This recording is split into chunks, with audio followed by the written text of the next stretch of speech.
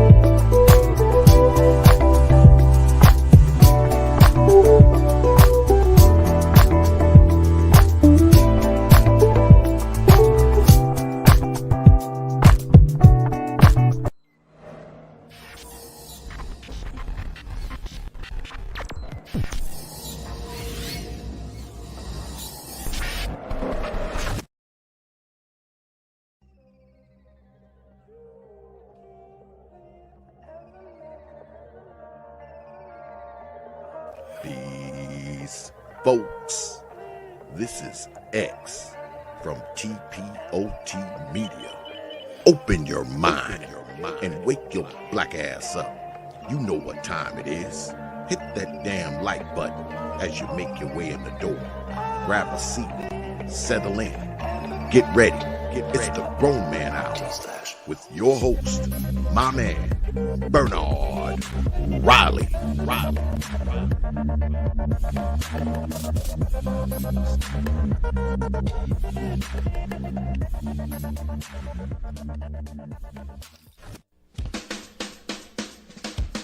Hey, what's up, everybody? This is Mumia Obsidian Ali. You know who I am. I need no introduction, right? And you're listening to the Grown Man Hour with my man Bernard Riley, heard weekdays right here on YouTube. What do you think about that? How about that? Now let's get back on with the show. Thank you.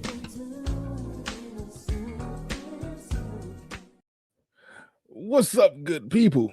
What's up, good people? Mic check 1 2. Yes. It's changing it up just a little bit. I was mad I couldn't get on this morning. I wanted to get on the air, so I decided to do an impromptu night show inspired by L.A.R. movement. Whenever I'm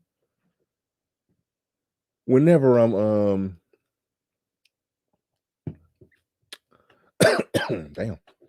Whenever I'm struggling to find a title, a topic, I just scroll down through L.A.R. stuff and then I undoubtedly find something. Every time. But I can't say shout out to the early bird squad, so shout out to the late night squad. I guess I'll call y'all. Samuel McFadden in here first. Judge Dre, I think he's answering the title question, says nope, I just didn't say anything. Samuel McFadden back in here, he says, where's Bernard and L.A.R? I'm sorry if it's misleading in the title. L.A.R. movement will not be on this show. It said L.A.R. Hold on, L.A.R. response. Okay, yeah. L.A.R. response. I'm responding to something that L.A.R. said, because L.A.R. is I was about to say the GOAT, but that can be an overused term. But he's that dude. He's that dude. And he knocks it out the park with a lot of things that he says. Shout out to BRP in the building. Evan Perry says, late night show. Yeah, late night show. Queen Q in the building. She says, so is he really live or is this just a preview? LOL. No, I'm really live. It's really going on and really going down. This is about to be a full-blown show. I don't like what they doing, how they got the Division 6 comic book as the thumbnail. I don't know what's up with that. I don't know what's up with that. He says, JR, yeah, you own to something. He says the goblet has Hennessy in it. No, you don't see no Hennessy back there. I really don't drink Hennessy. Not diametrically opposed to it. I just don't drink it. I don't know why. Brian Washington says Bernard off the top rope on us. Shout out to everybody in the building. Make sure y'all hit the like button. Let me hit the like button myself. Let me keep an eye on the chat. Shout out to SKC says L.A.R is the most consistent in this space. Yeah, he had a nice topic that he did. It was a short 8-minute video, but it hit the points really good. And L.A.R has the ability to hit the points with just the title alone sometimes. The title alone. If feminism is empowering, but red pill is abusive. That says it all right there. So I'm about to go ahead and get right into it with 76 people in the building. One thing that I will point out about that topic, women quite often look at it. Man, I knew somebody was going to. Okay, here come the jokes. I knew somebody was going to say, I'm in a daishiki tea. I knew for some reason on camera it looked like that. In real life, it just looked like just a regular, just fitted, muscle shirt without the muscles. But on camera, yeah, it do look kind of dashiki-ish. When I stepped back and looked at it with the camera, it did look kind of dashiki-ish. I was like, damn, but no, it's just a little fitted, little something. Anyway. But you can't. That was what right when I looked at it on camera, I was like, oh damn, I'm gonna catch some jokes. I started to change my shirt, but I was like, forget y'all. I said, forget y'all. I'm coming with it. Shout out to Grown Man Bennett says L.A.R predates the manosphere. If you knew the history, you would know not to put anything past many of the creators that you love. Hashtag men first. L.A.R is that dude, is that deal. Yeah, when I interviewed him, I asked him about that because he you could just, if you scroll through his catalog, you see his stuff there from, it take a minute to scroll through there, but if you scroll through there, you can see he got videos from 8-9 years ago. He got stuff from a good while ago. So it's L.A.R is a man, but this is inspired by him. So I just want to properly shout the brother out. And this is not some Wakandan gear, man. Cut it out. This is just a shirt. All right, it's just a shirt. That's it. He said, but now I'm repping that Mufasa Mobotu. 60 thumbs up, 100 watching. Man, I knew I was gonna catch the jokes, but I was just like, whatever, come on with it. I could take it. It's nighttime, so I'm drinking at an appropriate hour. Vanilla Crown is the drink that I'm drinking. If you must know, ain't no Henny in here.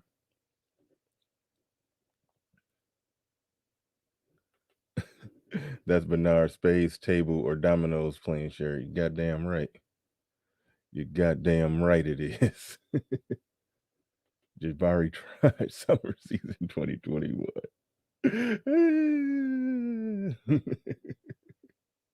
All right, I'm going off camera. Y'all didn't embarrass me.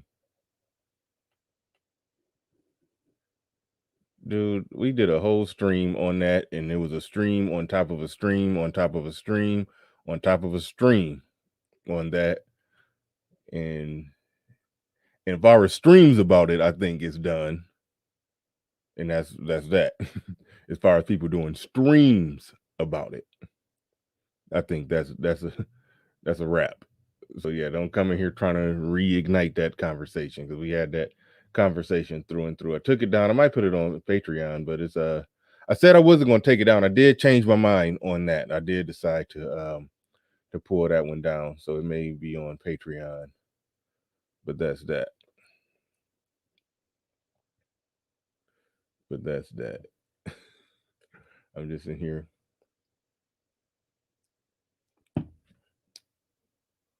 This is not a dashiki. It is a t-shirt. Understand it looks a little funny, but it is a t-shirt. It is a t-shirt. You wear it with jeans. But I can't even front though, just from looking at it from right here on the camera. Like it's a t-shirt. It has a bottom. It's a t-shirt. It's a t-shirt. I can see my gray wife beater on underneath. But no, it is a t-shirt. It is a fitted t-shirt.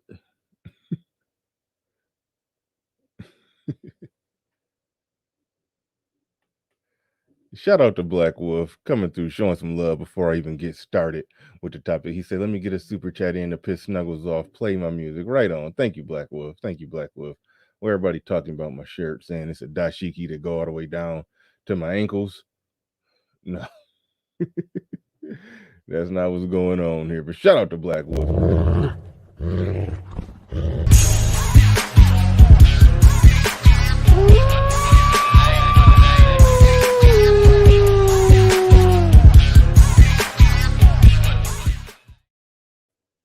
Shout out to Black Wolf Inc. in the building. Shout out to you. Shout out to you. Shout out to you.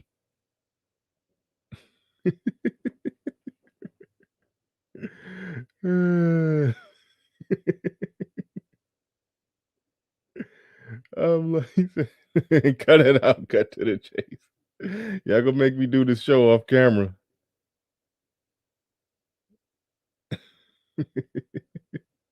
Y'all gonna make me do this show off camera. Cut it out. Cut it out. Cut it out. Cut it out. But y'all got me. D-Rock Den with the Cash App, man. Thank you for coming through.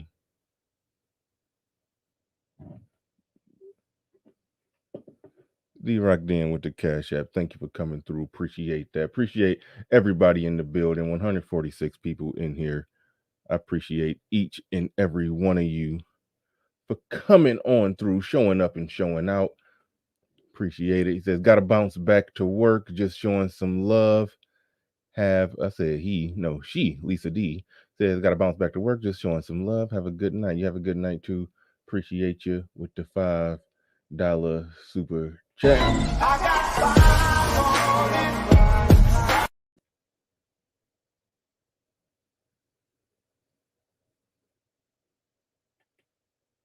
He says, Jim Bernard, we need a distraction watching niggas capitulate over on the breakdown. Oh, that's what they're doing over there? See, I don't be going over there, and I think a lot of the people that make sense in this space don't go over there no more, don't really go over there that much. So I think what's left over there are the people who just basically just go and just fold to the to the arguments that they make. I think that's what's all over there now. So it's not looking good. It's not looking good over there. It's not looking good over there at all. So I think there's a lot of that going on. But I don't really watch it. But I think they over there just caving in. I think they caving in completely over there, the dudes. You know, this mission accomplished for, you know, what they came into space to do, to smuggle in their BS under the table into the arguments, into the hearts and minds of the brothers in this space. And they have definitely mission accomplished that, because dudes be over there rocking with what they say. I mean, I can't explain that one, but dudes be over there straight rocking with what they saying. And that one is a hard one for me to get to grasp, to understand. But anyway, he says the feminist movement lacks logic. Anything outside of logic is chaos. Thank you, Perfect Storm, with the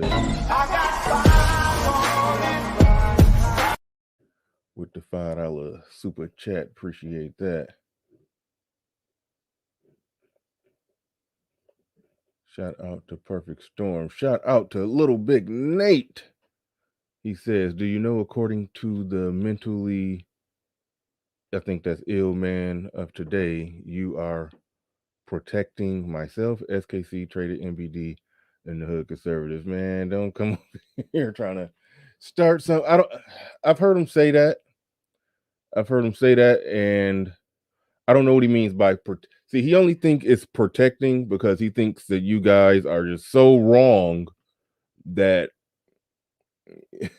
that you're supposed to be called out and called to the carpet and just dragged out and or just dismissed by this space altogether. So anybody who's dealing with or tolerating you guys there, or let me rephrase that, anybody who agrees with you guys on said points, they're just protecting. I think that's how he draws his conclusions on that one. But I don't know. I don't get it. It doesn't make sense. I think he looks at the simple fact that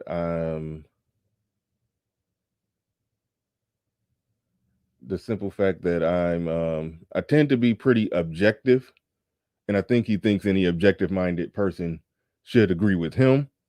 But when somebody who's objective agrees with the other side, then he thinks that I think he thinks that I don't really agree with. I can't explain it. I mean, I don't know. Is there something about when the Trump election happened? Something about that. Man of Tomorrow, you know, he's pretty damn anti-Republican, and anybody who's on that side, he just got on the warpath against him, and he's pretty anti-conservative. Anybody who's on that side, he got on the warpath against him, and so he obviously was on the warpath against Little Big Nate, traded MBD, hood conservative, and in the fact that I rock with you guys, I guess he, I don't know. I can't explain it. I've tried, and and it's crazy because other than that, I think Trey and Man of Tomorrow have so much in common. Other than the conservative progressive ideology, Trey and Man of Tomorrow have so much in common in terms of how they both believe in a full-blown walk away, don't deal with these women in this environment, get your your wife, your woman, or whatever from a different culture. It's so many things that if you break down Trade MBD and break down what MOT is talking about, you will see that they agree on so much. It's just a small,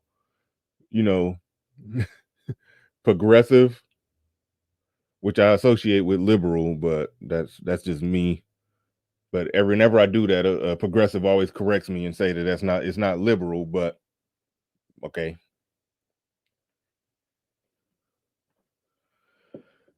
But I don't know.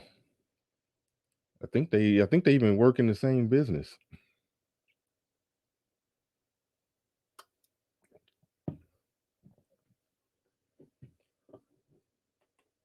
Who's stealing whose stuff? Am I stealing yours? You said that before? Says beware of losers in his chat, bigging him up while he attacks you and then coming to your channel fronting. See, now I'm now you're taking it somewhere where I don't go, because I don't be in this chat. I do know that's a thing in this space.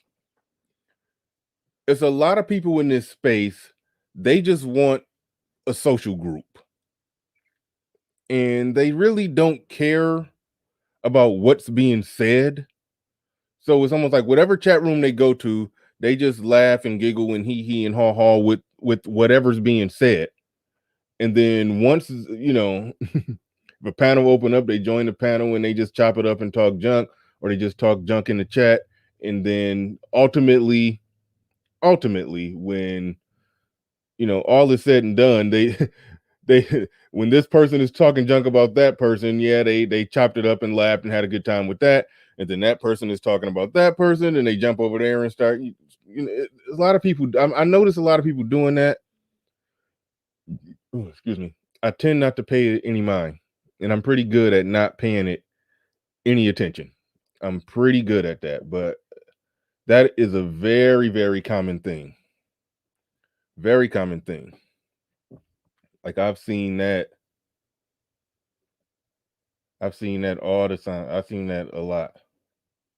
But I don't overthink that because I just understand that's how some people operate. They're just here to just have fun and enjoy it, and that's just that. January Man says, "Don't pick sides. Keep it just like you got it, bruh." Yeah, I don't know exactly what you mean. Keep it just like you got it, bruh. But they yeah, it's a weird thing. It's a weird thing. But I understand it's just a percentage of people, typically chat room people, who are going to do that. And it's like it's at a point now where I generally expect them to do that. I expect them to do it. Kenneth Williams says, "Salute Bernard. Thanks for the content. Appreciate you, brother. Appreciate you coming on through. Appreciate the super chat. And no, Rod of God podcast, you are not dreaming. BR at night. Yes, I am on at night. You goddamn right. I am on at night. I wanted to come on in the morning. I couldn't really get around to it. Little Big Nate, why you over here starting stuff?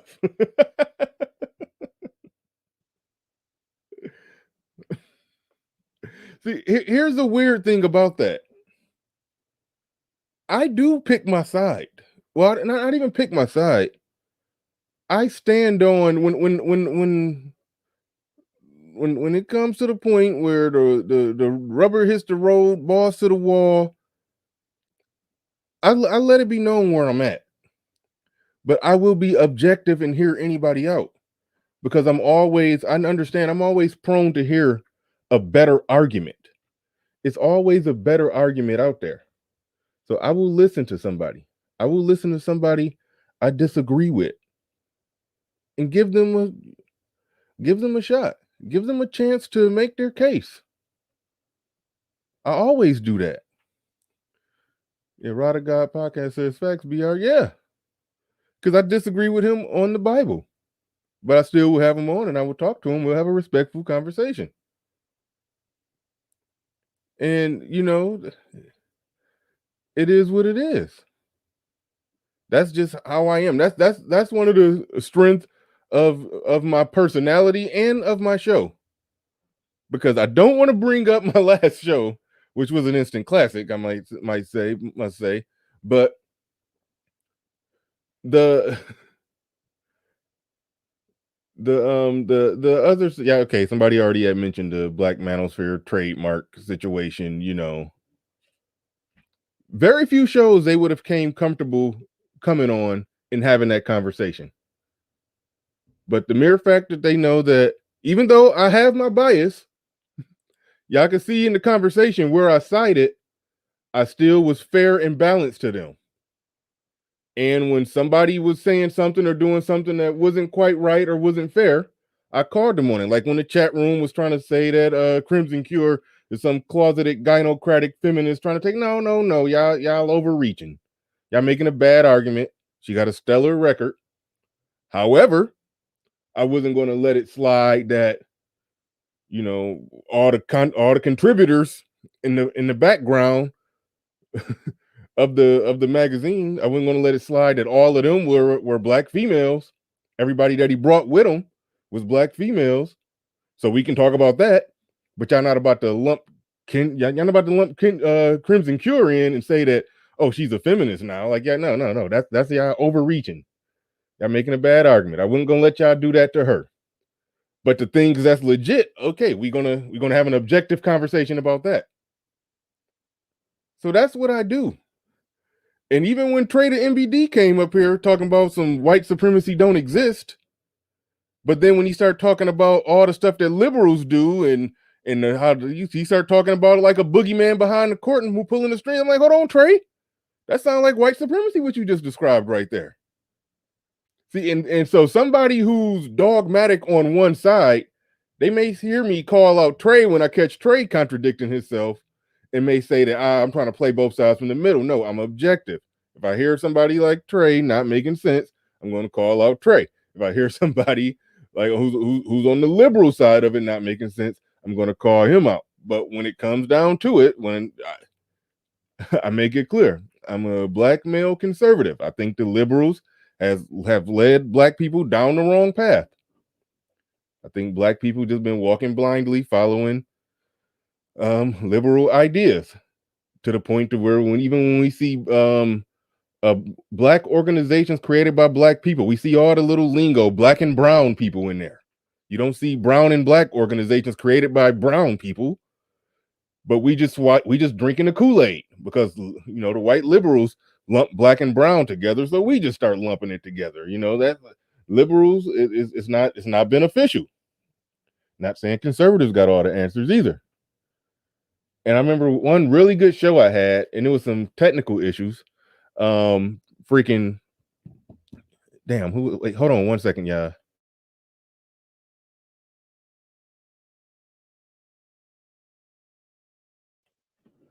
All right, one really good show I had with Black Torch. It was titled "What Did Barack Obama Do for Black People?" Now, at this point, I'm a conservative. I voted for Trump. Barack Obama's presidency was long gone and over with, but the general consensus of black people, hit that switch. No, right? Yeah, just like you did before. Be careful though. Thank you. Let's see if you did it. Yep, you did it right. Okay, the camera back on. Thank you. The general consensus amongst black people is that Barack didn't do nothing for black people. And I was agreeing with that. Now, Black Torch came on. We had a show, and he laid out the case. And I was impressed. Now, somebody could argue that it was nothing specific for black people, and everything that he did sort of helped everybody in a rising, the areas that the things that improved in this country when Barack was president, sort of like, a rising tide raises all boats. That was the technically the official counter argument, but it couldn't be denied after listening to his presentation, everything he broke down, that yes, there are some things that people can point to that say that Barack did for black people directly or indirectly. Some of it was directly. It just that he was a pussy about it, and he couldn't say this is for black people. So he had to make something for everybody that would, maybe disproportionately help black people without nobody noticing. So, he's kind of he was a pussy about it. But Black Torch came in and presented some things that were that Barack did that helped the black people. And I was like, hey, I didn't know all of that. So thank you. You I was like, hey, you educated me on some stuff.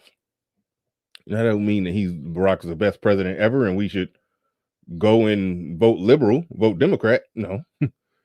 We should vote Democrat going forward because somebody made a case for Barack. But I was like, hey, I can sit there and entertain or listen to somebody's argument, check the facts, fact check, and do some fact checking and get down to the bottom of it and find out that, okay, yeah, good point. And that's what it's about.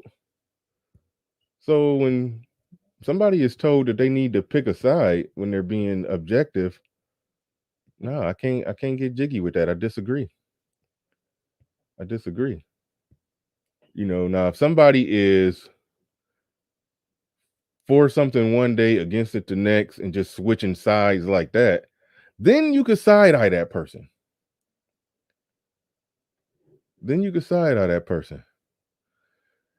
Hood Conservative says, Theo, one Democrat fuck up from wearing a MAGA. No. Hey, Theo already came out the closet on Lil Big Nate's show.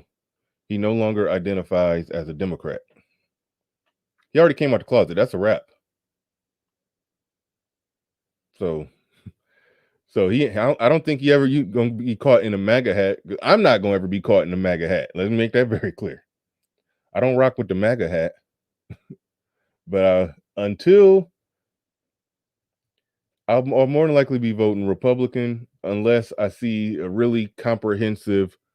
Put it like this: if Black people put together some type of strategy that makes sense, like for example, there are some Black people who do what I call the protest vote. They just vote for somebody. They vote, I don't know, Green Party, just somebody who they know not going to win. Write in their grandmother.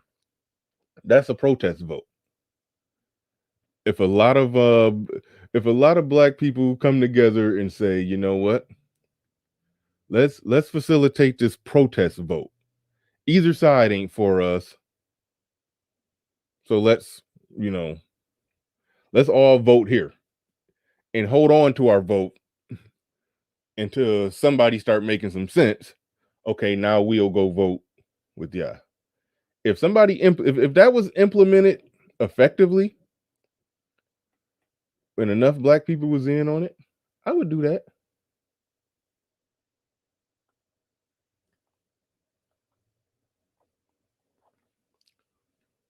I would definitely do that. Like Quincy X says, no tangibles, no votes. Now, the potential problem with that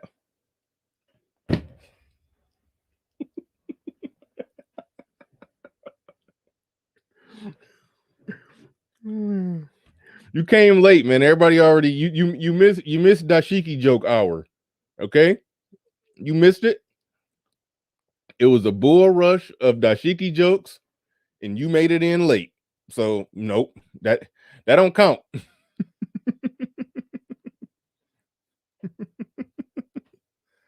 That does not count. Fantastic.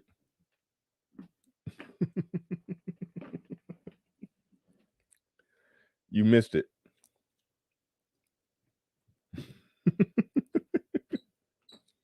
But it's not a dashiki. It is not a dashiki.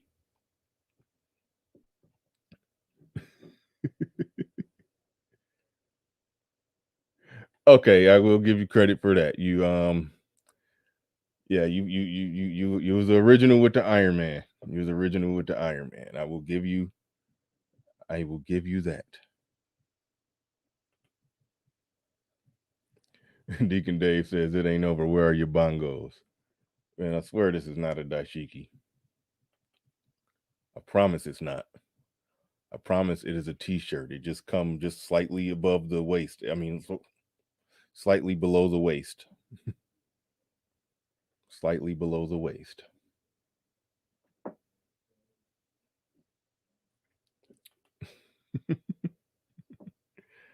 And gone. And we was having a good conversation. Fantastic, and came up in here with some bull. Then came right up in here on some bulls.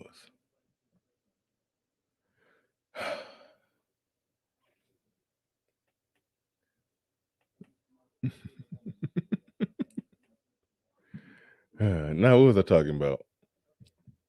I'm 30 minutes in. I ain't gonna even get to the topic messing around with y'all. Capricorn way. No, I'm not formally late night. This was just I wanted to go live today. I didn't end up going live, and so I just was like, you know what? I'm about to just do a little night stream while I'm chilling and nothing to do. Ripped off a topic from L.A.R. movements stream and just said, you know what? I'm firing it up tonight. Whatever happened. I was planning on dropping the link a little earlier, and I'm at the point where I wanted to drop the link. I didn't even get into the topic of how feminism is empowering, but red pill is abusive, and how they use feminism to empower themselves. But anything that men do, it's abusive, as if we're not supposed to be armed. It's like that's their bullshit argument to try to disarm us from being from dealing with them, as if they're just living just a free and clear above board lifestyle or something. They're living a lifestyle like traditional women. There's no need for us to be prepared for anything. We don't need any extra knowledge. We don't need to operate from a power standpoint. No. That's what they try to do. And the effery in that, the wholesale effery in that is that what they try to do, and I've heard a lot of women say this. I've heard some decent women say this. It was a t-shirt somebody had on. It said "Girl Power" or "Woman Power." I forgot what it said. Girl Power. And I had said, "Yeah, I'm gonna get a shirt that says Man Power." And the response was, "That would be redundant. That would be redundant because they look at the total power of men and extrapolate that down to the regular guy, as if those men up top that got power are making moves and decisions that give men more power and flexibility or more rule in their home or in their day-to-day dealings with women." But no, actually the men who are up top, what they tend to do, the lawmakers, they're going to make laws to make it easier for women. Make it easier for women to function. That gives women more leverage, more power, essentially what Zero be talking about. So it's a clear and easy and obvious imbalance that we all can see. No, I'm not one of those don't deal with women because of that type of dudes. But no, what I'm just saying is that whatever power that men got, they're clearly passing laws and writing legislation and everything that benefits women. So even the whole notion that the majority of the Senate seats are men, that doesn't mean anything. Doesn't mean anything, doesn't do anything. Doesn't do anything for men because women ultimately get what they want. Uh-oh. That is not a ringtone. That is a YouTube commercial. That was actually funny. That was actually funny.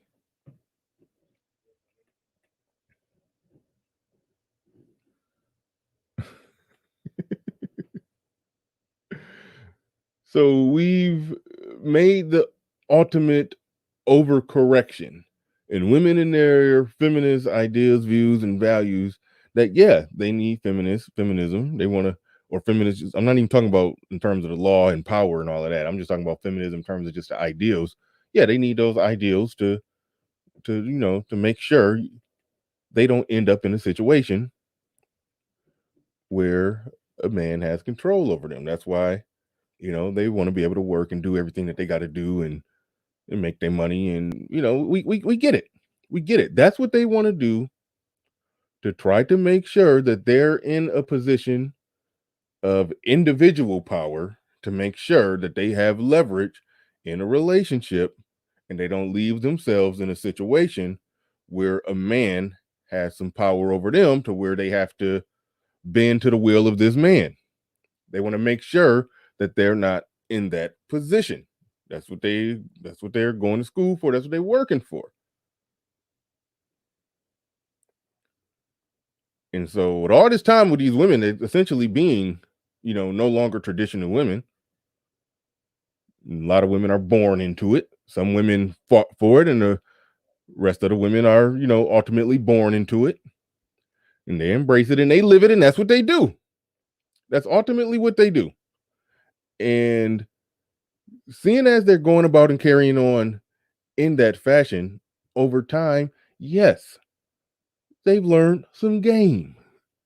They've learned some tricks in the trades of how to get what they want out of men, how to benefit from men, how to make their own money, but then still get men to do what it is that they need men to do for them. They figured that out.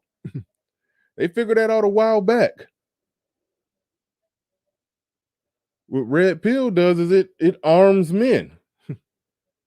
It gives men weapons to to counteract in this world of modern women. But when we counteract this world of modern women, they try to disarm us by saying it's being abusive and it's being toxic, but it's really the same thing. It's ultimately the same thing.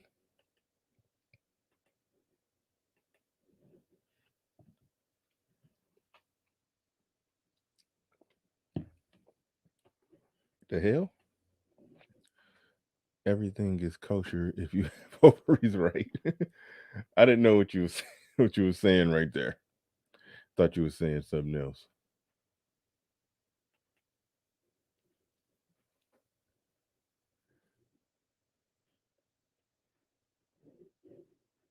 Hold up. Dotting some I's and crossing some T's.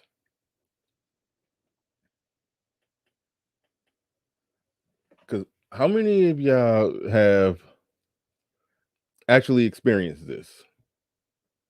You experienced this growing up. Ultimately, you may have watched your mom in certain situations.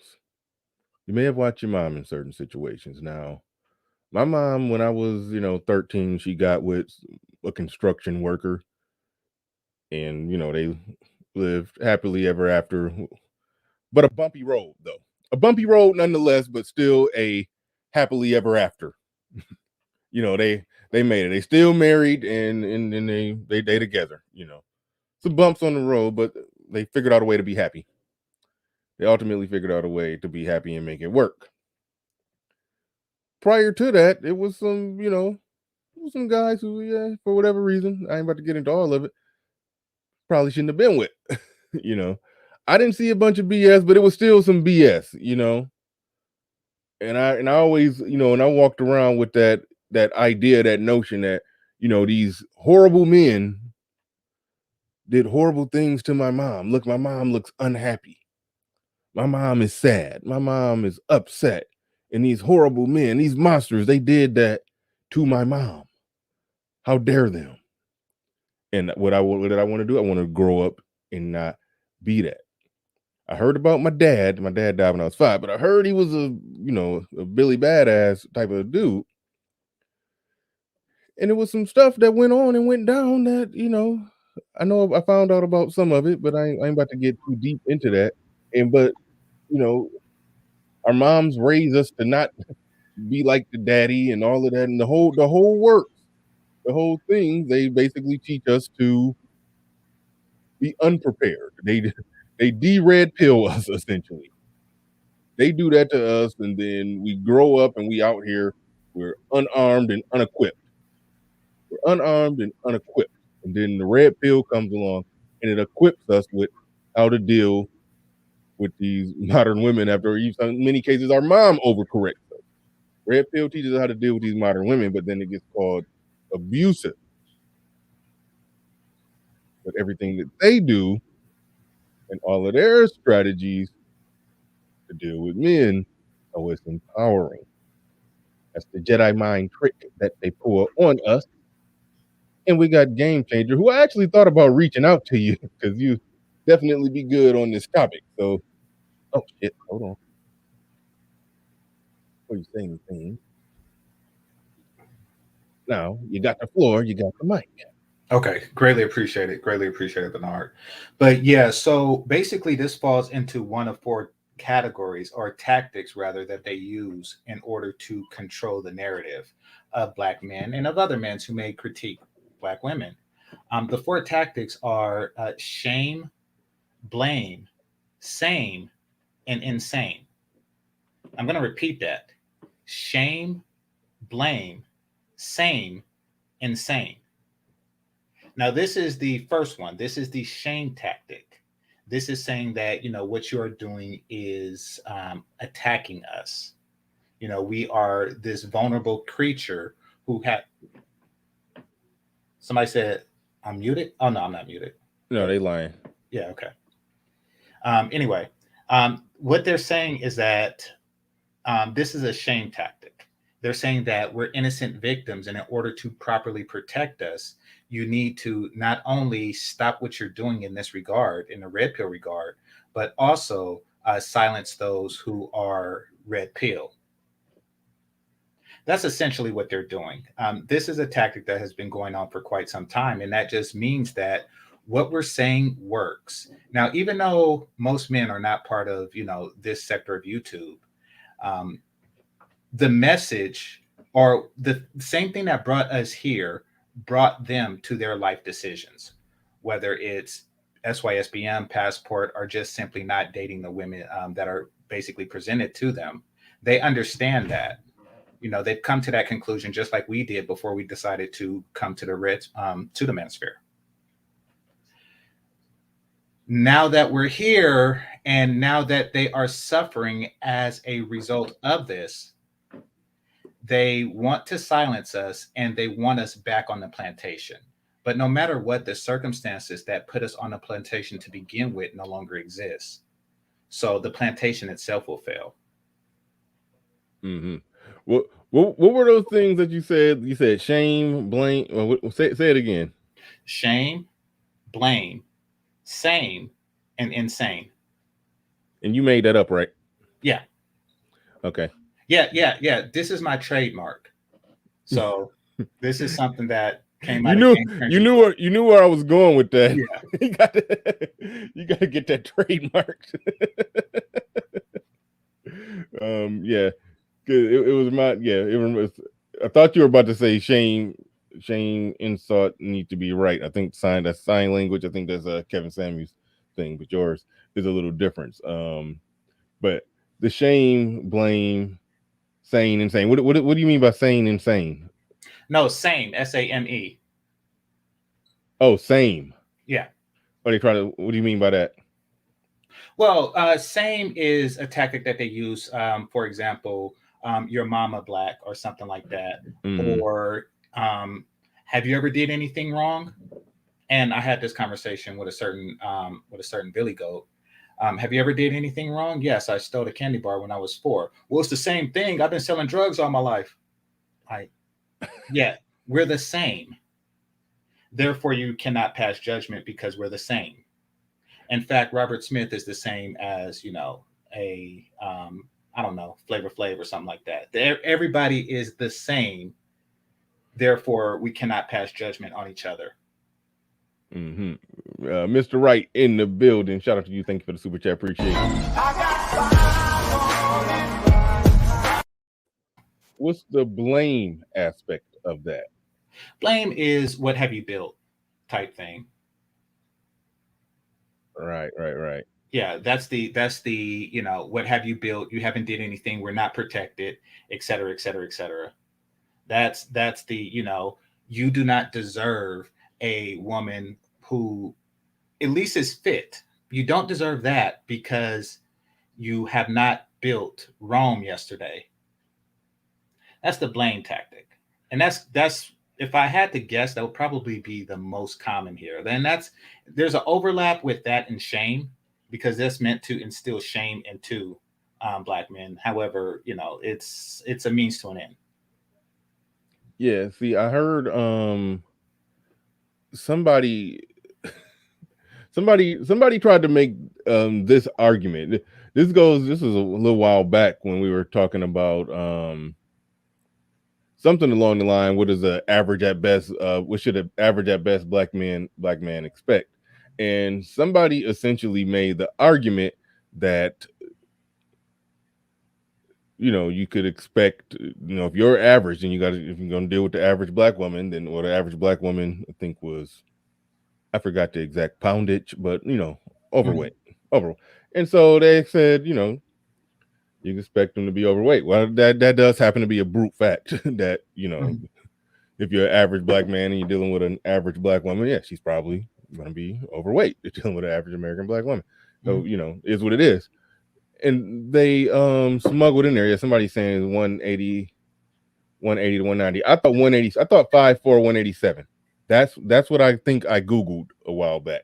Oh, anyway, yeah, that was Obsidian saying that. I remember. But no, it was it was a woman on this show that went further and was like, and she smuggled in there that the attitude and the this and the that, and I'm like, whoa, hold on. You're saying because the average, he got to put up with some with attitude and disrespect and all of that too. Now the weight thing currently, as people are right now, that yeah, it's a brute fact that yeah, if you're average black man dealing with average black woman in America, she's probably going to be overweight. Mm-hmm. But she was even smuggling in there, you don't even deserve the woman that you qualify for, and she qualifies for you. She was trying to smuggle in there. You don't need that woman. You don't even deserve for that woman to even be respectful to you, like that. So that's where they go with the whole thing. Like when you said, because they haven't built Rome, you don't deserve this or you don't deserve that. But normally they take an individual argument and put some macro stuff on it. But this was the one time I heard somebody actually try to micro it and got it all wrong. Mm-hmm. Unless a man is guaranteed to be average indefinitely, then he don't deserve a fat chick because she will be fat indefinitely. So a average income man, I think, is somewhere between 40 and 50K, right? Mm-hmm. Yeah. He is that average income at that particular point in his life, whether he is 25, 35, or even 45. That is his income at that point in life. And if she's between 180 and 190, she's only going to get fatter. So it's destined to end, right? Because he's going to get a raise or a promotion or just a simple cost of living increase, and he should be well past her fat ass. Therefore, an average at best man, income-wise, should not get with a fat chick. Also, the difference in income between an average black man and a average non-black man is very small relative to the difference in weight between the average black woman and the average non-black woman. Therefore, if you match his average income, and let's just say he's slightly below average because he is a black man, so he's slightly below average. As a man, he said, okay, I'm an average man. I should get with an average woman. And then when you look at what the average weight for the average woman is, it's far less than 180 and 190. And therefore, if you want a slimmer chick, then you do not limit your options to a fat chick. See, that's where the same comes in. That's part of we're all the same. We're all part of the same camp. I'm not part of the same camp because I'm not fat as hell. Therefore, you're in fat camp. I'm in fit camp. So there you go.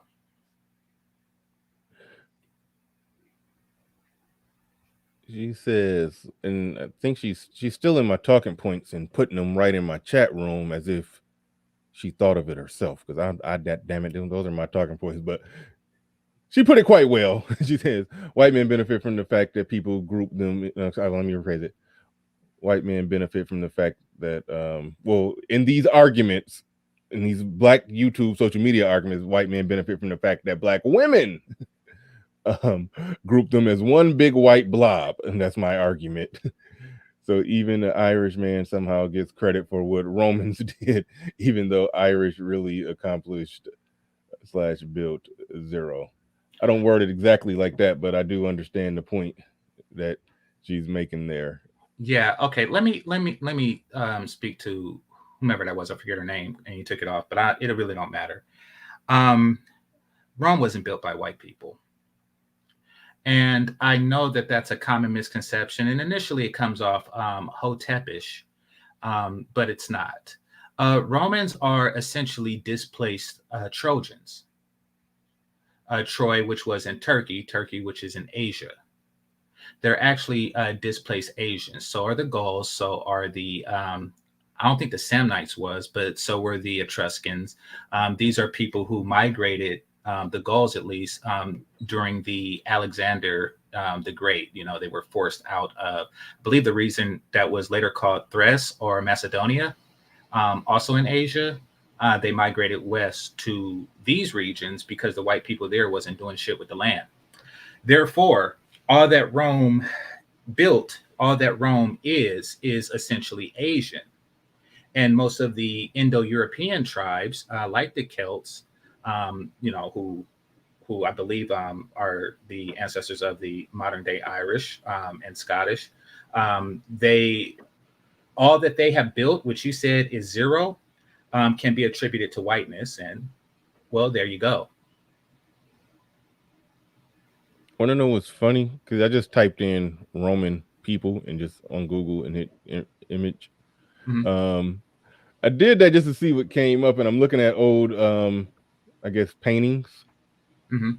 They look Asian. Yeah, dark hair, dark eyes, et cetera, et cetera, et cetera. Even some slightly even slanted eyes. Huh. I gotta check into that. That's you. Yeah, so if you type in their founder, Naeus, is the name of their founder, and Ramus and Ramses, I think, is their name, was his sons. One killed the other in the Cain and Abel sense. But the point is that they're not Indo-European. Now, of course, by proximity, they would eventually, many would take on that appearance, but there's a reason why their features are different than what we associate with whiteness, or with even that guy with the mustache in the 40s would associate with whiteness. Okay, you got me with that. I was like 2 seconds late, but eventually I got it. The guy with the mustache. Shout out to There I Said It. Says empowered black men are a glitch in the matrix. Yes, they do. They do treat it like that. But shout out to you. Appreciate you. And last but not least, wait, hold on. Damn, where did it go? Where did it go? I don't want to forget silent because everybody been killing my shirt today. Even well, right when my camera cut off right when it came time to really focus in on. He says Bernard wearing a WNBA jersey. That was original. I give you that. Everybody else said a dashiki. Fantastic said a dashiki / Iron Man um, hookup, and you were original with the WNBA jersey. You really were. You really were. I give you props on that. It was well worth your last $2. These last $2, I'm not gonna lose. And shout out to Michael Ross again with another $5 super chat. And Jesse said, "Nah, Bernard, that shirt took over the street." Yeah, it did. As soon as I sat down and looked at it on camera, I was like, "Damn, is the whole stream gonna be about the shirt?" I knew that as soon as I sat down, but I was like, "Hey, I'm sitting down and doing the showing whatever the hell I had on. If I had on a damn wife beater, y'all would see me in a wife beater today. It was one of those nights. It was one of those nights. I'm just sitting down, and it is what it is." But shout out to everybody who's super chatting the show. Shout out to everybody who have liked the stream. 234 people in here, 188 on the likes. That's actually a very, very, very good like ratio. Bernard's shirt has its own channel. Shout out to Ike. Oh man, yeah, I was killing the shirt, killing the shirt at the beginning of the stream, man. Y'all was killing me. But all right, where were we? What was we talking about? No, we was just talking about Uh, Eurasian history, I guess. yeah.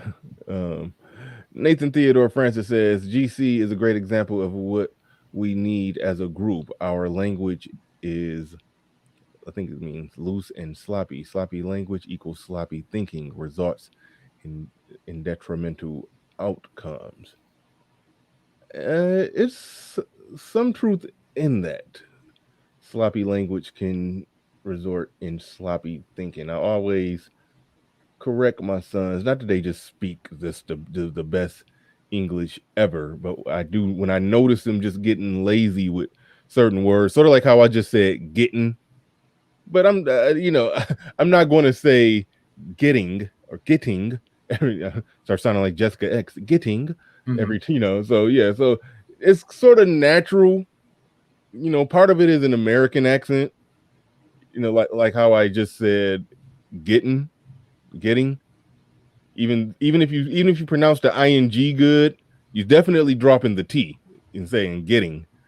But I do try to correct my sons when I see them getting just lazy on certain words, because I do think if you don't speak a certain way, it is going to do something. I don't got the exact scientific proof for this, but I do think it does something to your mind if you're not fully pronouncing words correctly. I think it just does something to just, I don't know. I feel like you lose brain cells if you're not pronouncing words correctly. That's just my random thoughts. January man in the building with the $10 super chat. He says, even though this is 10, can I hear the $2 song again? That's my sheet. Absolutely, absolutely. These last $2, I'm not gonna lose. At least you didn't ask me to play it 5 times like somebody did. Yeah, I was gonna say he could have asked for that. Nah. Shout out to Flim Flam. That's a good name. With the super chat says dropping a couple dollars. Appreciate. I want 150,000. So we can start out of court right now for $20. Man, get your No, it does not come with matching socks. No, my shirt does not come with matching socks. I won't be able to actually get the camera. I ain't getting up. I have my son come down here and flick the thing on the camera so it can come back on. But yeah, the overall premise of the show here. Shout out to Ray. I need to check my block list. There's a lot of people who've been telling me that they blocked. Come on, man. He says, is that a jersey dazzle mesh? No, I don't know what that means. I don't know what that means at all. Do you think it's some aspects of red pill that you look at and say, yeah, when we go here with red pill, okay, this is going too far. This is kind of goofy when they take red pill all the way in this direction. Let's try to see if we could still man an argument against men being red pill. Like what? Well, I can't think of it because I do know that every man's situation is different. And I can't say that I would react differently were I in, this particular man's situation. Theo was homeless and making a lot of money. His reaction to his, later understanding of women's nature is a result to his life in dealing with them. He's been mistreated in ways that I simply haven't. And he's been financially exploited in ways that I simply haven't. And quite frankly, I probably wouldn't have been able to recover had I been exploited that way. So, yeah, I can't really think of it. I know some guys are SYSBM. I'm not, but I understand that their circumstances are much different than mine. Some guys are pump and dump. And once again, Ramil, shout out to him. His circumstances far less than mine, or far different than mine. I've never been a pimp, so to speak. So, I can't really, see the benefit of that. So yeah, I mean, red pill is just an awareness of information. Now, what you do with it is up to the individual. That's you make a real good point. Because Ramil being a pimp before, he probably saw women in a way that it probably ain't no coming back. Yeah. Yeah. And with Theo's situation, ain't no coming back on that one either. Like, well, yeah, I mean, the P's I've known, they were red pilled a lot earlier than in life than I was. I probably didn't become like red pilled until maybe like my 30s or something like that. Same here. To where they seem to become red pill like in their teens. So, and that's what I notice about P's. Like they have a very, very direct and astute awareness of one, society, current trends and things like that, and the psychological behaviors of women. Silent Moth says Bernard got that Mace shiny suit in his closet. Okay. Yeah, I don't get that one. You was doing good. You fell kind of flat on that one, Silent. You gotta recover from that. You know what that mean? You know what that mean right there, game changer? Got the mace, shiny suit Oh, on my front of bad. it. My bad. No, I was reading the chat room. The Mace shiny suit. I remember there was like a pre, like before a music video, there Oh, the was rapper mace. yeah, exactly, with Puffy. He was Oh like yeah, shiny. the more money, more problems, or that one song, Bad Boys, bad boy. That's what it was. Make Yeah. me feel so good. Yeah. Probably talking about that. Okay, we got you, Silent. We with you now. Either the More Money No Problems or the Bad Boys song. Okay, we got you. We got you. And his Mace spelled with an S. I think he spelled it with an S. Jonathan Burnville in the building says tuning in from within the cute and comfy Amazon Prime boxes Theo sent me. I will overcome these last $5. Shout out to Jonathan.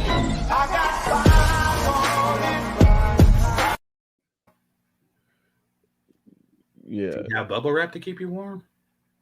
right. It was okay. It wasn't funny when Theo was telling me that he was homeless, but he was homeless with a dog. I wonder how that works with a homeless dog. It just seemed like if the dog's sitting there next to you starving, like Well, somebody can literally just offer the dog some food and he's not your dog no more. no, I seen it. Well, I see it all the time actually. In San Francisco, they do that. They use the dog for extra beggings, and I know it's not Theo's case. I know he wasn't doing that, but like it gains that sympathy that makes people put money in the cup. And San Francisco is a really, really competitive place for homeless. It is. I'm like anybody that's been there will tell you it's competitive. Like you got to be able to sing, you got to be able to like stand still or do the robot or dance. Like you can't just be regular homeless. Like Do you they can't just have do they have like turf wars? Like almost like games like this my block. I'm goddamn it. I'm begging on this block. You got uh to go 2 blocks down. yeah, they do. But not I didn't see this in San Francisco. You joking, but on a jog I did see a white dude um and a black dude came up and said, are you done with this block? And this was a freeway off ramp. He said, nope, I haven't made my money yet. So yeah, they didn't fight or nothing, but he made it clear. He made his dominance clear. Like, listen, I'm gonna stand on this particular freeway off ramp until I make whatever his daily quota is of bummins. And dude had to wait his turn. Bummins? Um, Bummins? yeah, I mean, what do you call it? Like, or I mean, of tips. Like, what do you call it? It's yeah, it's his daily quota of bummins. Yeah. So I think yeah. that's actually Oh, what it's called, trademark Juicy. pendant. It is actually called Bummins. Yeah. Yeah, Trademark pendant. Yeah. yeah, So, trademark but Bummins. but yeah, so that was his thing until he felt like he made his nut. And but you want to know what was interesting? I thought it was actually kind of cool. A black dude came by in a car and he said, "You smoke weed?" He said, "I sure do." And then he threw out, I don't know how much it is, but it was a nice size. It was more than a dime bag. I know that it was a nice, decent amount of weed. He just threw it out to him. And so I was like, dang, he really came up that day. Yeah, it was Yeah, probably an eighth. Oh, okay. So he got an eighth of weed, like just standing there, with his sign out. that's a good deal for Complex. Complex is a smoker, man. You ever end up on hard times, you could possibly still get some free weed if you just sit out there and just look helpless, and Well, I would say the easier way to get some free weed is just to grow it. but if you're homeless where you don't got property to grow. Well, But no, right now, actually, you got everywhere to grow.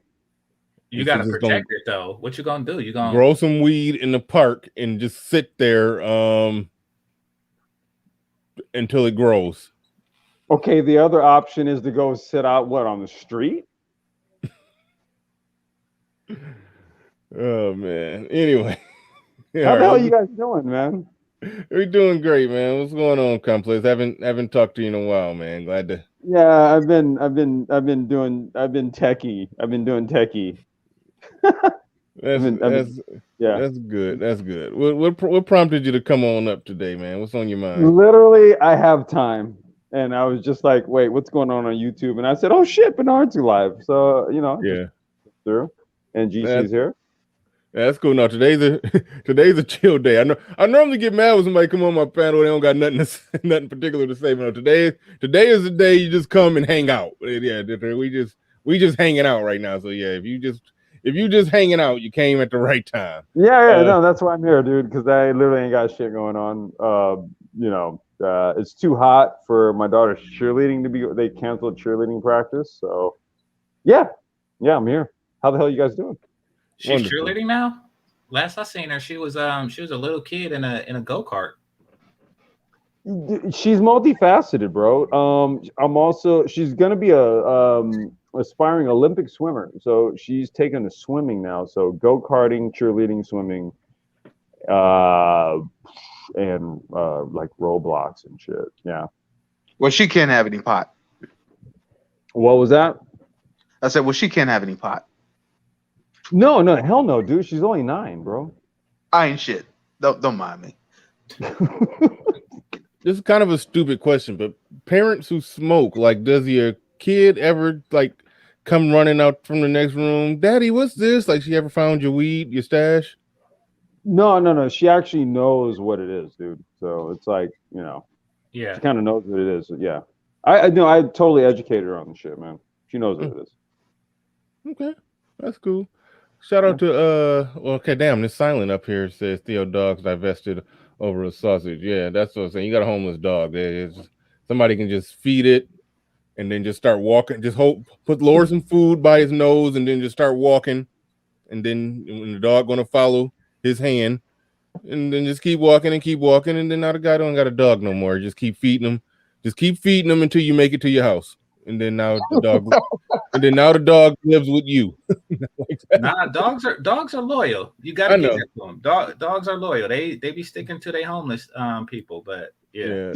Some we was on a panel and somebody saw shit about my dogs talking about they only loyal for the feed. I'm like, nah, these motherfuckers will starve before they fucking be disloyal. Yeah. Trust.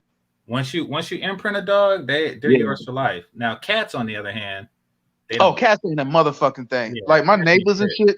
Yeah, it's weird because like just be jogging, I'll just be running across my neighbor's cats, and so I end up talking to them. Yeah, apparently cats just leave the fucking house for a few days and then show the fuck back up. Like what the fuck? Yeah, they do, man. I'm totally a cat person. I'm a doggo person too, man. I love both. But yeah, cats they literally just do their own shit, bro. Yeah, he'd be like, yeah, the motherfucker, I won't see him for a week, and then he'll just show back up. Yeah, he'll just come back like, yo, leave the door open, please. See, I'm a fish man. If you're beautiful, I'll keep you. Like that's the way I look at it. I kill fish. Now I can't keep fish or fucking plants alive, bro. It is difficult to keep saltwater fish alive. Wait a minute. You ever tried growing weed? Have I? No, silent. No, silent. You don't live in Texas. I have a grow box. Well, can you keep some shit alive in a grow box? Yeah, it's an automated system. Okay, well you can keep some shit alive. How come you can't grow outdoor? Because there's just I'm silent, but goddamn it, some things I just ain't good at, like planting and fucking, nigga, I just ain't good at it. Goddamn it, I ain't got no excuse. Right? I didn't know that you have to water a plant every goddamn day. Like who fucking waters? Do you have like you got your shit on timers? Oh no, you talking about the grow box? Yeah. Oh no, so it's called a Northern Lights grow box. So I put all my filtration shit and all my nutrients, and I just set that shit for 6 weeks, and I just look out the window. Gotcha. I'll put my stems and shit, but it's all an internal house grow box. So. Gotcha. Okay. Yeah. If I actually had to do math and shit, I'd fuck that shit up. Hey, give me a minute, dude. I'll cam up and I'll show you what I got in the backyard. Nice, bro. Cool. Shout out to Quincy X. He says buy one Hey, shirt. wait. Stuff like that get the stream shut down. Yeah, I won't show my shit. So. Oh yeah. Right, Yeah, really? you good, bro. You good. Don't get fucked up, bro. You good. I just thought Damn. about that. Are you for real? Yeah, Wait, Yeah, you good. You Y'all good, talking bro. about if he shows Fuck, like dude, I've been away for like I don't know how long, but I come back and all of a sudden I can't show like the weed girl. I in the don't back? know. YouTube has fucking been stupid. I don't fucking know. Are Yeah. you? Everybody's I been did a stupid video. lately, bro, so, I yeah. did a video. I did a garden update on my channel, like literally like a day or two ago. I showed my plant, but dude, like silent dude, she's starting to flower, bro. It's an OG Kush. That motherfucker's like 3 feet tall, bro. Brother, I'm honest. I don't have time to babysit at this point. Like I got too much shit going on. I love this thing. I get my that's what fucking I'm mind saying, fucking. dude. Leave it outdoor and just go out there every day, dude. Like take 5 fucking minutes out of your day. Go give it some water. That's it. I live in Plano. Listen. Oh, okay. My bad, dude. I'm my a black bad. dude in Plano. Listen. My bad. My bad. I know, I'm yeah, acting real like you quick, live out here real and quick. shit. Hold on. Shout out to Quincy as he says, buy one shirt and get 40 more free. That was one of the best jokes, one of the best shirt jokes today. I'll definitely give you props on that. Appreciate you coming through with the super fan. Appreciate you. Since I got you here, Complex, one thing I want to ask you, I don't know if this is something you care to talk about or want to talk about. I just found out from Gabe A said it on the stream that somebody trademarked the Black Brain Trust. That's not none of you guys. God damn, these niggas ain't. Well, first of all, you know, the Black Brain Trust actually precedes us. That was actually a group of intellectuals at like the dawn of the civil rights era, right? There were a group of like intellectuals, politicians, educators, and stuff like that, and they were known at that time as that. So when Young Grizzly, who is another founding member, he came up with the term, but he remembered that there was a group of people called that. So yeah, no, we did not trademark it because it actually precedes us. Somebody else was that. And there's been other quote unquote Black Brain Trusts, right? Before us.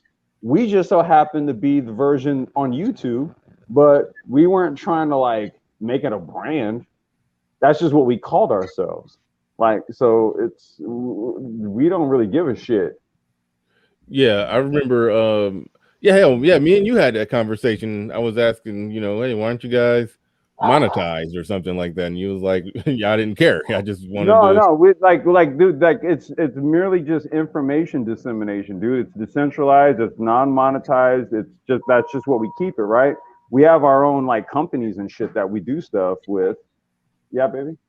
Hey, and real quick, while there's a nice pause, Complex, since we mentioning it, if anybody, you know, anytime we have a nice little chill stream like this, you already know what I got up in the air. Put your thing up in the air. I don't know if anybody got a drink, but I'm gonna go ahead and salute to the homies.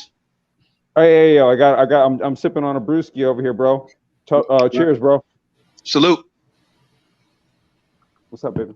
Bernard, GC, salute, bro. Yeah, salute. I don't drink, but yeah, salute. Hey, man, it's like a little thing I like to do, man. I know. Yeah, no, you got it, bro. Roger that. I'm over here sipping.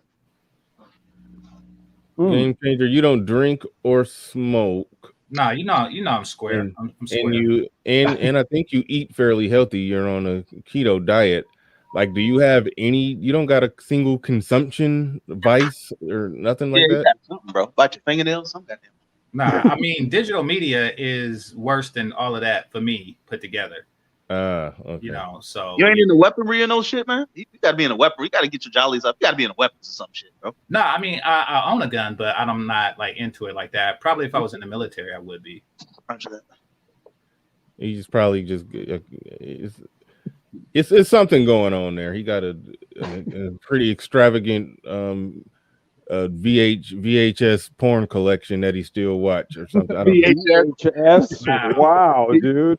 The old Harry, the old Harrys, huh? Fucking GC got porn on laser disc. You got floppy disk porn.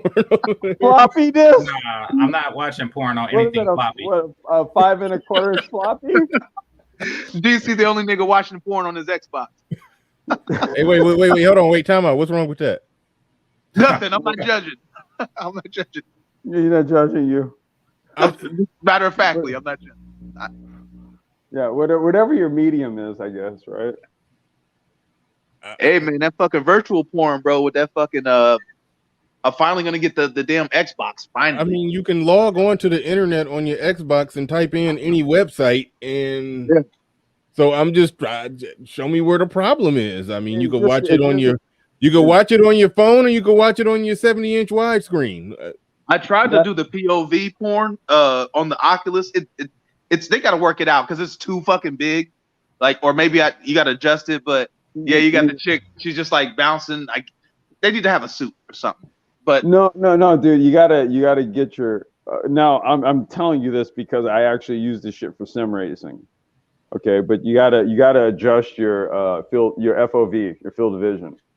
Is that what is it? The like the size of it, or I don't know. Yeah. Your FOV, your field of vision, right? You gotta adjust that. I don't know if I wear glasses, so it's gonna be different for different people. Like when you gotta fuck with it because it was all big and it looked like you gotta fuck with it. Yeah, you gotta fuck with it because for sim racing, my FOV settings are at like 70%. I think I'm trying to remember what the range is, but for me with my glasses and everything, it's at 70%. So basically, if I'm sitting in a real car, the FOV on my sim racing rig mirrors like literally the field of vision that I would have in a real car. So it's kind of like that. You got to like set your FOV. Brother, you're going to put on the Ready Player One suit in about 5 years, and you're going to be fucking porn stars on Xbox. Yeah, dude. Yeah. I'm trying to go all in on the sim racing shit, bro. I don't know if you follow that, bro. But what Oculus rig do you have? It's not the Rift. It's that fucking S bullshit. I need to get the Rift. No. Get the Quest, dude.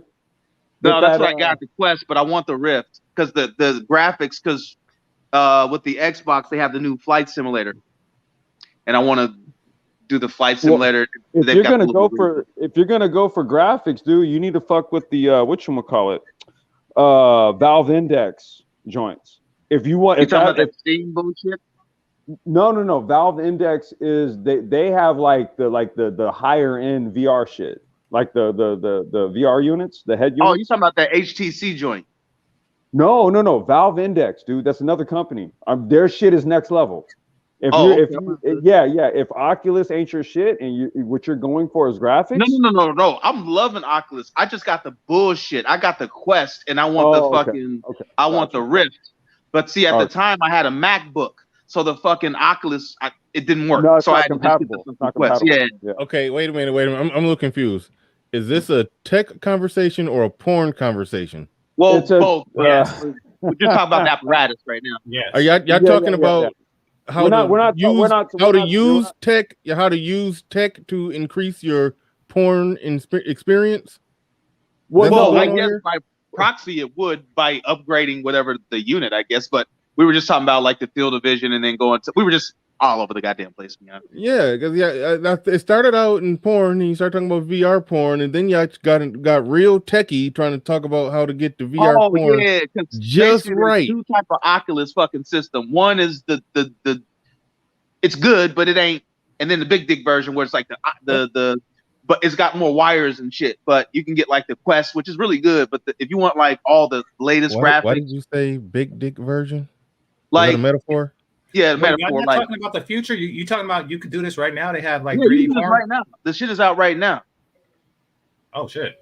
Yeah, because like with Flight Simulator, all the shit is so fucking in depth, and all the graphics are everything is so immersive. So you want to have the Oculus Rift for that. You can definitely tell the difference in the way it looks and how immersive it is, as opposed to the Quest version, basically. So on the porn, are you are you in it or are you still just watching? Oh, I only saw one thing of the porn. It was like a POV. So it's POV porn. You know POV porn. She's down there. Yeah. So conceptually, she's just right there, but the screen was fucked up and I couldn't get it to. But I could see where they were going with it. Yeah. But it's still you're still okay. You're throwing me off because it does sound like you're saying some Ready Player One stuff is available, or is it just like yeah. I mean, because they got the they have the okay. I've already. Any VR porn that I know of that you just put it on and you're just watching a POV porn scene and it's not. But that's what I'm saying. That's what they're working on with the Oculus shit. Like they're making it where it's like it's an interactive. You know, she's jerking your thing, and then when you got the suit on, you can feel it. You know, and then her hand goes downwards. If you look down, her hand is down there. You know, and you're looking, you're touching her. When you're touching her, you're feeling her. Wait a minute. So, in order for this to happen, she would actually have to be like in a 3D studio, sucking a robot with sensors. Pretty much. Yeah. I mean, listen. I don't want to know how to meet a slaughter, metaphorically. No. I think just the sensors that you have. This isn't a real woman that's actually doing something. It's just a computer. No, it's Jenna Jameson. It's a computer generated woman in front of you, and you got sensors on your junk. And when she goes, computer generated woman goes down there, then the sensors start censoring, and you feel it, and it feels like she's down there doing it. That's right. And they've invented that. Vest and all that shit, so you can feel it on your neck and on your back and your chest and all of it. So it's just all. But now they're gonna make. Because they're gonna advance to the whole body suit. Okay, I'm asking for a friend. How much does all this cost? You can get a haptic suit for about $500 to $800. Yeah, right now. You're talking about an augmented reality, so an AR rig, augmented reality. So there's VR, there's virtual reality, and there's augmented reality. So there's two. So like that's when you're incorporating various aspects of your sensory, your senses. So with shit I use. With augmented reality, it's more submersive. VR is submersive as fuck. Let me tell you, from sim racing, I'll tell you right now, you get a few laps in and you forget that you're like sitting in a sim rig. So I've never gone there with the sex shit, but I would imagine that if it's like sim racing, then I guess when she starts doing the imaginary stroking at some point, I guess it starts to feel real. I don't know. You see that? Yeah. I use this now. It's called Woozer. It's a haptic feedback. Where's my fucking strap? That's what this is. Wait, what's that right there? It's a haptic feedback bass strap. Oh, okay. So that detects your motion, right? No, this straps to your chest. Like in the back here, you see that? I've seen that commercial. Does it just vibrate with sound? Like, I've seen the commercial when I was here on YouTube. Yeah. Wait, what does that do? It just vibrates with sound. It's like a bass fucking, it's fucking insane. Oh, wait. So is it sort of like, so you feel the sound? Yeah. In like your... You strap this around your chest. And this is strapped against your chest. And there's this big ass sensor that's kicking. So if I'm playing video games, listening to music, you can feel that shit throughout the whole body and shit. Dude, they got those. They have those haptic speaker setups for sim, so that like when you're sitting in a car, like a race car, right? And it's like literally because there's no insulation or anything, so you feel everything vibrating inside the cage.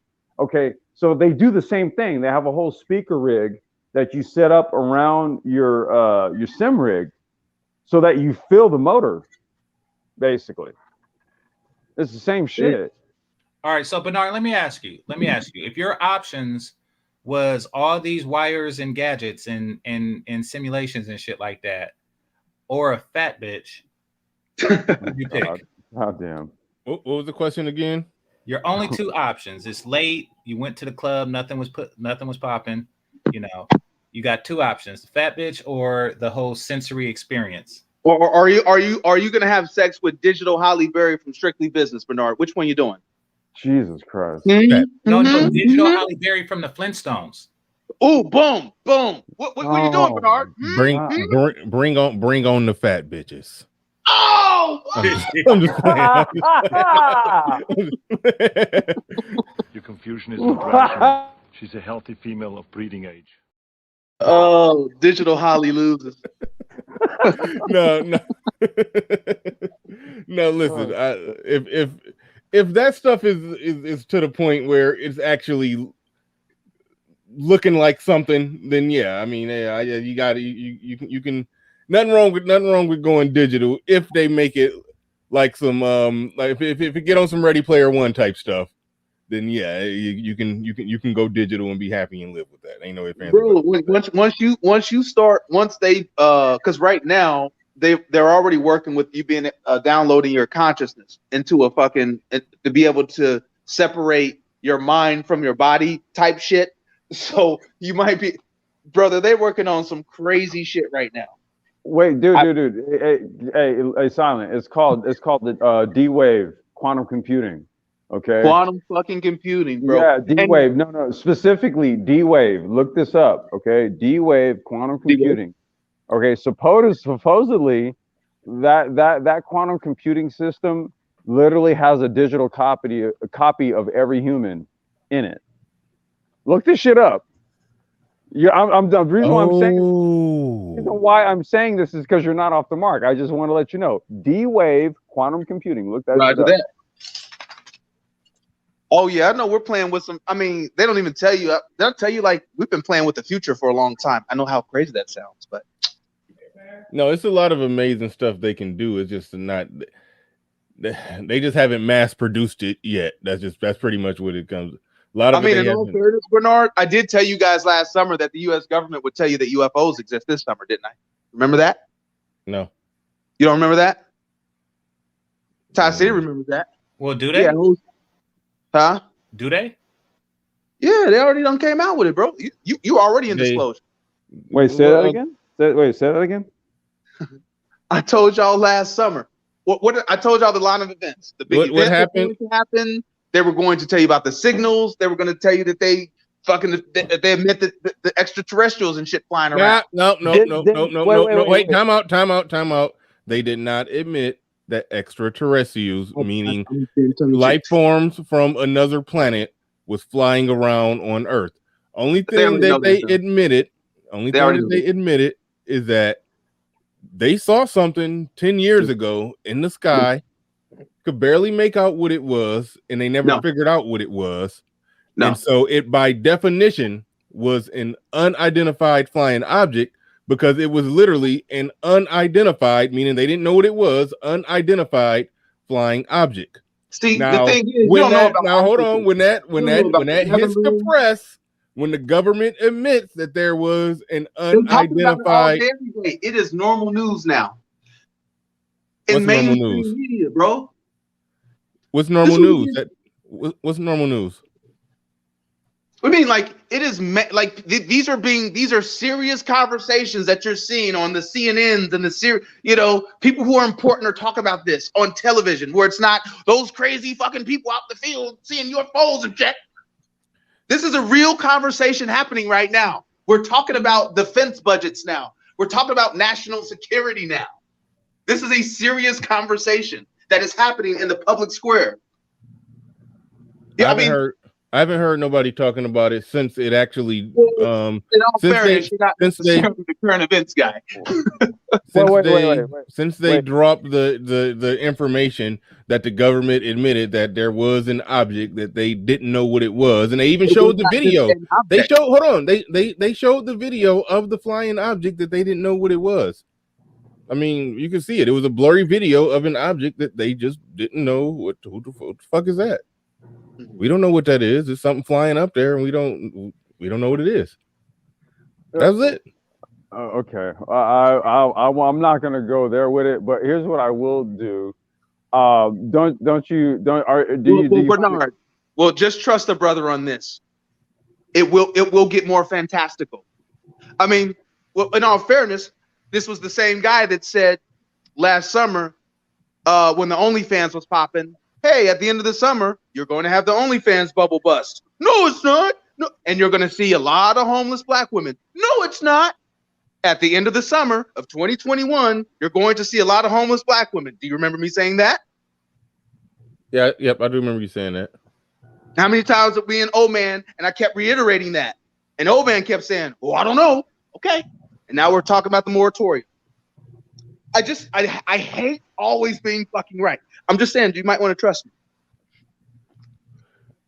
All right, you was trying to jump in there, Complex, and say something, and I do kind of want to talk about Wizard X's question. That's why I'm leaving it right there. Before the billion sent a super chat, says I'm sipping on this protein shake. I know it's gone, even though I can click on it, but if I click on it, I'm going to lose Wizard X's question that I do want to actually talk about that. But go ahead, Complex. You were talking. You was trying to jump in there on something. No. Was there something you wanted to kind of go on? I was just gonna say, take a curious note and look at the new space race that's going on.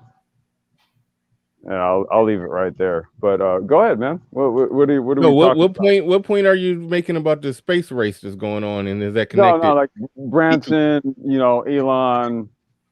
This is all in the age of Aquarius, man. You're in the age of air, man. This is the age of space. This is all if you read the Age of Aquarius, all this shit was predicted. This is where they're going to start introducing new interstellar constellations. You talking about the song from the 60s? Say again, yeah, the song from the 60s. But there's basically, it comes from this biblical. I had this conversation on your show, Bernard, where we were talking about the age of processions and how we were in a astrological age procession going from the age of Pisces, and we're essentially in a transitional period. So we were talking about all this unrest and all this political bullshit. All this shit was in the cards, okay? People are all this feminism and people not wanting to get married. All of that is in the age of Aquarius. It is described that people will be going away from old systems and structures. Okay, they're going to be putting down those things, and you're going to be gearing more towards a humanism, one world government. That's why you're seeing all this LGBT. All of this is for you to be this one kind of conglomerate, if you will, right? So, but do it again, please. Stay off the weed. It's exploration, right? So now we're going to be going out into the stars now. So all of this is about Space Force coming up. We were talking about this last fucking year, man. I mean, and when I said it, I also said everybody was going to fucking forget I said it. So it's hard to kind of keep up with all this shit, which is why I kind of like at certain parts of the year try to say, hey, remember when we were talking about this? But if y'all don't remember, man, I thought all y'all were on this journey with me. It's okay, man. When we were, I've said a lot of shit over the years. No, you're good. You're good. When we were on the Brain Trust talking about space mining and all this type of shit, right? Everybody called us kooks. But next thing you know, like I said, you got Branson and Elon, and you got Bezos, and you got Relativity, and you got all these new upstarts jumping right into space, doing all kind of crazy shit up here, right? Well, it seems like the cost to go to space offset the value of the minerals that they'll receive from it. Wait, say that again? The cost of going to space seems like it would offset the value of the minerals that they receive from it. No.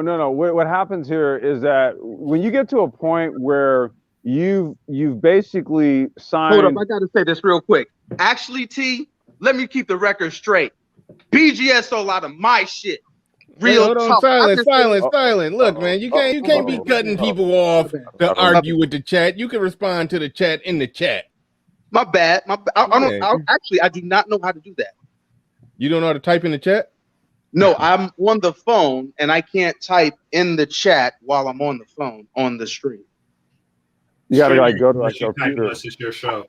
I can view the comments, but I can't interact with the actual chat. Really? You can't do it on StreamYards. You got to do it on a separate. You got to do it on. Okay. Oh, okay. Yeah. Okay. Yeah. Damn it. Yeah. I'm not. Yeah. It's been a while since I don't be on my phone. Somebody else's panel. Yeah. You're hosting the panels. You don't go on them, so you don't know Bernard. Yeah. Well, I haven't been on my phone on somebody else's panel. Right, because you just been over here big balling Bernard, and don't try to make it seem like I'm just all bougie. I'm all bougie now. I don't go on panels, but I don't. I want to defend that because real talk. Like real talk, all this shit I have heard over the years. and people never remember this shit. But again, I've been saying this shit. I was on BGS's platform when it was BGS for women, and the shit that I was saying then that he was disagreeing with, he's taking credit for now. Come on, man. I've been consistent as fuck. And anybody who has been in this manosphere in the last 5-6 years that has followed me from BGS to handling motherfucking niggas trying to go with fellas for going overseas on O'Shea's, I done battled everybody. So I ain't never stole nobody's shit. All my shit has always been original. And I have always stand on my 2 toes, even though I've had a lot of people go against me. You ain't never gonna say that I ain't stand on my own too. I ain't never stole nobody's shit. Ever. Ever. Number 16 is of the view that the VR porn fried your brain. That is. Hey man, we just chilling, John Barrett. I'm excited. I'm smoking. Stop tone policing me, bro. Yeah.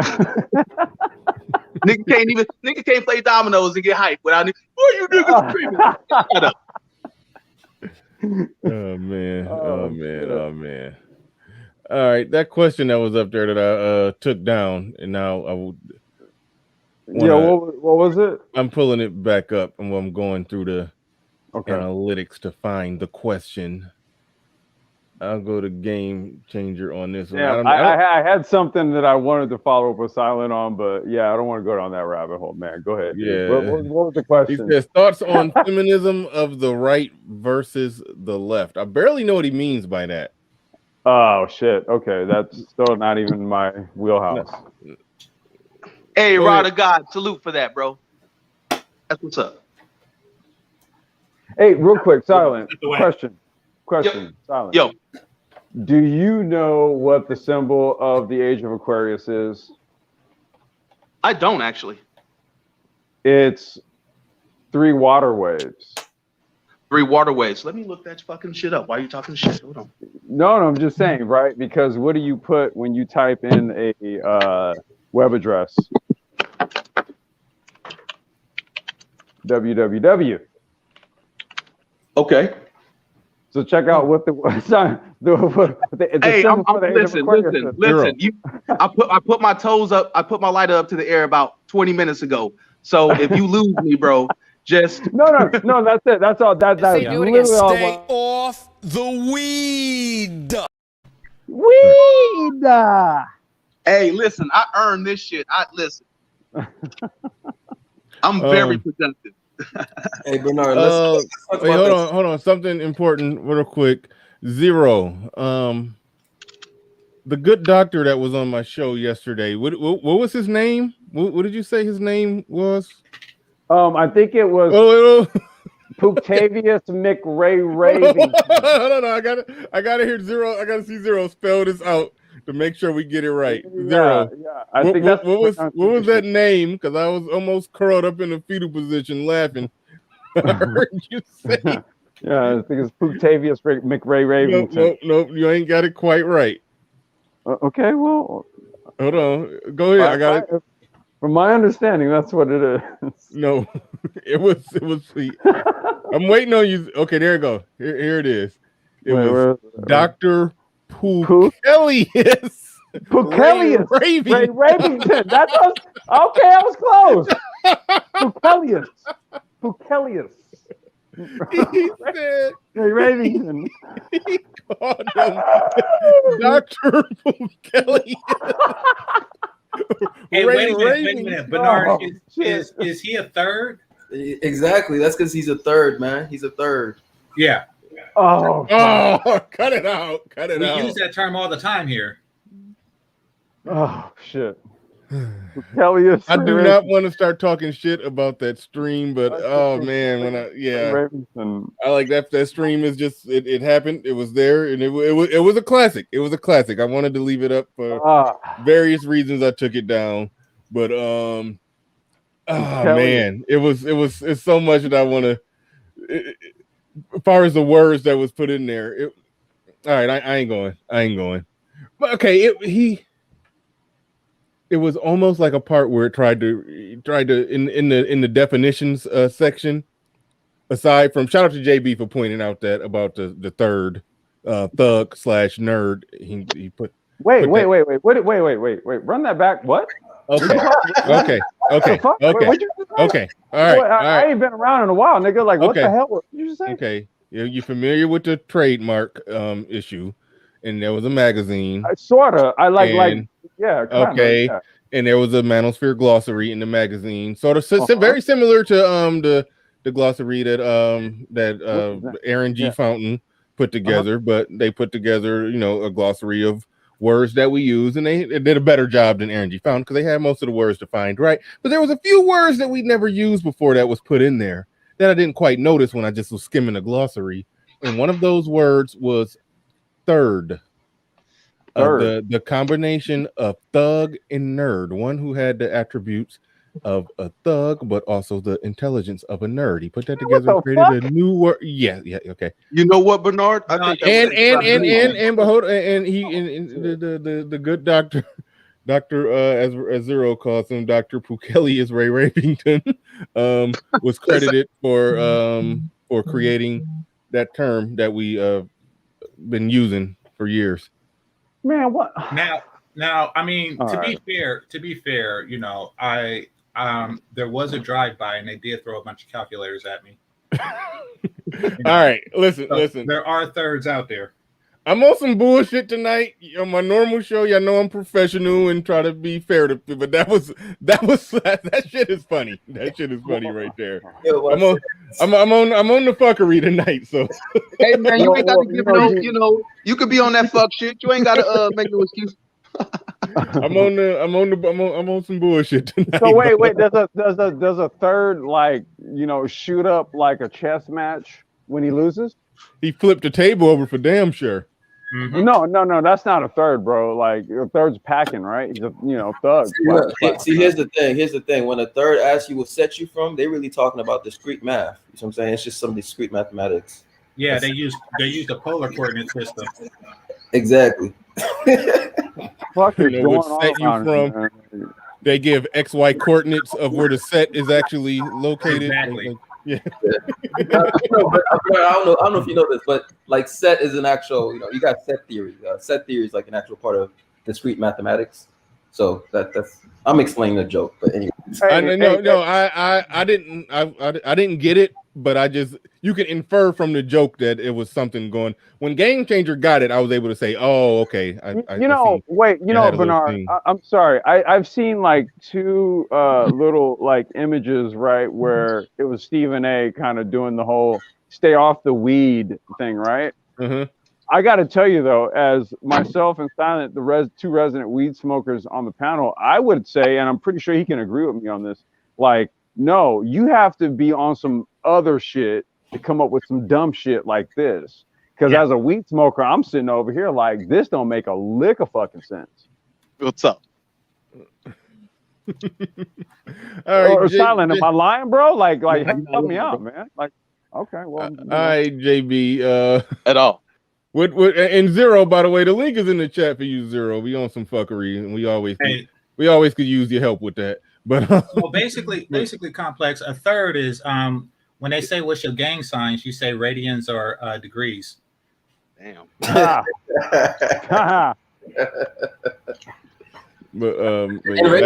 radians is always the correct answer, by the way. Yeah, always. Who uses degrees? I don't mess with those degree niggas. Word. Yo, yeah. I gotta take a call, man. I'll be right back. Fuck. All right. Go ahead, JB. You got it, man. Zero. Man, you got you. My bad, brother. You came around that corner quick, man. What? You good? Zero. No, man. Zero killed me yesterday when he said Dr. Pukelius Ray Ravington. I was done, man. But go ahead. Go ahead, JB. You got the shit. Go ahead, JB. You got the mic. Let's take this back to the feminism thing though, because okay, cool. First of all, with the comment Wizard X made, because I asked Wizard X to come on the panel. I don't know if he's coming, but I don't think there's any such thing as a conservative feminist. I think it's really just a feminist, an undercover leftist feminist, in my opinion. I can't see. Say that again. So when I can't see a feminist being on the right. Like that doesn't even, to me, that seems like those two things are mutually exclusive. Because I think for you to be conservative, for you to be on the right, I think it kind of like implies that you not believe in most of the things that feminists believe in. Wait, was he talking about who got real bad background? Hell, is that you, JB? That would not be me, but okay, somebody got some real bad background. I'm trying to figure out who that is. I think it's W. Wizard X is muted. Oh, okay. But it was. I guess I didn't even realize. Maybe that's why the question was confusing because I never thought of it as a such thing as some conservative feminist. I didn't think that was a thing. It's almost a contradiction in terms, yeah. It's more of like a classical liberal with the feminism of the right, but considering how the left has gone so far left, it's considered conservative now. A lot of them. Okay, I guess explain briefly exactly what is a classical liberal, because I've been hearing conflicting definitions of that lately. Well, let me see. A classical liberal, for my it would be more of someone who believes in liberty and I would say equal rights. That's my best. Okay, that's why nobody knows what a classical liberal is, because who the hell don't believe in liberty and equal rights? But it's more of well, considering how some the left have gone far. I mean, far left. They have kind of given up some of those beliefs, like kind of like how the ACLU would fight for freedom of speech, but now they're more pro censorship, in certain cases. So a classical liberal, I guess, now would be considered a conservative, especially when it comes to females. Those are more extremists as opposed to liberals, though. We're talking about far leftists. Far leftists and are not liberals. Far rightists are not conservatives. They're extremists. Well, so most people kind of fall somewhere. And then you also have to separate too a political and a social. See, like especially for Black people, this is a misnomer. Black people are actually socially liberals. All right, Black people want liberty, but politically we're conservative. As far as our family structure, but as far as like how we are as people. So people, when we talk about politics, people want to set like this hard line, and most people just are not a hard line as far as politics. Most people are really kind of center left. America, Black people vote in terms of they vote in a hard line way, but I think yes, they vote for Democrats because unfortunately, I know we on that platform, but unfortunately the right has to face the fact that they got an anti-Black problem, and unless they address that, they're going to continue to have that problem. Black people are not going to vote for a side who has a bunch of Nazi fucking flags waving at all their goddamn rallies. This should not be that difficult, man. Wait, Keith. I want to say one thing. Right quick. Go ahead, game changer. You said Black family structure. What is that? Yeah. I'm saying as far as how Black people view their life, we like to live our life. We like to be free. We're the don't start none, won't be none. I won't fuck with you, don't fuck with me. That's who we are as people. We're not about because I don't like the Black family structure. I haven't seen that since 1984. What is that? Yeah, but what we're talking about, that's different than all the other bullshit. I'm excising just one small sliver. Yeah. So Black people authoritarian. Hold up. Let me respond to something real quick. See, I appreciate that Silent actually mentioned one thing, because I just saw a comment in the chat. Like Checkmate said, far leftists are liberals. No, they're not. And this is one of the things I noticed in American politics. This is why I think it's important for people to travel.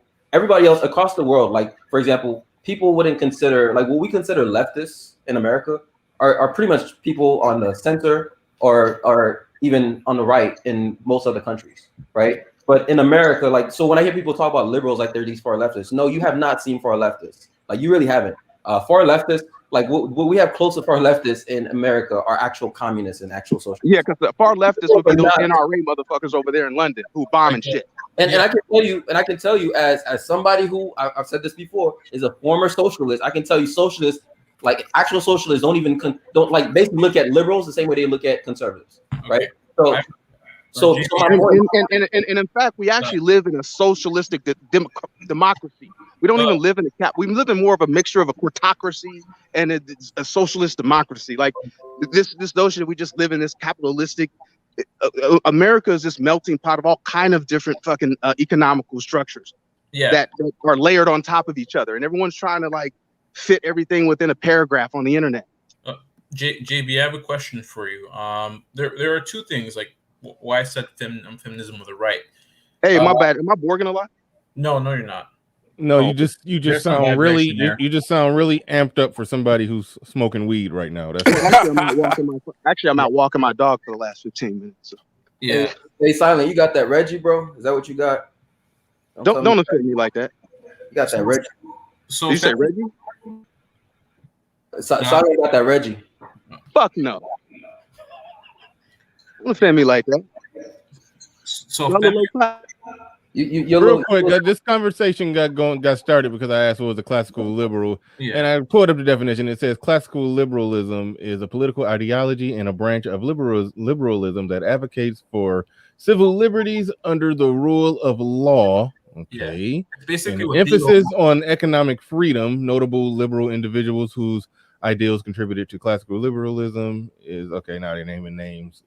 You know, they're naming the standard names and everything, but as it's still, that definition technically says nothing to me. It just basically says some, I don't want to say word salad, but it's just talking about they advocate for civil liberties and the rule of law and emphasis on economic freedom. I mean, and basically what Theo was economic legal parity.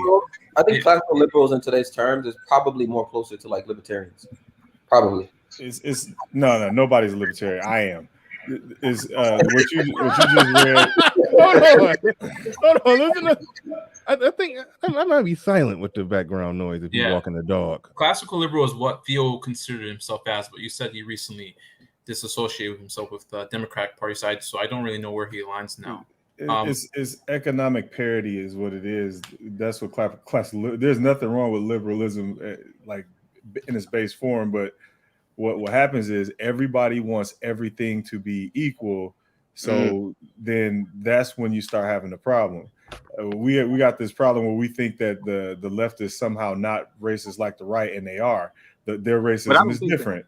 Their racism is different. Their racism is what I put in the chat. Wow, that's some cool shit you just made. Can I have it? I mean, thanks for this.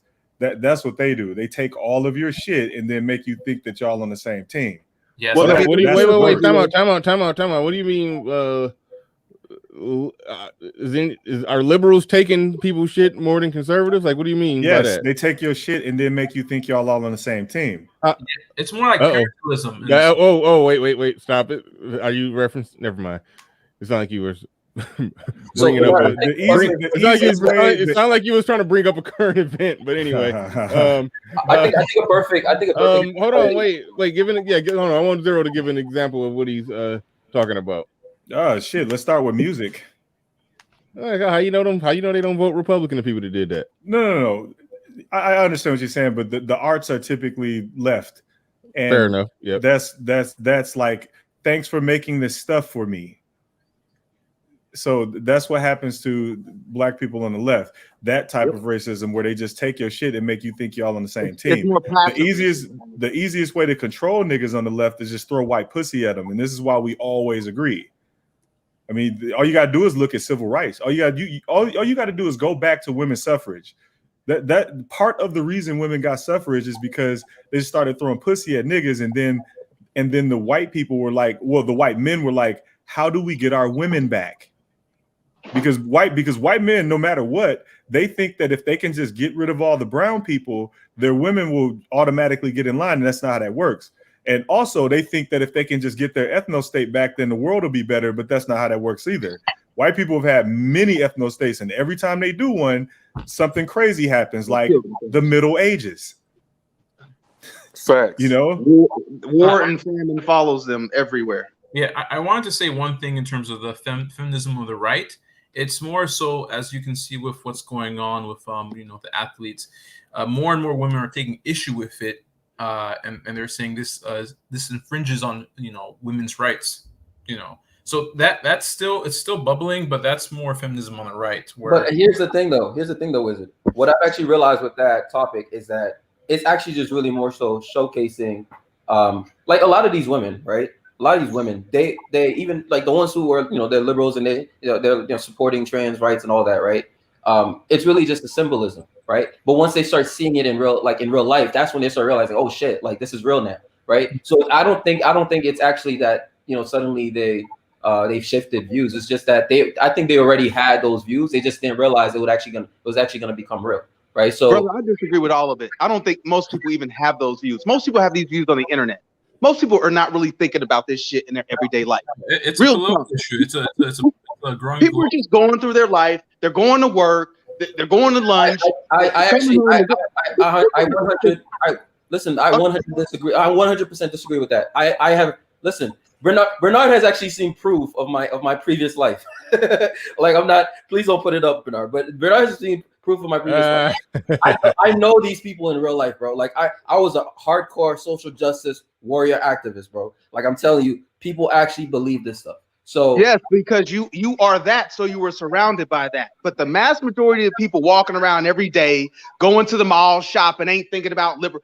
This is the shit that people do on the internet, like, you know, on Facebook, and argue about politics. It's bigger. But in the real fucking world, everybody is simply operating in their own best interest. Some shit they're liberal on, some shit they're conservative on, depending on what serves their interest the most. Now, people get on. I would agree with that, but I don't think those two things are mutually exclusive. I would actually agree with what you're saying. I think those two things are happening at the same time. Is I guess what I'm saying. People don't know anything. The average person is fucking stupid. These motherfuckers don't know shit about politics other than the memes on the internet and the arguments we have on the. He was clearly talking about the people that have thought about it and have made a conscious decision to wear a certain banner or a flag.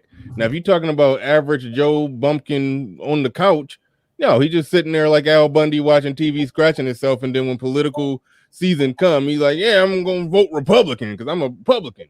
Yeah. But you know, they overall, you know, there are people who actually think about it and make a conscious decision to be on a certain side, and they think they got, you know, good reasons to do it, even if their reasons are bad. Oh, I agree. I just don't think that's most people. I just don't. And most people don't even know the capital of their own state if you ask them. Which is true, but there are two things. One, that this is being adopted by, I would say, Democrats. If you know about the Equality Act, where it would recognize trans as as either men or women, and with Barbara Lee, she along with a few other Democrats want to decriminalize HIV.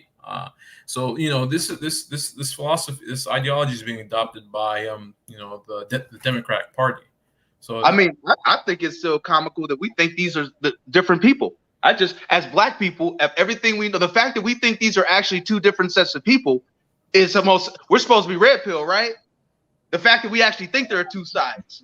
Well, it's hilarious. So Silent, I think you're kind of, I don't think you're doing this intentionally, but I think you're kind of speaking in circles, because that's pretty much what I was basically telling you, is that those two things are not mutually exclusive. I've always held that position. They're not mutually exclusive is the point I was making, right? So, and actually, I think the perfect example of this, one of my favorite people on the internet is Jesse Lee Peterson, because I think he's such a troll, but he perfectly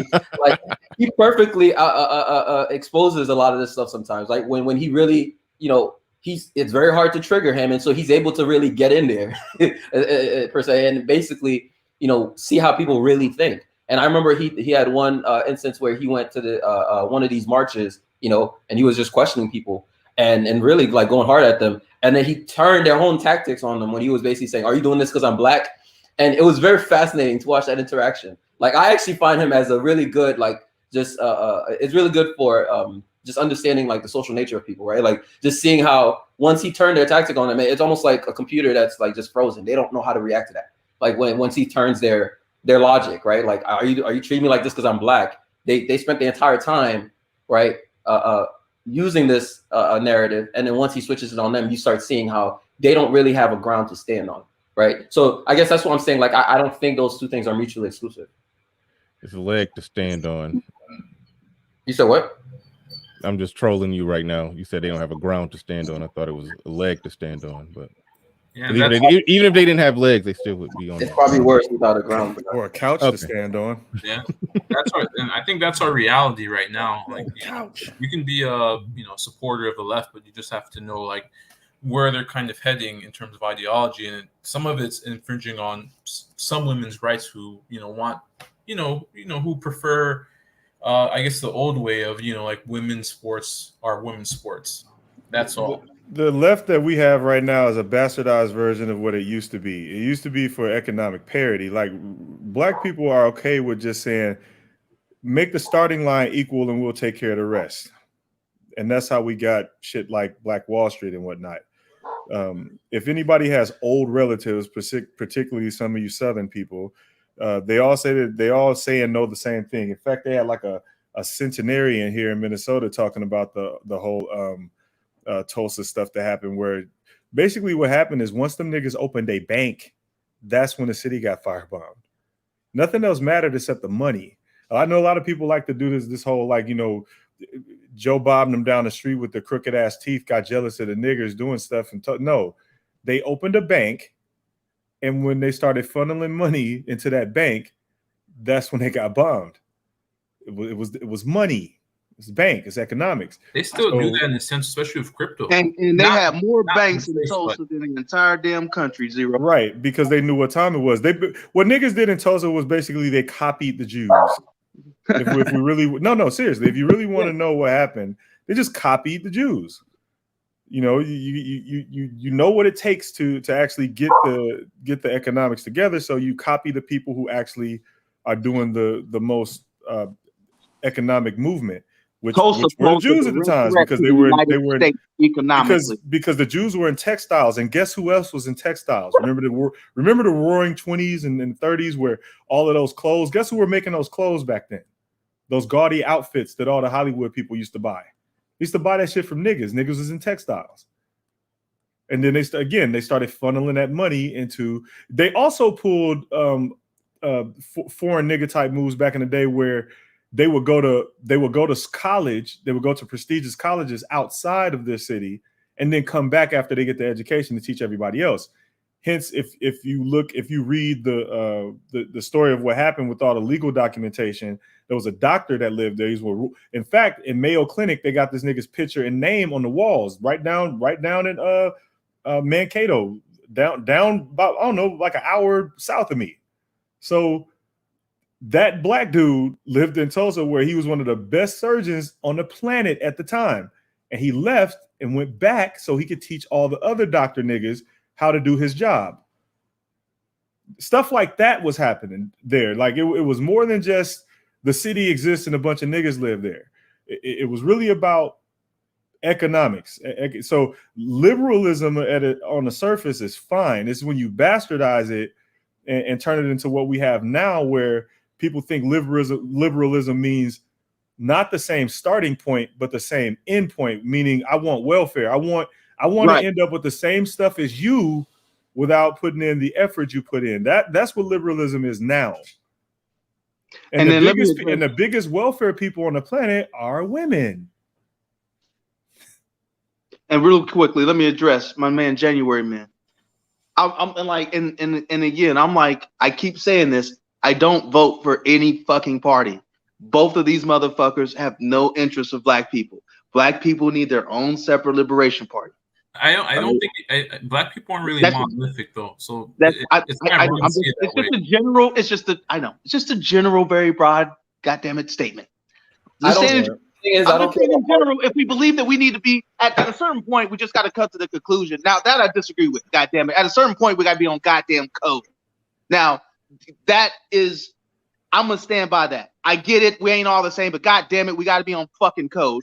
And we are all in a certain similar fucking boat together. Now that I wish we would fucking get on board. And really, I know we've had a splinter in our society, but god damn it, we're all fucking black people, and there's a certain fucking thing in common that we have, and we want to be liberated together. We should all have that fucking. Hold on, real quick, Silent.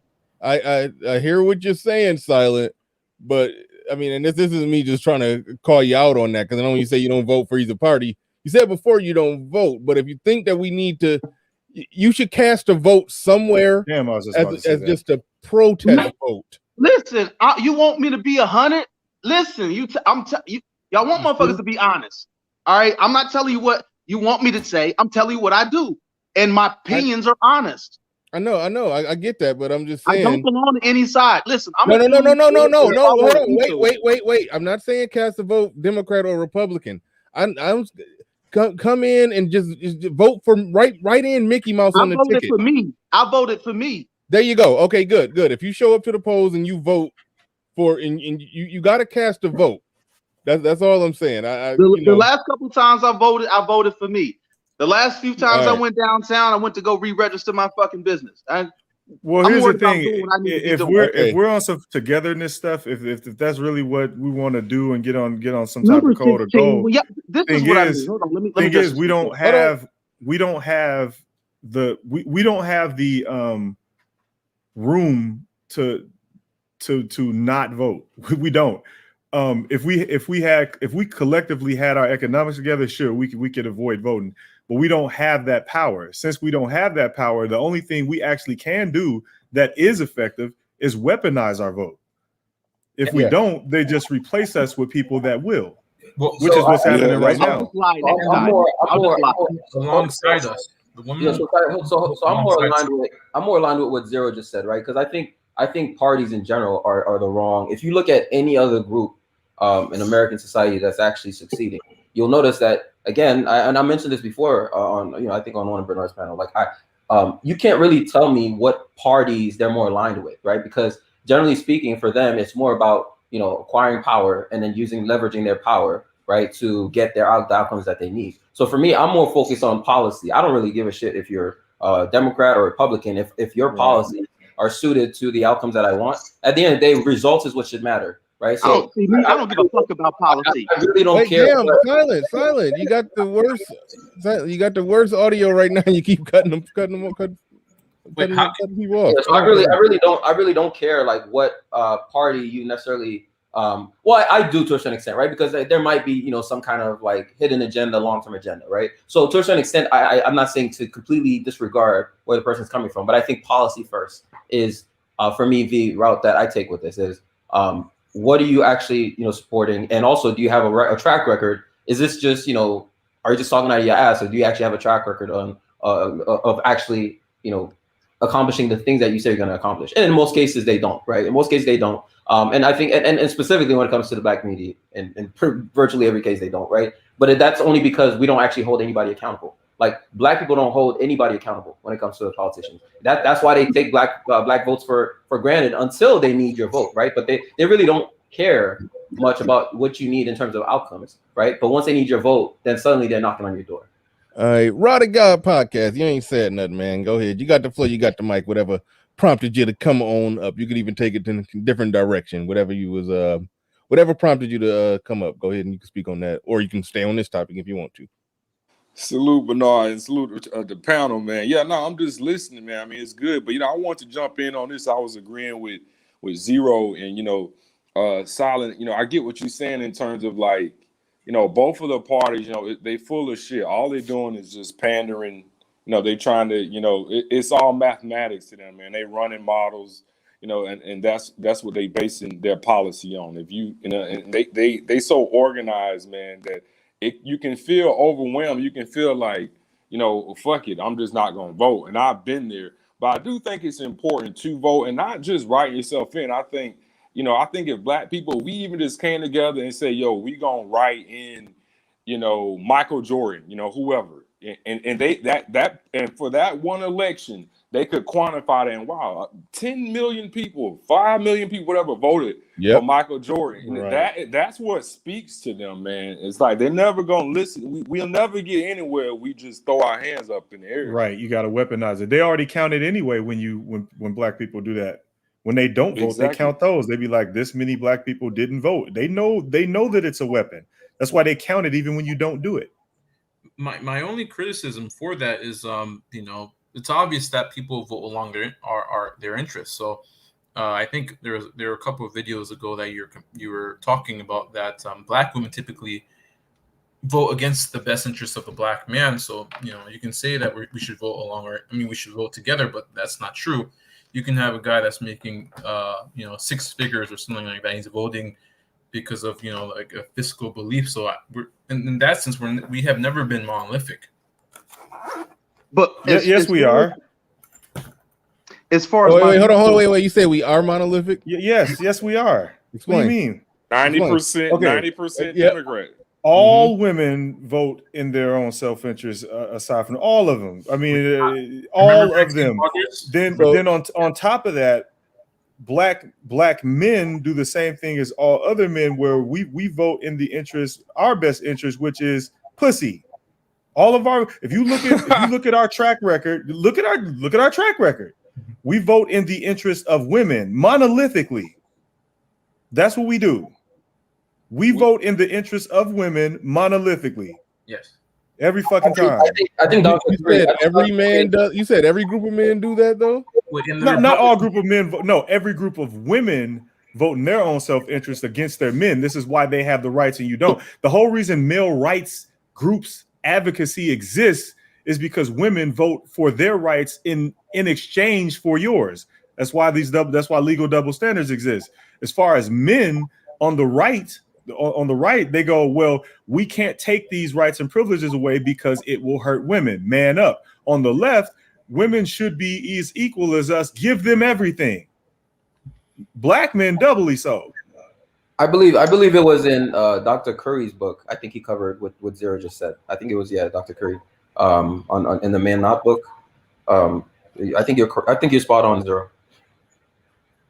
Yeah, we are a monolith.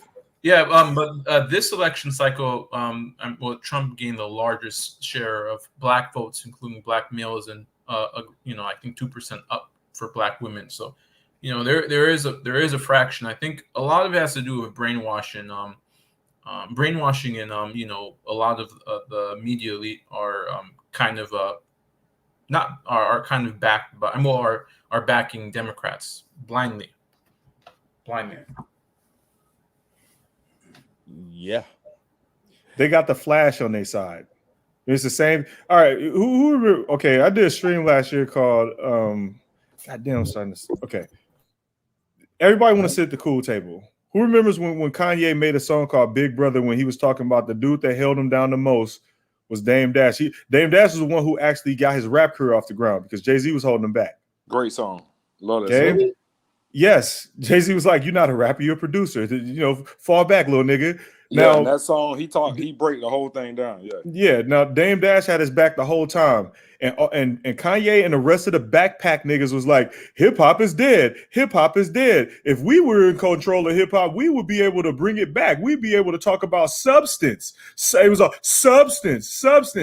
And as soon as them niggas got the ball, starting with Kanye, he went from all falls down to money, cash, hoes, money, cash, hoes. The niggas went from talking about social issues to how much money they got, how many bitches they fucking.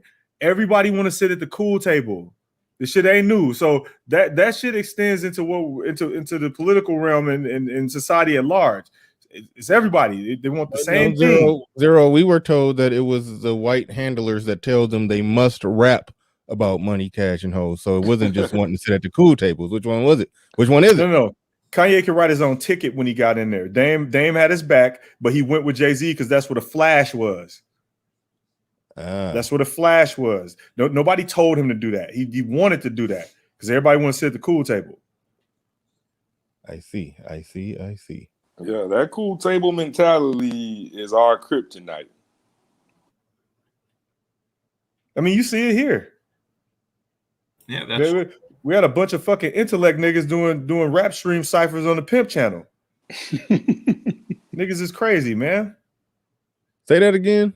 What'd you just say? No, I was reading the comment and I missed that. Somebody was doing what on the Pimp channel? No, man. We got the intellect niggas who always talk about male progress and not being on that bum thug shit, but the same intellect niggas over there in the fucking rap cipher. So I mean, make that shit make sense, as Tommy would say. There was a rap cipher somewhere. Oh yeah, you be missing all types of shit because you go to sleep. They just being thirds. That's all. It's just thirds. That's all. JB ain't gonna let the third go away, bro. Hey, okay, so what channel was that? Go ahead and name names. What channel was it? A rap cipher?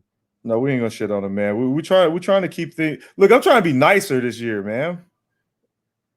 Nigga, it's halfway through the year. It's in August. What you either succeeded or you failed at that New Year's resolution. I succeeded. You can't be all the way in August saying I'm trying to be nicer this year. You either fucked up on your resolution or you didn't. So just go and own it. I did succeed. Okay. If you succeeded, then fine. All right. Somebody else spilled a bean. I want to know whose channel had a rap cipher. You know, I was in it. Yeah, y'all niggas be missing everything. Hey, on the topic of them late night streams, I don't. Hey, Bernard, on the topic of cipher, man, did you see the L that Ripset? I call him Ripset now. You see the L they took? Some of it, a little bit of it. Yeah, that's it was the locks. Bro, I mean, think about it, man. We just saw the Haitian president of Haiti get assassinated. And then now I got to watch, Dipset get assassinated on, live television. Here's further proof of that. When you did that stream yesterday, we had a nigga come through talking about I'm a PhD, but he was like, just disregard my education. I'm from the streets. You know what? Okay, Yeah. Hold on, time out. Shout out to Ramil, because Ramil looked at the picture of him before anybody ever heard him talk, and Ramil said, "Man, this a Pookie in a suit." Ramil called that shit right out the gate. He was like, "I know it when I see it. This ain't nothing but a educated Pookie." And goddamn it, Ramil was right. I was like, the first thing that came out his mouth is that he from the streets. From and the I'm streets. Like, It's worse than that. He said, disregard my education. He's like, don't think about all that doctor shit. Like, how you reduce your education to doctor shit? What the fuck? That blew me away. Like, I'm sitting there thinking to myself, like, well, I mean, that just shows he don't know the crowd, he don't know the audience, because if he did, it was he know that line don't get play over here. You disregard the credential, the things that I've done and accomplished. I'm from the streets. Well, okay, yeah. Technically, everybody from most black people from the hood at some level. So that's like that. Not an accomplishment. He said, "Nah, he's not. Nah, Bernard, he's not from the streets. He's from the streets. The streets." He didn't pronounce it with a K. Let's not do him like that. Yo, it was not a. He didn't say screet. He didn't say that. As soon as he opened his mouth, I was like, "Yeah!" I was at work. I was like, "Yeah!" You knew he was in for a good stream. As soon as he said that, it was time to call in to work right there. Hey, I told people I almost called in sick just to get on the panel, nigga. That nigga was like, and not to be messy, but Angry Man said he ain't get him no permission, bro. Just to throw that out there, start that fire. Yeah, everybody knew he was jacking anyway. Like, that shit was that was interesting, and I was one of the ones that I honestly did think that Angry Man had something to do with it, but I know Angry Man wouldn't be a part of something that's some bull, so I was like, hey, let's give it a chance. Because it's seemingly Angry Man is a part of this. He created one of the founders. He coined the term. So if he's part of the team that copyrighted it, then hey, I mean that trademarked it. Hey, let's rock with it. I was okay with it. Nobody have a problem with Angry Man doing that though. You said nobody's gonna have a problem with him doing Nobody would have had a problem with Angry Man. Exactly. But hold on. But when Homeboy came up here and started talking and we started asking questions, I was like, hold on. This is something else. I gave him look, I let people talk. I asked some questions. But it was enough eyebrow raisers. And shout out to Ramil, because there was some stuff that I wasn't even seeing that Ramil was pointing out and picking. Ramil came with the heat. Ramil was a damn war general on the front line. Ramil was fighting for this space. So shout out to Ramil all day. All damn day. Well, Bernard, did you see the paragraph that I sent you? Did you read that actual paragraph from the magazine? I sent it to you. Did you? Because that paragraph. Yeah, I read it, but I wasn't exactly seeing what you were seeing in that. Because even though it's legal language, right? Like if you think about it, obviously legal language is typically pretty rigid, right? Intentionally, but just that language hold up, I can actually just read it for you, because when I read that, I was just like, this pretty much this language right here, because obviously, you know, to get that language, I'm assuming he talked to an attorney, and essentially had to tell the attorney, here's how I want this to read, and then the attorney has to essentially put it, you know, in the legal jargon, right? So that paragraph, that the part that got my attention, it was basically to the side of the content, like next to the content creators section, and hold up, I'm trying to find it. Oh yeah, this is the phrase that got my attention. It said the Black Manosphere, the 10 value, the Black Manosphere, the 10 life value systems, the 10 life value system, XLV, and A game are trademarked under Black Star University and created by or the property of Dr. Spencer Holman, right? And right before that, he basically mentioned the Angry Man thing. He mentioned that Angry Man essentially coined it and essentially alluded to the fact that in the magazine that Angry Man essentially gave him the permission. If you read the legal language, right? But yeah, go read that paragraph again. I've read the paragraph, and I didn't. That ain't what I gathered from it. But again, you probably understand legal language better than me. But shout out to Ricardo Rodney. Appreciate the catch up. Appreciate that. Yeah. I guess you can read that again. Wait, no, you don't even know that ain't what you sent me.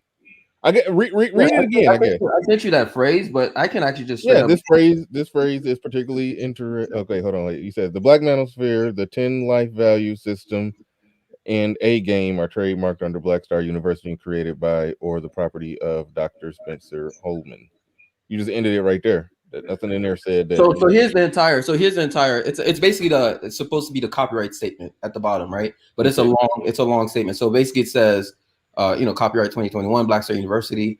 And I think first of all, when he was trying to say, I'm just doing this to help the manosphere, blah blah blah. This copyright statement clearly makes that clear that that's not the case, right? Because you would not have. And again, I understand the dilemma from the legal perspective, but still, if that was the goal. In other words, what I'm saying is this copyright statement is a clear indicator that this is a pure business move for him, right? So it says, it has the address and it says all rights reserved. No part of this publication may be reproduced in any form without permission in writing from the publisher, except by a reviewer who wishes to quote brief passages in connection with a review written for inclusion in written or video broadcast. Angry Man, a pioneer in the Black male YouTube space 2.0, was the first to coin the phrase the Black Manosphere.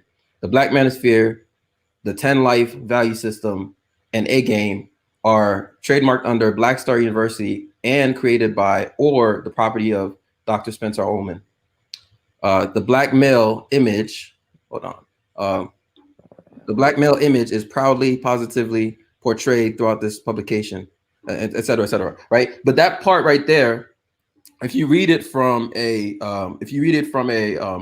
legal perspective, there's some interesting implications with that, right? Because first of all, the way that he said, the way that says that they're trademarked and created by or the property of, it's vague enough, right, that it allows him to claim, right? Again, remember, legal language is typically very rigid for a reason. So when it's vague, you need to actually think about it twice, right? When it's vague, and it's vague enough to give him the ability to essentially claim, right, that essentially he created it, right? That he created it. That terminology right there makes it vague enough to him for him to be able to claim that. So in other words, for him to say that Angry Man just coined the phrase, but then he basically saying that he essentially created it, or at least that legal language allows him to say that.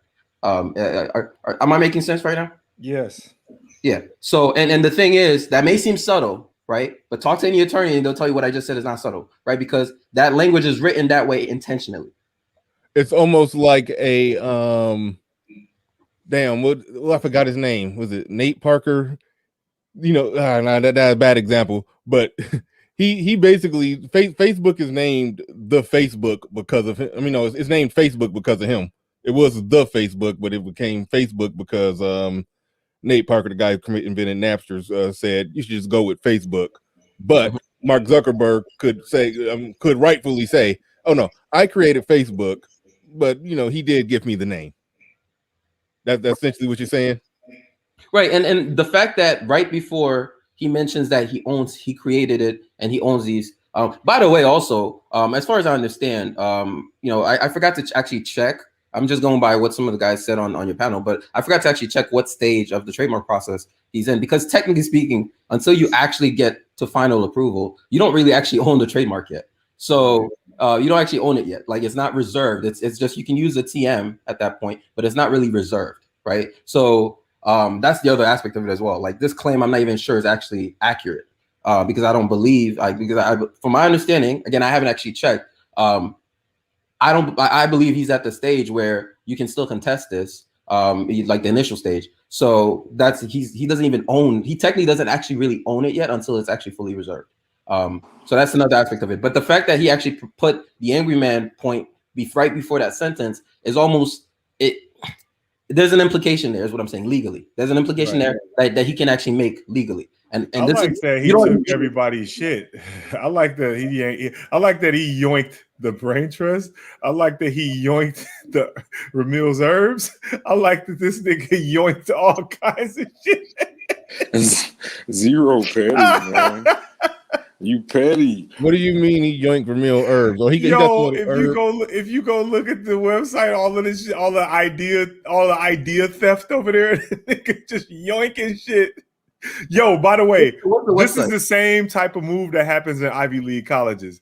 Like, if you go to an Ivy League college, this is where you go to get your ideas stole. So all of the poor creative people that come from the hood with high IQs go to Ivy League school all excited to be around, their fellow brainiacs, and then they start talking about all the shit that they want to do in life, and then some rich asshole with a ton of money comes along like, damn, that's a really cool idea my parents have money to execute on, and then they drop out of school and fucking and do what you always wanted to do your entire life. Yeah. And they routinely do it. Hey, you know what though?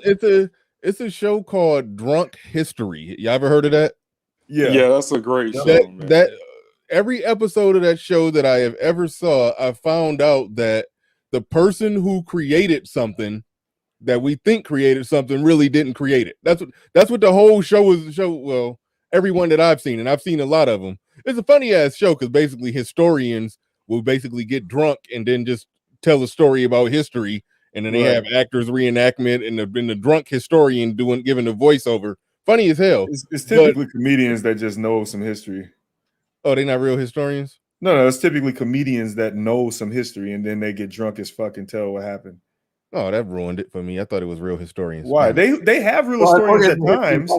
They do have historians at times, but for the most part, it's just drunk comedians that, drunk, smart, funny people that tell a story. Okay, well, the historians definitely feeding them a lot of the information too, like behind the scenes on production. Yeah. Right, but either way, when you watch that, you find out that 90% of the time, the person who we think invented something really didn't invent it. They in most cases stole it. That's what I got. That's my biggest takeaway from the show. Like, let me see who really invented this. Let me see who they stole it from. It's like that with damn near everything. Yeah, Ivy League schools do the same shit, man. That's why when black people forever still can talking about somebody stealing something from them, it's like, okay, it's a problem, but that's what it is. That's how it work in America. If you don't guard your I'm fumbling losing for terms, but if you ain't got a proper defense, put it like that, and your shit liable to get stolen. So Bernard, can we I think we should talk about this, because I think this is actually an interesting topic, because I actually have strong thoughts on this, right? So on one hand, I actually do agree, right? On one hand, I do agree that you must be careful, but on the other hand, I subscribe to the idea that anyone can have an idea, right? Anyone can call themselves a visionary, and I think part of that is just from me having been in the tech startup space and whatnot. Because a lot of people are called themselves visionaries and they have ideas and they're constantly, but they never actually execute on shit. Like, they never actually start anything. They never actually launch an app or anything. They just constantly talking, right? And so I take offense to that. I'm a visionary. Like, you run across so many so-called visionaries, you know, in tech and Silicon Valley, pretty much in any tech space. Like you run across so many of them, right? But you can't see anything that they've actually created. And so my take on this, and the point I'm getting to here is this, right? I actually had an interaction with somebody, Bernard, that actually found me through your show, and they hit me up on LinkedIn, for example. You know, I hope the brother doesn't mind me mentioning this because I thought about this a lot. He hit me up, and actually he had mentioned in the comments. I know Ike, don't judge me, Ike. So basically, he had it was when we were talking about the investments, right?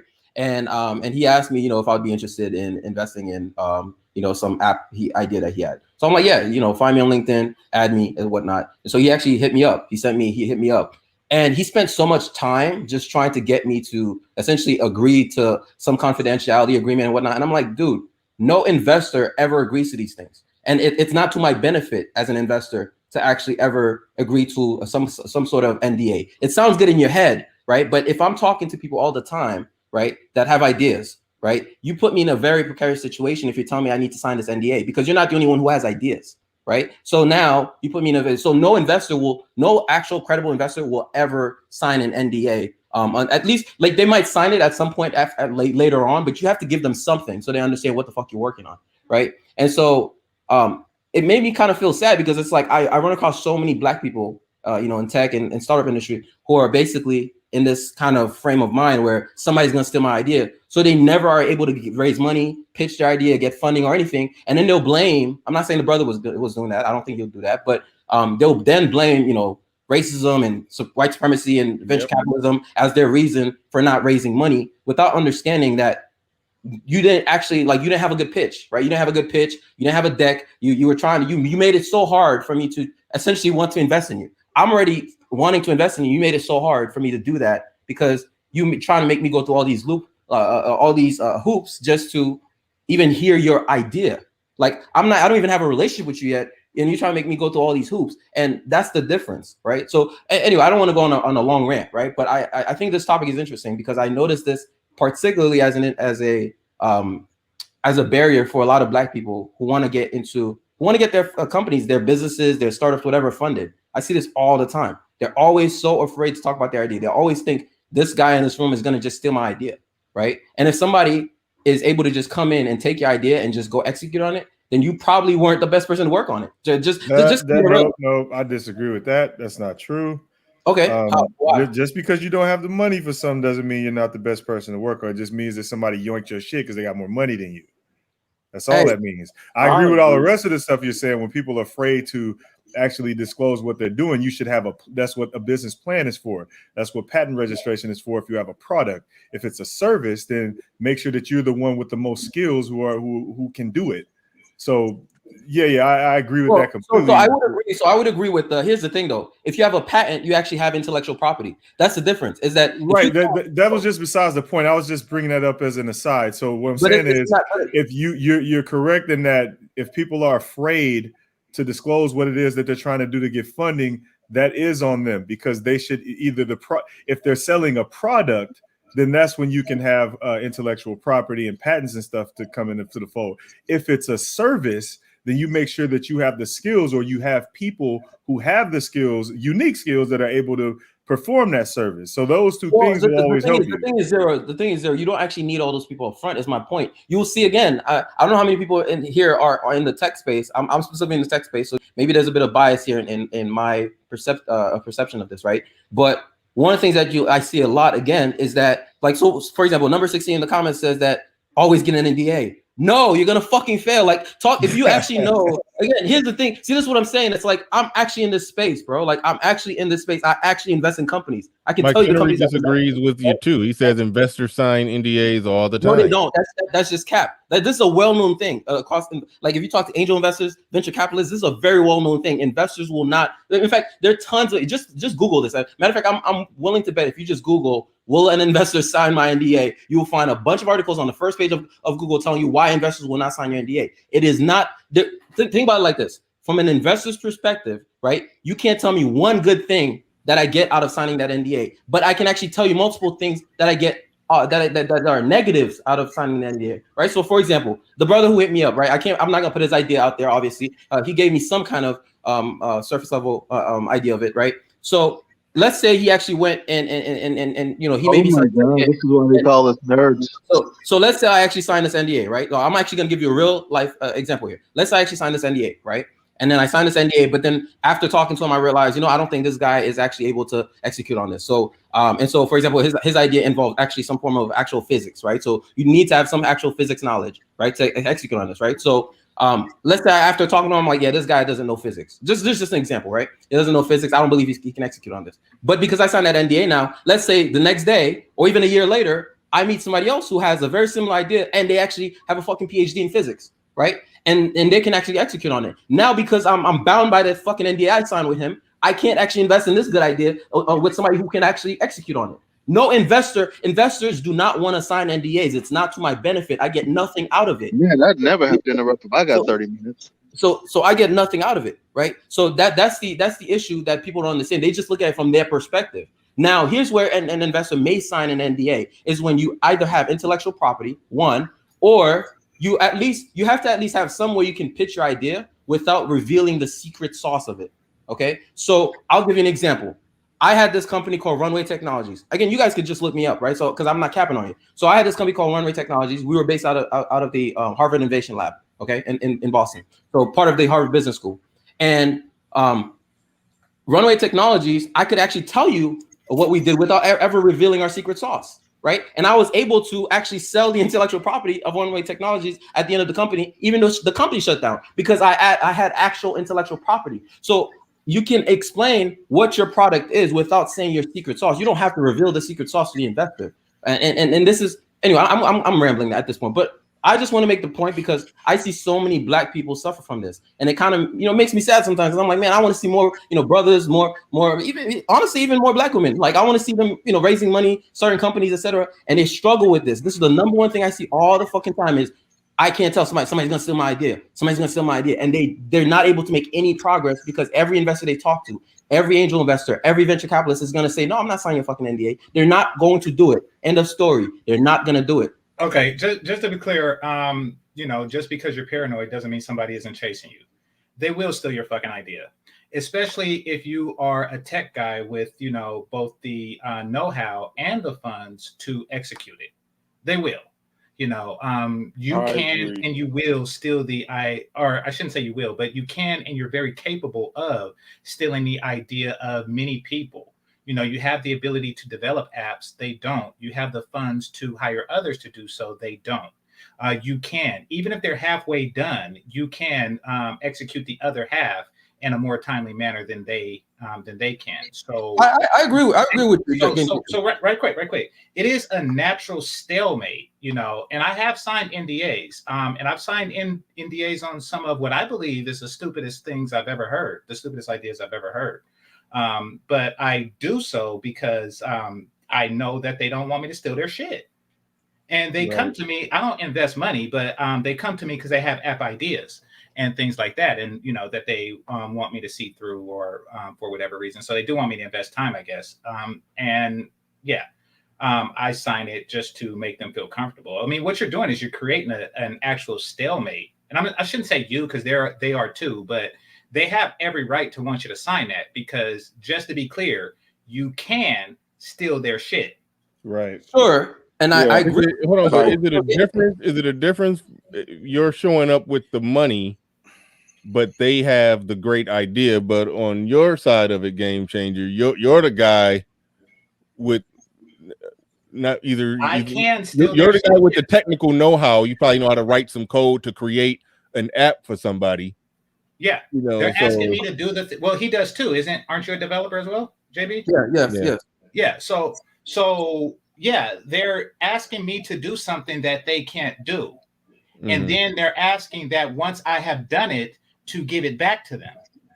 Right. Yeah. Okay. Well, look at this is where JB is probably right. Let's just take Mark Zuckerberg for example.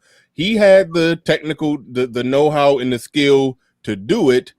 They had the idea, they wanted it done. I'm sure the Winklevoss twins wish they would have had him sign a non-disclosure agreement, but Mark Zuckerberg would have been stupid to sign a wait, Bernard, hold on. Wait, Bernard.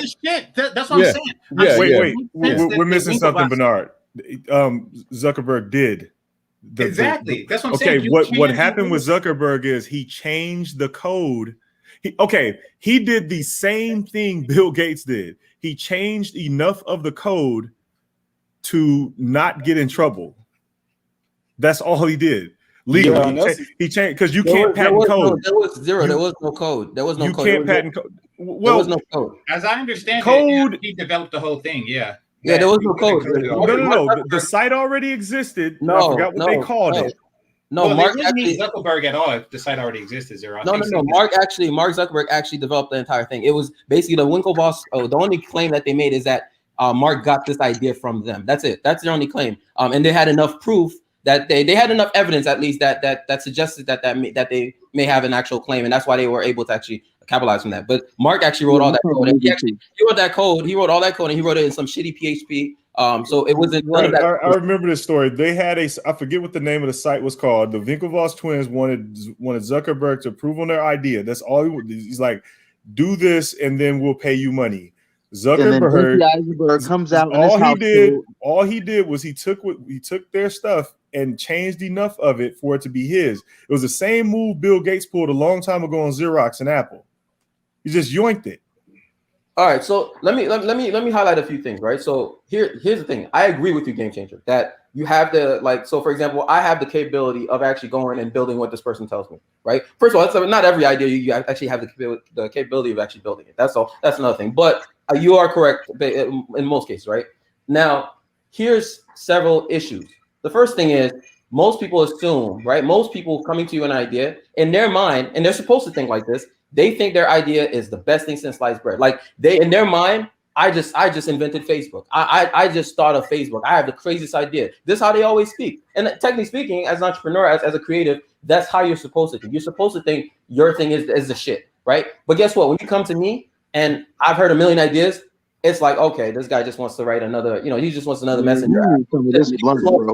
So he just wants another message app. He just wants another chat, whatever. Like in my mind, I do not see it as crazy as you see it, right? And that's because I'm not looking at it from the same perspective as you, right? So that's the first thing is I'm not going to be as excited as you about your idea. The second thing is that I'm not like if I'm an investor, right? My business is not actually like my business is not just to go and take your idea and then go develop it. That's not the lane I'm in. And on top of that, there's also the aspect of reputation, right? As an investor, there's enough capital out there, right? That people don't have to come to you, right? So that means you don't want to have the reputation as the guy who would actually go and do shitty things like that and unethical shit. And that reputation will actually follow you. If you become that person, people will talk.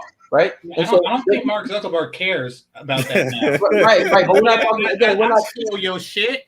So what you gonna do? And that's the billions of dollars later. I don't think he cares. Billions of dollars in history later. Again, history. This is a different, like a different industry, a different industry where this goes out too is like, okay. Hold up. You're looking at this from a different perspective, a Game Changer. There's the engineer side, right? And then there's the investor side. I'm talking from the investor side. No, and I'm talking from the engineer side. I get it. However, you are an engineer. So I'm not giving you shit for those two reasons. You're an engineer and an investor. Like you're most capable of doing these things. Listen, nobody wants their shit yoinked. And I'm gonna be honest. I'm a yoink. In fact, I yoinked somebody. Zero, I yoinked your shit. What? I yoinked your shit right now. No. Hold on. You gotta explain this one in great detail. Hold on, real quick before you explain that. Shout out to Snuggles, and Snuggles is halfway right on that one. She says I invented $5 super chats with musical behind it. Yeah, you kind of did, because you the one started all this. We dropping all these clips, so shout out to you. Hi, I'm Snuggle, Snuggly Softness. That's really less expensive. All right, cool. All right, shout out to Snuggles. Appreciate the super chat. Okay, so that's all. I don't know if I need to say pause or what, but you tell us how you yoink Zero's shit. I'm in the process right now of developing Dimes on speed dial. Really? Yeah, yoink, motherfucker. What you gonna do? You're security. You're network security. I'm a developer. So all right. Codewell used to, still can. No, you can't. You How don't do front end how is anymore. this going And to besides, work? they changed since then. Like you got They these changed since then. Yoink, nigga. I mean, try to beat me to the finish line. Like, Right. There you go. Dimes on speed dial. You should have got me to sign an NDA before you said it on YouTube.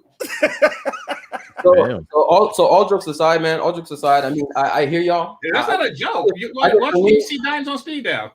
So I'm not, wait, give me the vision of this, because Zero said that's going to happen after it was a series of events that Zero said the Dimes on speed dial. So he doesn't have to wait. So the app will be available once the law catches up, but the app can be available internationally. You gotta approve the woman to make sure she's a dime before she let her post her advertisement, though. Well, the men judge, like they give the rating, and Right. if she don't rate up, then she gets kicked off the speed dial. Yoink, nigga. Damn. That's awesome. Cold-blooded. Mm-hmm. That's how it works. Get an NDA next time. Hey, Bernard. Shout out to number 16 in the building. Says GC's Yoink game is on point. Appreciate the $5. All right, Bernard, can you do me a favor and share that other screen real quick? Because I pretty much just did what. Because here's my thing, right? My thing is, I hear what y'all are saying. I just want to see. I want to see more Black people get actual results, right? So I just for shits and giggles. I just did what I suggested. I just did what I suggested, and when I was talking, just go on Google and type this and see what comes up. And this is the first thing that shows up, right? Is it tells you how it makes life harder, right, for an investor. Right, when they sign your NDA, and then it does nothing for them. It makes you feel safer, but for them, it puts them at risk of liability. And literally, all these articles just talk about this, so you guys can just go read it. Let us see what you put in the search engine, because you probably put in the search engine. How does signing an NDA make life harder? I just put why investors will not sign an NDA, and basically, if you actually hold up, so. Here's, for example, this one thing here. Well, that is already biased. Sure, that's fair. But here's the thing. Hold up. So read this real quick. This actually comes from a Medium article. I'll just shut up. Hold up, right? So this look at what this says, right? This says, is it normal for VCs to not sign an NDA? And listen to what this says right here. The VC business has an unwritten rule on NDAs, and people who violate this rule risk losing credibility with investors before even meeting with them. The simple rule is never ask a VC to sign an NDA unless your company absolutely needs one. And this is the actual facts. Okay, this is the actual facts. Now, you may choose to not believe this because you don't want to, or you just, again, you're still stuck in the paranoia, which I understand. No, but if your goal is success, if your goal is please say 16 goddamn words, fuck. Are you feel like you're being suppressed or something, Silent? God damn it, I ain't said shit like 30 minutes. I've been like that's a personal choice. Wow, really? Okay. Rod of God podcast. Go ahead, Keith. Y'all are the shit, boy. Y'all are some gaslight motherfuckers, boy. That is go. Go. Y'all have it. Go ahead, bro. You got it. You can go ahead if you want, but that's actually funny. I'm sorry, JP. I do. Those gaslight motherfuckers. I'm like, shut up, Keith. And then when I talk, can I have 16 seconds? Who's stopping you from talking? You. You got it, Silent. You can go ahead, brother. I ain't shit, but I'm just pointing it out. You got to learn the right time to jump into the conversation. Everybody does the same goddamn shit. You get mad at me. Everybody been interrupting every goddamn body. Stop. I'm just back here. If somebody's sentence will have a subject and a predicate, then you can jump in at the end. God damn it. Every time I jumped in, you mute me or interrupt. And then I interrupt, and then I listen to these niggas interrupt each other for the last hour. You don't jump in after the predicate. You always jump in after the subject. You gotta let them get the predicate. That's the problem. Got it. Interruption. I didn't carry the 7. Right. Okay. You got to work on your interruption timing. Perhaps that's what it is. But no. You can jump in and interject whenever you feel obliged. to do so. Go ahead, JB. Just put it at 1.5 speed. Yeah, my bad. I do have this habit. I notice I'm terrible when I speak online, by the way. So I don't even think I sound like, when I re-listen to myself on some of these streams, I'm like, God damn, I sound horrible. But so I don't even think I sound the way I sound. Anyway, my whole point is this, right? Is that I just want to see more black people get success. You got a Barry White voice in your head going on, but when it come out, okay. Anyway. Hey, we all do. Don't trip, JB. Facts, game changers. I sound like Barry Earl Jones in my mind. So a little bit of an all-state man. So yeah, but all right, go ahead, JP. I'm done. Yeah. So basically, my only point is this: is that it just sometimes it makes me a bit sad when I see that I see a lot of black people not having the success that I think they could have, in tech or just in startups and whatnot, in terms of like raising capital from angel investors, VCs, etc. And one of the biggest barriers, like even talking to other investors, is like, dude, I'm not signing a fucking NDA. And most black people come to me, and this is coming from either other black investors as well, by the way, like other black investors at some dope firms that you can look up, and they're just like, so many black people come to us and they just expect us to sign NDAs, and when we try to tell them that we don't do that, they don't understand. They think we just want to steal the idea. And that's the other thing is immediately the person assumes, oh, he doesn't want to sign my NDA because that means it's a bad thing. What you don't realize is that you're putting me in a bad situation as an investor. And from the engineer perspective, for example, you may have, let's say, a few inquiries every now and then of people wanting you to build their app. But from an investor perspective, you're looking at a bunch of deals regularly. So there's going to be overlap one way or another, right? Like not all these ideas are unique. There's always going to be some overlap, And so it puts you in this weird situation liability-wise, legally, because once you sign that NDA, you're actually legally bound to it, and the person can actually sue you. So now I'm putting, whether it's I'm investing for a firm or I'm an angel investor, I'm putting that at risk. I'm putting myself at risk of even potentially losing whatever equity I could gain from this new deal because. So the problem, you're repeating the same information. Stalemate, yeah. Well, okay. And get what you're saying. No one's disagreeing with you as far as like what NDAs do.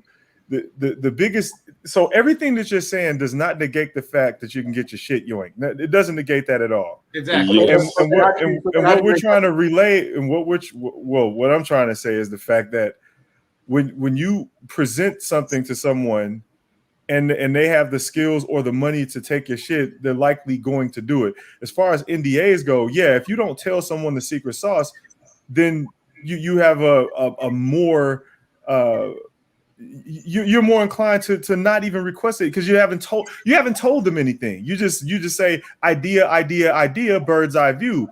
However, if you have anything that is a product or some type of service that requires some type of specialized skill or something like that, no, you don't want someone to yank your shit.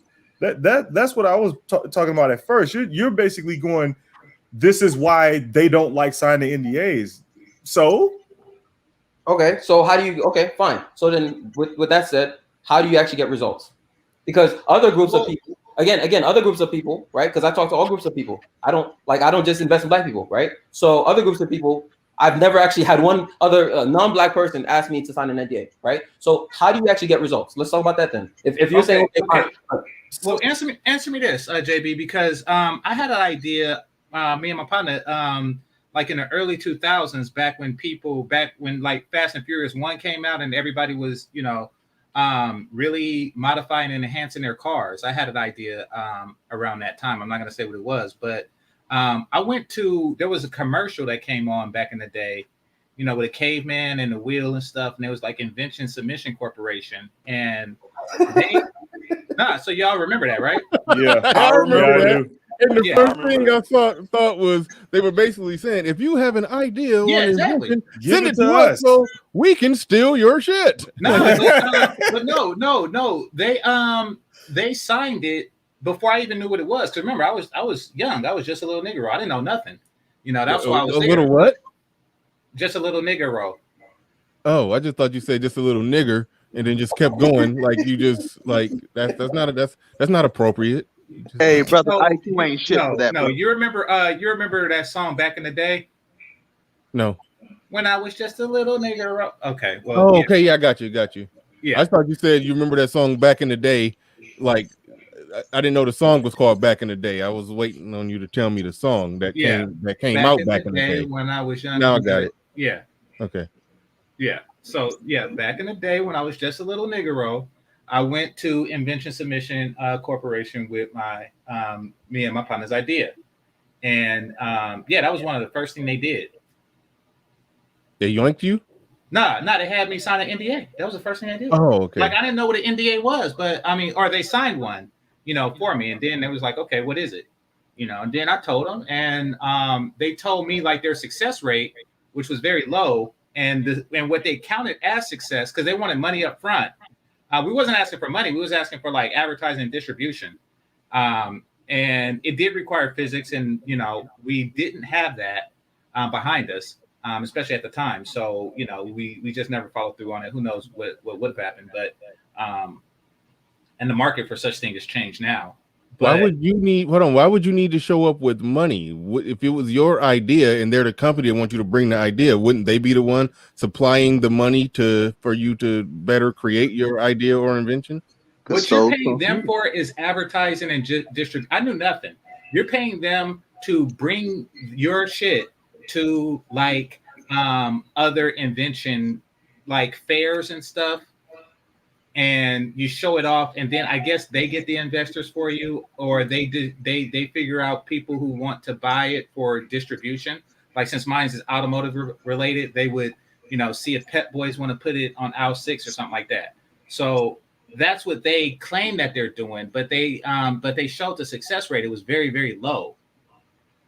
Yeah, because it sounds like they're not inventing or funding or doing nothing. They're really not. Yeah. And at least I had the know-how back then to know that they're not doing that. And yeah, so you give them money and your invention, which hardly ever do, according to their own stats, you get all the money from your inventions, but people never really get money.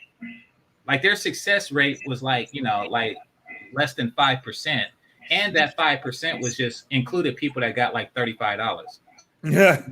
So GC, I'm still trying to understand like the connection you're trying to make. To be honest, I'm saying that they came up with the NDA. They won all right, here's the NDA. I'm signing it. What's your idea? That's what they said. Well, I guess my question was this. My question was essentially, I know they're not a VC and you are. I get what? that. You said what? No, I said I know that they're not a VC and you are. I'm just saying it seemed pretty standard. What? So I guess what I'm asking is this: is if I want to see more, let's say black men, right? More black men, whether it's in just creating a startup, it doesn't have to be in tech, right? Creating startups, launching companies, and actually getting funding, right? Because funding is essentially going to be the lifeline of your company, at least starting off, right? To have some kind of runway. So if I want to see more black men getting that, I'd say some pussy for the rest of the gentlemen.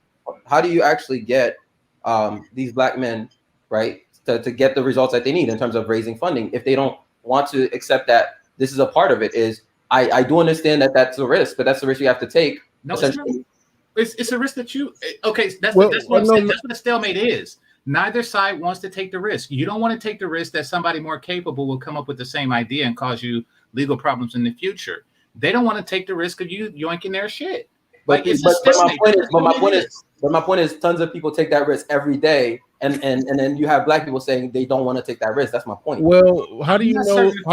Wait, how do you know more black people aren't taking that risk? Just when you encountered them, maybe it's because when you talk to them, you don't want to sign the NDA, but other people probably do sign the NDA. No, but Bernard, that's actually precisely what I'm saying. Oh, okay. Again, this is precisely what I'm saying, Bernard. Is first of all, I don't have any stats on this, right? So I'm not speaking from a statistical standpoint. Right. I'm speaking from a let's say anecdotal and empirical standpoint, right? Okay. So what I'm specifically saying is, from my perspective, and other investors, right, other VCs and angel investors, right, this is a common complaint specifically about the black demographic.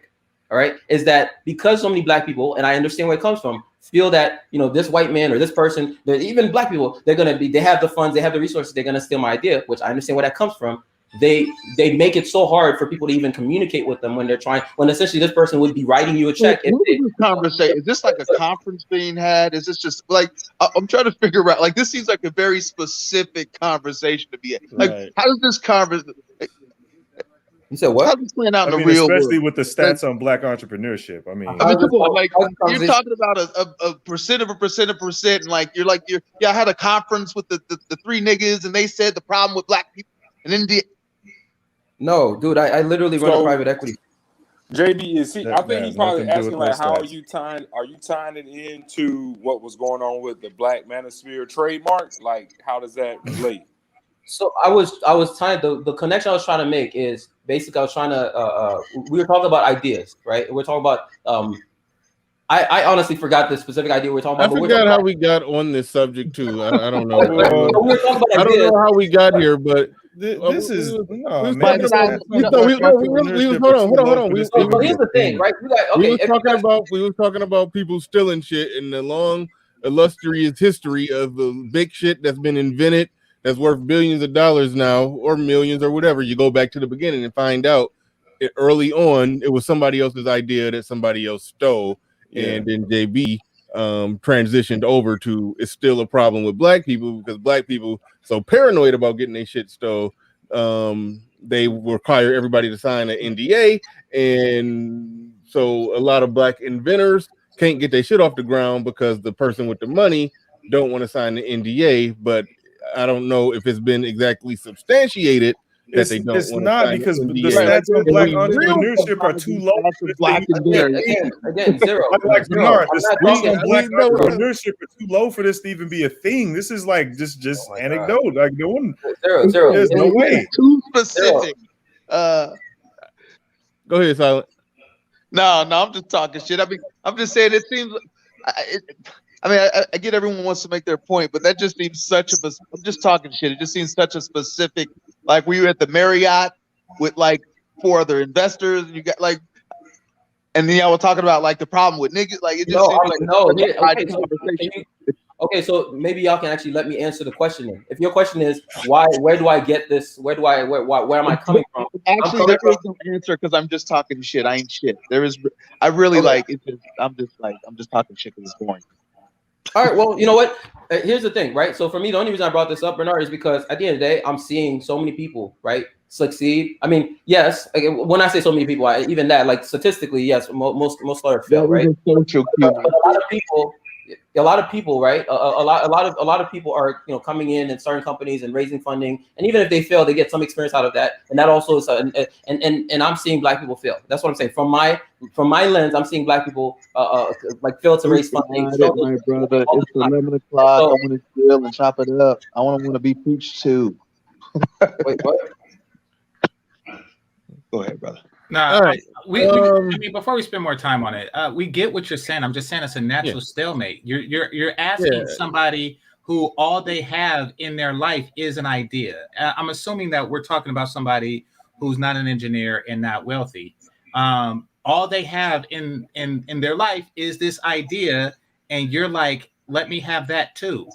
I actually have everything else in the world, knowledge, power, and wealth. And you just have this idea, and I want you to give me that too, is what you're saying. And then trust me, we're brothers. Like that's what you sound like right now. And I'm not saying that you have nefarious intent. I'm just saying that he don't know that, and it's nothing wrong with him not give you his shit.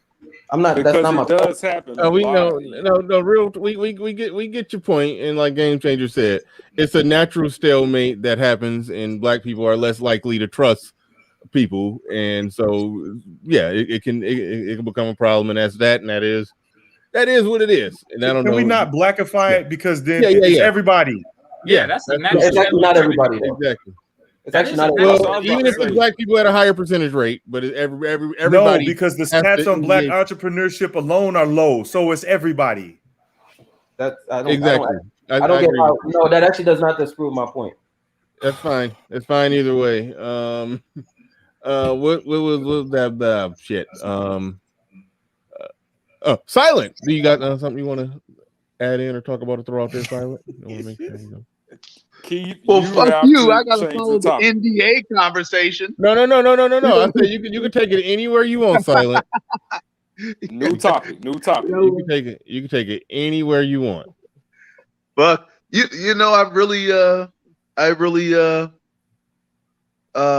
See, whenever I call on this nigga, he ain't got nothing to say. But if he goes on without getting called, I done been the same fucking dude. Nigga, you know I don't always, you keep acting like I ain't the same dude. I'm the same dude that always has something smart to say, something smart to add, something funny to say, a little quip to add, a little story to tell. I ain't the nigga to sit on here for 30 minutes to talk. When do I've I always get to been that talk? All right, nigga go until ahead. you keep- When do I I get butt to in, talk? that's Go what I ahead and do. talk. Go ahead Well, and talk, I got- Silent. Man, I ain't got nothing to say, man. Like, that's what I do. What do you like, niggas? You be yelling at me for being a nigga. I have always been. Y'all know that South Park clip when it was like the news. I think it was in the South Park movie where the guy was like, "Can I finish? Can I finish?" And they was like, "All right, go ahead." You Okay, I'm because you gotta finished. let me do what I do when I do it, and then I'll shut the fuck up. Because like that's what I do. Like, come on. Okay, I'm finished. Hey, You know that commercial? You know that commercial? There used to be a commercial that came on back in the day. All right, this is the problem about me remembering everything. It used to be a company called BASF. We don't make the products you love. We make the products you love better. That's silent, nigga. Bars.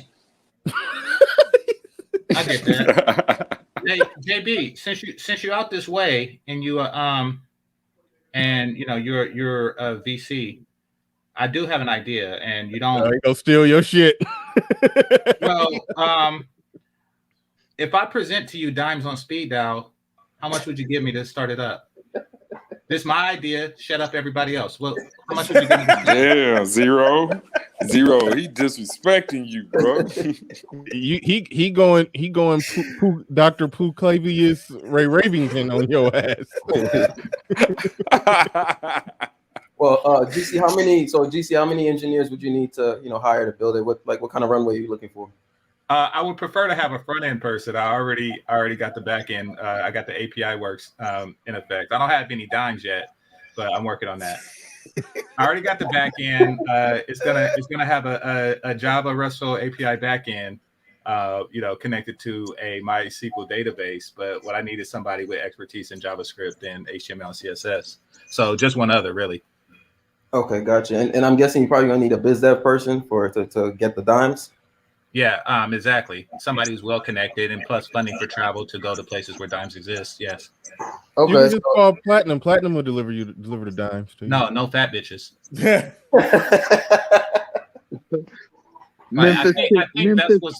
I think that's gonna be like in the intro. That's gonna be like in the mesh head. No fat bitches. Like and only light skinned. Nah. They could be dark skinned. This is dark skinned dimes. Yeah. Okay. All right. So for a biz dev person and then an extra engineer, and I'm guessing you're probably gonna pay the engineer like not market rate and some equity. So what do you think about that? Well, I mean, I actually wasn't gonna pay them at all. I was gonna just take a student senior project and make it that. I mean, since we only need front end development, right? We don't even need like a full blown. So you want an unpaid intern? Yeah, essentially. I mean, what I need is the money for travel and to actually, procure the dimes. Hey, I think the problem is I think Platinum's dime will deliver Gary Sevens. No, I think Platinum's dimes will deliver Dunkin' Donuts. Yikes! Wait, so game changer, I'm kind of your business plan is kind of falling apart right now because my understanding was you were gonna hire a biz dev person for the dimes. So you saying you're gonna acquire the dimes? Yes. Basically, you send me internationally, and I would procure the dimes. So then, how where are you gonna get the time to actually develop the back end? The back end is already developed. Oh, a game changer! You know what that should be called? International hoes. Bars. And I rest my case. Just make sure you put 5 women on the board of directors. Shots. Boom. Nah, but I mean, I could pull this off because I'm a third. So basically, when I go international, I'll use my thug side, and I already had a back end developed. So. Well, here's the thing: just do me a favor in the boardroom. You know, just keep only the nerd side, please. In the Okay. boardroom. Well, that's why we're talking now. Okay. All right. Yo, So yeah, I would love to see a nigga in the middle of. you know, I mean, you saying you have the back end already done, so it sounds like you already have something. So you know, I'm gonna get me a car service with strippers driving Ubers. I'm gonna call it Limhos. I would love to see a Bars. nigga in the middle of a boardroom meeting go, yo, so this is how we gotta move from now on in order to get our bottom line met, fam. Like I would fucking love to see that shit. Forget my education. Zero, was that supposed to be iced tea? No, this is just a typical Pookie nigga talking about this how he talking business meetings and shit. Niggas always talking about business. Like you in the middle of a business meeting talking about, yeah, this how we gotta move out here, fam. With all these snakes in the water, we gotta watch our backs out here for our profit margin. You understand what I'm saying? Hey, you gotta let those board members, you gotta let them know you from the streets, man. They gotta know, bro. Fucking crazy. So essentially, what I'm asking for is a lump sum of money to go travel the world and hook up with beautiful women. You got me? Oh, you just changed the game because I thought you were actually going to start. Well, I am the game changer. Bars. That's essentially what I'm asking for is money to travel internationally to hook up with beautiful women. Like, can you help me with that?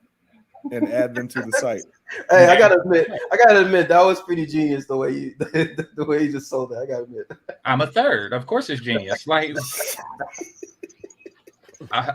I'm intelligent and love bitches. Like that's what thirds are, yeah. Third life. That's how you end up in a hotel room with a perv, dude. Believing fucking, you know, because remember in high school, I remember when the newspaper used to come out, there used to be advertisements like that, how they used to lure teenage girls. Yeah, come and sell internationally these magazine subscriptions and travel the country and see the world. I'm not gonna do that. That got dark. Well, yeah, I mean, because I don't know what country's jail I wind up in, but I don't want to wind up in any of them. If you can, the moral of the story is if you can get paid to do that shit, bro. Well, you can, but you'd have to spend that money on commissary. The moral of the story is Angry Man the fucking Obsidian you will be doing won't be enjoyable. They should have signed NDAs. That's the moral of the story. No, well, no. I mean, that was awkward as fuck. That was a joke. Yeah, I was. Laugh.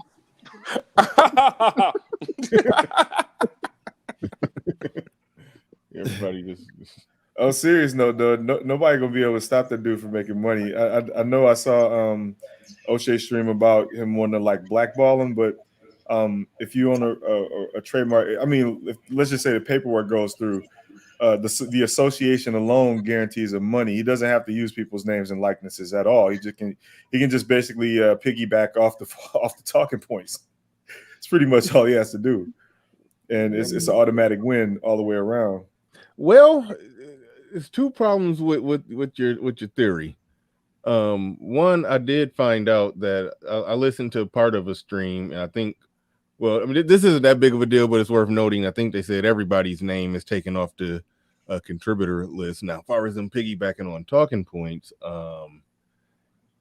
I don't know if that will necessarily be the case. If you look at everything that was in there, I think it's really going a completely different direction. It seemed like it. Yeah, like when I really sat down and like read it, I was like, oh, this is like saying some different stuff. Just look at the last page of it where it gave the Black Manosphere's grade.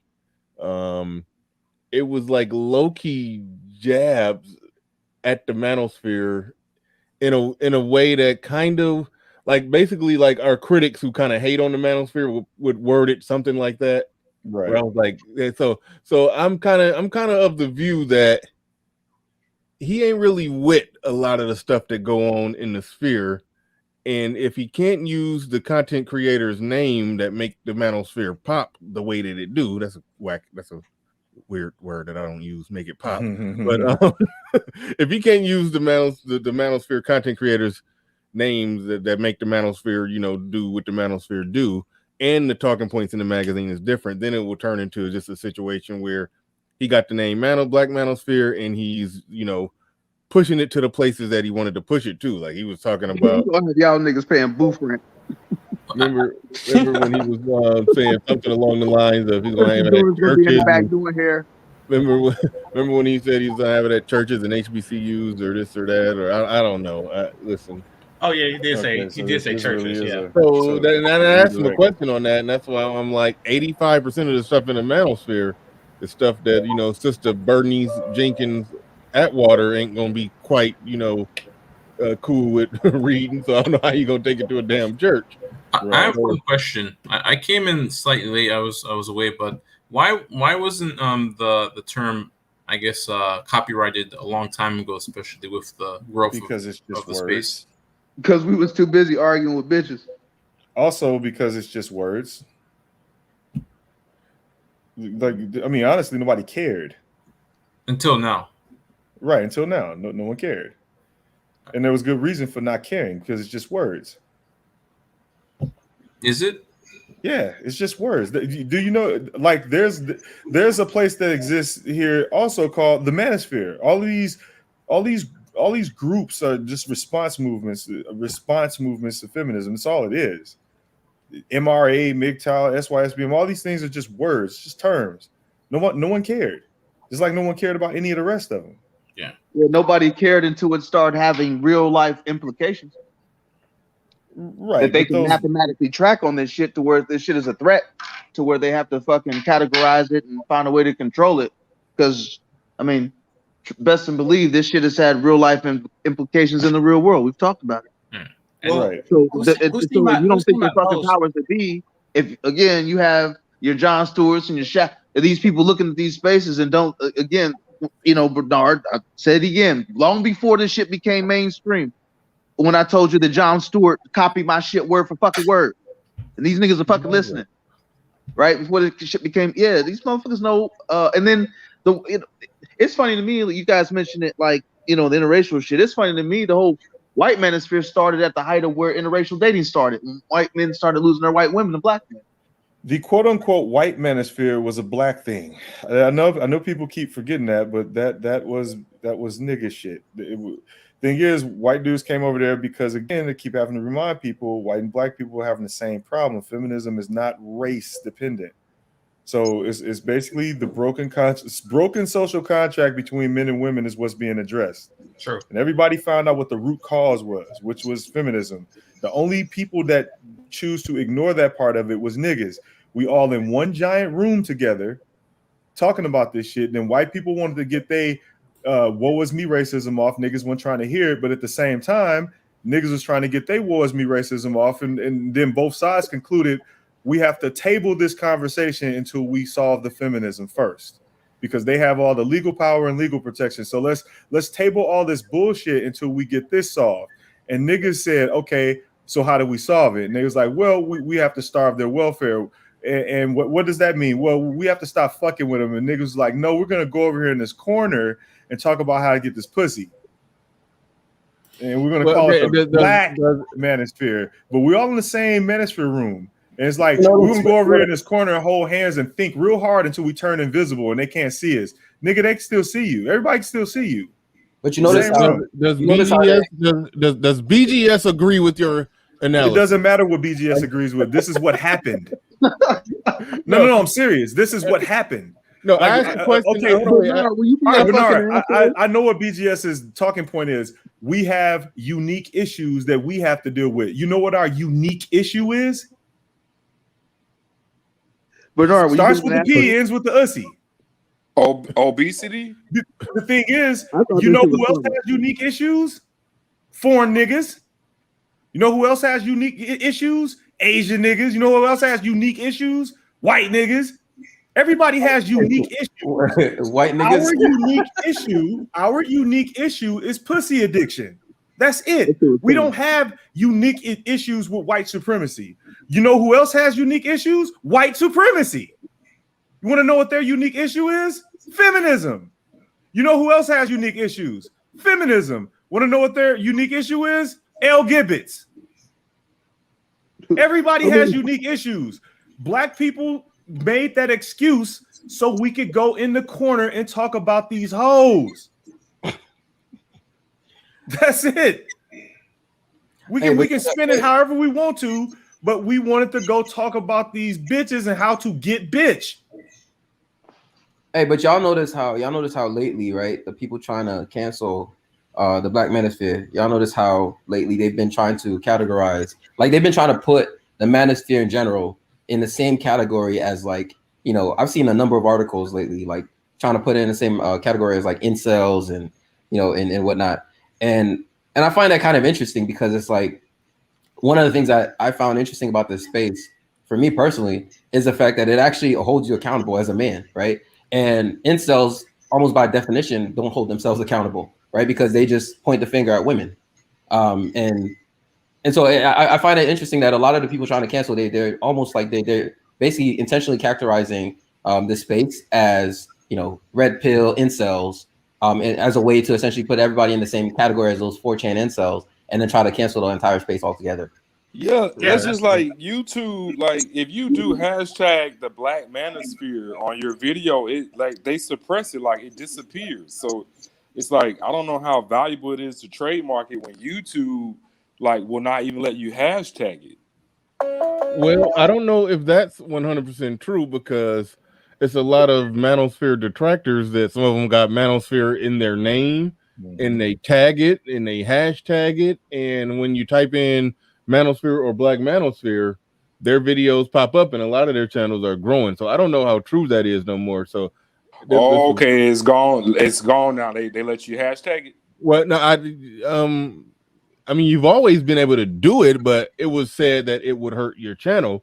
But somehow people who make whose whole content is just anti-Manosphere, and they want to type in man, they're the only ones that tag it and hashtag it and their channels are growing. So I don't know how true that is, that your channel won't grow if you hashtag it with Manosphere. But and on the point to what Zero was saying, I've been sitting here wrecking my brain. I even went to Google. I was trying to find another word, a different word that started with a P and ended with Uzi, and I couldn't find one. but right when you said it starts with a P and ends with Uzi, I was sitting here like, damn, think. I wanted to come up with one so bad that wasn't pussy. I was like, damn, I couldn't do it. Okay. It doesn't exist. But no, for real, when I would drop my videos, the first hashtag I would do would be the Black Manosphere or Black Manosphere. And after that, I might do like Jesus. And then when I would post a video, the only hashtag that would be blue hyperlink would be Jesus. It would, the Black Manosphere that I put in there would not show up, but I don't know if that's changed. Bernard, did you say that the negative content mostly appears for the Manosphere, the Black Manosphere? It's rather type in Manosphere or type in Black Manosphere. Only negative only content hating on it is going to pop up. Well, the other stuff will. I mean, some of our stuff will pop up, but for the most part, yeah. I mean, Expose the Manosphere has Manosphere in his name. You type in Manosphere, you're going to get him before you get somebody who's actually in the Manosphere. Do you think it's the white man doing this, Bernard? Do you think it's the white man? No, I think it's just an algorithm. Yeah, they do the same thing with like Trump content, where they prop up CNN and MSNBC and, you know, any other negative content about, you know, that Trump and any Republican. So was it as? Do you think it's the white man doing this? No, you know, it's just the content moderators of YouTube. So I don't want to define it as white or black, but just that. I think it's more of ideology. There's always an evil white man somewhere. Exactly. I'm just trolling, man. One thing I wanted to say is like what the guy said, where he thought he handled it right, where he trademarked you kind of learn not to do that kind of stuff when you're in high school or even like a college internship. So I found that very suspicious, where if you want to try to, you know, copy, I mean, if you want to consult people, you do that prior, or else you're going to get bad blood. So you learn that kind of stuff in high school and college. Just wanted to say that. Yo, what does? Hey, what's up? Yo, I hate this excuse. Like, I know I'm not supposed to read the comments, but Gearzy Net said Google is owned by the white J man, right? And I'm just saying, like, I don't understand what relevance. Like, I just don't. I hate this fucking excuse. Like, what relevance does that have to anything? Yeah, the algorithm is not white. So what relevance does that have to anything? Algorithm is feminist. Okay, well, JR, don't go to Google and type in black male mathematician. Or no, yeah. Well, JR, real quick, JR, I hate when people do that, JR. Don't say we hating on Platinum. We're cracking jokes on Platinum because Platinum does and says a lot of things that are worthy of some jokes being cracked on them. Don't say that we just hating on them. Cut it out. All right. You know how I know Google? You know how I know Google is racist? Type in why do black people? Type in what? Type in why do black people? Do you know how the PageRank? Do you know how the PageRank algorithm works? Because the reason why do black people show? Did you get that, Bernard? I heard you. Yes. Do you know what happens? It's just a whole list of bullshit. It's a bunch of bullshit, but do you know why that's the case though? I know. I'm not being serious. You don't have to actually respond to me. Like I'm just saying. You're right. You're right. Yeah, I'm just saying. Like a lot of times when I hear these arguments, it's like there's an actual algorithm, and I know. I know. Hey, what's up, fellas? Can y'all hear me? What up, down there? I can't what's see. Happening? What's happening? Hey, what's happening? What's up, man? What you got?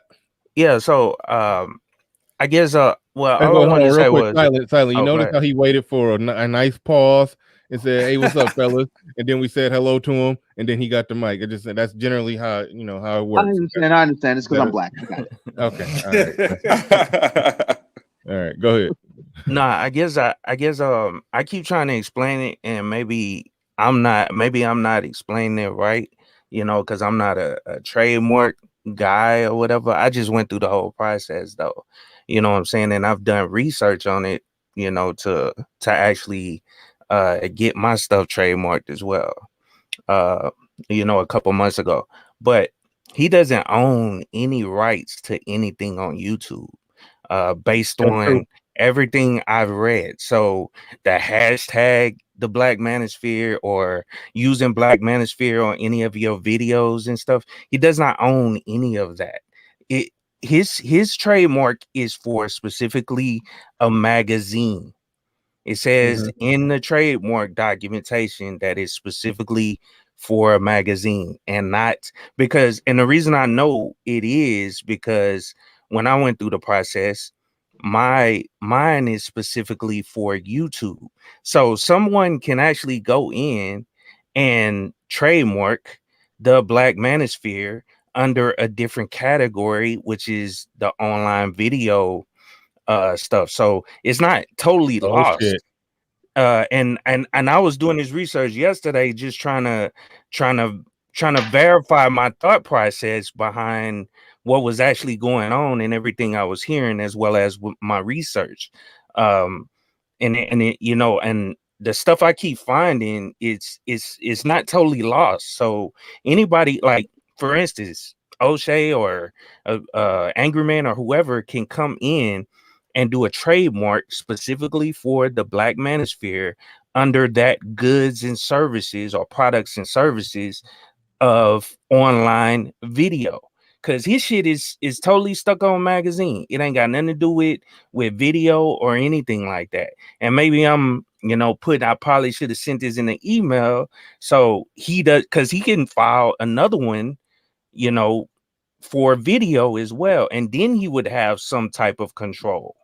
But still it would be a fight because somebody can put it in for video that has been using a Black Manosphere moniker throughout their YouTube channel since whenever, you know what I'm saying? So he doesn't have any control over the video content at all. It's nothing he can do about that.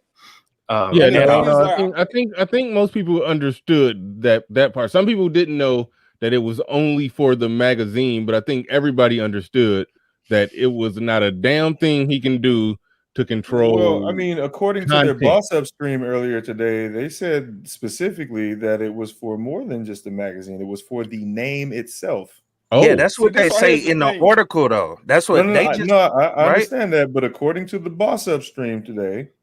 Okay, Boss Up stream. Huh? What is the Boss Up Man, stream? you miss too much shit, Bernard. All right, so Crimson Cure, Wait, they you had a giving it a they had a boss. nickname.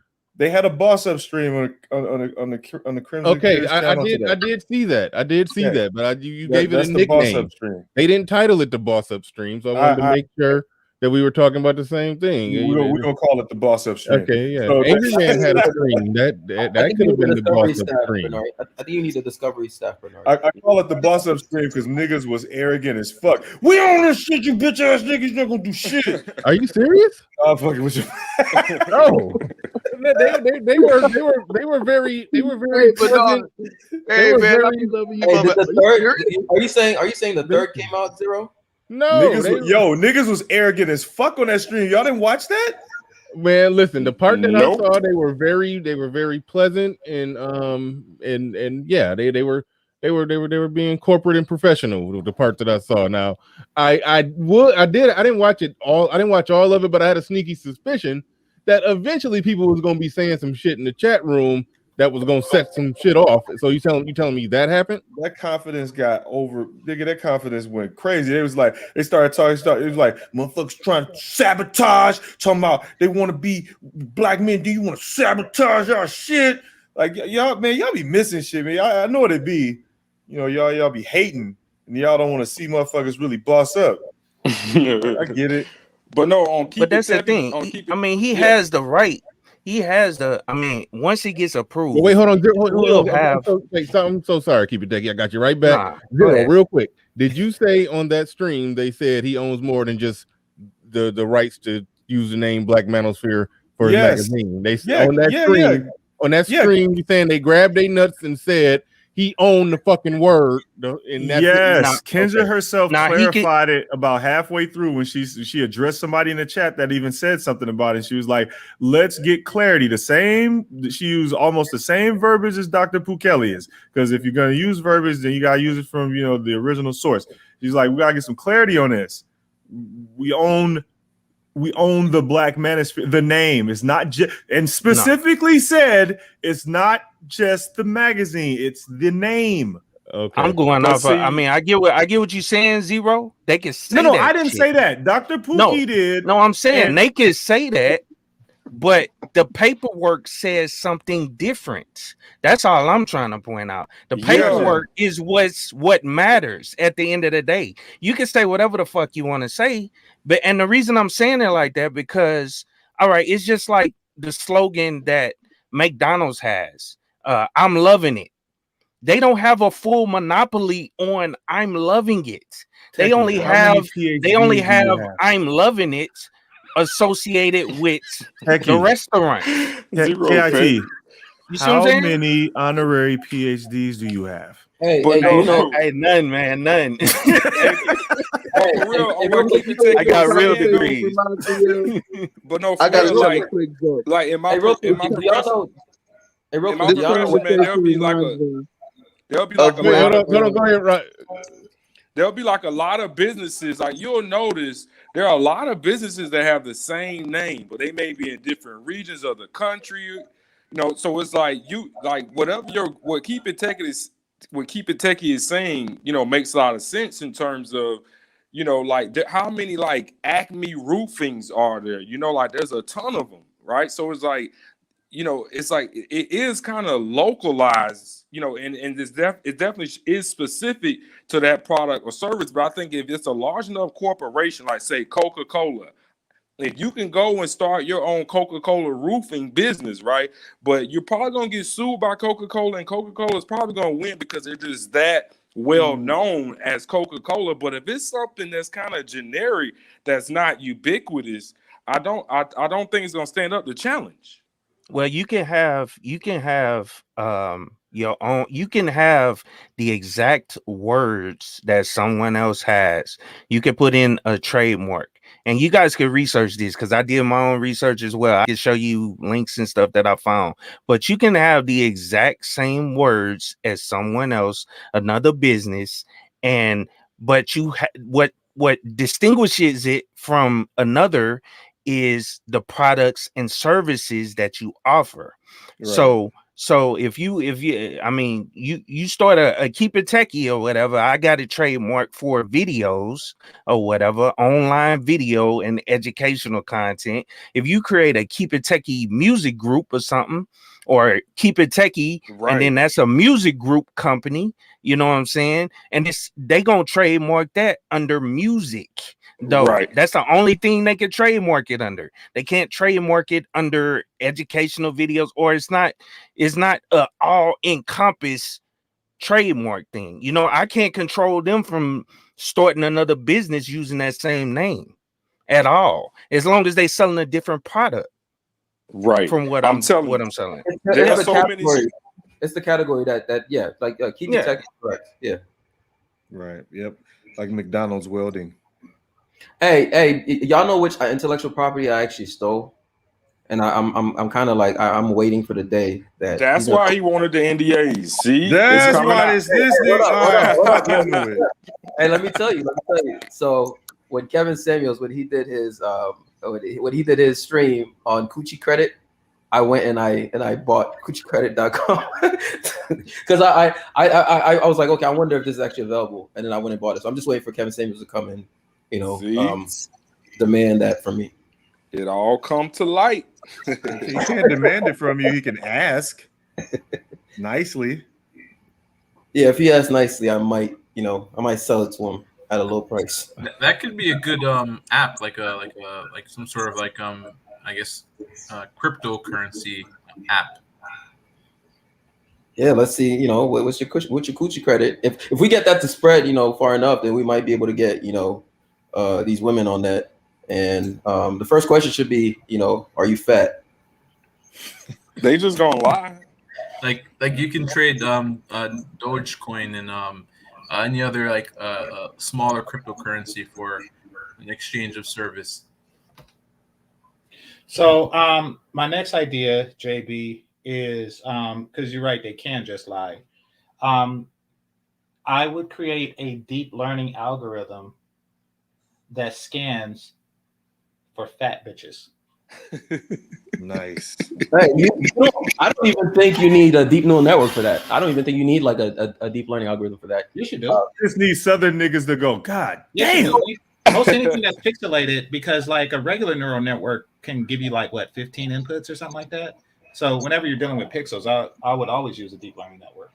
Well, I'm just saying. I'm saying in terms of you don't need that many layers, right? So I don't think you need that many layers. Your deep learning network will consist of Southern niggas who just look at fat bitches and go, "I'd hit it." Well, no, you would need a lot of inputs, but I mean, since they have a thick category, this would be a Boolean. This would be, either fat or not. See, they get on some thick church pussy. They have all these different types of terms that would make it like an integer value, but we want a Boolean, fat or not value. And, and what I'm saying is you can actually do this with a regular neural network. It doesn't have to be deep, in layers. Yes, it does. Well, why do you need so many layers? What would you need? Because it's going off of a picture. Right.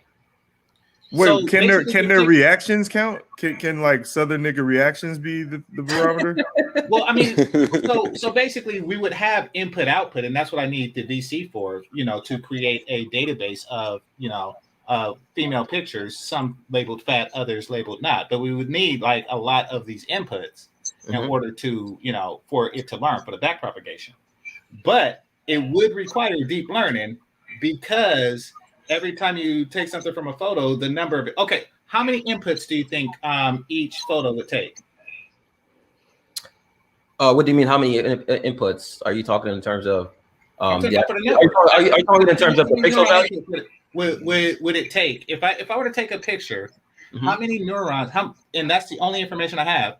How many neural inputs into a neural network would I need in order to determine if that's in this case, wouldn't your input just be the actual pixel values? Well, yeah, but I mean, neural networks are typically like floating point decimals. They're not. You mean the output? You mean the output is not the input? No, the input bits are typically floating point decimals. The Southern nigga reaction is the input value. SNR, Southern Nigga As soon as them niggas go, woo, that's one. Actually, You can even store the shit in an array. It could be called SNR with fucking print with the brackets, and each value in the bracket, each reaction in that array could be woo or damn or ooh, that ass though. Wait, so hold up. To Zero's point, this is where you could use a deep neural network. Exactly. Because at that point, one of the layers could be just for processing, right? Just for processing the actual that value that Zero's talking about here. Yeah, you just simplify, put it in an array, make an array, and then from that array, you take all those reactions, whichever value you get from the array, there you go. And you just all Southern niggas reactions. But no, Zero. I mean, they always are gonna want to fuck. So like it'll be useless. No. Their reactions, like damn, is a different reaction than woo. Oh, I got it. The amount that they want to fuck. See, yes. Now we're not in the fat or not realm. This is just like hot or not. Or well, see, you automatically know it's a fat bitch from just the fact that they've activated that particular part of it. Like as soon as that array is accessed, the bitch is automatically fat. But now it's just how fat. What's the stupid? If she right on the end of being just too fat to fuck, and then it dials back to where it's no longer like a woo or nothing like that. It's just like you hit that. Though. Yeah, if a Southern nigga reaction is, man, I might hit that, then you know that she's probably not in the fat room. Then you can start using other values. Then that's when you use other values. When it's like a meh or somewhere that she ain't thick though. That's when you start looking at other values, and those could be different. But if it has any of those reactions that's a definite yes, she's fat. Basically, if statement, if this array is accessed, then bitch is fat. All right, I want to transition to what that brother Pete talking about. Shout out to him, appreciate the $10 super check.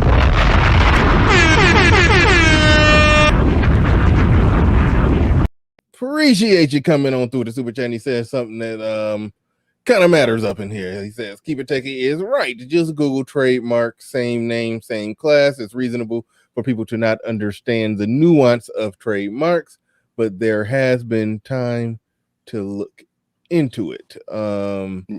Bars. So Zero, I know you said that what was said on the stream where you called it the boss up stream, where I didn't see them bossing. Well, I mean, I saw it at the early flexing stage. It wasn't really bossing up. They were being cool and just having a nice stream, just talking about the magazine, nothing major. But I guess spill the tea. I guess what was said in that stream that made you call it the boss up stream. Ain't no real tea. It's just the fact that they were just kind of like getting like this our shit now. Nigga, nothing you can do about it. Chill out. Suge Knight. Relax. Hey, so real quick, Bernard. Okay. But we're okay. Was the comment section heckling them? Was it? Yeah. People were down there heckling, and you know what they were doing? Removing them niggas. Oh, that's like angry man. I have one you question. You seen Jessica X? Yeah. I think they removed Jessica X too. They removed everybody. Oh, you talking about that stream? That's different from Angry Man. Angry Man stream was something different from that. Angry Man had his own stream where he dealt with where he dealt with the criticisms that was coming at him. Zero was talking about something completely different. I have one but question. Angry Man still did snipe the shit out of Jessica X. I saw that. Yeah, he did. She super chatted and he was like, "Get her ass out of here." Now, to be fair, yeah, I'll say come on, man.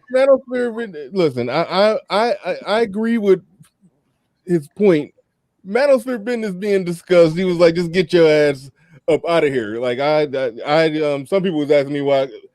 Put it like this: I didn't let Jessica X come up on my stream when they was up here, because I was sitting there looking like, here we are criticizing them for having 5 female contributors, female leadership behind the scenes running the Black Manosphere magazine. And I'm like, it ain't gonna be a good look. We have a woman come up. But those people were unknown. That's a problem. I have one. Yeah, that part too. That part too. But still, it was But optics Ramil wise, it wouldn't have looked right. It wouldn't have looked right. So I was like, no, black men. It should be black men in the Black Manosphere talking this Black Manosphere business. You know, the women serve a different role here. That was a good call. No, I can put my foot down on my view on that. You can make your point. I mean, I know what point you making, Zero, but that where I'm at with been it. fair if you remove that other female. I think Kendra. I mean, I forgot her name, but if you remove her from the conversation, that would have only been fair because she. No, but having her there made the point about what was potentially going on. And she's over, an investor over there with the real new Manosphere. Yeah. So, why not use why not ask? I think she's been here long enough that we can trust her. And no, I agree with that too. I agree with that too. Zero is trolling. I don't agree with. No, hold on. I see. Hey, man, you got a disagreement on that. I think she's been here for a long time, got a stellar record, and I was like, yeah, but let's just say if O'Shea, Obsidian, Angerman came together, trademarked the Black Manosphere, about to put out a magazine, that would be a weird look for her to be made like literally the right hand man that they consult at every turn while making the magazine. Like that was legitimately problematic. But overall, just her stellar, for the most part, blemish-free record, 5 years in here, with Black Manosphere talking points, and like she was making a lot of money off of it. So I tend to trust her. aside from recent events, she's but overall, she's been cool. She's been cool. Trust is a strong word. The thing is, women are going to respect you even if you don't trust them. In fact, they respect you. I wasn't asking. Don't trust them. Never trust. I wasn't what you trust is the incentive. You trust the incentive. That's what he trusted the bona fide. He was like, track record. Doesn't O'Shea have what you trust is the incentive. So if someone has an incentive to do something other than what you think you're going to do, you trust the incentive. You know what teaches people that? The nigga Bibles. I never read the nigga Bibles that you talk about. The Art of War, the 48 Laws of Power, and Machiavelli. All these niggas claim to read the nigga, but they got them on their bookshelves, but they don't know the basic war strategies that bitches use every single day. Keep your friends close and your enemies closer. All that good shit. Why not ask O'Shea permission to use the Negro Manosphere? What? Doesn't O'Shea already trademarked that? Yeah, no, but why not ask for permission to use it? Why would somebody ask? Nobody else is trying to use it. Yeah, that's his brand. No, but to avoid using the Black Manosphere, we don't have to. No. What do you mean? What? No, he wanted the Black Manosphere. What are you talking about? No, but doesn't O'Shea have trademark over the Negro? Yes. Manosphere? Yeah. So why not ask if that could? Why would he do that? And the Black Manosphere is still floating out there. Are you trying to make this point? If he wanted to, what point are you trying to make? To disassociate from the Black Manosphere. We don't have to though, because they only why hold on. From the developments of what Zero is saying, because it doesn't sound like it's good news about what's the developments. Wait, before we go too far, don't take what I said serious. I was fucking around because the thing is, she did say that, but that doesn't negate what y'all are saying at all.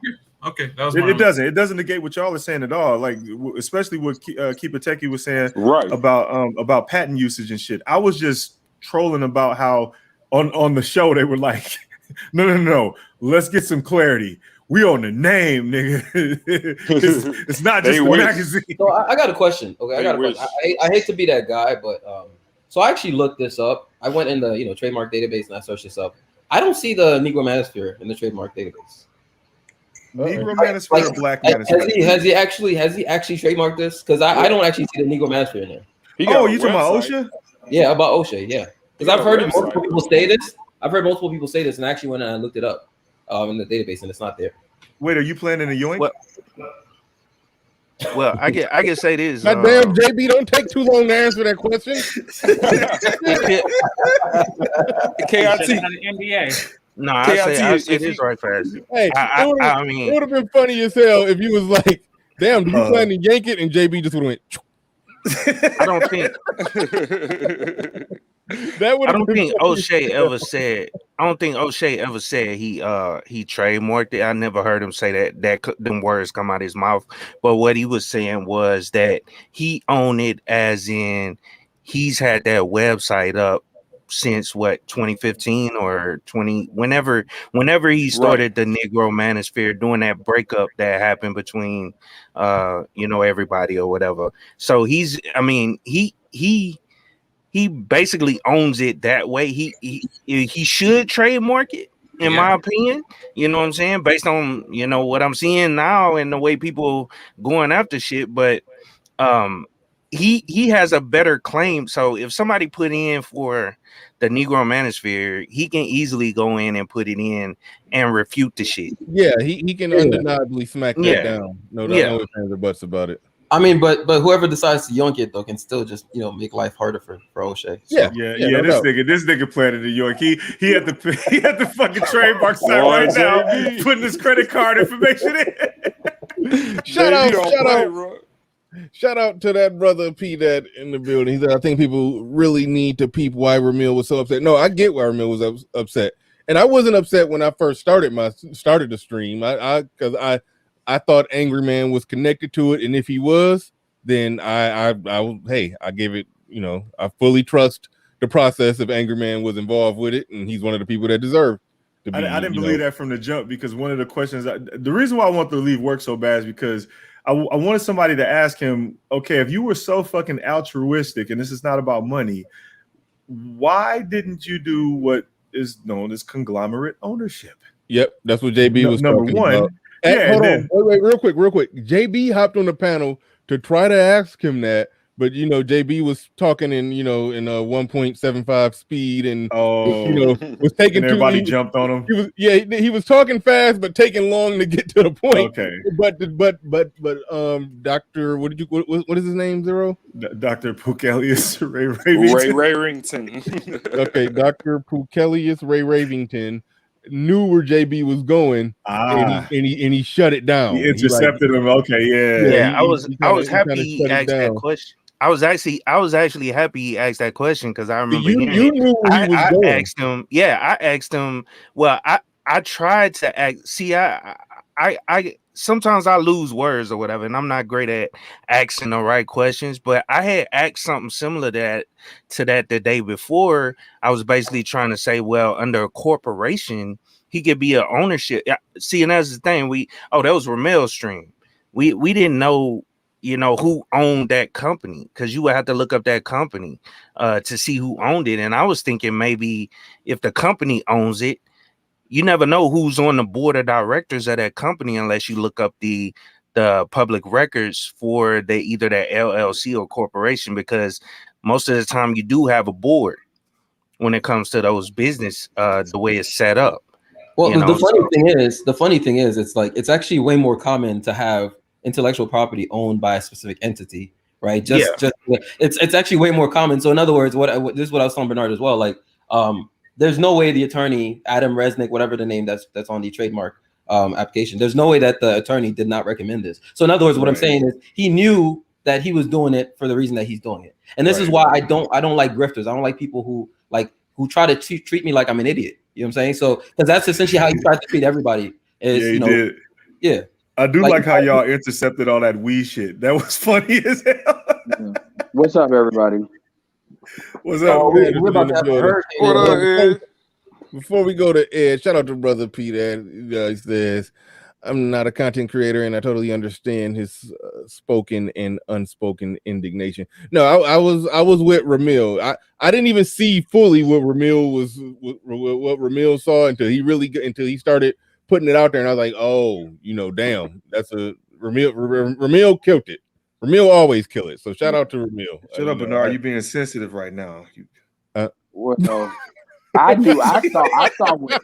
Well, I know who you're talking about there. But yeah, I saw. that was the I saw. problem. I did stop him. I did stop him on that one. But he kept trying to tell Ramil to calm down, and I was like, "Come on!" Like Dr. Pukelius Ray Ravington is up there barking and huffing and puffing and beating his chest. Oh no. Ramil, He maintained his cool until O'Shea got up there, and so I was like, "Damn, O'Shea's sending doctors now." A nigga got up there like, "Let me tell your bitch ass something." He went into his bitch body quick. He was being calm as hell until O'Shea got up there talking shit. So you would no. He was. Before Edward starts, I have a quick question. Who's worse, Edward or me? What do you mean worse? It's different. Yeah, Like, way different. In terms of the hurricane. In terms of the Well, I don't lose my words, so like. But honestly, though, you didn't lose your words in that situation. He answered your question. No, JB, you sound. It's like you. It's like you talk like you're trying to land a plane. You want to land it, but you can't land it. Edward can see the landing strip and where he's supposed to land. He just say, "Fuck it, I ain't done. I'm about to fly around this motherfucker until I get airborne and shit."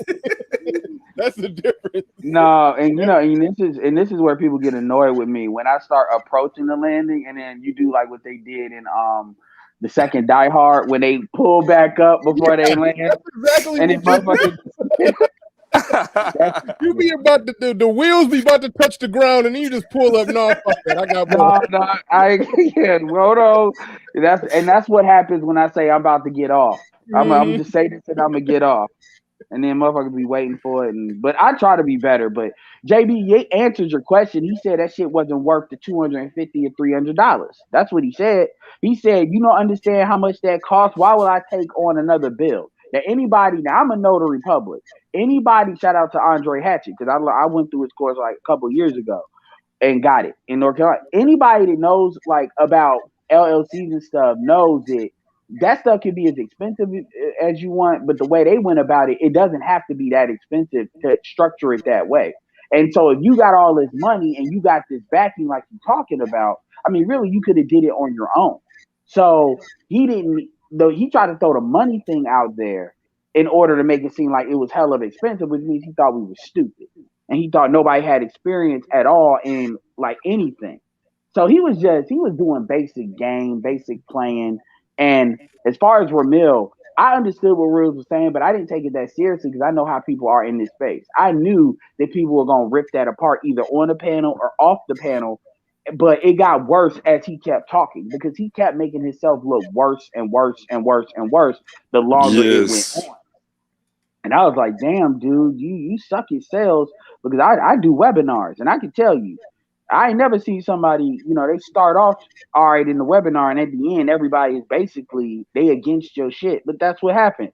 And we know how people are in this space. So it was a great test case, but Grinch did some good videos on it, but I came up on here for the feminist stuff, so I haven't been listening like that. So what's the premise? I know you probably about to be gone. Oh man, we talked to I talked about that a little bit at the beginning, and me and Games in talked about it a little bit when he came up, but we've been off of that. So but you can go ahead and give your yeah. I'm not gonna be long at all. This is what I'm gonna say. This is where I'm at. No, seriously.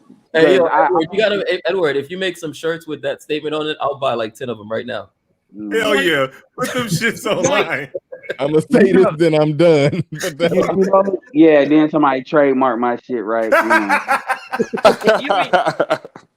And I got if I would have went in that article and one of the Gaussian returns would have been financially transmitted diseases, Ramil would have had a tag team with me. We would have been both cussing his ass out because I got terms that I know it's only been me. Find another store, and I've heard Kevin say it, which I'm cool with that. I just want the shit to get spread out. Financially transmitted disease is another one I want to get spread out. By the way, PJ Washington or Tucker caught a financially transmitted disease with Brittany Renner. That's textbook what that is, and that's his fault.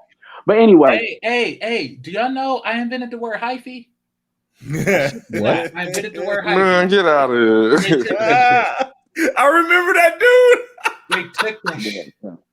I admitted that shit, said it in the barbershop because there was a kid with a bucket on his head spinning around. And then next thing you know, they stole my shit. And I also got a great idea for Bernard. You know how Mr. Palmer uses the Law and Order, like when somebody's saying something that's like on target. Yeah. Yeah, Bernard, you should do it for a different reason. You should have it ready in case you think somebody's capping, but you don't really want to say it because you ain't trying to fuck up your guests. So they don't know that they capping, but you be like, they say something, they think they're on point, but they dead ass lying. Like when that dude was bullshitting, you be like, like, so what's that? Oh no, man, you just making a point when they lying. Like when I said I'm not gonna be long. It'd be an inside. Hey, what? Ed, can you make that sound again, real quick? I don't know. Was that supposed to be the Law and Order sound? But no, I don't know. But here's my argument though. My argument on the feminist tip is this: as far as I'm concerned, anything that black women say that's negative about black men, we need to start agreeing with them. I'm not talking about as far as making content creation, but when women start getting into talking about black men don't raise their, I'm talking about in a general conversation. Like if you're talking to a female in the comment section, which you shouldn't be, like as far as like on Facebook, you want to argue with these females because you niggas, like shout out to Zero with the hopium thing, that shit's funny as hell, or whatever. You want to convince them, like don't do that, just agree. Nick, well, black men don't raise their kids. I agree. You should go be great. Black men don't protect. I agree. You should go find somebody that does that. Black men don't build. I agree. You should do this. I'm not saying we should make content spreading that propaganda, but when we're dealing with these women face to face and they say that shit, you should be like, I agree with you. So why are you still here? Blackistan is the black male phallus. So why can't you get off it? You keep creating kids.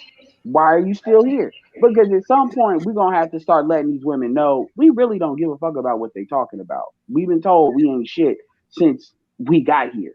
So black women saying that ain't gonna change nothing. They need to really understand that all they're doing is speaking in their own echo chamber and vacuum, and their lives are gonna suck, irregardless of them hating black men or not, because they suck. Talk about the people that fall into this place. So don't be arguing with these females. I hate it when people get in these long comment threads when you're arguing with a female, especially when you're over there in their stuff. Don't do that. Just agree with them. If you're in a group, Edward, I have seen you in some of these females' comment sections, Edward. I have seen you. Yes, I do. Yes. And sounds I'm good in not, theory. hold on. I'm not above stuff, but what I have been saying recently, because this is something I came up for myself, because I realized I ain't got this time to be doing this with these dumb females. So as soon as they say that shit, I'm doing two things. Either at first I was giving them to a link of a female to cuss their ass out, but I said I'm not even doing that no more. Now I'm just gonna agree. So I started this for me, and I realized this is something that a lot of these dudes could do. Because if you agree with them and say, go find somebody better, go find another store, they don't know what to say with that. That sounds good in theory, but that's the same feasibility as niggas walking away from pussy, and I'll tell you why. The most popular streamer in the manosphere talks shit to Keisha on a regular basis, and that's what niggas tune in for. So if niggas is tuning in for that, how do you expect them to walk away from just arguing with bitches on a regular? Well, it's the same thing with like remade content creation. I mean, the reality is there's a difference between listening to I get stream you talking about listening to that, and then you sitting here commenting with like going out of your way to look for comments to comment with these women. No. That will be an extension of that. True, but it's moderation. So we could go full indifference like Xanax. And we both know argue with bitches nicotine patch. What you we both know that when it comes to pussy, there is no moderation. Well, he tried to put a nicotine patch on that shit. Zero. This is for Zero. All this is for the people that want to take it. I'm here to provide options. I am not here. You're right. There are some Negroes where they just need to have a because they believe that this shit's gonna change. What I've said is they don't like you. It has nothing to do with what you have done to them or what you have not done for them. That has everything to do with why they don't like themselves in this society. Now, some dudes, they're just never going to learn that. That's fine. I agree with that. And I agree. In fact, fuck some. I agree that most dudes are not going to learn that. But I do believe that over time, some dudes will learn you know, and this is an option that gives them an outlet to learn that. And I know, so when they say, well, what should I, like when they ask you for a solution, like what should I do instead? Just agree with them. Just say, you right, go find another store. Go get a white man. That's what I've been saying on my channel. Go get you a white man. Go get you a Latin man. Go get you an African man. Go, if black men ain't shit, we're scummity or we're NIGGER, like David Carroll said, all that bullshit. I agree with you. Go get somebody better. And then, And I agree with you. I agree with you. You want to know what you just did? You just made the most MGTOW talking point in the fucking world. What you just said equates to walking the fuck away. Yeah, but walking away in a way that low key empowers them. It's not saying, well, I'm taking my ball and going home because I'm not winning. You can't say that, oh, well, you mad because you don't get no pussy if you telling them to go get a better man better than me. If I'm the problem, then go be great. Because that's what they say anyway, right? I'm walking away. Go do better. Yeah, go do better. Yeah, I told the thing. One of the things I've noticed. Hold is on, real quick, JB. Okay, one, I don't do that arguing with chicks in chat rooms and all of that. But see, here's the thing though, with me, I have a channel where I can go and and get off anything I want to say whatever I want to say, however I want to say it. Thing is, people who don't have channels or platforms or this or that, sometimes those comment sections, like a lone comment thread on Facebook, that honestly, that's just a place for them to get their shit off. It's like that, so that ain't going nowhere. That's for some people, that's their YouTube channel.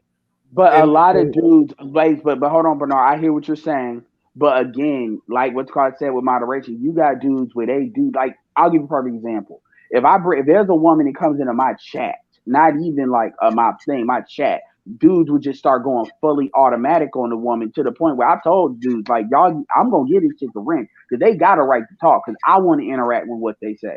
So y'all not gonna be just blocking people and just because they a female or y'all want to empty the clip on a woman because y'all got that pin up because it ain't that serious to me. I can just call it bullshit for what it is and reflect it back to them and tell them to come up if they want to talk shit. So you got dudes where they spend a lot more time than just one thread here or there. Also, here's another thing that's goofy. You got dudes that they will literally go to a lot of, I'm not even going to name the channels. You know the list of channels that, they say a whole bunch of crazy shit about, black men. They literally go over there knowing that's going to piss them off. And I'm not talking about making content on it. I'm talking about commenting on them in the chat box. That's stupid. And I'll say, look, if you're going to do that, what are you arguing about? Are you arguing to convince them that you're not like that? Because that's an emotional argument. And nobody never answers that question. Like, do you actually believe that you giving stats to these females that are telling you ain't shit, you don't build, you don't this, is going to change? Do you really believe it's an education gap for the most educated females on the world? And if the dudes believe that, well, you're just as dumb as that dude that had a baby with Brittany Renner after she wrote a book talking about how much of a, hoe she was with everybody else. You did that after. Well, look at it like this. And David Carroll even said this. He said when they put out all that propaganda out there against black men, he said, yeah, we do gotta smack down that propaganda. Now going in a chat room with limited characters trying to argue with them on a live chat when they talking shit, that doesn't count. So I agree that that's stupid. Are you saying in general responding? Well, I know you don't agree with this because I mean, I know you can't be saying in general responding to female arguments is not something that black men shouldn't do because you respond to female arguments on your channel. Well, that's not what we're talking about. We're not talking about making comments. You're talking about live chat, or you talking about a dude pulling up on Nyla and Says chat room in limited characters trying to argue with her, and she got the usual suspects on the panel, and they going ham talking shit about black men. The black men that go over there and try to get their 2 cents in through the chat room. If you saying that that's stupid, then I 100% agree with you. And I'll give you a different thing, taking it out of it. Tariq Nasheed, like people can disagree with him. I get all that. But one thing that Tariq Nasheed says is hella smart is he said, and he's not the first person. Well, it's the first person they connected. And then y'all know I talk. So, that's really going to connect with me. When he said, when you arguing with white people, because that's the other high thing people do. They argue with white people, this liberal conservative bullshit when we know it's both bullshit, right? Mm-hmm. And they would sit there and argue with white people about racism. And it's like, they're wasting your time. They're time wasting. They want to play like they don't know, and then you start endlessly talking about basics. Like, this happens on Twitter all the time, and you could descend, and it's like, yo, they know this stuff. Maybe not everything, but they know enough to know the bullshit. So at this point, they're just wasting your time. And there's people that get off on doing that. They get off on trolling people to have people going forth, to the point where people will create like accounts to pretend they're black women to do blah blah. Somebody called in the Kevin show. No, somebody called in the Jason Black show a while ago, like a couple of days ago, as a white woman talking about what black men don't do. So my point is, you see it there, it's the same thing here. But here we can just tell them, look, if here's another way it happens too. When they're in Facebook groups and they get into, like, let's say it's a Kevin Samuels Facebook group, like a fan base group, and then these women will come in here and they'll do these dumbass posts. These posts they do ask you dumbass questions. We share them when they do it on Instagram or whatever. The way you respond to that, very simply, okay, you're right. Go get you a white man. Go get you a black. Because they always talk about diversity. So tell them, yes, divest. Divest. If you can do better than me, do better. Why and leave it alone. Here's the thing, though. Why even? Because the way I look at it is this person approaching this in good faith? In most cases, they're not approaching in good faith. So if it's not in good faith, and if it's like, well, I'm not on any of these social media, so I don't know what goes on in Facebook or whatever, but I just wouldn't respond to it. Like, I don't even get the point of responding to it. It's the cigarette patch. Like, they can't not respond. That's when zero comes in. If you're in these groups and a woman says some dumb shit, you have a need to respond. I'm telling you how to respond in a way that A, minimizes you wasting your time, and B, if a whole bunch of dudes, imagine if a female like this puts a post talk about, well, black men don't take care of their kids and blah, blah, blah. So what y'all gonna do about that? And then a whole bunch of dudes write nothing. Go get you a non-black man or a non-black man that does take care of their kids. See, I disagree with that. Let's just say, and I used to see this on Facebook. All right, let's just say it's a Facebook video. It got umpteen thousand shares and a lot of views, and it's still going and picking up steam. And some chick say something in there, and it's a comment. It's not a fast moving chat room. It's a comment section where you got time to type something out that makes sense. Now, the individual chick who made a stupid statement, okay, it ain't about convincing her, because you ain't trying to convince her to be with you or nothing. But the thing is, them comment threads, when it get up into the point of where it got 50,000 comments, at that point, hundreds of thousands of people have read it. So you could potentially type something that just makes some sense, and over 100,000 people gonna actually read it. So yeah, I think I get what you're saying. Shit in comment sections, not a fast moving chat room, but typing some shit that makes sense in comment sections on Facebook, I don't think that's a bad idea. And if you don't got a channel somewhere to get your shit off, getting it off there is not a bad idea. But it depends, Bernard. It depends, because but that's where it starts. Because you're not understand, when people are on social media, people are not on this bitch to actually learn. Like 90%, they're on this thing to be entertained, and they're on this thing to have their own emotions validated. And they stumbled into my 2.5 paragraphs that made a lot of sense. I get with that. That's what people. I get that, but the problem is that's how you get started with the religion of the Hopium as zero. That's zero shit. That's how that starts. Well, there are some people that got different motives than me. Because there are some dudes, and I didn't even realize this was a thing, but there are some dudes who will see a chick type some stupid shit about black men, and they want to write those 2.5 paragraphs because they want to convince that specific woman that she need to rock with him. You need to rock with me. You need to deal with me. And I'm about to go on my computer and click and explain to you why. But I got a question, Bernard. Have you ever argued with an atheist when you were like really deep in Christianity? Did you ever argue with an atheist? Like somebody that said, I do not believe in God. When I was on the journey of losing my faith at that point, yeah. So I'm talking no. When you were knee deep in it. Now I ain't talking about when you was on the Anakin Skywalker path. I'm talking about when you was in it.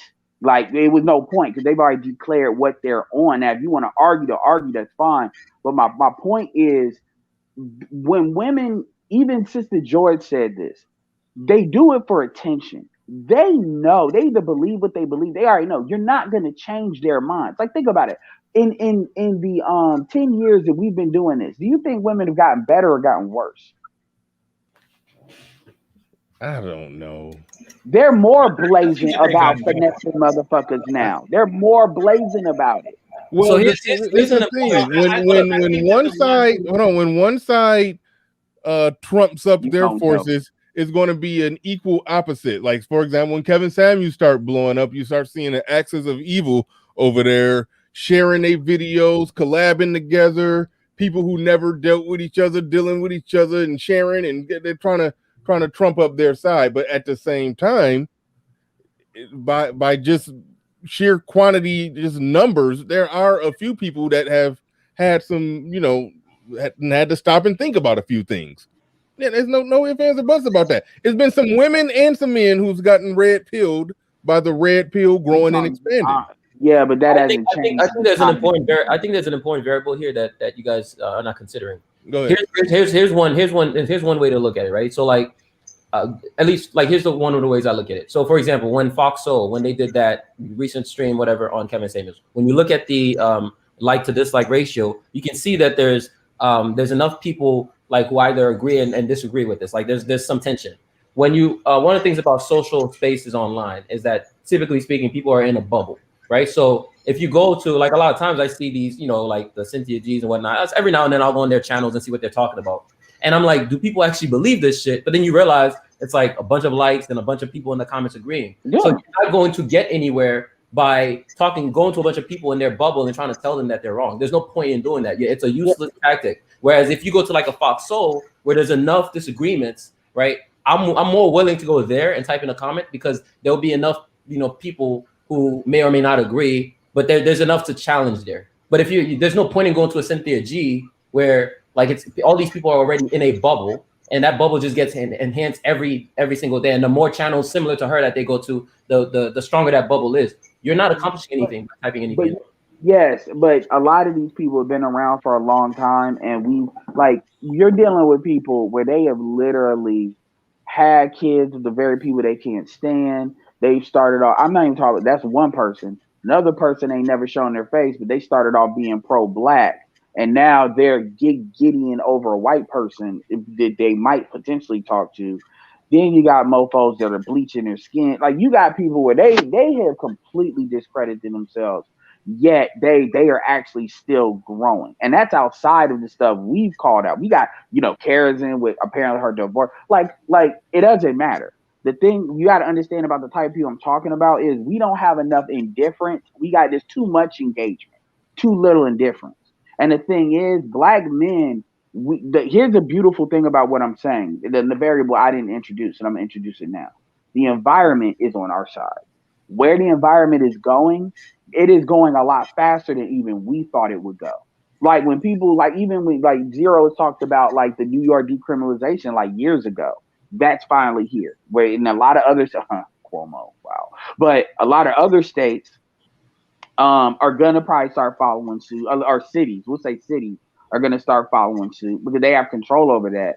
And I don't believe dudes should engage, black men should engage in that at all because you will be one of the ones they will lock up, or you will be ones that they scam you because these scam is about to be turned up to 1,000. By the way, the finessing, which is scamming. But anyway, the point is the environment is rapidly moving into its consequences without us saying anything.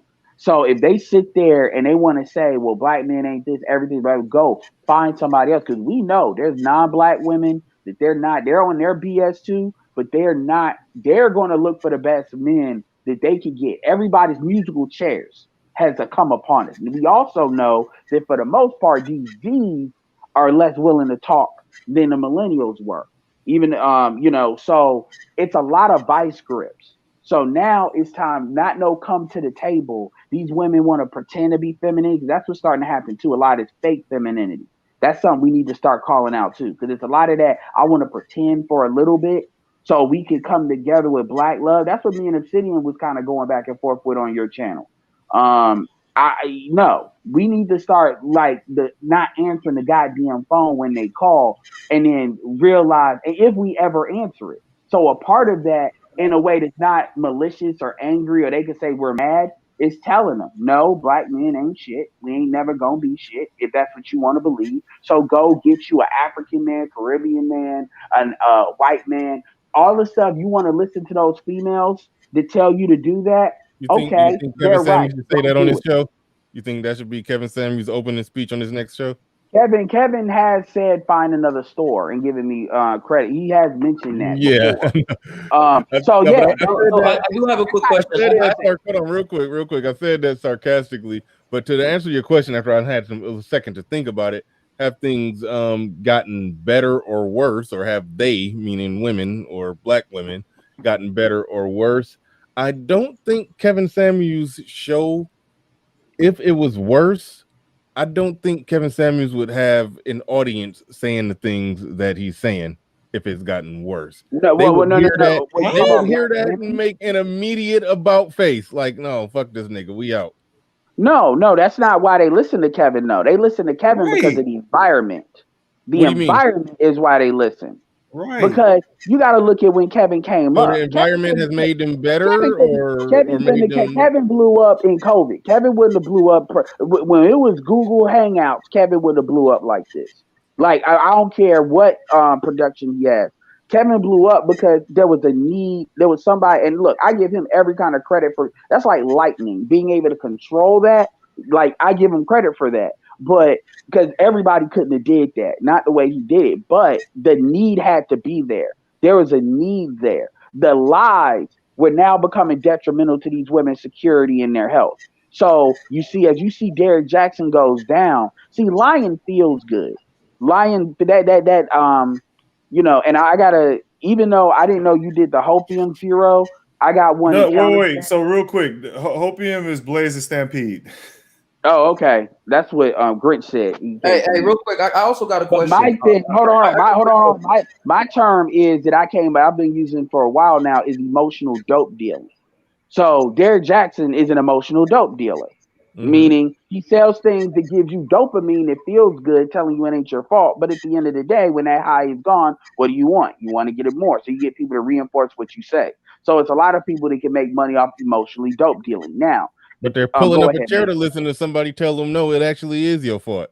Well, that is because now they see the cliff. They see the Shia economy, all that. They're seeing this stuff in their real lives. And they're seeing nobody is giving them an answer. Everybody is telling them the commercial answer. And they realize I think y'all go too deep. I think y'all go too deep with this. To answer your question right I don't even think it's that deep. I really don't think it's that deep. Like, I mean, just I've seen in real life, I've seen in real life how women react to Kevin Samuels, right? I think there's a part of them. It's almost the how dare you kind of reaction. We're talking once you get past that.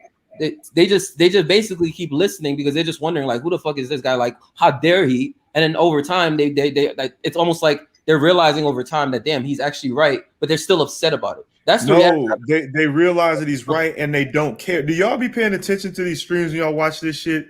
Here's what happens when every time they push bitches into a corner and say, you know what they say? Yes, I do have all the power. What are you gonna do about it?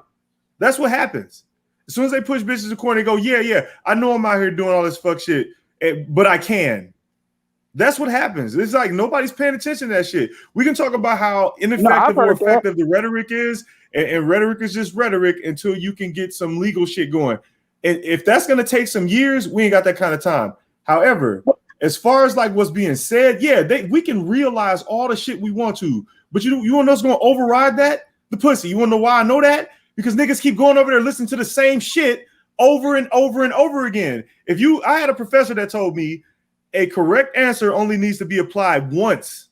If niggas get and they know and they go, oh, this is what these bitches are like. Oh, this is, and they still got that hope in their body. It's like, but I can get a needle in a haystack, aka Unicorn Keisha. That's what these niggas think. Even when they listen to Kevin, they still think that Unicorn Keisha's out there. You want to know why? Wait. You want to know why I know this? Because Kevin preaches Unicorn Keisha. But what if male burden of performance and all that other shit is literally needle in a haystack theory. Okay, so I'm saying, what if I actually have the Unicorn Keisha in real life though? Like, you know, Bernard has Unicorn. Some niggas do. Don't you have? But how many of them are there? That's why they're unicorns. Rarity. Well, and that's real quick. Game Changer is about to jump in and say something. Go ahead, Game Changer. So I think that things have changed for the better. If you look at it from like a generational thing, you know, black women have went from we don't need a man to, you know, what can I do to trick a man into, you know, a bad deal to, okay, I need a man, but I still want to get him without doing anything for him. So that is, even though it's bad progress, that is progress. That is a long way away I'm from. not gonna argue with I that. agree. Yeah, I agree. So, I'm saying hey, Game Changer, what did Crystal and Karazin get? What did Crystal and Carrie? Oh, she got some slow Canadian nigga. I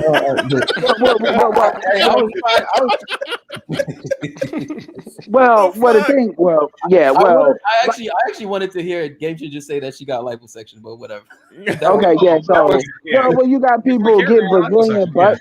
Well, you got people getting Brazilian butt lifts. Apparently, like, I mean, I try to stay away from that shit, like, to a certain extent. But to address what Zero said, I agree with that. I don't accept the part that that's what Kevin preaches.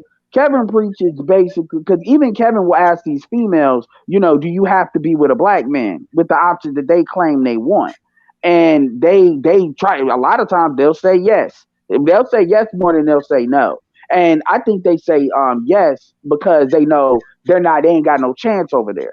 Right. So here's They say my yes to what? I'm sorry, I was reading the chat. I like, apologize. you have to, like, when they talk about they want a 6-figure man or whatever, they ask, does he have to be black? And sometimes they'll say no, but more than often than not, they'll say yes because they know they ain't got no chance. Even if they ain't got kids, they ain't not got no chance. They know that. It ain't that they wouldn't want one, but they try to play that game. Here's the reality. I get what Zero's saying, but the environment, again, I go back to the environment. That's the one thing that if we can't get the legal stuff going, the environment. And by the way, the dudes that keep on wanting to play the game with females, they're gonna wind up in lesser degrees like that PJ dude. These women are scamming, they're finessing, and they're going to start. The more desperate they get, the more violent they're gonna get. When I say violent, I mean like from the scam perspective, because women scam like a motherfucker anyway. We just don't talk about it. They're gonna start being nice, playing the baby stuff, and you're gonna create another level of red pill rage on a lot of these dudes. Because the longer these dudes believe in these chicks, and then they get fucked over later on in life, the actually more anger they're gonna get later on when they say, I believed in you, I fought against you with these other dudes, and then this is how you do me. And again, women are like scorpions. They can't help but be who they are.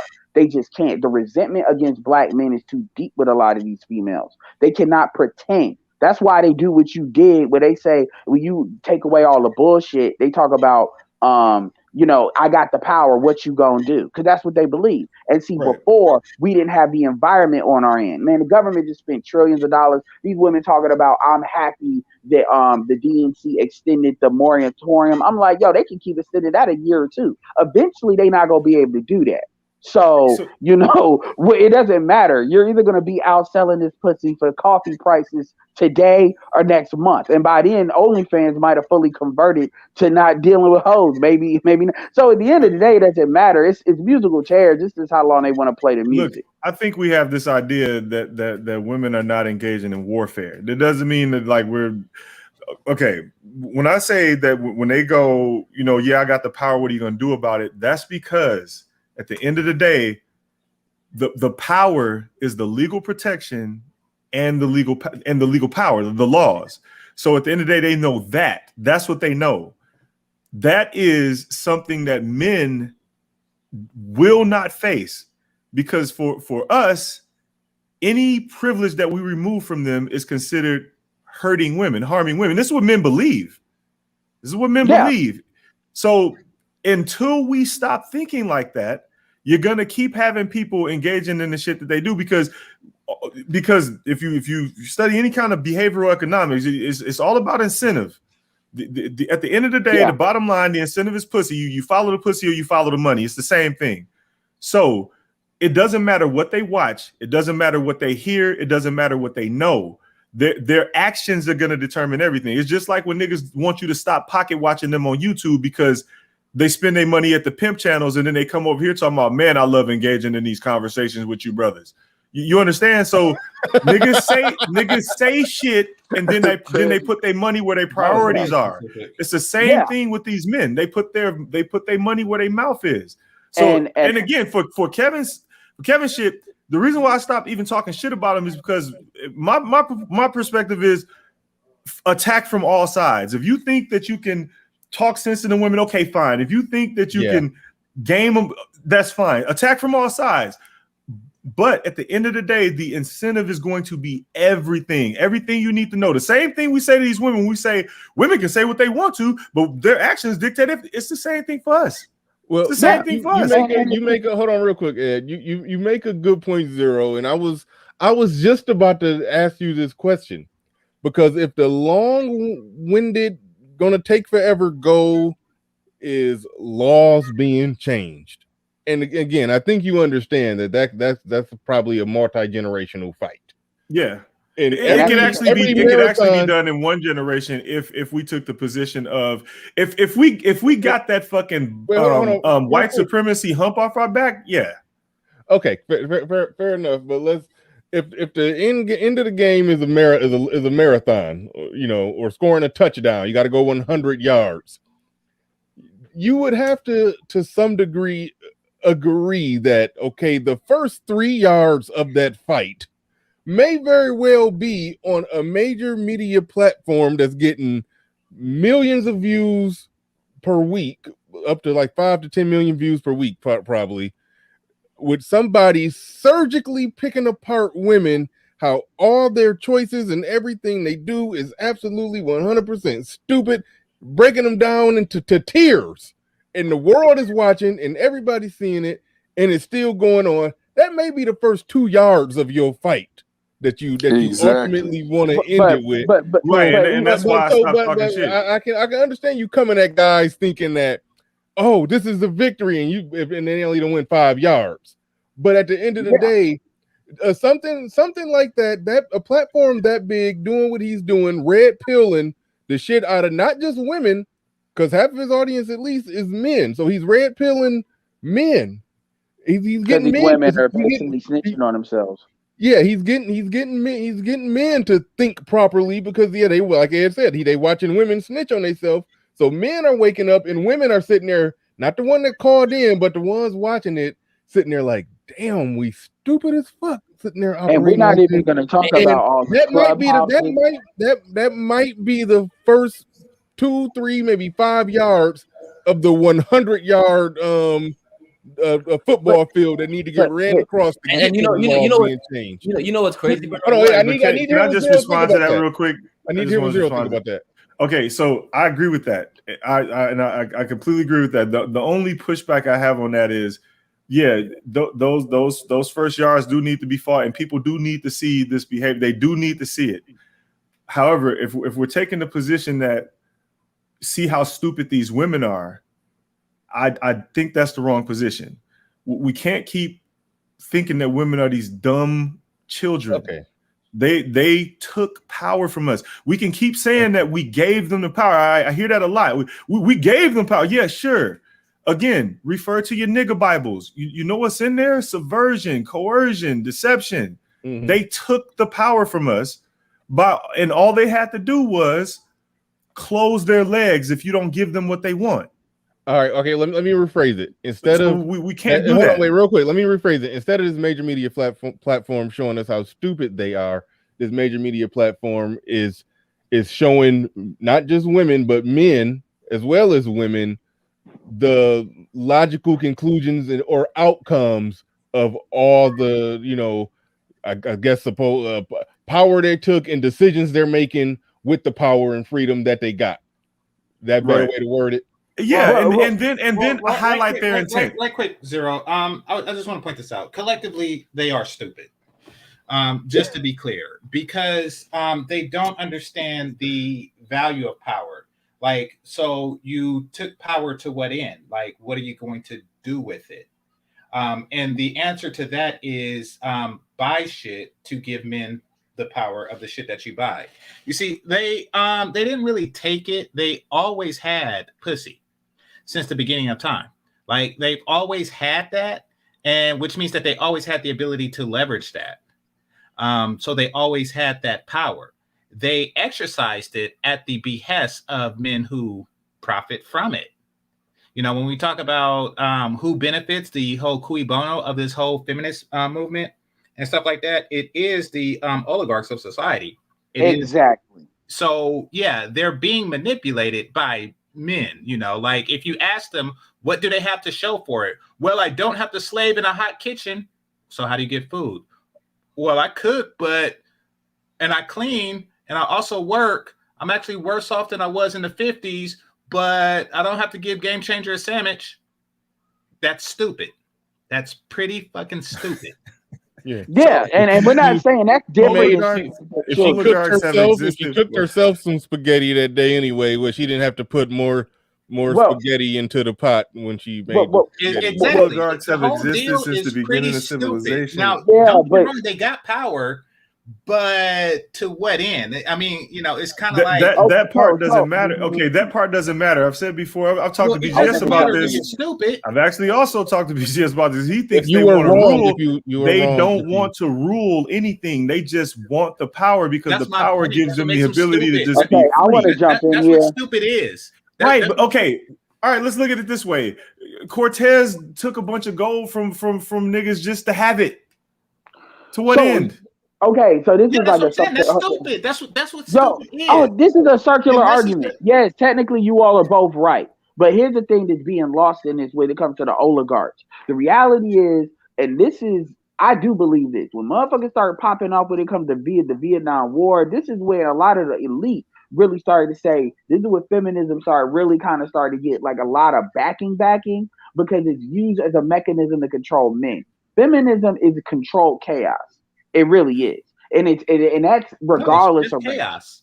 It's well, no, because the people that actually can rise above it financially are not subject to the same penalties as like yes, 95%. They are. No, yes, they are. I mean, yes, they are. Think of like Littlefinger. Think of Littlefinger from Game of Thrones. Chaos is a ladder.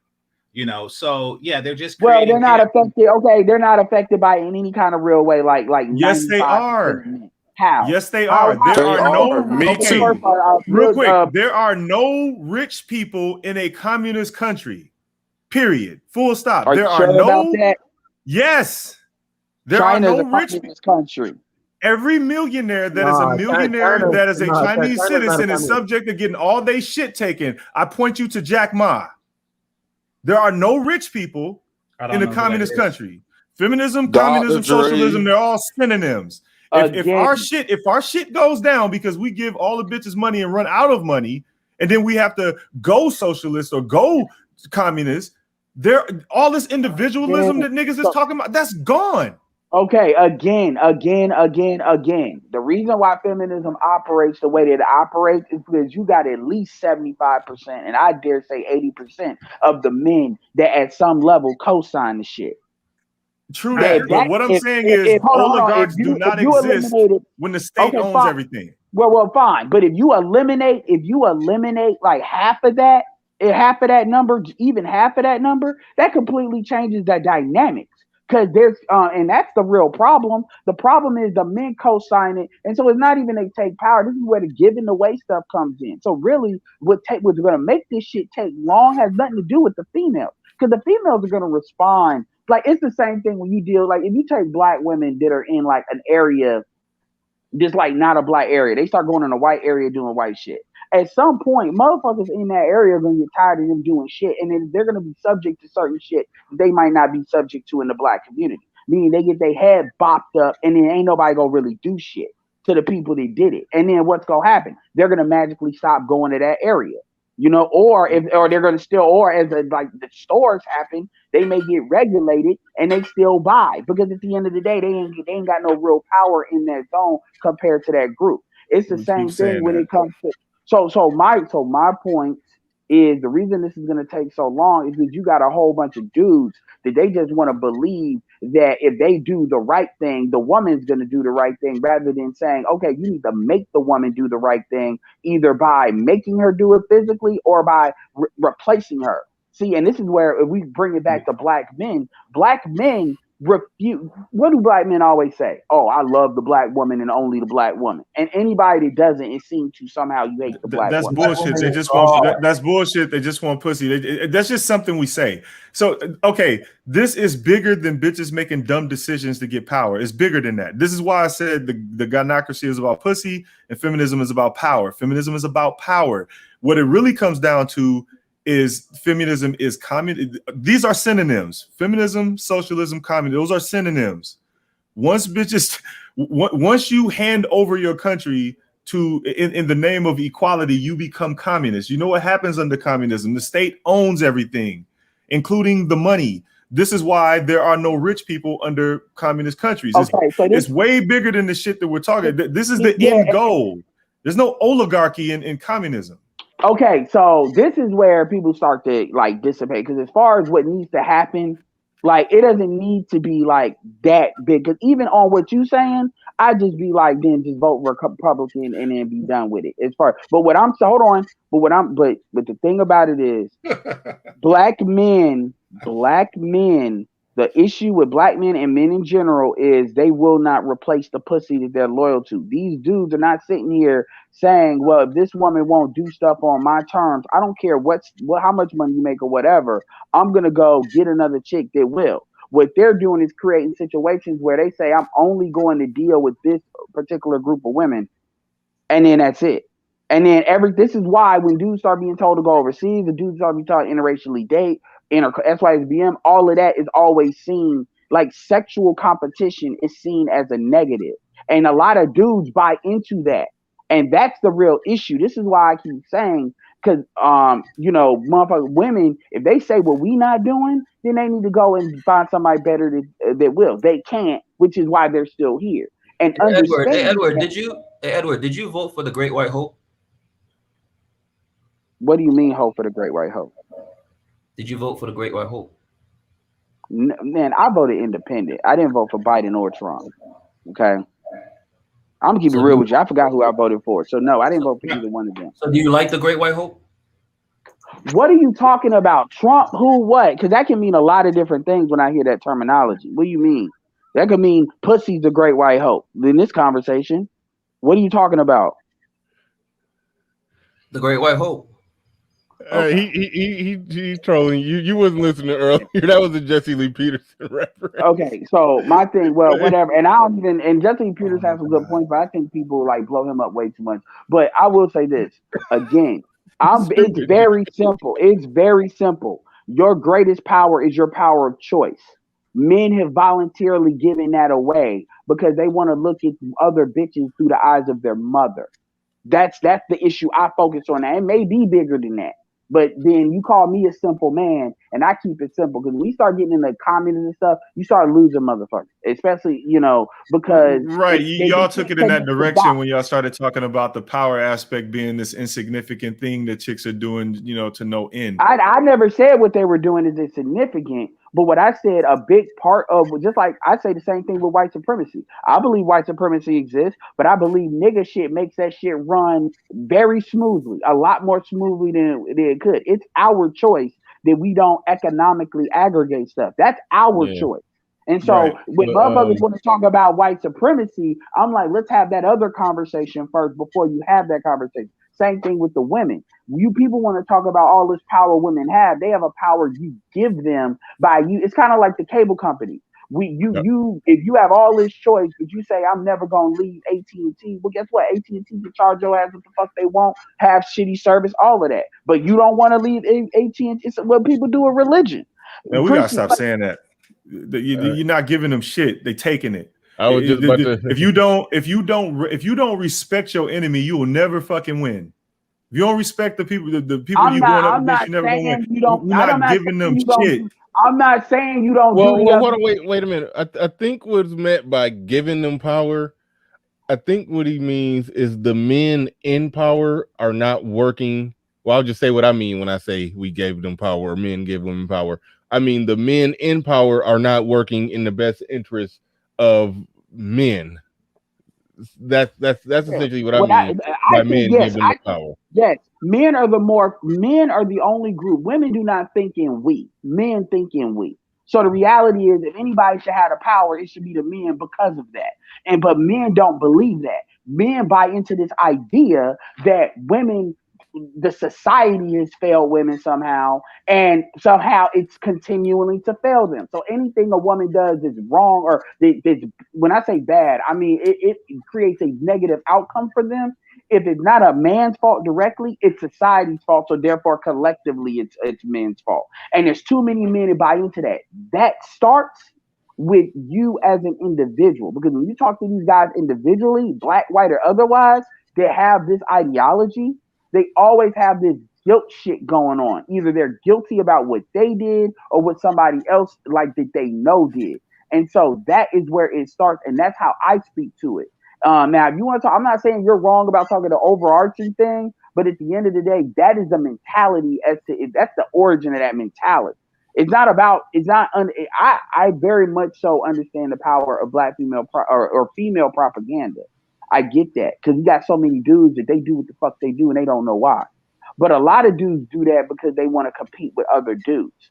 The same thing with the white community, where white community believed that under destabilizing the black community, didn't understand that maybe their white bitches would start acting similar and fuck them up in the end too. They didn't think that far ahead. It's the same thing when you look at this feminism shit. As far as I'm concerned, they use that as a way of destabilizing other men for wealth creation and wealth control, even amongst white people of themselves. That's that class shit that white people deal with. But now this shit has gone out of control, and now it's just motherfuckers not knowing the origin of shit. So they do what's right in front of them. This next election, this next economic opportunity, not seeing that the shit is just swirling, and then they're gonna wake up and be like, "How did this happen? How did this get here?" And I'm gonna be looking at them like, "You dumb motherfucker." All right, I'm done. All right. Lasher Deviants Gaming in the building. He sent 2 super chats. I think I can't see the other one. He says it's 1 a.m. God damn, you sent that at 1 a.m.? It's 2 a.m. now. It was like 1:50 when he sent that. I actually looked Oh, at okay. I was about to say, damn. Shit, It Ed may was be talking in that his long? time zone. His time zone might be 1 a.m. Oh, okay. I was about to say, I know Ed was talking for a while, but damn, I ain't think it. All right, he says, don't look like BR doing a show in the morning. LMA. Oh, love the show. Peace to all the brothers on the panel. I still might pull it off. I might fire up at 10 a.m. I don't know. We'll see. Lasher Deviants Gaming in the building once again with another one. He says, 0, if that's the case, how did Putin become a millionaire? Mic drop on 0. That's not true. That's not true. Putin did not become a billionaire doing it. Damn it, I wanted 0 probably didn't know that. I asked him in the chat. I answered him in the chat that when Putin was a KGB agent and during the former USSR, America went over there. I forgot who was president. I think it was Bush Sr. Went over there and was talking to him about them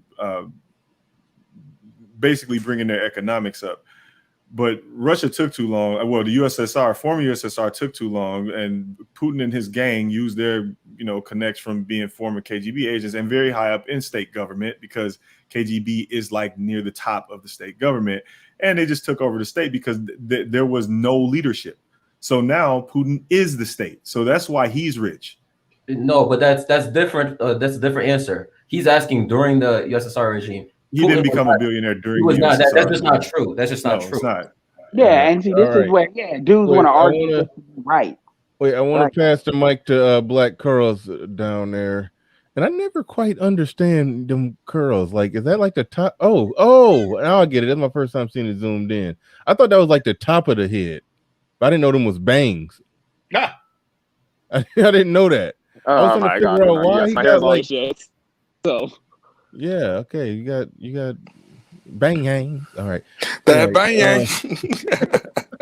All right, go ahead. You got the floor. You got the mic. I'm about to go warm up a hamburger that I barbecued. It was between 0 and Edward back and forth between the whole women don't know what they're doing bullshit. So women do know what they're doing. Obviously, they don't give a fuck. They're going to double down. They want this power. I never just said for the hell of just having the power. Yeah, Edward never said that. Say what? Edward never said that. I think that was me a Game Changer that had a disagreement about women being stupid. Game Changer said they're stupid. He didn't say they don't know what they're doing. That's right. That child. My bad. Yeah, that child shit is different than saying they're stupid. Right. No, I mean, I can agree that they're stupid to a degree because, yeah, power to what end? But again, my rebuttal for that is like, I mean, men do the same thing, but the thing is, it doesn't matter if they're trying to get power to any end or whatnot. And the fact of the matter is that they do have the legal protection and the legal power, and we need to do something about that. But if we're not going to do something about that, the only way you're actually going to get some type of negotiations on the table is to fucking bail out. And bailing out doesn't mean be a pussyless nigga like what other people saying earlier. You can bail out by simply just going to other women. Now one thing that's personal that I don't believe is that niggas have this fervor and favoritism to black women. I don't believe that. I think men want pussy, and that's pretty much the end goal. It's just that for the most part, low hanging fruit. The low hanging fruit is black women, and they're the quote unquote. If you're gonna have they're the closest ones. The proximity is one. So if you can't go to other races because of, I guess, proximity or class or just even perception that other races not fucking with you like that, whatever the case may be, then that's the reason. Well, no, but Zero, I think it's marketed. I think they're marketing themselves as low-hanging fruit in order to do that. I think that they are marketing the whole concept as if you display loyalty to us, we will be low-hanging fruit for you. Right. And, that too. There was a time when that was the case. Like, if you remain loyal to black women, here's your fruit. But now they're no longer giving fruit. And that's why we have so many dudes out there who are right quick, who are they're pretending, they're capping. They're basically saying, look at all the fruit I'm eating, and you don't really see the fruit while displaying loyalty. Bars. I think here's the thing though, Zero. Like from a sociological standpoint though, people do have in-group preferences. That's actually just that's a well-known thing. So I don't think you should just disregard that. Like people do have almost naturally people want their own group. Well, I've read a lot of those studies, saw the surveys, got the T-shirt. I understand that, but but you're slowly seeing that dissipate. We have census data, we have Bureau of Labor and Statistics data, we have relationship data, we have dating site data. There's billions of people on Facebook, and all of that data is being extrapolated and analyzed and whatnot. So a lot of that, the study information that you're talking about, I'm not going to say is dated, but I will say that there is some propaganda there to suggest that shit just isn't true, especially anymore. Well, because JB, if I could say this, I do actually agree with your analysis of it. However, that is a all things equal scenario. There we and go. All things are never equal. Like if you take the median woman of our culture and the median woman of any other culture on the planet Earth, there's not just like a little difference. It's a big difference. It's a big difference in number of kids. It's a big difference in fat. It's a big difference in hair. It's a big difference in willingness to give me sandwiches. It's a big difference in every way that men value women. Like, okay, so like say if Zero and I have a Zero and I have a preference of hiring, brothers. However, there was and if there's a small difference in aptitude, then I think that it's safe to say it'll be the tiebreaker. Yeah, exactly. If it's even if the other is slightly better, like he has like an extra 3 months experience, however, we'll still give it to the brother. Wink, wink, nod, nod. Like, don't tell nobody. Like, so there is that preference, but the difference is when the difference is just spectacular, then no, you're not going to get a brother that preference. And I agree. And that's where we're at now. We're dealing with a spectacular difference in quality. So Game Changer, what's the best group? I can do Latina. Hey, Game Changer, what's the best group for sandwiches though? Like in terms of I mean, Oriental is the best group for sandwiches. Like, do they put mustard in it? I mean, have y'all ever dated like white chicks? That's what submission is. You said what? Like they put what you when want I in dated it. white chicks. when I Yes, dated I have. white chicks, man, it's been like mad. Like the chick is cool, but when it comes to like the relatives and all that, like I just can't. But like a Latina or something, I could do that. Well, I mean, I get your preference, but hold on. Hold on. Just to be clear, I could anally have sex with David Duke's daughter and not give a shit. Or That's sex. Yeah. I'm talking So, about like, and that's yeah. No, I don't care. No, I do it in front of them. I would marry that chick in front. If she's bad, I would marry her in front of her. What you gonna do? So I understand the personal preferences, but the bigger point here is this is the bigger point here is the problem is this is a lot of stuff that black men be doing. These are a lot of internal dialogues that black people tell themselves. First of all, how white people are going to respond varies depending on the type of white people you're dealing, the ethnic group you're dealing with, the region you're dealing with, you know, in rural, urban, the situation you're dealing with. And I'm not advocating for motherfuckers to date white. I'm just saying, like, it's a lot of things in there. Hell, you could go overseas, deal with Europeans. Latinas fine, and I say it. Latinas are a bigger threat to black women from a sexual competitive standpoint than white women, in my opinion, and the numbers are there. So, but a lot of, even though that's what you said, it is a lot of internal monologue of things that black men think already, which is why black women always reinforce these things. Like when they say, "Oh, well, them you dealing with them bitches that ain't got no money overseas," even though these hoes are acting the same way here in the first world country. You just hate your people. A lot of dudes have guilt. They have guilt there, and then they come over here and get mad at us because we tell them there should be no reason to have it. And this again, why I think this is very effective. And you telling the women, if black men ain't shit, go do better, because they always saying it anyway. So the reality is we're not sexually intimidated by them, but dudes got to get out of that internal monologue. Like, I'm not saying for you to date, but it's an individual situation. It's not some, well, you know, white people are racist. So because there's a lot of Latins that are racist too. There's a lot of Latins that their men will come and fuck you up because you know, quicker than white people will. So all you gotta do is take a trip. All you gotta do is take a trip to the Dominican Republic as a black person, and I think you could pretty quickly tell. Like, I mean, as a dark skinned black person, that Edward has a point. That's the thing too. Yeah, no, white, I mean, No. Just to be clear, there is some animosity between them and Haitians. If you are Haitian by appearance, you will get some pushback, but the moment they hear your accent, that dissolves. Right, but they by default. Here's the thing, though. By default, they just assume that if you're dark skinned, by default they treat you that way until you're correct. Until they hear you speak, and then yeah, I don't care about that. You know, when I was 22, some stuck up bitch threw a French fry at me. So I mean, you act like if you get with a black woman, their family likes you. Real quick. I just want to quell this whole thing. You know, and that is, let's stop acting like it's a small difference or that it's anywhere close to the same. You know, like being slight bigotry in the Dominican Republic because there's animosity between them and Haitians, you know, has nothing to do with how fucked up they are here. Like, that is a small quality. Yeah. Dominican women are, you know, and I'm not talking about like they're hotter and in the sense that, you know, oh, it's a close, or, you know, it's like a landslide. It's like kind of like if you were to say, are black men better basketball players than Oriental men? It is not like a small difference. It is huge. And let's not stop. Let's stop with the whole, you know, yeah, but they have I don't care. The problems pale in comparison. It pales in comparison. You know, those like advanced calculus problems and shit like that. And then you have, you know, the Rogue Scholar problems where, you know, it's like 3 times x plus 3 equals 0. What is x type thing? It pales in comparison.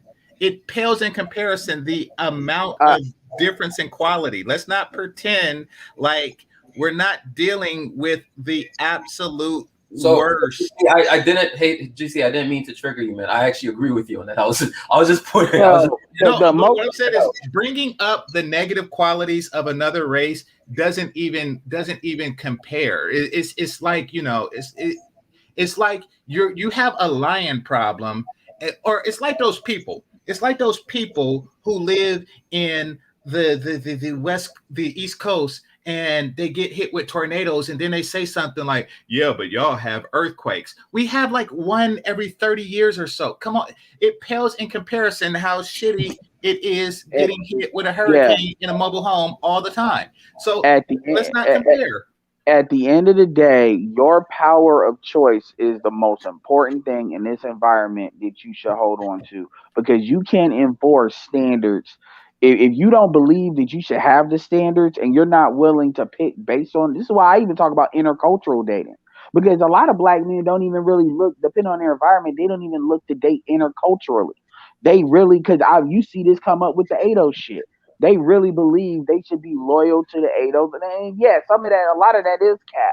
But a lot of them dudes be really believing that shit too.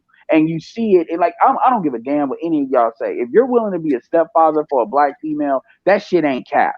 They really be believing that. Today, they really be believing that shit. If you're under 40 years old and you're willing to be a stepfather, that's because you believe that you're fundamentally doing something for the black woman. Well, they think that loyalty will get them somewhere. It won't. You Yes. know, I demand. This is my demands. Like, you must Soul Train dance for me again. God damn it! Until you are Soul Train line ready again, I don't want to hear shit. You're the worst. You're the worst. Name a worst group. I got kicked off the breakdown for saying that. Who is the worst group? Name a worst bitch. Like, is there any? There does not exist any. You know, Niggas They didn't like that. Will be a I've seen stepfather some for fat any ass. pussy that's willing to be I've stabbed. seen some fat ass Soul Train line dances happening in backyards on black family gatherings. They happen. No, I'm not saying just by virtue of having a line, any fat chick can have a line. You know, I'm talking about actually be Soul Train ready, going down the line like you did in the 70s with the real hair and platform. I want to see you in platforms too, and the slim waist. Well, yeah, and another thing to realize, and this is something, it's a fucking Ponzi scheme. Everything, a lot of these conversations is just designed. That's why I understand when people say like, "Oh, they're just trying to keep people to give them hope," because a lot of this is a Ponzi scheme to get black men to stay as long as possible. It really is, and this is why, to a certain, like, why I do support SYSBM, because I think men need to kind of get out of that program. Like, I can't stand the black love talk, especially from females that, like, they're not in their 20s, they're in their like early 40s, late 30s. They got a baby mama and shit, because all they're trying to do is just they're trying to run out the clock. And dudes be falling for that shit because they want to believe that this chick is willing to change. And I said, women don't change, they adjust. And they're only going to adjust as much as the environment demands that they do. And luckily, the environment is swinging into a situation where it's like what Kevin said, winter is coming. And we know the ant the ant and the wolf reference, where, you know, the ant packs up things for a winter, the wolf doesn't, and the wolf dies in the winter. I don't know how that thing goes. You know what I'm talking about, though. Yeah, I get what you're saying. Yeah, the grasshopper. Yeah, so now you got these women that are desperate, and understand, when women get desperate, the scams will go come. So any of you niggas that want to believe in these bitches, you are going to catch a financially transmitted disease. And I'm here to tell you, just like PJ Washington, nigga, you deserve it. I don't blame Brittany Renner for what she did. She is who she is. And once you understand, like, if a woman is out there with being like a horrible person, like she wrote a book, all that stuff, as far as I'm concerned, you knew what you were doing, or you should have. I don't want to hear that he was young, because I know that there was dudes that probably told him the right shit, and he said, fuck them, you can't tell me shit. Just like I tell these women, you get pregnant by these dudes, that ain't his fault, that's your fault. It's the same thing in reverse. So y'all niggas that want to believe in these bitches, y'all catch whatever residual effects to your quality of life for doing that. You're not going to get no sympathy here. You need to just own what you did and hopefully deal with it. But you knew what you were doing. This is not pre-2010. Y'all know what these chicks are on. You see it on social media, even if you're not in red pill spaces, or you see these women how they act in real life. Ain't nobody in no fucking bubble like that no more. So wait, I know how to help young black men avoid these situations. Everyone should take the Jimmy Butler approach. There was this young man named Carl Anthony Towns. He met a super thought one day, and they had a conversation in a club, and 2 months later, he proposed to her. You know, they fell in love. These two young lovebirds. They really wanted to, make a life together. And Jimmy Butler decided to intervene, and he told Kat, he said, Carl, you just met this thought 2 months ago, and Carl's like, wait, she's not like that, Jimmy. She's the one. This is we had lots of conversations. We've been on trips together. I bought her some bags, and she really loves the shoes I got her because they had red bottoms and shit. And Jimmy was like, no, this bitch does not like you like that. And Carl's like, dude, you're a fucking hater. You just don't want me to be happy. So Jimmy decided to really show Carl Anthony Towns that he cared for him. And in order to save him from this fucking harlot, he fucked her. And you know what he did after that? He told Carl, hey, smell my fingers. Does it smell familiar to you? And he said, God damn it. And Jimmy said, I just saved your life by fucking your bitch. So if you want to help young black men out here, fuck their bitches. They'll thank you for it later. There's a lot of zero. I just want to make sure that story that's an absolutely true story. Yes. Yeah, I might be embellishing with the finger smell. No. They were on the Timberwolves because Jimmy Butler they were teammates in Minnesota. That actually happened. How did that leak? Where did that leak out at? It was public. What do you mean? It was all over the news, Yeah, especially Jimmy sports don't news. care. Yeah, Yeah, Jimmy Butler don't get no fuck. Hey, just don't smash a third shorty though, because he might shoot you up. He might do a drive by. Well, obviously, Carl Anthony. Man, that happened. That happened in every college, man. Every college has a story like that, man. So you saying somebody could have did PJ a solid, but they already been in the NBA by already. Yeah, you right. You know what? That's the only thing that snaps these niggas out of that. That should be the test that guys should do. Find when you think you really got the one, go and find the tallest, jawliningest nigga you could possibly find. Yeah, the most swag-tacularest motherfucker you can Even find. If you got to pay him, have him go and shoot his best shot at your woman. Let's start. There's niggas that they will do that service. They will do that service. They will happily do that service, and then you know. That's an alpha male strategy service, man. Hey, can we start with you, Bernard? Like, can we test you first? What do you mean? What? Like, can we start with your shorty first? All right, so anyway, going forward. Too far. Too far. Ain't none of you niggas tall enough or jawliney enough to work. I gotta go find a Derek Jackson type nigga. Wait a minute. That's a good response. Wait a minute, Bernard. I may not be the tallest, but I got game. I mean, this experiment preferably works if a dude can pretty much get it from a female without talking. So, like, you need, because that's what a real test is. Because game, to a certain extent, requires time. But that's if you looking to marry a chick in the first place. You're right. That would be a good and then most dudes wouldn't be willing to do that because that's too big. Yeah, and that's why I go back and I say, at the end of the day, you knew what you were doing. See, I don't sit there like I say it before. When dudes get fucked, I'm not out here. Look at what that bitch is slut. That bitch. No, you knew what you was dealing with. You like when these chicks do crazy shit. Dudes say all the time, "Oh, she crazy, but that pussy great though. Crazy pussy, the best pussy." I say, well, at that point, everything she does after that is your fault because you're telling me you know what you're dealing with. You know what you're dealing with. So don't come out here red pill raging with me, nigga. You knew it, and you gonna deal with another crazy bitch after you calm down, because that's the type of nigga you are. The matriarchy. I haven't noticed it, but I mean, is crazy pussy better? I was just about to ask that question. I mean, niggas believe. I don't think that has been confirmed. I just think that's something niggas say. Just like how niggas say fat women got the best pussy. I just think that's something niggas say. They want to justify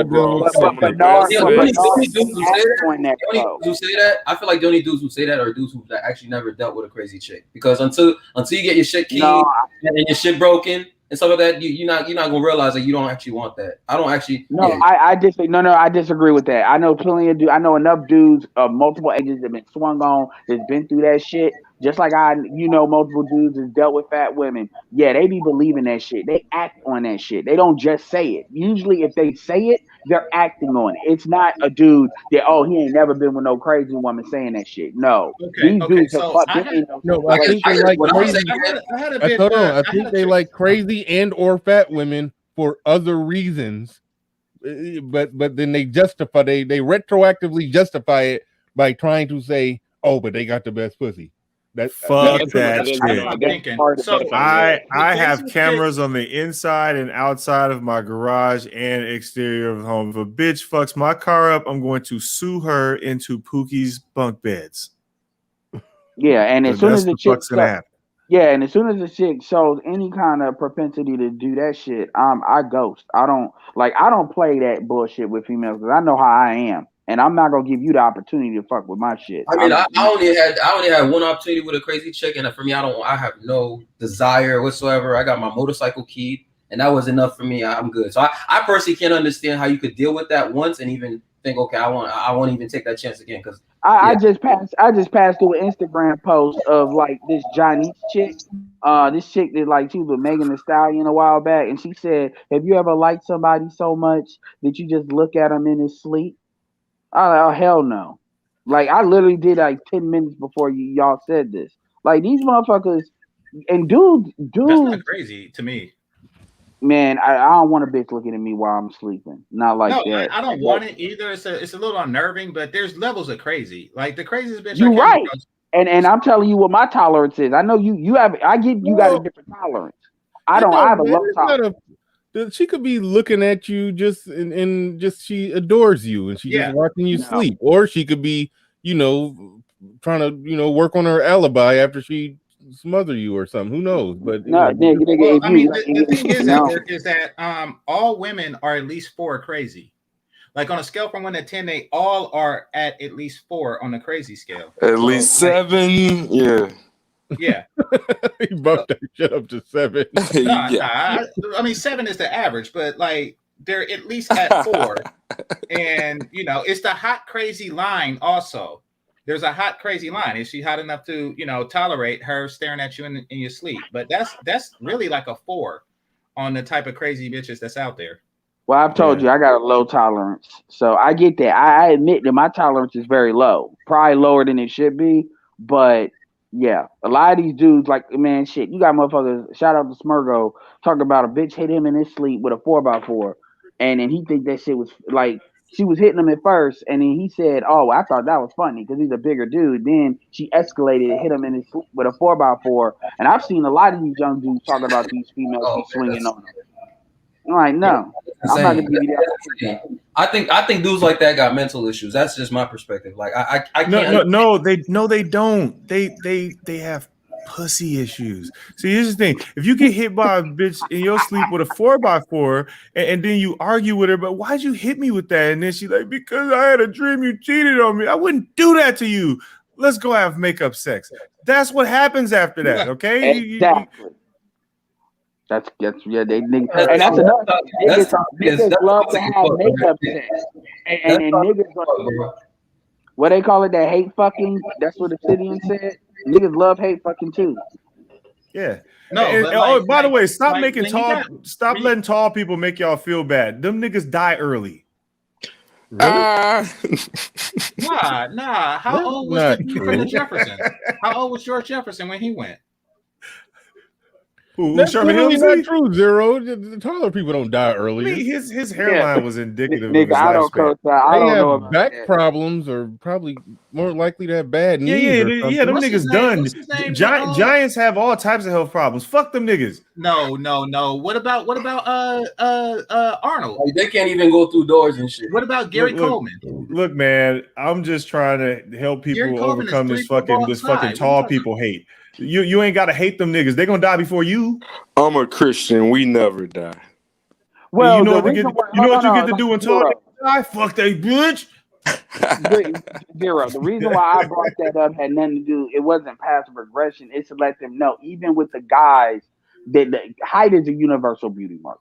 So what it shows is when women say, "Well, if I feel protected, or if you're this, you're that, I'm not gonna do this bullshit." These motherfuckers, I know 19-year-olds that are like 6'2", 200 and something pounds that get swung on by these chicks. It Right. don't matter how tall you are. It don't, just like how NBA players get fucked up all the time as far as money. It doesn't matter how much money. It doesn't matter how much. It doesn't matter. That's just some shit they're telling you. But the reality is, no matter But this what. actually goes back to Wait, let me real quick though. Let me just tell y'all where bitches feel protected. Bitches feel protected when they're in Neiman Marcus with a credit card. Bitches feel protected when they're in Von Mar with like at least 2 bags. That's where bitches feel protected. You don't care about your ass. Yeah, I am about to hop off, but here's the new here's the new goalpost. The new goalpost is shout out to Carrie Hilson, emotionally protected. Now we gotta protect. I'm like, bitch, I can't do that. Yeah. I can't. I'm sorry. Fuck outta here. I'm not man enough to protect a black female from her emotional bullshit. I admit that. I'm out. I bow out. Yeah, only God. I leave you to a better man than me.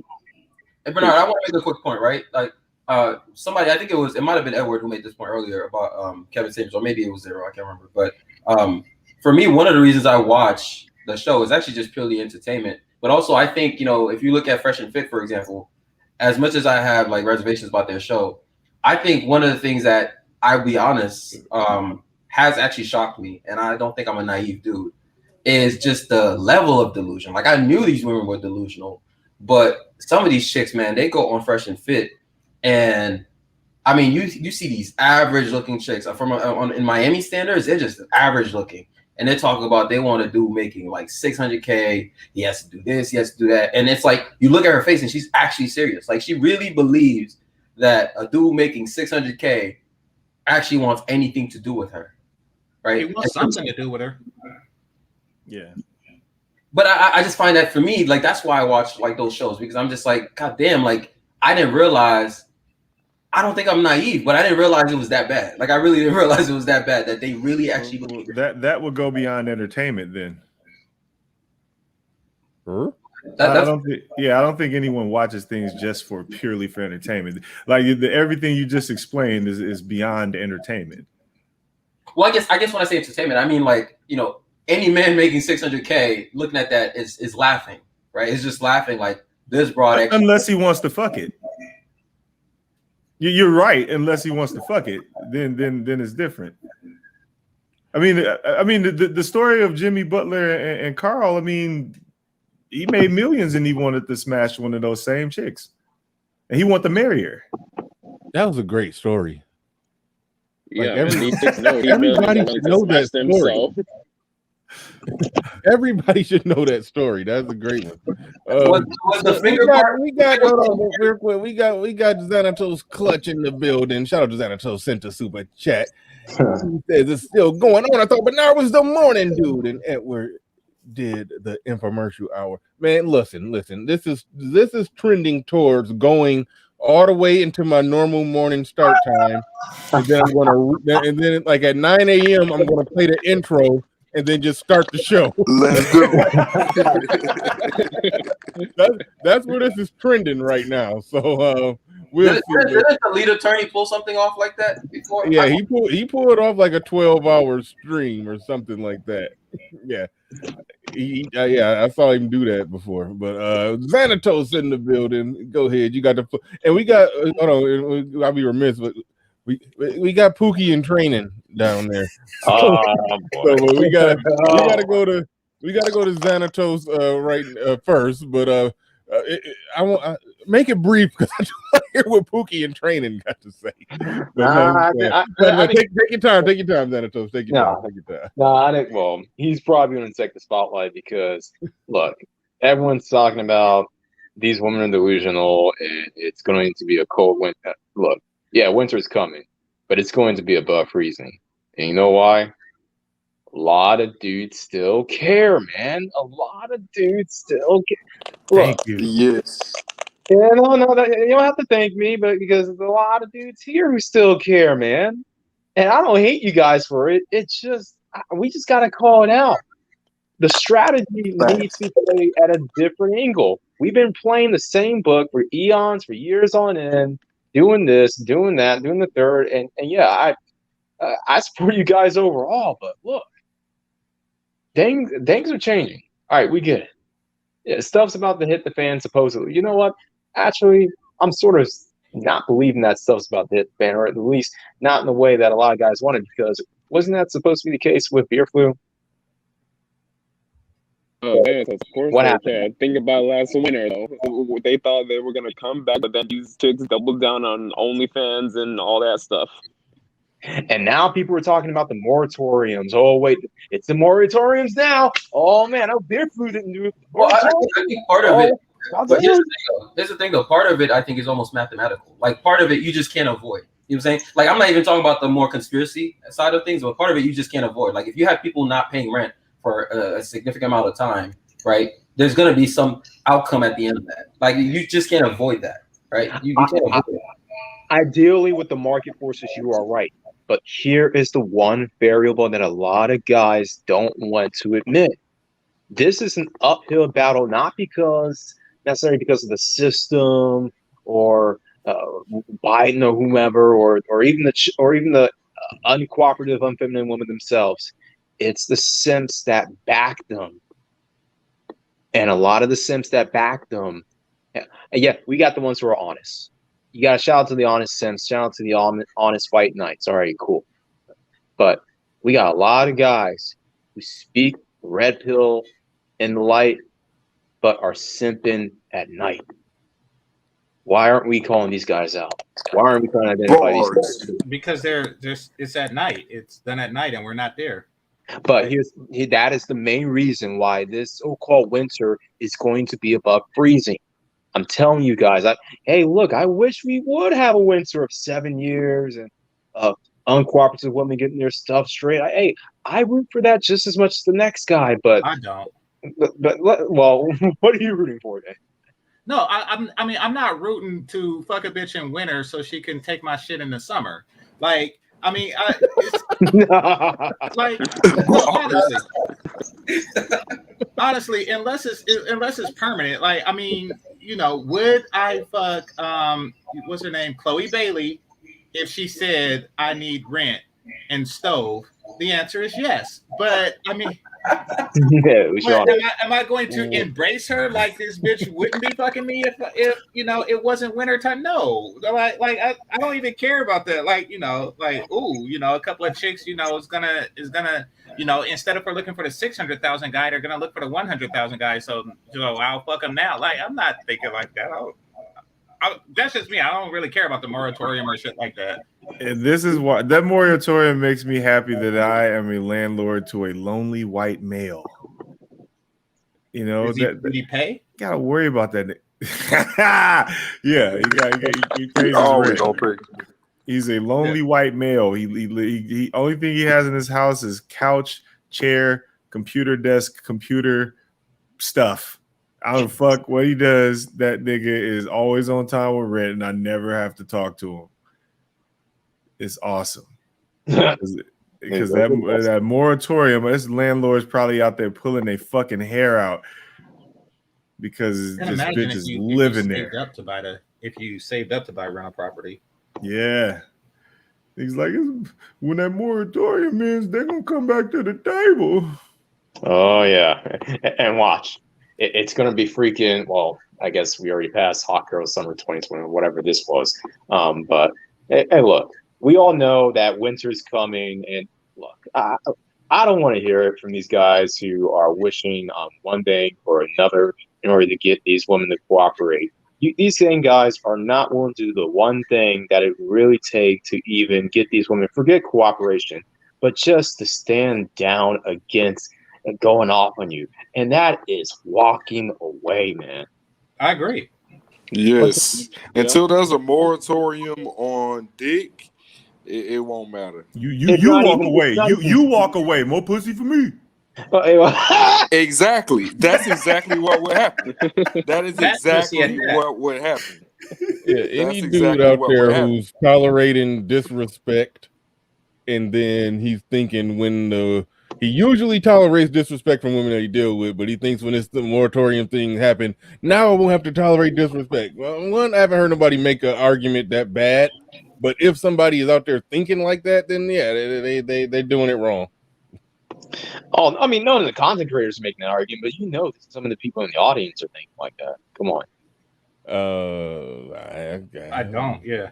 I don't think nobody's thinking like that. You know, not up here, obviously. None of the content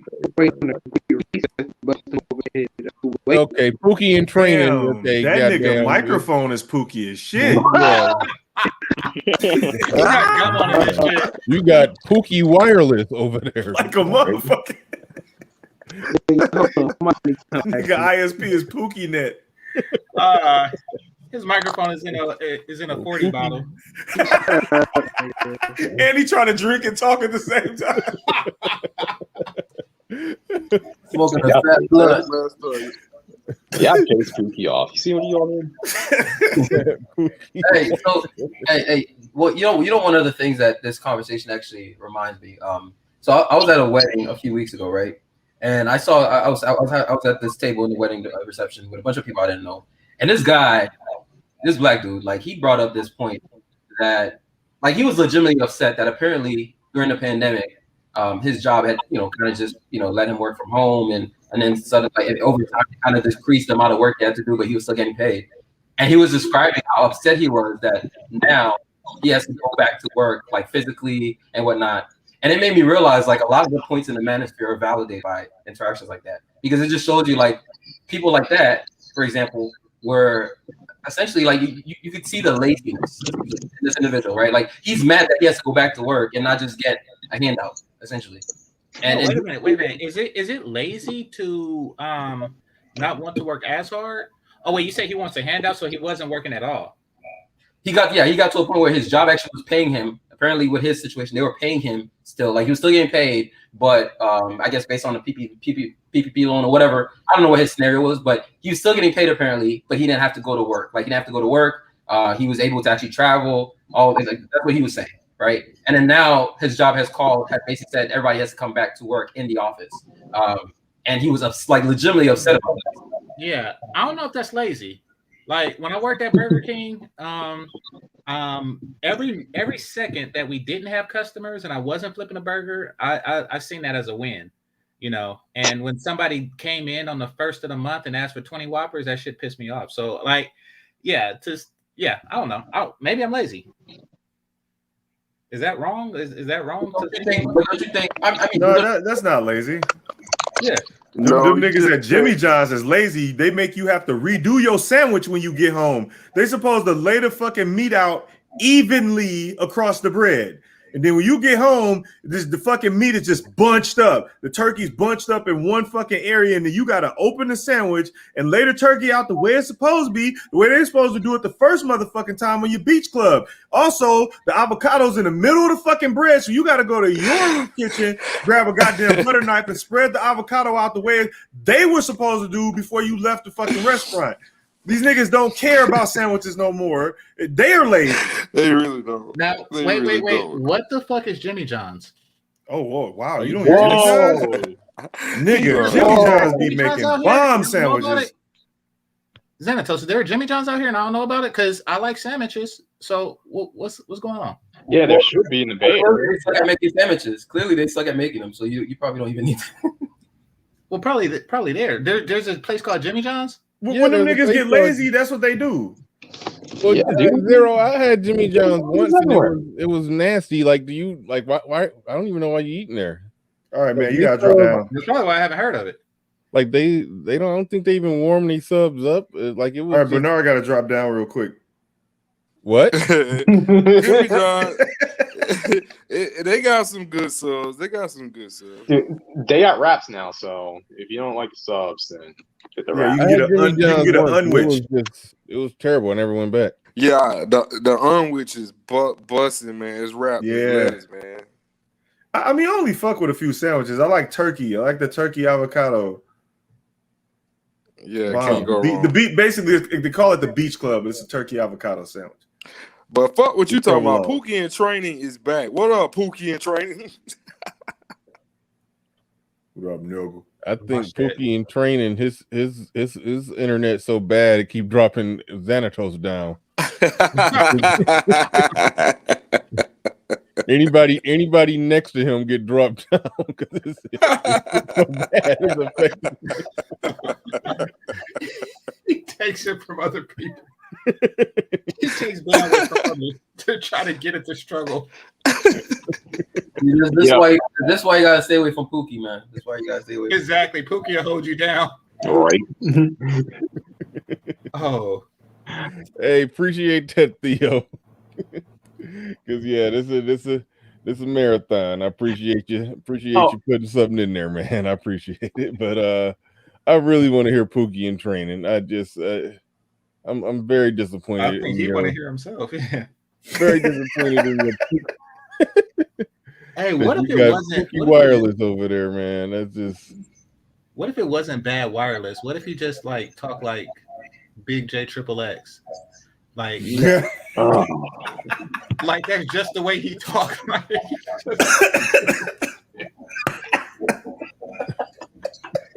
I just got it now.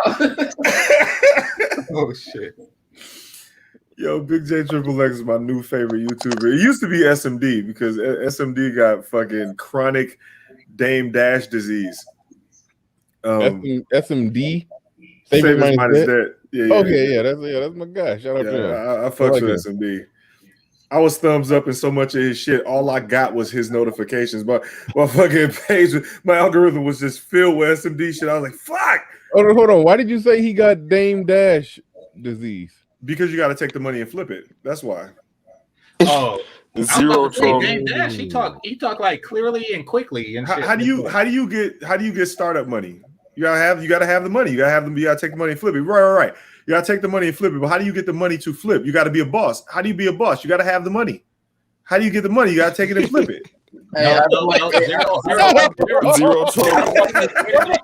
Wait, no, here's Bernard, you go to JB. Hey, Bernard, this is that JB slave and you slander. get This your is that shit you slave want. slander right here. This is that slave slander. Y'all. Yeah, you slave splain. Hold on, Zero. Wait a minute. I gotta make sure you wasn't slave splaining. So No, I'm definitely slave splaining. I got fucking credit cards. He's slave slandering. That's what you do. Listen, man, I got credit cards. I buy shit with my credit cards and instantly put myself into debt. Yes, I'm a slave. I have a fucking car note on a very expensive vehicle.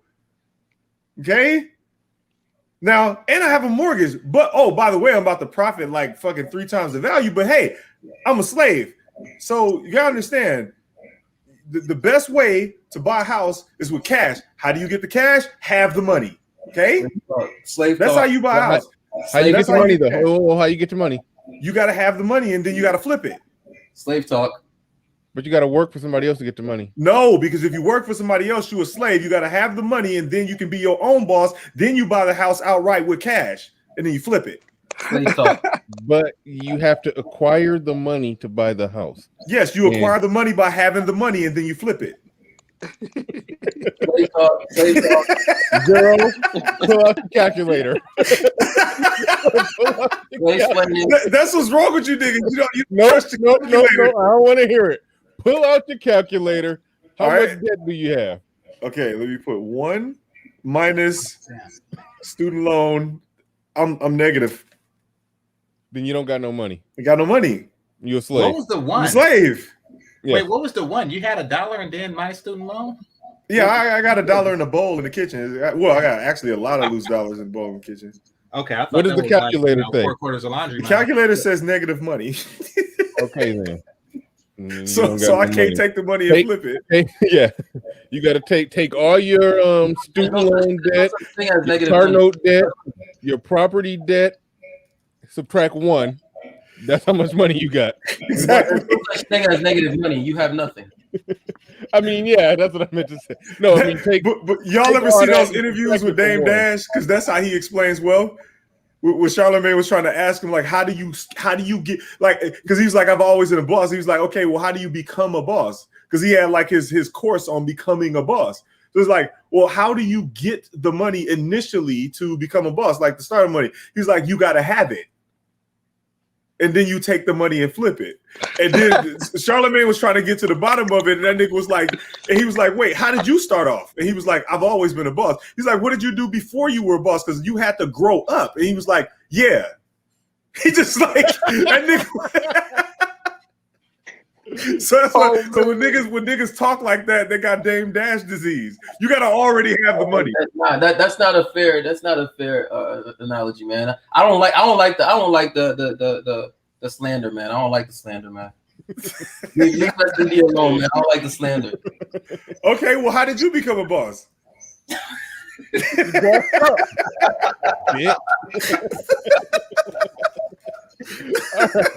I collect the money. Shout out to Savings Mine is dead. I definitely like his channel. He do say he says a lot that makes sense, but your impression of him was pretty damn funny though. I think it's just zero slave mind. I can't. Yeah, man, you up here slave splaining. You need to cut all I that know, out. man. You know what? I'm sorry. I'm gonna stop slave splaining. It's slave But hold mind. on. You just can't I gotta understand. ask Xanatos, what do you and Obsidian got going on in the chat there? I haven't been keeping up. Shout out to Obsidian. I may think Obsidian is up late, but no, he just woke up in the morning. Like he went to sleep. He went to sleep at 7:30 p.m. and now he's up for the day. Obsidian been acting bougie as fuck. I mean, even bougier than normal. That nigga is in a that nigga's in a 5-star hotel room right now. Snorting cocaine. That nigga is snorting cocaine titties right now. He don't give a fuck what we talking about. That's the only reason he up. Blasphemy. But what are y'all talking about? He said, please ask Xanatos, how would he deal with defectors? What's going on there? He's probably talking about what I stated about having the balls to walk away from the community. I can't hear him. You can't hear me? I can hear him. Who can't hear him? I couldn't. Maybe it's just me. I hear you just fine.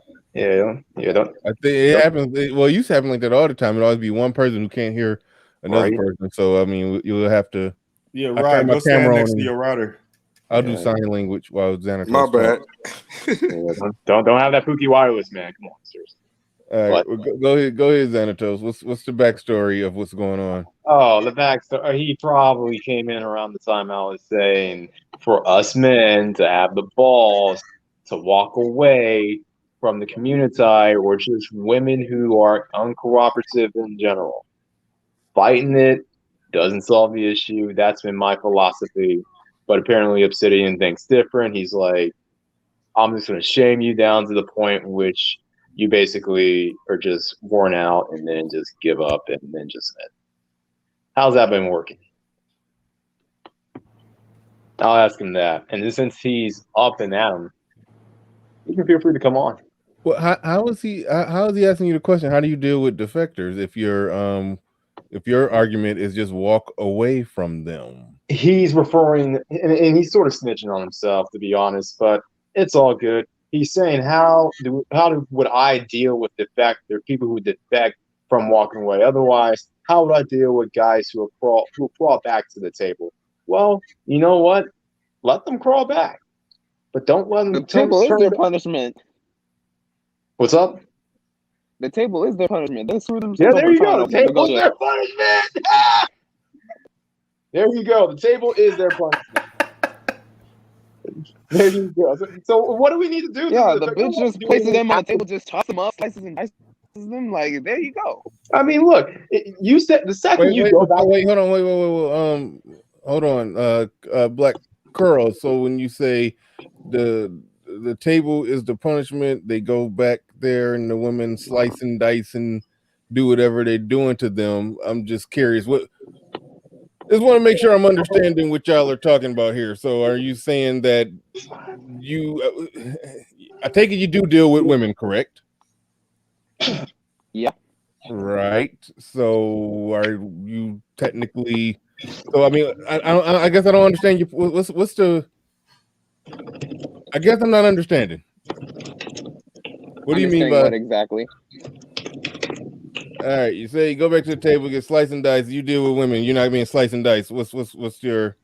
Are you saying what? I mean, what you saying? You passporting it up? You only deal with women in other countries? You're getting destroyed when you're going to the table. You know, there's no point in negotiating, Bernard.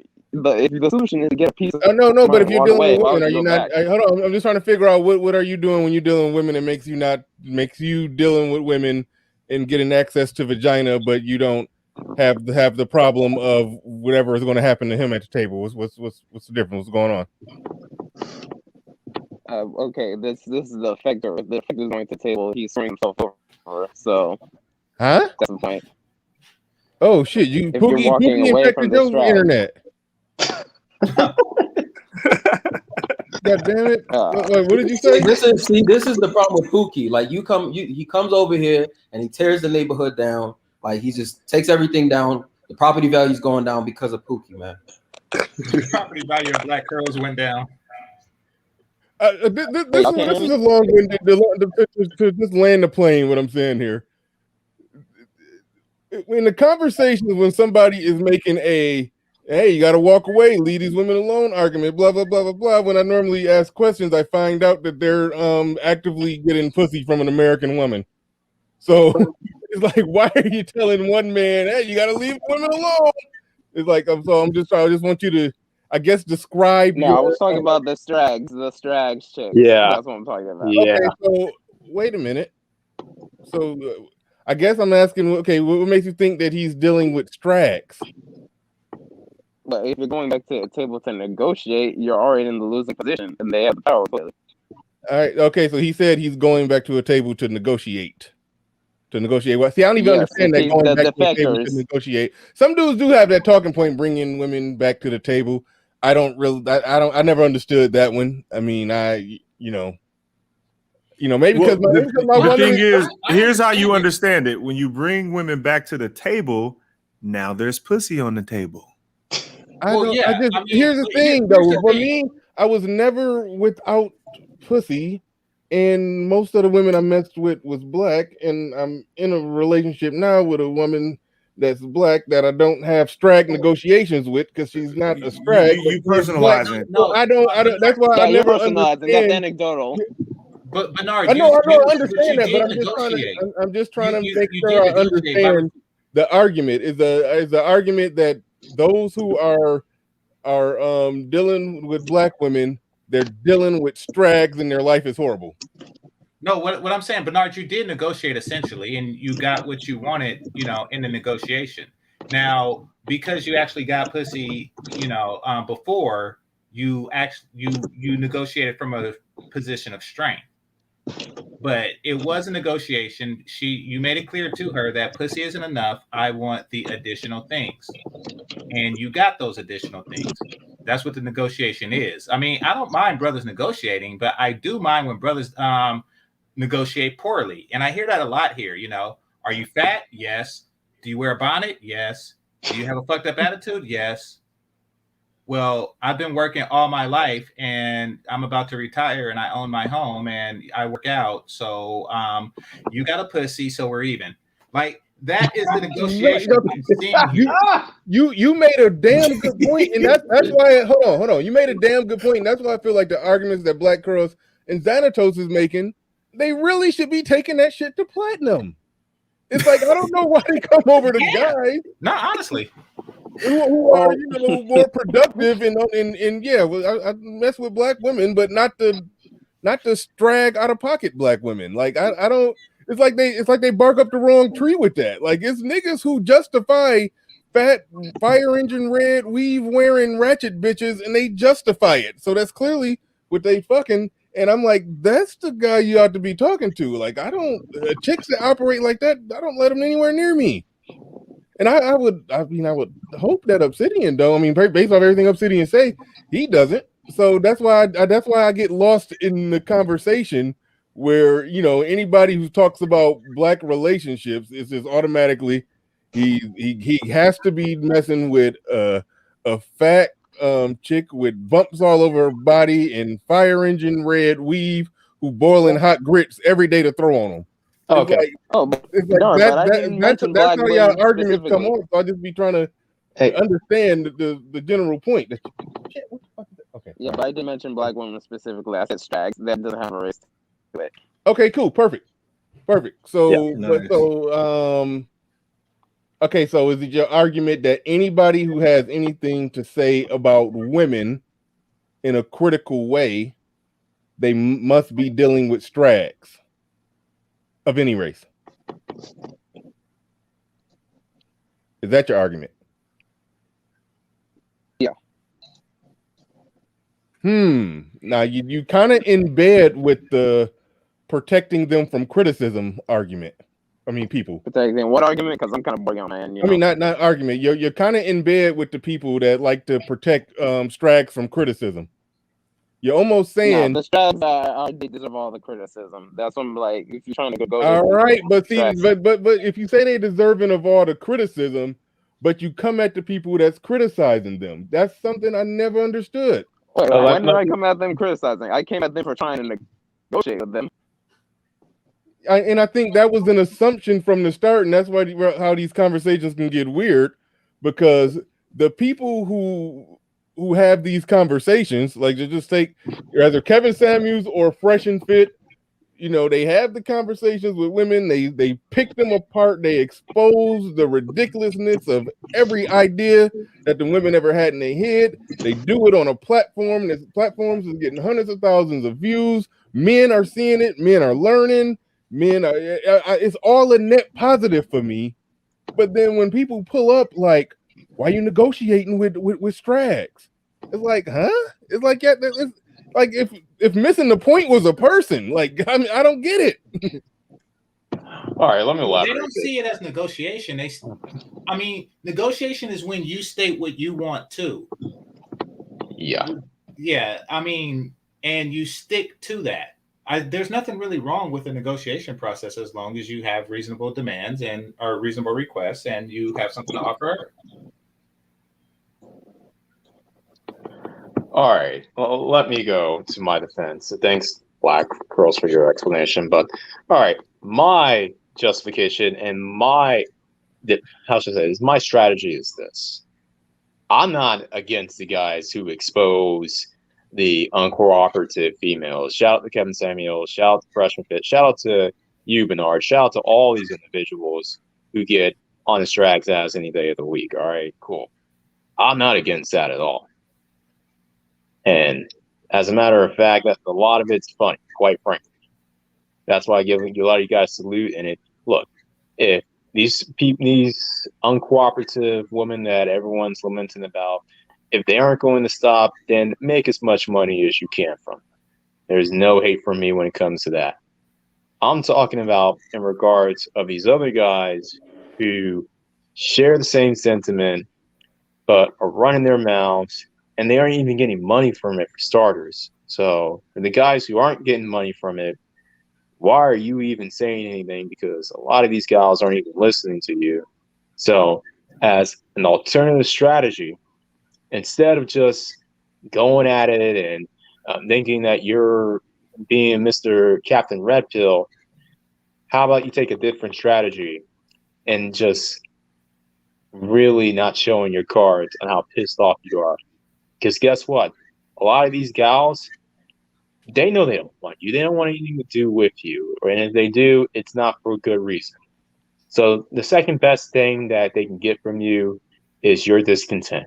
And trust me, a lot of these ladies are keeping themselves warm at night, not with even a pet, and especially not with a man, but with seeing a lot of these guys showing a lot of discontent. That's how some of these gals are still keeping on, especially with these moratoriums and this beer flu stuff, and hashtag being non-essential.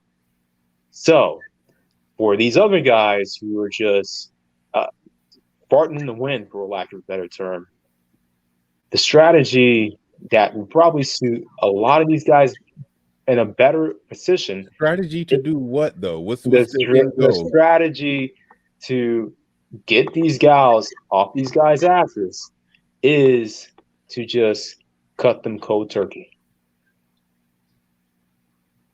I haven't heard a black man say gal until just now. I'm not putting my face on. All right, you know. No, we know Xana. Come on, I think most people know you by now. No, you act like I haven't seen you, Xanatos, man. I haven't seen you. Are you a third, Xanatos? All right. All right. I don't think he gets the reference. Okay. Yeah, I'm just gonna pretend I did, but no. But just to summarize it, look, a lot of these other guys, I'm not saying the main guys who make the money. I'm just going to say this.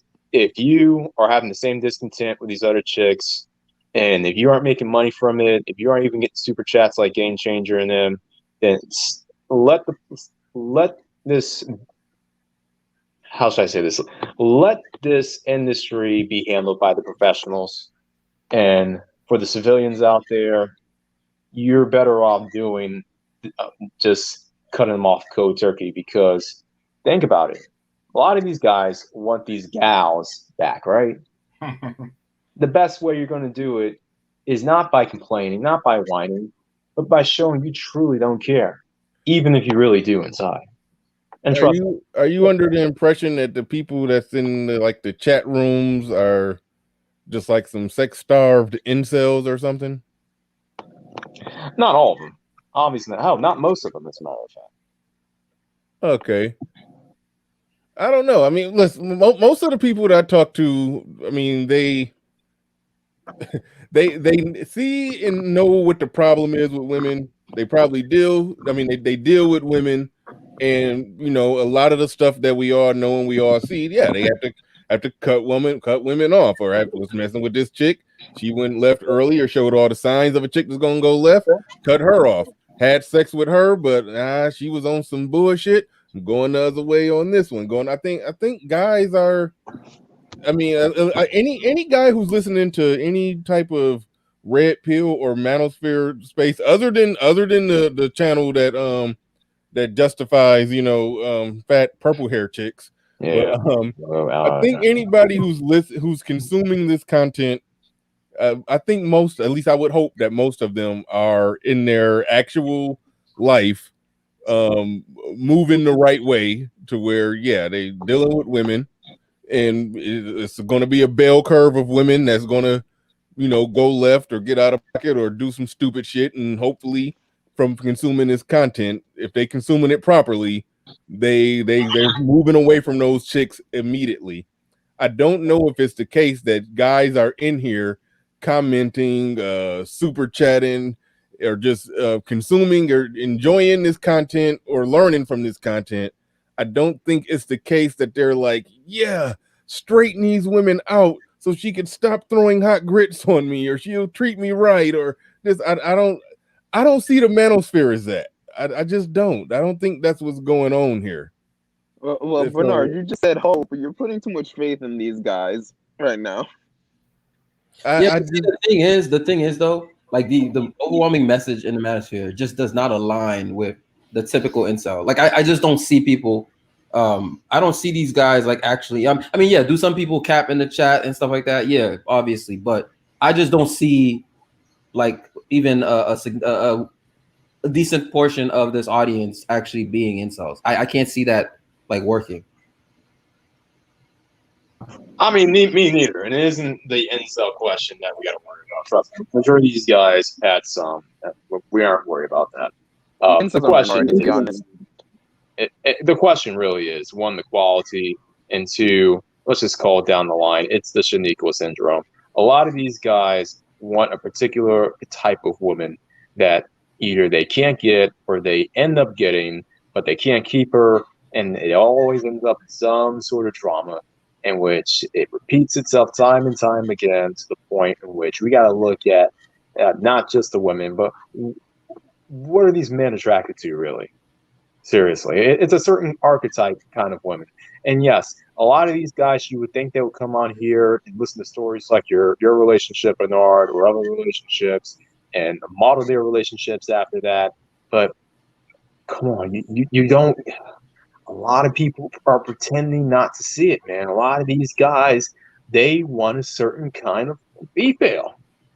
And they're making the same mistake over and over again. What's the definition of insanity? Exactly. That's where I'm coming from. So we got to look at it from all sides, and we got to really say, all right, who's doing what? And I'm Michael Jordan. Stop it, get some help.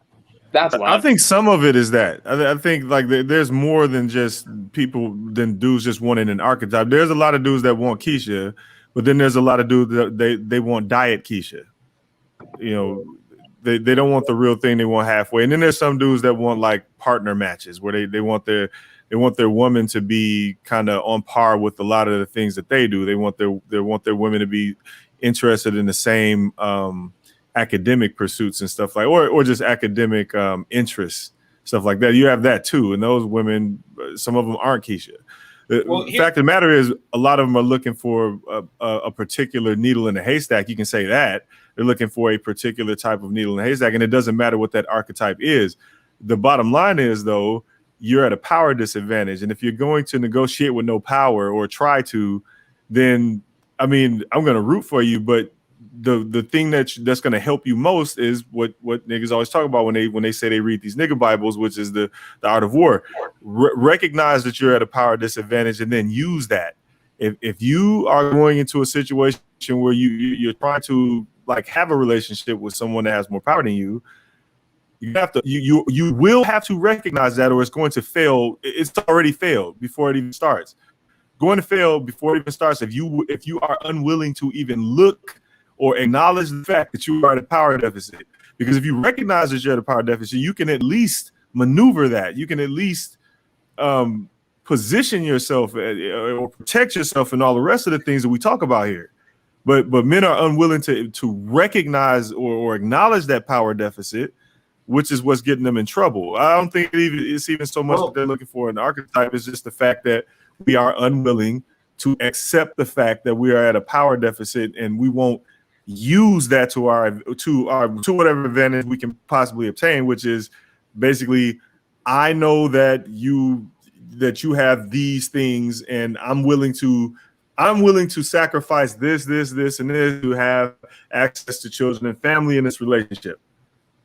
Until dudes have that conversation, they don't have to have a sterile ass conversation where they sit on the couch and say, okay, let's write out on a piece of paper all the things that I bring to the relationship and things you just have a normal fucking conversation with a woman about like what you guys want and expect, and then go from there. But all of this fucking not wanting to acknowledge the power deficit, that's the problem.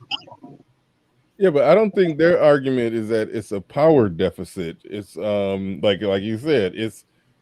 I mean, I understand everything that you're saying, but Xanatos is saying that no, it's I think he said Shaquita syndrome. No, I know he's talking about dudes that want an archetype. Yeah, I agree. He's right. There are a lot of guys. There are a lot of people, a lot of men that do want archetypes of women. They want, like, there's a lot of black men in particular that do want Keisha. And some of them want diet Keisha. That's why you see them with like hooded out ass white girls and hooded out fucking Asian girls. Like you see them with different versions of Keisha. I know, but the guys like Ramil who actually said, I like hood chicks. Like the most of the guys who I hear say they like hood chicks.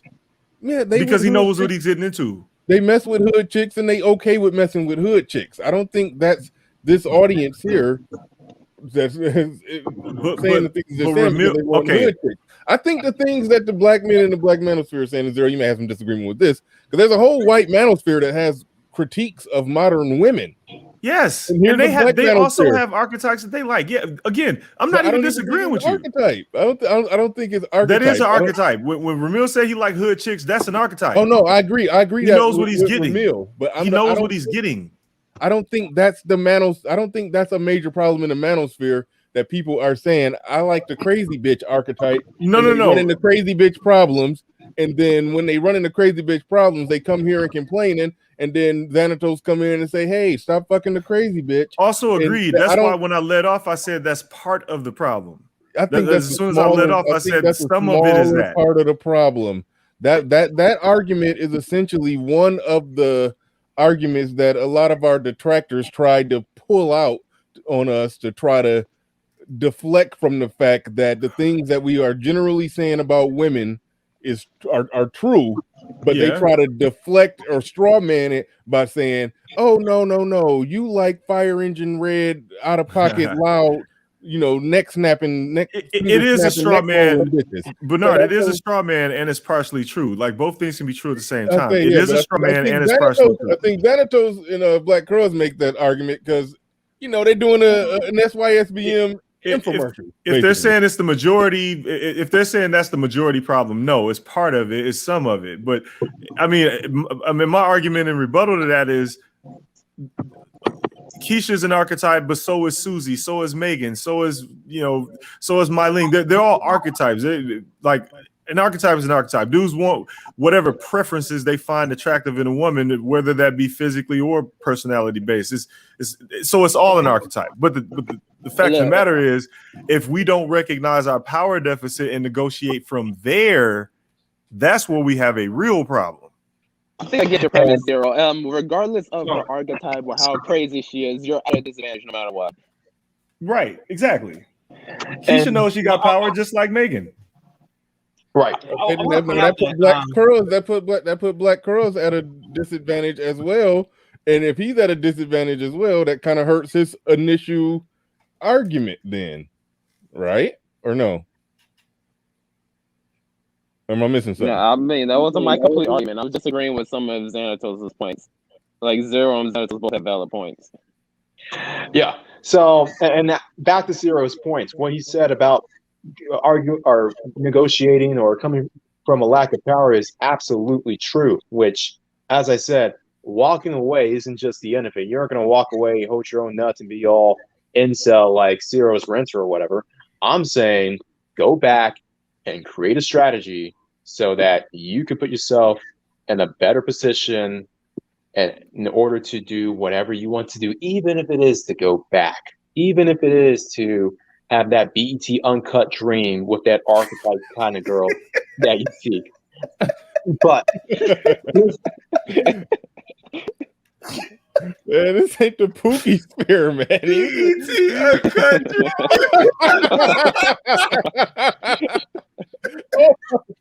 That threw me off, man. Damn. That threw me off that. Hey, look, I'm not the one who's go ahead. Hey, go ahead. You go ahead. Wait, shout out to Theo Waff in the building. Said, all right, he going to sleep. Dogs are cuddle. Okay. I left it up there without reading. What's with the boy and dogs? He's kissing he has two dogs. One of them name is Chewbacca, and he's in love with him. And I be every time he come on the panel, I watch very close to make sure he don't let that damn dog lick him in the mouth. It'd be so close, and I don't care how much he super chat. If he kissed that dog in the mouth, he getting blocked. Wait, Theo Mix. Wait. Theo Mix, Theo, right? You need to meet somebody named Sweet Melody Speaks. Right. Yeah, that avatar though. Theo Mix, right?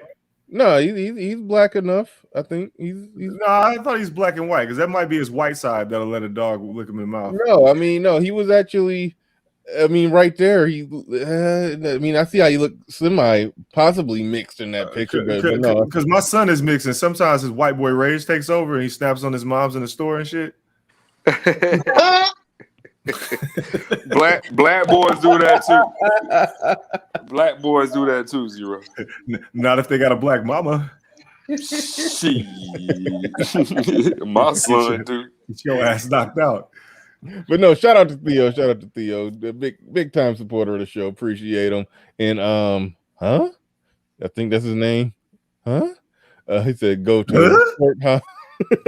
Go to courthouse. Gain power. Woman gain power. I think no. Don't become a woman. Okay, me and Bedard did a stream on this last year. You trolled me on that, but I think you don't become a woman. You become not a man. You know, there's like hundreds of genders now. You can just fucking pick one. Non-binary doesn't mean woman. It just means not a man. You could be a non-binary. What I think Turd Flinging Monkey said he's registered as he's going to register as a non-binary, masculine presenting, trans,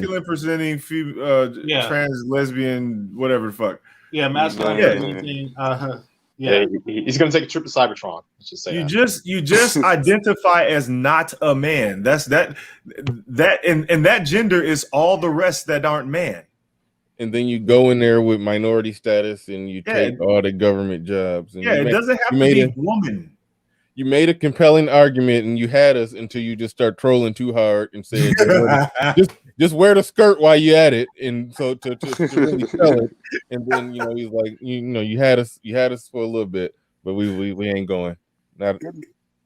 How you think if you think we about to try to go to for interview for one of the government jobs wearing a skirt and like them fat girl heels where it's like a really thick ass the heel thick as hell and it's short. The wedge.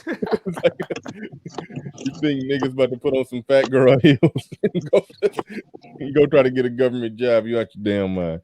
Yeah, just identify as not a man. You don't have to be a woman. What about, Bar zero. Sorry, game changer. That's not bars. Go ahead, game changer. Who's giving the $10 billion? What if you want a piece of that? Huh? What happened? Some group is giving like black women $10 billion. Oh yeah. I will identify as a woman for $10 million. Yes. Yeah, $10 billion. Yeah. You should identify as a woman, and then when they, if they reject you, you should file a lawsuit for transgender rights. Project 2080. Now I can't even see your thumbnail, so that means you probably got Pookie Wireless too. So go ahead and try to speak. See if you Can you hear me? Nope, Pookie Wireless. I knew it. I could tell. Yeah, Project 280 is his address. Like that's what I. That nigga sound like he under the covers with his mic hiding from his mom. Man, what is up with every time the last few people that came in, the internet be horrible, and whoever on the bottom row with them, that person's internet drops out too. That's what happened with me. The only Pookie that came in here with a clear mic is Dr. Pook.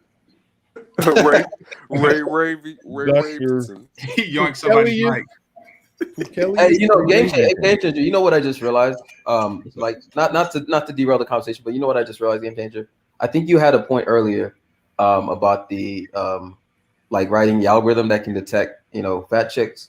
I just realized it's actually way much simpler than we actually think, because there's so many heuristics you can look at. Like, for example, if she's looking at if the photo is from a specific angle where you can only see her head, and a big part of her shoulders. You know what I'm saying? Like you can actually. Are you talking about the MySpace angle? Exactly. No, he's talking about the AI to determine if a woman is fat visually. What I'm saying, the MySpace angle. No, what I'm saying is, listen, I'm not talking about test case. I'm talking about inputs into the neurons. They have to be floating point decimal. Keep in mind, it's been decades since I took AI, and I know a lot's changed.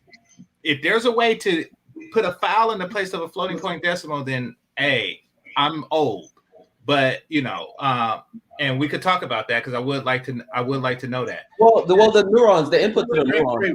Very quick. The number of input parameters is going to determine the number of mid-layer neurons. And you're right. There's only one output, but the mid-layer is going to be huge because we have so many inputs. Because it's a video. It's video.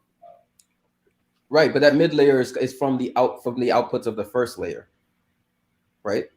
No, there's several layers in the mid. Oh yeah, so that's where you and I deferred, because you were talking about deep neural networks. I'm saying you don't even need that. You don't even need that. That's what I'm saying. No, I'm saying we do need. Okay, we'll talk about it afterwards.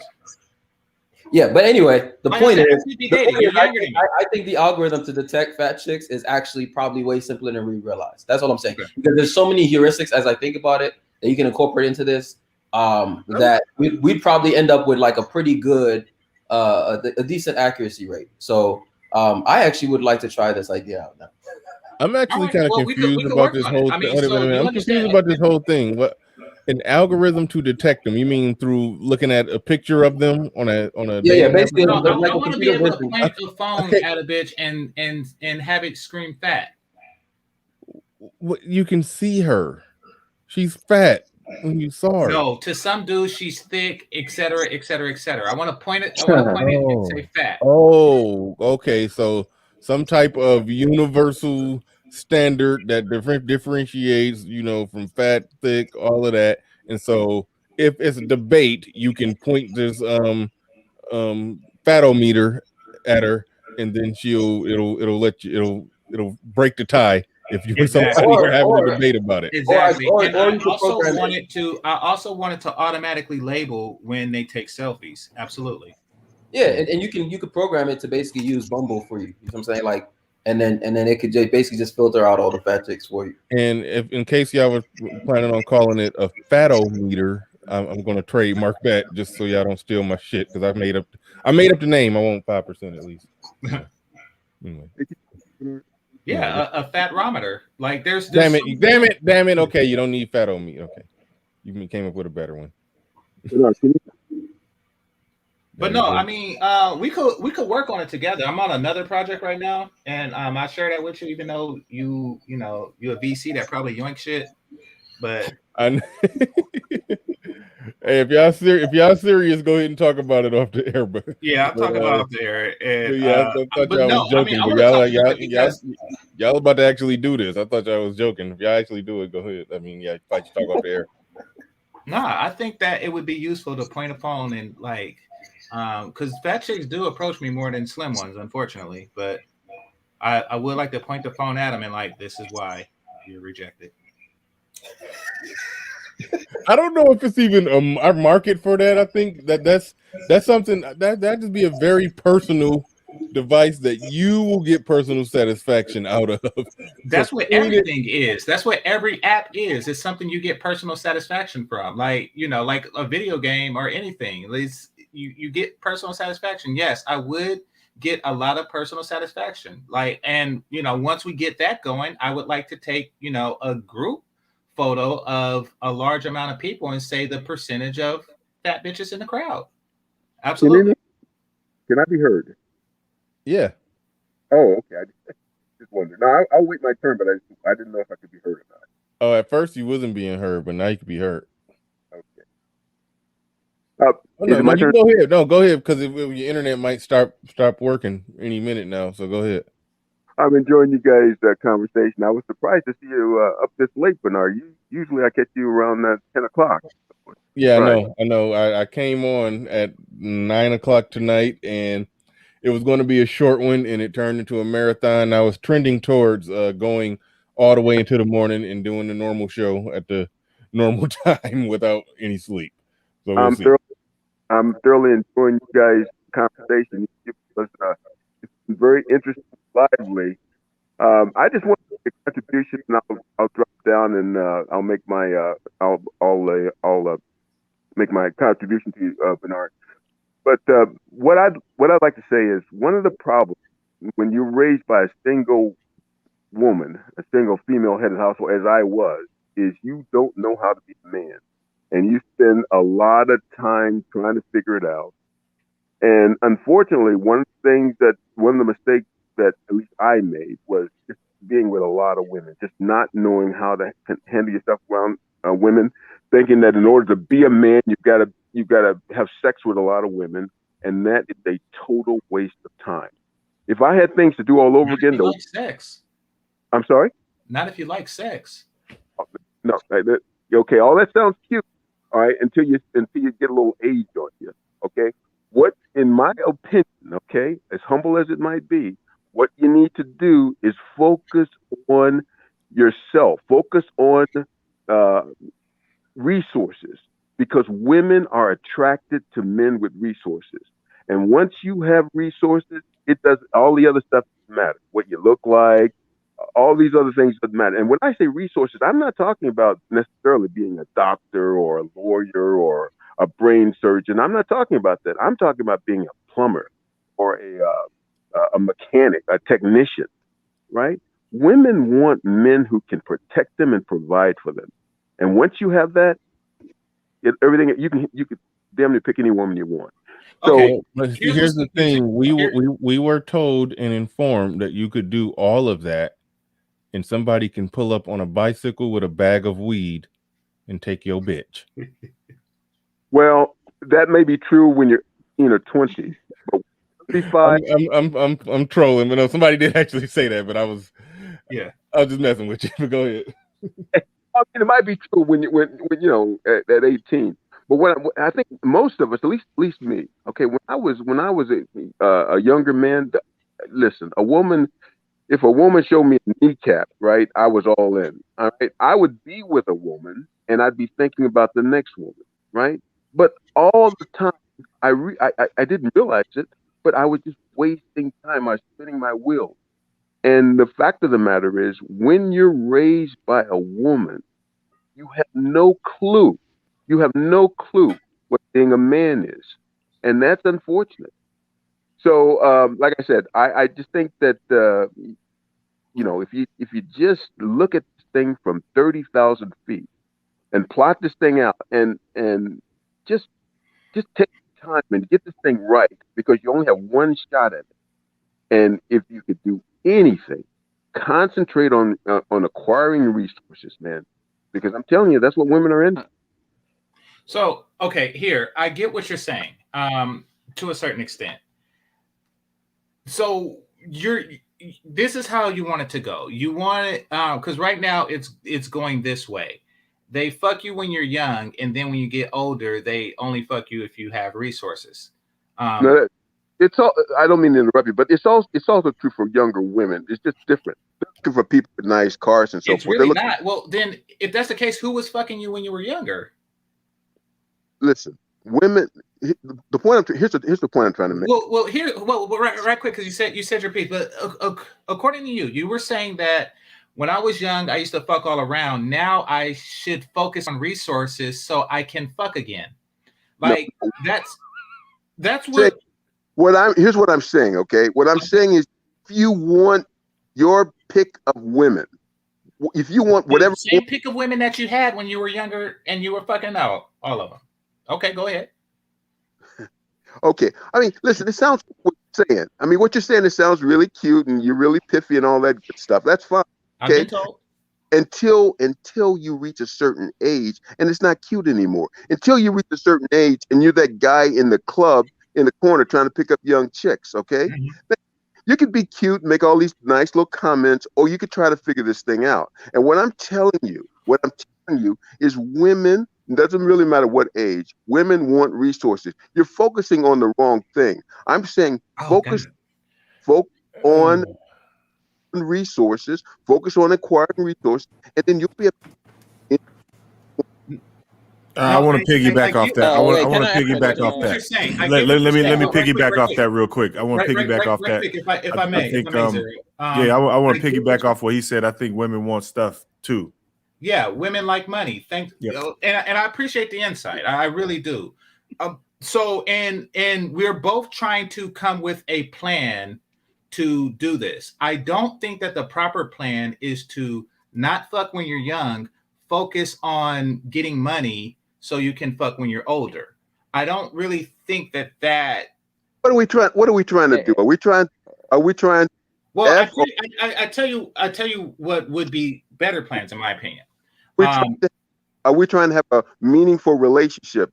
What are we trying to do? What are we trying to accomplish here? Okay, most of these guys. Look, if you're young, let me piggyback off that. I think he's right. We do want to have meaningful relationships, and we got to understand that women want resources. So the only way we're going to be able to be in these meaningful relationships is we got to get our resources up to par in order to participate in that, and then that's when we'll be able to participate in these relationships, because women do want stuff from men, and men have to give them stuff in order to get what their stuff. Men are willing. You guys are talking about women. Okay, but don't women want relationships too? Women are willing to submit, but they're only willing to submit to a man who's worthy of being submitted to. Exactly. Okay? I mean, listen. You can't. Cut it out. That sounds like that. Conditional femininity stuff. Zero is by the way, project. It's a question. What's your definition of masculinity based off of this conversation? I want to hear this. What's in my opinion, the definition? What's your definition of masculinity? Yes. Okay, based on your experience, what's your definition? My definition of masculinity is a person, a man, a male who is able to protect, provide for his family, to guide his family. That's my definition of masculinity. Okay. Boom. As a man. I mean, I told y'all. If you can't protect your family, if you can't provide for your family, if you can't do what it's screwing a bunch of women, that doesn't make you a man. That doesn't make you a man. And unfortunately, when you're young and you're full of testosterone, that's all you can think about. What makes you a man? Are you a black belt? Am I what? Are you a black belt? Am I a black belt? Yeah, do you have a black belt? I have a black? No, I don't have a black. No. Okay, so how are you able to protect your family? Okay, fellas, I'm gonna because you're I'm just asking you a question. I'm asking you a question. you're not. So I'll just. Thanks a lot. I appreciate it. Well, hold on. Let me ask you one question real quick. I don't know the exact financials of all the brothers on the panel, but I do. I mean, some of them I do kind of. I mean, got a general idea. This is a panel of brothers who are generally doing well, money wise, and based off what I've had in most of the conversations I've had with these guys, they've done well. You know, as far as just securing access to sex, even before they were doing well money wise. So while having sex, they still were doing things to build themselves up and get to the point to where they have money. And now they're in a position where whatever they want, however they want it, whether they just want to be single and mingle or get a relationship in the family, they have options to do that. I mean, so I think people are like, just to put it bluntly, I think what you were saying was ultimately it amounted to just basic, you know, just very general man stuff that we generally know. Like, yeah, a man should be working to make money, not just for some woman, not just to get a woman. Like, getting a woman wasn't that huge of an issue. Like I think most, like, I don't know what market you were talking to. Like, that's why. Well, when I tuned in, everyone was talking about negotiation, coming to the table, not having the strength at the bargaining table. That's what I heard when I tuned Oh, in. okay. So you will respond to that. Okay, yeah. Zero was talking about laws in this country. Like, for example, you can have the money and everything like that, and you could be, you know, that dude, and the woman could really like you, and then you go and try to do the traditional thing, and you marry that woman, and then no matter how awesome you were at being a protector and a provider and this or that, she had all the leverage because she can divorce you and leave with it if you've done all Bernard, those things right. So I think that's what Zero was talking about when he's saying women have all the power. And so negotiations are irrelevant because no matter how the negotiation ends, even if you get what you want, if you go all the way with it, you're going to end up in a situation with lacking power. But yeah, that money will get you access to her vagina. Yeah. yeah, Yeah, Bernard, let me add to what you said, by the way. So you made those points, and when I asked him about masculinity, I specifically asked him that because what he just described as men just getting used. Because look at how all of those points conveniently benefit the woman. And Zero already mentioned the women have the legal power. So you bring all these resources, and then she could just go. You guys go right to the slaughterhouse, taking this guy's advice, and she takes all of your shit, and you're screwed over. Well, I think so. Part of the reason I asked the question I asked as well is it may have sounded like I was trolling, right? But the reason I asked, like, you know, or you're black belt, is because I think a lot of people use this stuff too loosely, right? Like, you gotta be able to protect. And typically, what I've noticed is a lot of times when people say shit like that, it kind of boils down to, like, am I willing to essentially go fight Keisha's battles? Okay, because I'm not that may be a bit exaggeration there, but I guess my point is that, like, I'd rather be in a situation where I'm dealing with a woman where like she's not creating drama that I have to go, you know, handle, essentially, right? That was an excellent. So what? Because I think what you just made was an excellent point. Because you are with the right woman, you will never fight. She'll handle 99% of the BBC. Try to wait. Pause for a second. You're Borging, so if you could back up and hopefully not Borg. We can hear what you're saying. Yeah. You were Borging. Okay. What do I? You hear me better now? Yeah. Go a ahead little and bit better.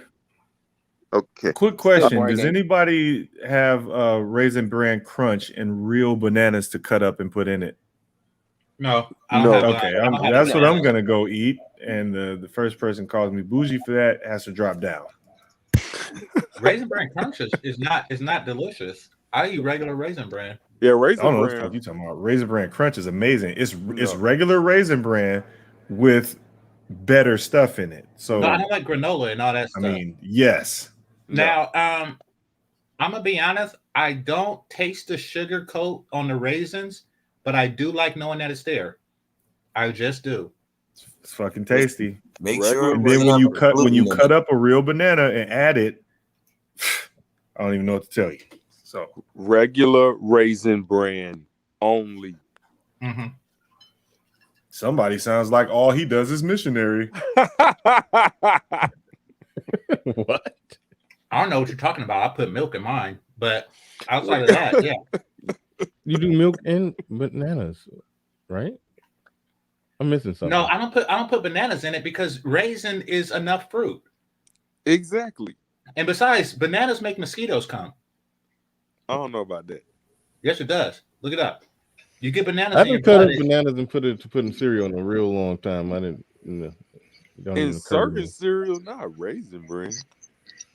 I bet Zero the type to pour the milk first. I only do that with fluffy cereal. So Game Changer.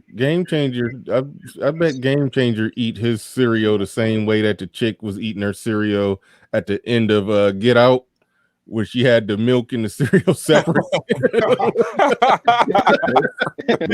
Just make sure it's not gluten in it. That's all. Deconstructed. That's what's called deconstructed cereal. She was eating the cereal in her. She was just picking up with her fingers and putting it in her mouth and eating it dry. And after she swallowed, she'd take a sip of milk. That was you know what she was doing. You know what she was doing. A white girl actually told me this at work. She was separating the pure white milk from the colored cereal. Oh, yeah, no, I know, I get that. That was shout out to Jordan Peele. That was metaphoric. He put a lot of symbolism in every scene. So yeah, shout out to Jordan Peele on that. He be killing it if you really pay attention to gotta look at it with your third eye. You gotta understand and overstand what's happening in the scene with Jordan Peele. So yeah. No, that is the reason why he actually said that. Wait, see now I gotta go rewatch that because I didn't even catch that. Me either. Oh yeah, I didn't catch how insane she was eating that cereal. Yeah, I didn't know it meant. I didn't know it meant the whole separation of the races thing though. Yeah. That was because like that it started happening like right after she came out the closet of being in on the whole thing, and then she turned into a completely different character and put her hair in a ponytail and start looking crazy in the face, and then she went up there and started eating the cereal like a crazy person. And yes, she had the milk and the color separate, had the white and the color separate. Yeah, and she's a good actress because like I don't like her in real life. Yeah. So yeah, like that means that she's a good actress because like her character and she was in a different show.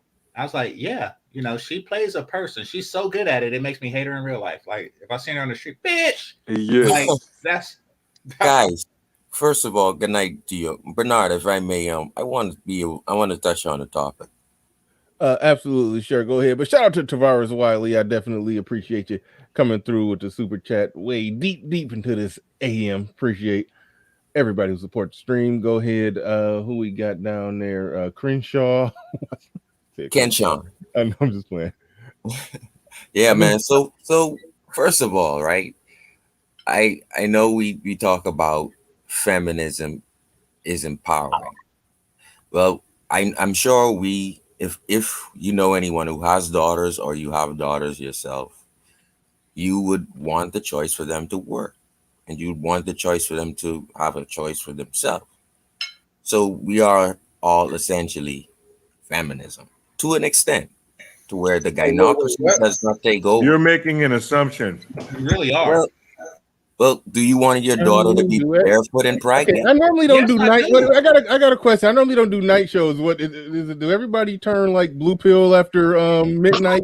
Like it's like That's the hard. Is it a full moon? Everybody turn blue pill after 3 I a.m. recommend everybody go just get a bowl of cereal and your But fucking let me make the point though. The point is, That's right? a hard reach, bro. We are subconsciously in here saying we want the best for our daughters, right? Barefoot and Each pregnant father is the that is best. in their daughter's life.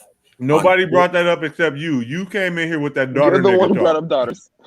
I mean, just to be clear, Yeah, they barefoot asked me pregnant there. is the best. That's the best a woman can ever be in life. Daughter Now, niggas are so that's compromised. fair. Because Game Changer and I discussed this a lot. Shout out to the movie night. Mhm. Guys, join into the Discord. But let me move on. If we all beyond 51% want best for our daughters, then That is the essentially best. that well, we Barefoot always and talk pregnant is the best. What's better than that? the best for me in my culture. Your camera's on. I talk about this all the time. I think when it comes to culture, right? We have the freedom, the sexual liberation to be able to choose what we want. They should choose to be barefoot and pregnant. We have the and we have the ability to actually get rejected, which brings in PTSD, right? And being rejected means you have. Wait.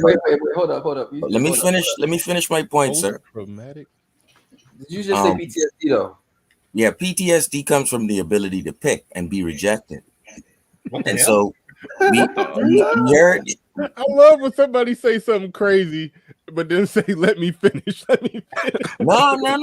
I wanna say something controversial. No, let me finish my point, please. That's like me saying, let me finish my point. Zero has a 1-inch penis, and then Zero say, "Wait, hold on, let me finish. Let me finish." Like, no, nigga, you can't finish after that. You don't get to talk 2-3 paragraphs after that. I gotta stop. You are giving foreign niggas a bad name. I'm just like, all right. So the thing about it is, right? Late. I've been sipping. I'm cracking jokes, but go ahead. You got the floor. You got the mic. See, the thing is, right? If we get the choice to pick, then to me, that's out of culture. You can smash when you're 18 and up because you're good with the words, Jason's lyric, and you're a cute guy. But that also brings you trauma. And then with trauma or PTSD, you need therapy, which Mr. Samuels talk about and which we champion in here in the Manosphere. So if you want your daughters to have some sexual liberation or do you want to have culture? Or do you want to have culture, meaning the father is involved in her pick? Call it arranged marriage, whatever. You're in your daughter and your son's life and who they pick. They don't have the last choice.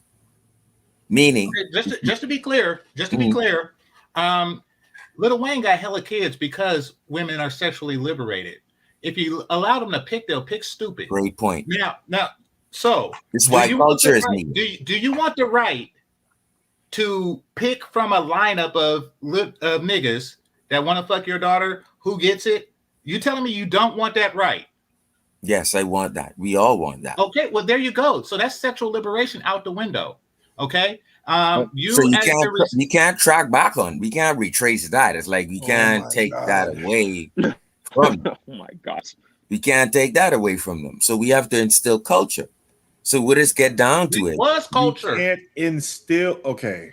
This is the reason why I used to think foreign niggas got a free bag of cocaine when they cross the fucking border over here. Because culture starts from you, the father. Yes, exactly, and it starts from me saying you can't fuck Lil Wayne. You fuck who I tell you to fuck. That is culture. Yes, it starts with the father. It starts when you say, you know what's more important than the education? Family. Family, exactly. Family. And you want to know where family and clean carpets come from? Barefoot and pregnant. Bingo. A mirror? You mean a mirror game changer? It comes from a mirror. Girls like a mirror, eh? No, it comes from clean carpets and babies come from being barefoot and pregnant. What the fuck? Pretty much. Like, do you know how to have babies and clean carpets without being barefoot and pregnant? If so, please tell me. You want to know what's better than learning liberal arts? Learning the kitchen. Exactly. And getting me a sandwich out of it. unless you're gonna end up like Martin Lawrence. We know how that went out. I No. don't know. How? Wait. Go Thin ahead. line between love and hate. Oh no, because we had What? that on movie night. We had that on movie night. I mean, but that's what sexual That's not a liberation. good example. Well, it's not, but he's talking about She that was there's going to be crazy. some type of reprisal. But what I'm saying is that's the end result of sexual liberation. That chick was like fucking 40 and she graduated Harvard and shit. Now she's miserable for lack of penis. Okay, let's be clear. Had her father on her, sweet 16 or quinceañera picked out a suitable mate, she would have been happier barefoot and pregnant. And now she's Harvard educated, rich and crazy as shit. Okay, That's what I stand for. So if you said that's truly what you want stand for? happiness, I stand for getting her sorted out from high school to college in a marriage, like game. and being barefoot and pregnant is sorted out. Then what? Okay, so it sounds like you want everybody else to conform to traditional norms, but you want your daughter to be free. Right. No, I want her. No, she's gonna have culture from me and you, from the father first. But we don't Okay, so want you that. want to culture your Like, daughter, but you want everybody else to. But people want to test the run amok. streets and then say that's experience. I call that shit. That's not experience. That's trauma you bring into a new marriage. Oh, I want to test the milk before I buy the cow. This is the problem we have, gentlemen. Yeah, but it sounds like you're We're making fucking- a separate, we're a different making- argument from what you came in with. Daughter Like niggas are crazy. Bernard, Your these- current self no, your current self is refuting yourself from 5 minutes ago. Yeah, look, Bernard, this is the problem with actually, what daughter I mean- niggas. what I- Like, what they'll I was contradict explaining themselves is- every step right now. Hey, hold on, JB. Like, Bernard, these daughter niggas is contradicting themselves every moment. They have these standards. Oh, we should have this dynamic. But when it comes to their daughter, they were like, okay, I'm gonna remove this stipulation because that's my daughter. Pretty much. I never bought into the daughter. I don't have a niggas daughter, by the argument. Then why did you make all them assumptions we about know- everybody else's Yeah, why'd you daughter? make all these? Because what I know from around me is all these fathers who are unfortunately in their daughter and son's life, they go off to school. They're doing they are on average doing better. That's not And- better. Well, If you're in school, they're not barefoot and pregnant. How is that exactly. better? Exactly. They're doing better No, that's for not themselves. exactly. You have an upside down view of what better is. There is nothing better. Like I was saying before, there's nothing better for a woman to be than to be barefoot and pregnant. What was that commercial where they say this is as good as it gets? That is as good as it gets for a woman. Exactly. So you're actually making my point. I think when they your point have it is- better, your they're point is that they're independent. doing better have because a they're in point. college. That's So not better. that's Your because I point was ran cut away off. from home That's a because long I was. time ago. Okay. I mean, okay. you're able to interject, but like I said, Game Changer just brought the point to a finish, which was once again, independence may bring you this and that, but you are not married, and you're certainly going through trauma and rejection and going through. Would you rather her go through that or get her married through culture and the father? Yeah, I agree with that. So that's what I'm saying.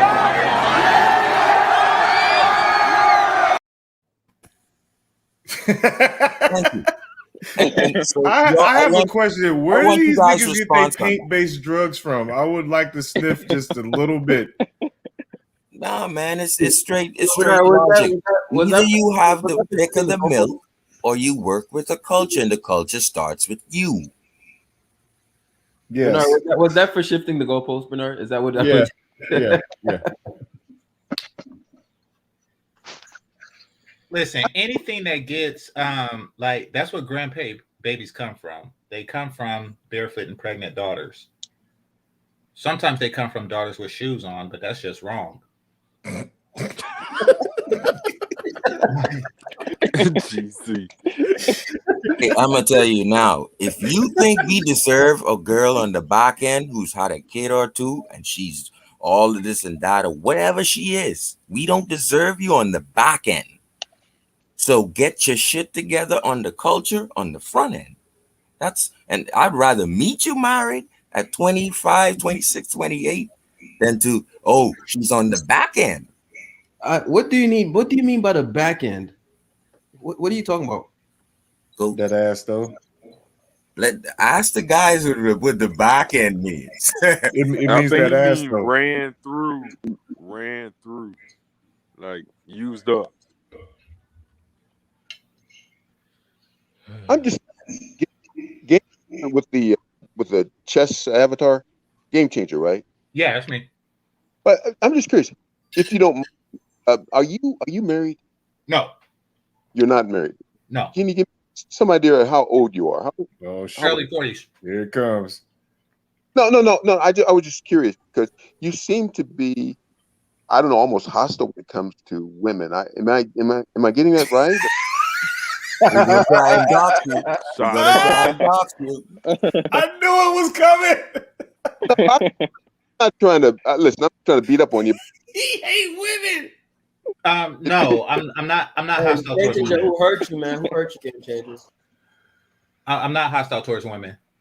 Okay, you just have these comments that are pretty much I don't know, man. It just yeah. Well, no. It's, Give it's examples. toxic, is it? Is it toxic? It's very toxic. He sounds very jaded, doesn't he? He sounds like a misogynist. Oh. Give me an example of a inappropriate comment or a hostile comment. When you said barefoot and pregnant, right? I mean that's. Actually, I said No. Let's I listen. said that, and he went with. Said that. No, but I encouraged it. I said that that's the best a woman can get. Go ahead. You said something so that you believe that that's a hostile comment. Well, yeah, I think so because when you say Let me stuff ask you like, something. Let me ask you this: Was your mama ever pregnant? of course, Was your mama ever barefoot?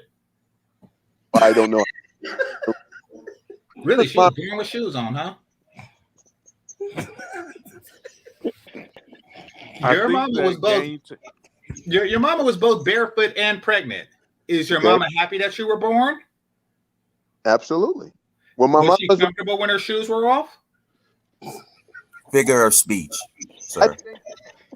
both know what Is there okay? If you were to list the accomplishments of your mama's life, is there one that exceeds you? I certainly hope so. Wow. Oh, wait a minute. Okay. So let's go with that. You're telling me that you hope that your mom got her PhD and say, God, I'm glad I have this over that nigga. That nigga was never born. I would trade Project 2080 for this degree. Are you saying that you hope that your mom think that way? That's why they call him a game changer. You're not the only chat. No. I'm curious. Is that what you want? That's you're saying that you wish that your mama didn't have you, but she had an extra degree. Please tell me that that's not what you're saying. Trade my son for a degree. What I'm saying exactly. Here's what I'm saying. Okay, what I'm saying is, ruined my life. Men and women, we got to figure out some way to work together, right? At some point, and it doesn't seem being like barefoot and pregnant is working together. I'm sorry. I like how you just deflected from his question. I'm not. Let's get Wait, the goalpost meme. I want to hear him. I want to hear him. Where's the goalpost meme? Hey, we're making women like a mirror look kind of bad, man. So you don't think your girl making you a sandwich is working together? Yeah, and you eating it, guys. Let me tell you something. That's teamwork. That's teamwork, isn't it? I'm eating what you made me. If you guys don't figure this out, you're going to be suffering. I'm telling you, this thing's not going to end well for you guys if you don't figure it out. It sounds cute. It sounds all cute, Let me tell you something. Women are not dumb, right? They're not dumb. Here's a newsflash: they're not dumb. In fact, they're pretty damn smart, right? Okay. And we said that earlier. We admitted they're not dumb. We established that. God, I love daughter niggas. They're gonna take you for all you listen. You can either have them on your side or you have them fighting against you. And I'm telling you something. You don't want women fighting against you. You don't want that. That's the something. Hold up. Yeah. How do you get on the woman's side? Yeah, because he's a daughter nigga. How do you no? How do we get not the woman on our side? How do we get on the side of the woman? No. I'm saying we get the women on our team, right? How do we? Yes, she is on the team. That's why she's pregnant and barefoot. Hey, dude, let me tell you something. You're single for a reason. Single for a reason. Okay, Yeah, attack him. Attack him. No. How do you define single? The best you to do is stay single. Well, Because no. with- How do you define single? Because I'm single in the sense that I'm not married. However, I'm not absent relationship. But I'm curious, sir. Are you married? Oh, I'm absolutely married. But let me tell you Okay. something. Now, was your wife at any point in the relationship barefoot and pregnant? No. So you have a childless marriage. No, this is my second marriage. Oh, okay. So somebody. Yes! Oh, Yeah. No. Let's hear him out. Let's hear him out. Textbook. From your He's first wife. textbook. From your first wife, did you have any children? Game changer. Listen, let me tell you. No. Please answer the question. From your first wife, did you have any children? Yes. During that time, was she ever barefoot? Hey, what are you with the barefoot thing? Why are you so fixated on You the barefoot? brought up barefoot and pregnant to me. You You say said that that was- I have hostilities and issues because I want a woman who's barefoot and pregnant, yet you had a woman who's barefoot and pregnant. Listen, exactly. No. Did it piss you off to see her But without shoes? that's and why pregnant? he let. Yeah, that's why he left her. That's why he no longer with her. That was So you directly divorced against his her because principles. she was barefoot and pregnant and she didn't have enough degrees. Yep. Yep. That's a feminist violation. Like, hey, baby, can't be making yourself look bad. So you got to keep them shoes on the Exactly. entire time. These Shower. boots are made for walking. You know. Yeah, sleep, everything. Don't ever take those shoes off while you're pregnant, baby. All right. I'm Daughter thinking about niggas you. are so compromised. It's crazy. It's like Bloody there's nothing wrong. There's nothing wrong with a woman being barefoot and pregnant. Exactly. That's her purpose. Like after the divorce, what do you have to show for your years of marriage? That nigga went through all that to show his true colors. Y'all, these women gonna get y'all. Y'all better watch out. You don't want the women to be against you. You're single. Exactly. You but, better I mean, be careful, nigga. Bullet points. Yes, sir. But, yes, but sir. like Bullet point for after bullet point. They gonna put the pussy up. Don't you make them mad now. y'all better watch what y'all say about us women's. So after the divorce, what did you have to show for the time that you were married? What's the most valuable thing you got out of the divorce? You're focusing on my marriage, and the fact of the matter You is, focus on my absence of marriage. Therefore, it's on the table. So once again, after the divorce, what do you have to show for it? I have experience to show for it. I have knowledge to show for it. Damn, a decent father would have said to kids. The child, my guy, goddamn, that should have been the child. Shit, I knew that answer. You put the whole wait, brother. You showed the experience, yes. Over your kids. You ain't worried about the children's. Jesus Christ. All right. So the experience of an unsuccessful marriage is more important than the child, than your lineage, sir. All right, see, y'all are Fantastic. Niggas don't care about lineage. We talked about this last night. They care about pussy. This is this. And the memory of pussy, apparently, the experience of pussy. The experience. Hey, hold up. Y'all are trolling him. You learn. I got learn how to be a better husband for the second You better wife. be careful what you say about these women. They're gonna close their legs and you won't get no pussy. Hey, I got a more, y'all are trolling the brother. I got a more serious question for him. Hey, bro, like before you on your first marriage, right? Like, how many times did you end up in a scenario like I'm trying to learn from you, right? So, how many times did you have to sleep on the sofa or something like that? Like, how many times did you have to go through that to basically just understand the woman? Let me tell you something. Okay? My first ended in divorce, largely because of me and my immaturity. Okay. Oh, but wow. Lord Jesus, it keeps getting better. Oh Lord. Yeah, this is a troll, man. There's no way this is a real guy, man. No, Who is this? real fantastic. This sounds like I thought. This sounds like a young BGS. Is this you? This BGS using a young voice? No, I've actually Anybody else pick up on that? But people, okay. This is my first night stream. I think after 3 a.m. niggas like turning like you turn into Leave a it right werewolf there. after midnight. 3 a.m. Niggas. Is this the old nigga trolling us? You hey, that's you old fella. Is that you? No. Project 2080 been on my show before. I've talked to him before. It was a normal conversation. Let me think. This nigga Hey, show ain't normal. Can you answer the question though? Like, how many times did you have to sleep on the sofa? I'll answer the question because I think it's important. Listen, I have a son who is autistic, and I It's raised supposed to be a number, dude. What the fuck does that have to do with this conversation? Yeah, that was. said I don't know what to say to that. care of the child. Have I taken care of my children? And the fact of the matter is, my son still lives with me. My son, when we got a divorce, my son came with me. So to answer your question, yeah, I took care of my. That doesn't sound like you were the immature one. Then, like you just Yeah, recently you said. definitely couldn't be immature and all at fault, bro. If you ended up with a child with special needs, that's extremely a child alone is extremely mature in order for you to take care of on your own. But for you to end up with the child after the marriage and the court saw fit for it, come on, dog. I mean, why are you praising the woman like that? Why are you belittling yourself? I wasn't even going to mention that, but someone said flippantly that why don't you take care of your kids? Well, the fact of the matter is, I do. I'm taking care of them right. Wonderful. We but didn't the say take care of your kids. No. We didn't say take wait care a of your minute, kids. but the most recent question was, how many times did you sleep on the couch? This is supposed to be a number. Why are you talking about your son? Also, I saved $400 a month by switching to Allstate on my car and home insurance. Oh dang! I only saved 15 by switching to Geico, but that lizard is funny. Everyone knows that. All right. So how many times did you have to sleep on the couch? A lot. You said what? You said a lot.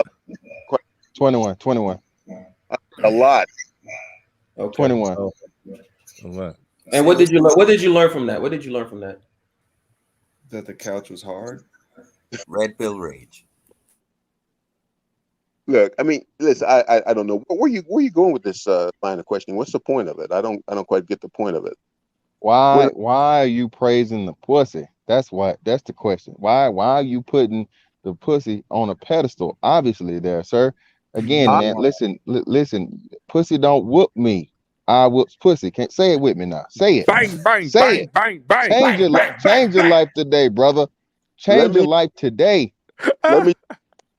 You figure out how to get women on your team, how to get your woman on your team. Until you figure that out, the woman you was with wasn't on your team if she had you on the same couch. No, Bernard, let it happen. Thank you, Bernard. Thank you. Fam. Chill, Bernard. Let it happen. Fam, she's only on your off. team. She's only on your team for as long as she wants to be on your team, bro. And the day she stops wanting to, she gone, bro. Yeah, okay, that's how it works. And no matter if you're a regular guy, no matter if you're a celebrity guy, bro, this has been proven, brother. What are you talking about here? Okay, it's for the moment. You enjoy it while it lasts until it don't no more, and then you go on about your business. How old are you, man? How old are you? Cold hard man. How old are you? God, man, you sound like you honestly, you sound like you are 12 with this attitude. You have no idea how this thing works. No, I have no idea how this works. On punishment a lot. So this is what I can tell you, brother. I've never been on the couch ever. Facts, man, facts. Me either. Hey, if the way it works is that I gotta be on the couch, bro, I'm all set, man. I'm good, bro. I'm good. All right, fellas, you guys out. Man, you're calling Fantastic saying he sounds like a 12-year-old, but you sound like an old nigga who doesn't have tangible results or actual solutions at work. So what you just taught us is what not to do. Well, hey, brother, I hope it works around the second time around, man. Second time around. Hey, man, I'm just saying, bro. Hopefully, listen, okay. If it does not, for whatever reason, brother, just hey, man, just put it up and fuck these hoes for the rest of your life, man. You know what I mean? Turn the game on them. Stop trying to put them on, get on their team and put them on your team. Temporary contracts, 10-day contracts, man. No full term, no real deals. Okay. Fantastic. I have a question for you. I happen to know you're going through a divorce, aren't you? Yes, I am. I am. Well, I mean, you and I are in the same boat, aren't we? No, we're not, because I'm not married, and I'm not getting married again. Well, yeah, we So, all said that. I said that when I got divorced for the first time too. I said I wasn't gonna get. Oh, wait. How many times have you been divorced? This is my second marriage. Okay, So you he's said just divorce for the assuming first that time, so there's well, only that one nigga already time. making plans. Hey, he already let you know. He already making plans for the second one, bro. You know what's he's you making know an what's coming. assumption. He's making You an know what's assumption coming. that Fantastic is just gonna fold up and do like him. No, I'm not. I Yeah. promise you, I'm not. I promise you, Fantastic. I'm not, bro. How many Go ahead. times in the current marriage have you had to sleep on the couch? Never. Okay. That's good. This is the one. Then she's the one. Keep in mind, guys, it's a 51% chance she could wake up tomorrow and say, just by intuitive, something went wrong, I want a divorce. And you know what you're up against, right? You realize what you're up against then. The family court. See, it's not a fair deal. And I hope she's not on the back end, sir, trying to come to you. See, this is why virginity is still valuable. You see what I'm saying? So once again, if the father is the culture. Wait, I what was does with you till you hold said on, hold on, virginity. Yeah, Good luck with virginity, that nigga. shit. You been it's impossible. That's impossible, sir. Hold on. In America? We got to deal with I'm not gonna let you live down your first 3 minutes of speaking on the panel. When he came in, he was saying that we all should be feminists because we want our daughters to have choice and to go to college and to work and to do it and all have all that basically all that freedom to do whatever they want and fuck who they want. But then now he's flipping it around. He's acting like some, that contradicts what you originally said. So I'm like, I don't know. No, the one thing I didn't say was we want them to be. We essentially want our daughters to. We want them to go to school and to be educated, but in the first years, you want them to be That's an married. assumption. I don't want that.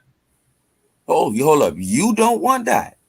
No, I mean, well, I'm indifferent, really. But as long as she goes to school and finds somebody to impregnate Okay, so her then you're while fine. barefoot. So you're with all of us. We want that for our. No, that's an assumption. That's an assumption again. I'm indifferent. The most important thing that my daughter could ever do in the universe is be barefoot and pregnant. Like that is the most, whether she gets a degree in the process of being barefoot and pregnant is that's a plus, I guess. You could use a different word. You could use a different word, Game Ginger. I would just say, in your Wow, first years say of it school, get nicer. married. Say it nicer. In your first years of college, Holy get married. shit, we are How fully about, cooked. how about find a classmate in that project block? These things are find more a husband in that project No, block. Kishon, these things are more important. What I'm saying is the most important thing a woman can be is a proper wife and mother. That is it. And I don't care if she splits another atom. I totally agree. And I would use Anton. Anton says the best thing you can do, you know what a wife is? Someone who is trained to be. Period. That's why it's from the father culture. You want to train her to be a wife, but you want her to go to college and Yeah, man. This yeah, is man, she could compromised be daughter trained. nigga talk. If you're not trained to be a wife, then by the time she gets wherever out of high school, then that's uncontrollable area. You have to train your daughter to be a wife. That's period. That's for the mother to do, I though, was just brother. about to say that too. That's for the mother. That's for the mother to do, not the man. And even then, still, why do you guys have this concept as to where there's just this prototypical perfect, this is the woman, this is the perfect. She's gonna do right. She's not gonna get no divorce. Leader. Well, that's what, bro. Every dude curtails the woman to what he wants her to be. Okay, I like my, I like my head a certain way. You know what I'm saying? She might not know how to do that. I have to. So you don't want to get married? That's fine. Well, no, even still, a part of marriage, nigga, is head and some good, good, So you vagina. saying she could lock you down with some good head and cause you to No, marry? that's not what he's saying. That's not what I'm saying at all. What I'm saying to you is this. What I'm saying to you is this. Her mother can't teach her that. Neither can her father. The man that she's going to be with, no matter what she's been taught, she's going to have to adjust to what his likings are, because she's going to be what? his woman and Boom. his Yeah, wife. boom. Yeah. Well, if he's making the point that there's general womanly, wifely things that that a young girl can be taught, yes, that's true. But that would Well, need to be Bernard taught Riley, by the he's gonna woman. need a But time machine. He's gonna need a time machine because he's gonna need to get rid of Uber Eats. He's gonna need to get rid of DoorDash. He's gonna need to get rid of what a whole bunch of shit. Okay, of modern shit as where women have totally completely got away from the That's an traditional what he's talking awesome about point. wife thing. Which brings up a So question, Fantastic. Do you think we should criminalize twerking on tables and rest? Should we criminalize everything that makes our community look bad? stone them, but not to No. death. Stone them, just not to death. Shame. Fantastic. Shame. all right, real Shame. quick. Hold on. Somebody else was trying to jump in real quick. Huh? I think I this is how you say his name. Says, gotta love the logic trap. Shout out to you. Appreciate that. Dig Thug in the building. Says, stop him. He's powering up Zero for a combo blast. Also, damn it. I just lost that. Hold on. Proton cannon. chats. What was that? Damn it. Shit. Where did it? Damn I'm it. chilling. Your Game Changer did the work of God. That shit was funny. Hey, All Bernard, right. man, The other when you get back. chat was top shelf. It says, "What the fuck, y'all still live? LOL, salute. The marathon continues." Oh, yeah. Right on. I'm going all the way into the morning. At least I think that might happen. Bernard. Yeah. Yes. Rod guy. Wait, hold on. I think Rod guy. Was you trying to jump in?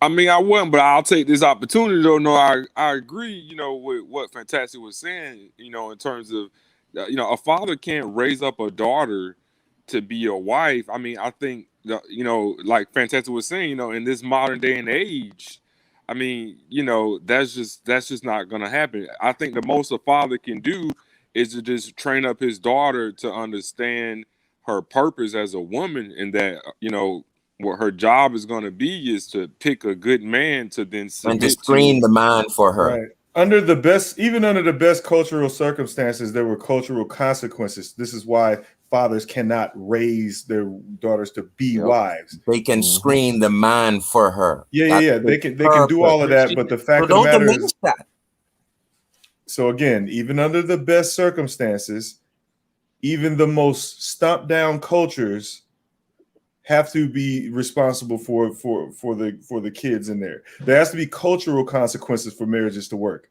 Fathers don't have that power all by themselves. You're making it seem like this dude can just run out and Superman the whhole fucking thing. No, it's impossible.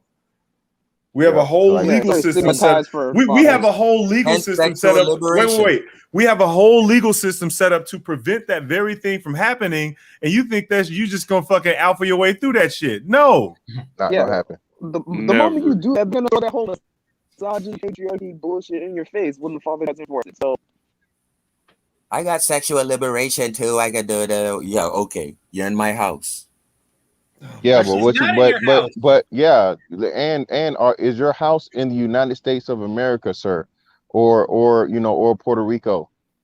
Okay, if that's the case, fam, you have no power here. Okay, shout out to Gandalf. All right, no matter how much of what you do to train her to do all these other things or whatever, once she gets the opportunity and she learns, oh my God, I can say this or I can do this, and I can just fuck a motherfucker's life up, bro. That's I'm telling you, dog. If you're going to move, and again, you sound foreign. I don't know you. I'm not sure. I'm not even trying to clown, but you sound like you're from somewhere else. If you're from somewhere else and you live somewhere else, cool. That shit can and might work. Just might. But here in the U.S. of good old A, bro, that shit is dead, sir. All right? Not even zombies. I'm not zombies, not Dracula, nigga, dead, okay? Fantastic. Let me ask you a question. And first of all, I'm really saddened by your divorce or pending divorce, whatever it is. I'm not, but I thank you for it. But go ahead, sir. Thank you. Bars. Ever heard of a divorce party? I want you listen. I want to ask you a serious question. Do you take any responsibility at all in your divorce? Yeah. In the field, of course. Okay, very good. Of course. Let me ask you one other question, okay? Without getting into specifics, if you could change things and keep your marriage together, would you do it? That's an impossible question. That's a catch-22 question. Because if that was the case, I wouldn't be getting a divorce. If I could have changed whatever it was, I would have already changed it. Therefore, I wouldn't be getting a divorce. Once I make the decision to get a divorce, is because I made the decision I no longer want to do it. So no, if I could change things, I wouldn't, because I would have already if I could have. So no, I wouldn't change anything. I'm out here, I'm free, and 10-year dick lockdown is over with. Never gonna happen again. I'm good. Okay. I love it. Let me just put it on my court then. I'll just say this. Okay. If I could have done things differently, right? If I could have, women don't like when you chase other women when you're married, which is what I did. I spent my whole marriage doing that. If I could change that, I would absolutely change it, because I had Hold on. For the woman that had you on the couch, fam? Yeah, and that was the reason I was on the couch, because I couldn't leave other women alone, including her sisters and her friends. Right? Well, damn. Alpha nigga sided. I love you, Pookie. So did she have some fine ass? So she just had some fine ass sisters, and friends, or what? Hey, brother, the more you talk, the worse. Hey, is this Derek Jackson? This is Derek Jackson. I love alpha nigga sightings. This is Derek. This Derek Jackson. This nigga, he put this dick in everything. We got an alpha daughter nigga. Like that's alpha daughter nigga. He's like, I was fucking too many hoes. Alpha nigga sighted. Yep. Bitches just everybody came over to the house, sucked my dick. I didn't even ask them. Just off top. Classic story.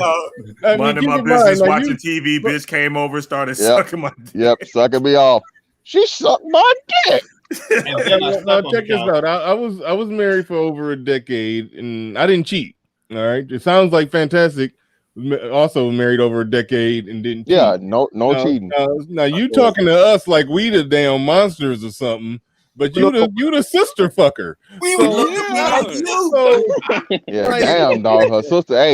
Hey, you playing? Hey nigga, you was lucky you was sleeping on the couch and not sleeping on the damn slab. You playing? Was your wife black? Was your wife black? Hold on, I got a better. Well, yeah. Answer that one real quick. Then I got a better question. Go ahead, real quick. What color was she? The point I'm trying to make. No. We following line. Once you say that you was fucking your wife's sister, now you don't get to take control of the conversation after that. Now, okay. First, what color was she? What color was she? Black woman. She's a black woman. She's black. Okay. When you must have been from Delaware or Vermont or New Hampshire. No. When you had sex with her sister, I just got to know, how did that come about? Who initiated it? Was her sister light-skinned? Look, I'm not gonna. I don't want to get into this. I don't want. You don't want to get into who. Nigga, you got into everything else. You told yourself. No one told you to say this. The reason I mention it is because I was trying to get Game Changer to admit that he is, and he did. He admitted that he was responsible for his divorce. But the point I'm trying. If I could do things differently, I would do things different. That's the only thing I'm trying to admit. No matter what it is, look, your marriages fail for a reason, and a lot of the reason is because of you. And I'm saying I had a perfectly good. Whoa, brother. Projecting like what the brother? You out here, nigga? Yeah, nigga, you out here, nigga. You that are out nigga here projecting like a fucking IMAX. Hold on. This nigga is. Bernard, when we talk this nigga is Future in real life. He fucking real sisters. Nigga, we not the same thing. When we talk about problems with women, we talking about legitimate problems with women. I see why he got all this, smoke for us, because for him, problems with a woman meant that she had a problem with him fucking her sister. Like when we talking about you were a horrible husband. You were a horrible husband, nigga. You do wrong, Fantastic. I just fucked the sister. When you first got on here, instead of talking about how bitches respect resources, you just should have said bitches don't like when you fuck their sisters. You should have started with that. You lead off with that. Nigga, you buried the lead. I get it now. He think we all a bunch of sister fuckers, and that's what we do. Oh, nigga, no, I value my life and my dick, nigga. That's That's a fatal motherfucking shit happened right there, bro. You Fantastic. playing with something important. You're trying Now I get it. What he really been saying, look, guys, you just gotta understand. If you could just stop fucking your girlfriend's sister, your relationship would be better. White. That's really what he was coming up here trying to say. Right. No more fucking sisters, cousins, mothers, grannies. Just don't fuck nobody in her family. And all this red pill shit ain't even necessary. Just stop fucking sisters. I just want to say that fucking sisters is a mistake. Yes. This nigga trying to give me advice. This nigga trying to give me the voice of you. Cause would you do it again? Nigga, would you do it again? Would you not get that sister pussy, nigga? Would you not? Fantastic. You and me in the same boat. See, when we was fucking our girl's sister, what? You say what? It was an accident. It was just an accident. What your man feel? How many times? German. 2 minutes. So nigga, you are repeat. Hold on, wait. So now, not Wait, only that, I didn't hear him. Did he answer that question? he said times? too many. He said too many. Damn. Hey, so did your wife win the Wi-Fi in the divorce? Hold it. Bars. This nigga's definitely chopping. This nigga definitely DJ screwing it up, man. R.I.P. You fucked the sister? Yeah, she took the damn Wi-Fi.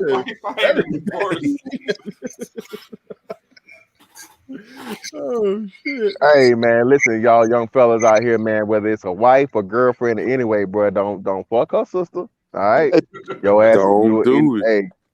Hey, that's gonna end up bad, man. You playing with your life. Fantastic. Are you telling me your marriage failed because you're a perfect husband? What you telling me? Nigga, I'm telling you, Perfect husband. Hey, y'all catch that shit? He said perfect husband. Come on. He doing that pookie stuff where they try to equalize all they bullshit. Remember, I told you before. Shame. Wait.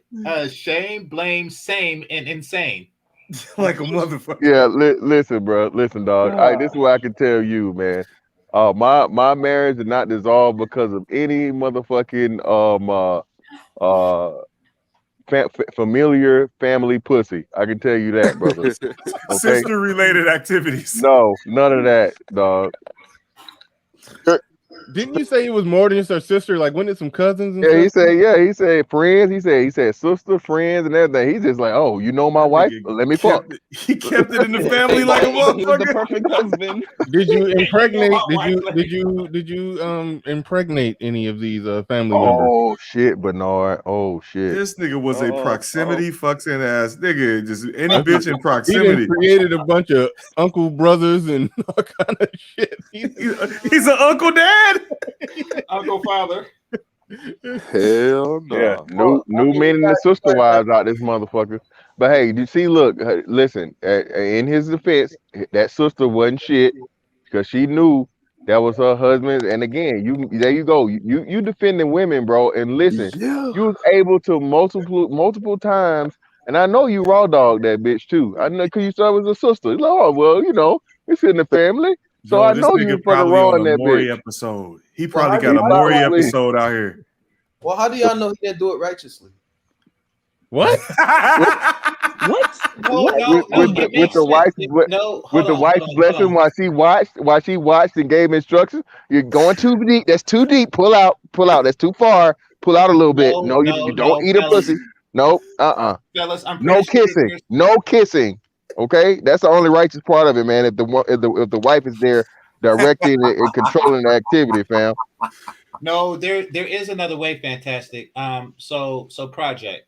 Were they twins and were you confused? Okay. Future man draws. Good question. Share with us. Can you share that with us?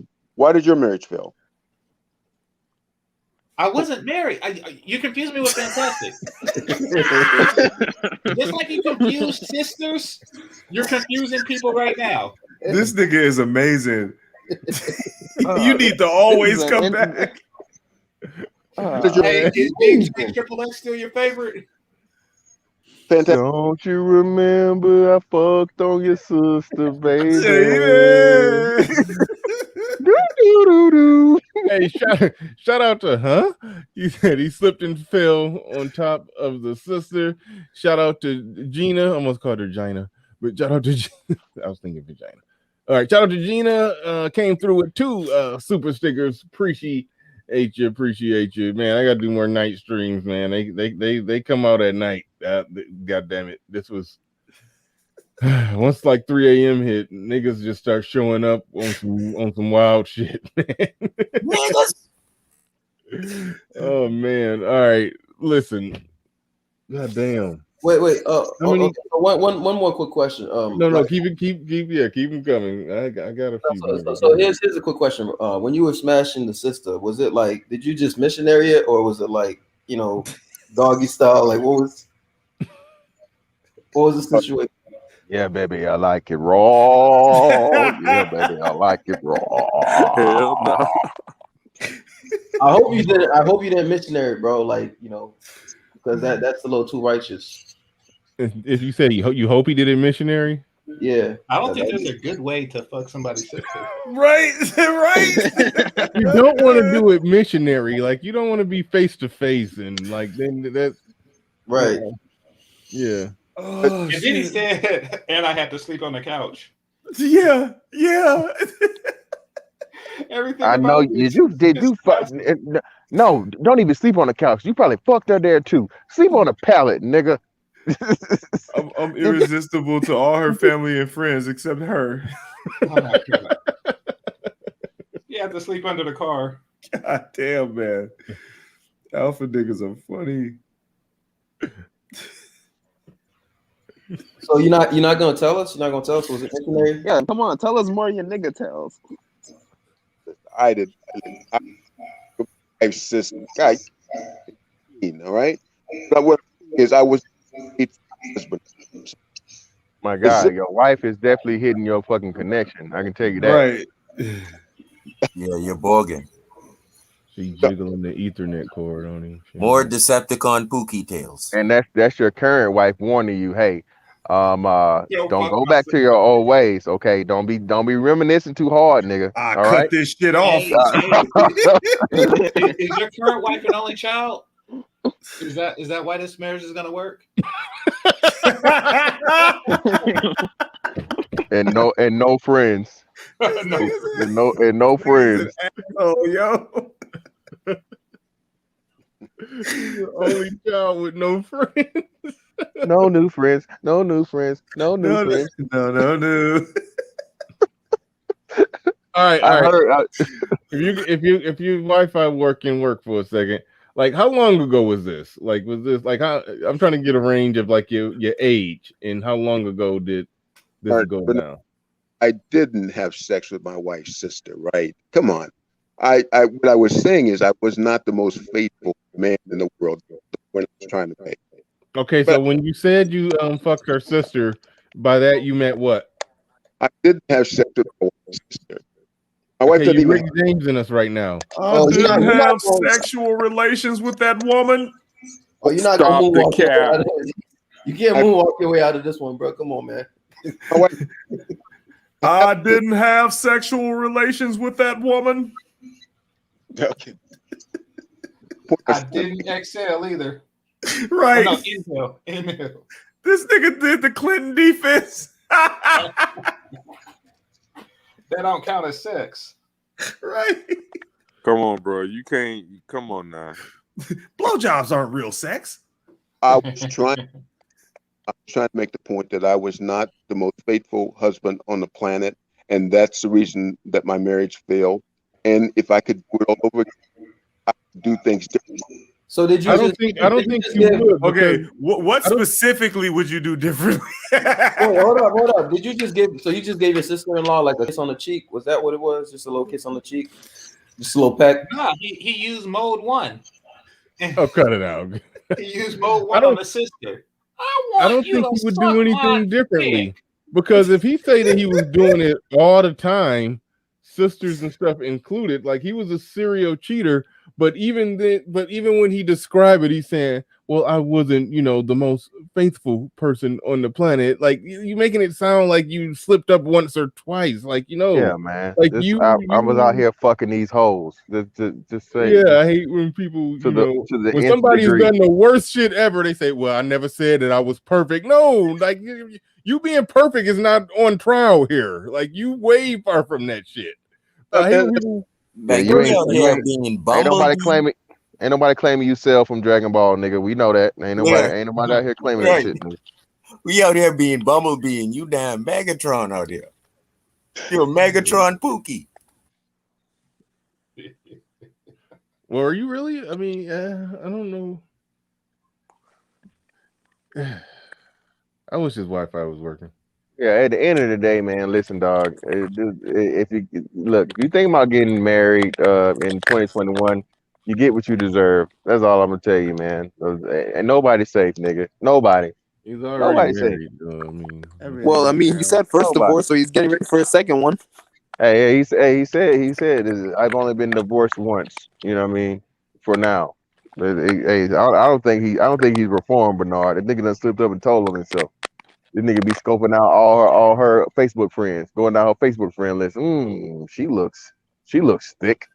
Two C's. Went to high school with her.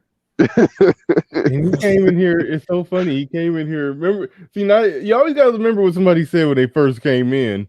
Like when he came in, he was talking about guys, get your resources up because then women will, that's how you'll get the women and they'll respect you and they'll, you'll be able to get your pick of the litter or this. You get your resources up because when I was younger, I wasn't focused on resources. I was broke or whatever. So he said something along those lines, but like he was fucking everybody and their mama, probably literally. And, it's like, it's just a contradiction all over the place. That was that Projectotron 5000. That's why I came up actually because I was like, "What the? Nah, man." Women like resources. So you know something? His name isn't Project 2080. It's Project 2080. Project. Wow. Yeah, I'm a little slow on that one. Bars. Project 2080. Can you answer the question, please? Yeah, that Wi-Fi ain't coming back. The only time he let his Wi-Fi work right is when he had to cop the plea. Try dropping down and come back up. Nah, I think if he dropped down, he ain't coming back up. I think if he dropped down, he's staying gone. It's that convenient Borg. Yeah. Oh shit, man. I mean, can't he tell her to just stop chewing on the cord? That's a low blow. He's on punishment again. I don't sleep on the couch anymore. She just cuts your Wi-Fi and take your controllers. Yo, you kind of knew something was wrong. He's like, but you don't want to get on women's bad side because oh shit! I wonder what she did to him after he got. That's what she did. She cut the Wi-Fi and took his Xbox controller. You don't want to be on a woman's bad side. He did, and it was like a tremble in his voice when he said it. Like, he was reliving a traumatic experience. He really was. It's not like he was in the second place. I think your nose started bleeding when he said it. It all makes sense now. Hell yeah. His penis shot 4 inches. I have a question, guys. I have a question, right? I've been seeing a lot on TikTok how like nice looking girls, six, I would say 6 on the rating, not first place. They have been complaining about not getting like no men to like come. I guess the Venmo and the Cash Apps are slowing down on that end, and they ain't getting no play. So I would say, like, men are actually getting back control of their discipline for one, and then two, we just ain't we tired. We ain't having it with the modern independent challenging woman. So I'm seeing it all over TikTok. Of Yeah, course, that's temporary. The problem is that niggas log on to TikTok and then they see they bitch on there doing the big bank challenge. So they'll just they'll stop talking to her for a few days. Yo, Bernard, let's see the next time he speaks if he switches his argument or switches sides. I'm always listening out for that. White girls is killing that big bank challenge. I can't. I cannot front. I did a show on that. They just like, oh dang, this is what Hey Gen man. Z is doing. Hey, one of the best things that ever happened with them GMOs, boy. These white girls coming out with ass, boy. I can tell you, I don't fuck with the pork, man. I don't fuck with the swine at all. But Them yeah, bitches, man, it's different. yo, them Hey, bitches on squat it's been team. like that. They on squat team. They be in Lifetime on squat team like a motherfucker. Yeah. Oh, they do be in the gym doing that. Yes. Yeah. Yeah, I do see them. I do see them in the gym doing that too. Yep. No, Team no squat. Team BBLs squat needed. is real. The bitches be I in there thought with that was their a thigh workout, so that's where they be getting it from. Yep. Okay. They on team squat. Even the skinny bitches on team squat. And they've been on it, man, for about 10 years too. They've been on ever it. since Jennifer Lopez was hot. Yep. Them little bitches be in there with stunnions. Stunnions? Onions, like the onion ass, but it's stunning. It's a stunnion. Oh, that's a new one on me, but I get Yeah, it. sisters, y'all gotta the ones that's listening. I mean, once white girls start getting booty, that's it's game over. Yeah, Throw a rock at that shit. All you hear is boom. yeah, that was a saving grace for a long time. Like Sir Mix-a-Lot kind of saved y'all, gave y'all another generation of dick. But Yeah, and they starting to get the shape now too. Yeah, that was the one thing they had over these hoes is being taken away. I mean, but it's their fault. Look, they're getting fatter. They already got your face because for two reasons: bad bitch surgery and face fixing. In the hair. You see a bunch of white girl with black girl faces because they got nice lips and shit now. Yeah. I'm just waiting for them to say squats is cultural appropriation. I know, right? It's coming. I'm just waiting for them to say that.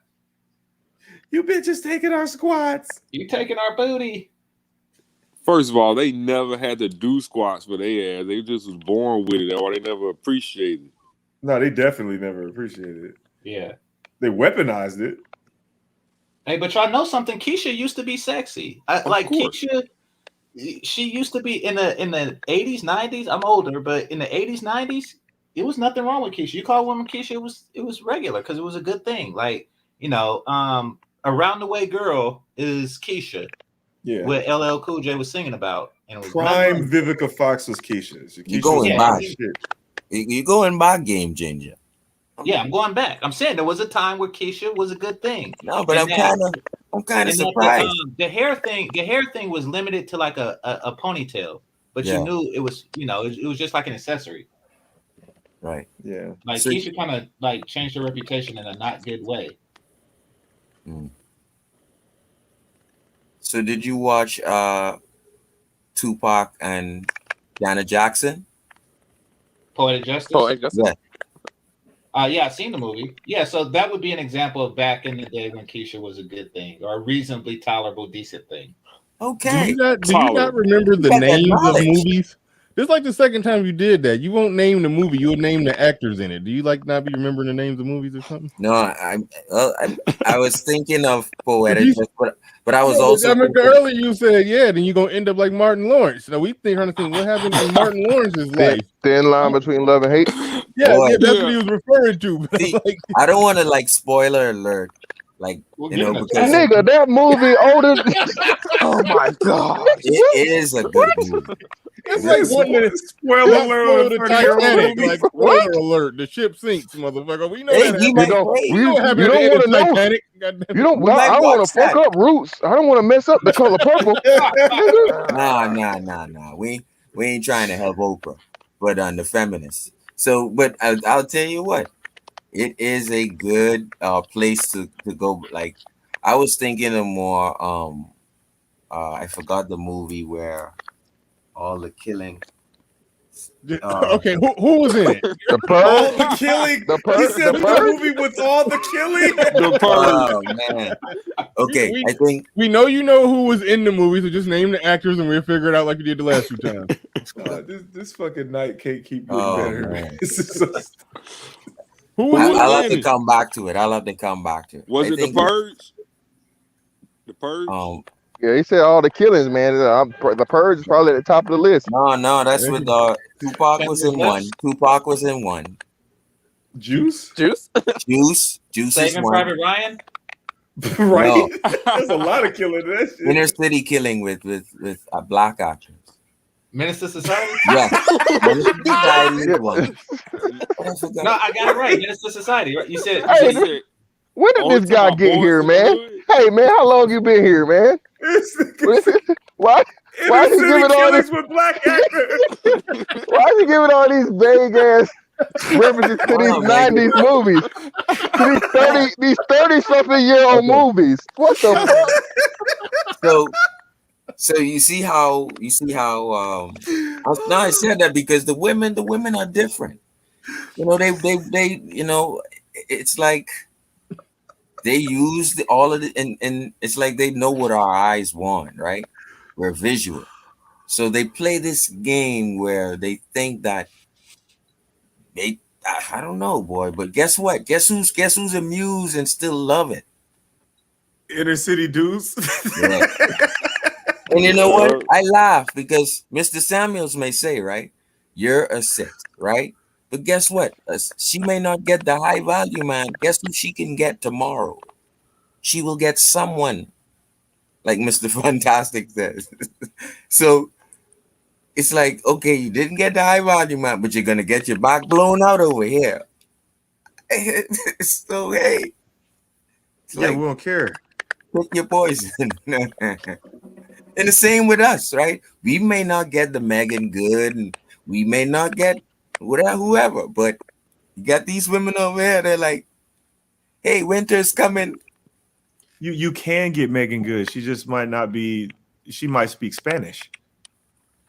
Ah, I see where you're going. Yeah. Yeah, you need your passport though. Yeah. Yeah. But the thing is, then they gonna shoot at you. Oh, you going out of race loyalty and all. What do that got to do with you and Spanish Megan Good? Ah, damn. Nothing. I do kind of want a Spanish Megan Good now. Rio de Janeiro. But I've been to Rio de Janeiro. Nice place. But hey, we're still amused by what we see here. I don't like fake nothing, right? If a girl can be natural in the United States, I'm good with that. But if you're gonna be GMO and on top of that add stuff that are fake to you, then I know you're for the streets. Then I know where I need to go further from there. And it's too many women in the States like that. So it's like, pick your poison. Sure. All right. Welcome to the Manosphere. Hey, but Okay, I was about to say somebody break the dead air. I don't know if that's normal on 5 a.m. streams. Do it just be like elongated periods of dead air? Yeah, the reset right there. I was leaned all the way back in my chair. I was like, "Oh shit, am I supposed to say something?" We typically go hey. in until people just start falling asleep.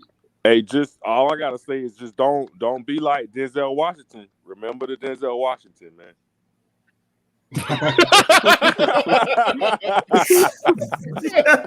Which movie? That's the joke. That's the punchline. Yeah, you know how I feel now, huh? He asked what the movie is. No, you supposed to figure it out. My man. Oh, you know that The one where he yells. You know that one Samuel L. Jackson movie where he said "motherfucker." Not Star Wars. The one when he said "motherfucker." I don't give a damn what you choose to do. Red, blue, whatever it is. Don't use my shit. The one where he says, "God damn it." You got Star Wars. Star Wars only movie he ain't say "God damn it" a motherfucker or nothing. Yeah, and I was hoping for it too. When he got his arm chopped off, I was like, "Ooh, he about to say motherfucker." I thought he was about to say motherfucker. Yeah, they just cut it off at the F. It was funny Just when to he let you did know. in Endgame, right when he was Thanos snapped, not in Endgame, Infinity Wars, and he was like and then just like disappeared. That was pretty Yeah. Because that movie was still technically PG. No, yeah, it was PG-13, so he couldn't say motherfucker. But they put it in there. That was pretty damn cool. If we think Everybody about knows his talent, his gift to the world is motherfucker. if we think about what's going on now, right, with the moratorium and everything, you got to think of the Book of Eli, eh? I'm only a joke, ladies. Okay, Winter's I got coming. you. I got you. Denzel Washington. Yeah, I get you. Yeah. Oh shit, Book of man. Eli is a Denzel Washington movie. It wasn't a Got good you. one. Yeah. It wasn't a good one? I didn't think it was his best. Nah. It wasn't. Oh yeah, it definitely wasn't his best. It was great. I don't think it was close. You like that movie? It was all right. It was all right. I don't like movies where it's just like one or two actors. It seemed like I feel cheaped. Like they just filmed it in a warehouse and saved a lot of money, like that crap that Will Smith and his son did. Yeah. I do think Mila Kunis could have got the fuck out of there. She was horrible. Is she a feminist, which automatically makes her horrible? Yeah. Yeah. Hey, what happened to Project, man? What happened to Project, man? Did y'all bully him out of here? No, his Wi-Fi bullied him out of here. Shout out to Hotep Bro, appreciate you. It says Puerto Rican women are just like black women. Never been there, don't even understand exactly how it works, but I've heard that. I mean, I can correct me if I'm wrong, but they are essentially black. I mean, was this statement accurate? Yeah, well, they're African American, so yeah. I mean, They're melanin based, over 100 million. Okay. Yeah, I think he's talking more about like their kind of like attitudes and shit. Yeah, it's a lot of Latin quiches. well, I mean, yeah, they're a U.S. territory, and yeah, I don't see why they wouldn't be Keisha. Right. When I travel. I mean, I get the fuck out. Like that's not like that's still a territory. It's a lot, Keisha, guys. Lot Keisha. I'm gonna tell you guys where you need to come. You need to come visit the Bahamas. You know, that is something I'm putting on the list right now. Right now, it's going to be Colombia and Vietnam. Wait, you in the Bahamas? Yep, that's I live where you want to visit. Yeah, okay. I've actually been to the Bahamas plenty of times. There's this one spot, the spot where I actually rent. It's called the Taste of Paradise. It's a Nassau. It's in Nassau. That's usually I rent a townhouse out there. The island territories, the former sex people. Yeah, well, I mean that's where the conquerors basically would just kind of like use that population for recreation time. Oh, I did a whole population for recreation. That's why they're colonizers. Yeah, I actually did a whole lecture on it on my channel, but from 1860 straight up to 1970 and how they used our 700 islands. But yeah, but it is a great, I will tell you right now, the women, I say that to say the women are over here, they are not GMO. Number one. Number two, you may get some feminism fight challenge back, but it's still worth it because why? You're getting a natural based woman who loves the Cajun gumbo, natural living, and ain't in too much of the makeup. But you're still gonna get the pushback. There's no you're such gonna thing need to as make that feminism money. being worth But it. see, the thing I noticed in the Bahamas was that most of the folks are I feel like they're very Americanized. Like, I mean, down to even your money, right? Down to your money. Like, I was able to use U.S. dollars and Bahamian dollars interchangeably, which was very interesting to me compared to everywhere Yeah, else. we're ranked. We're because we're London based, right? We're under a colony of London, so we're in the UN, right? And we're in the 32 countries as well. And so, and why small country? Like yes, because we signed up to it, so we're protected by the Privy Council, which is right now stronger than the Queen, and so we can go to London without a passport because we're under, so we have we are under their whatever, right? You're technically a territory. So, real quick, black people congregate in this space because we have unique issues that only we can talk about. So, what are island niggas' unique issues? I think they're mostly simps because they don't most of them don't know about the manosphere. Most of them never bought mentors, never bought mentorship. They don't have self-improvement skills. Some do if they have structure with the family, but it's 80% of men who have untapped talent. Right, So agree. Because a lot of times when the island dudes come over here, the first thing they start doing is say, "I don't know why you guys keep complaining about women because they're abundant where I'm from." So, yeah. So it's just funny, like when island dudes come over here because they come over here and the first thing they start doing is going, "We have all the bitches." And like, okay, cool, but so you here for what again?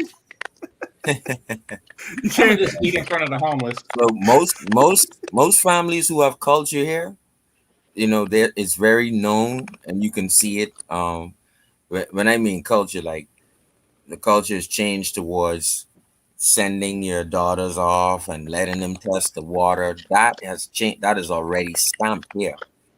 So the feminism is strong. Wait, what? Yep. Where do they send them to? They're sending them off to the States to go to school, mostly some London, some in West Indies countries, but they're sending them off. They're telling them get their shit, get whatever, and they're trying to come on the back end. So we have the same problem here. They're trying to come they're on sending their daughters to come on the back end. Okay.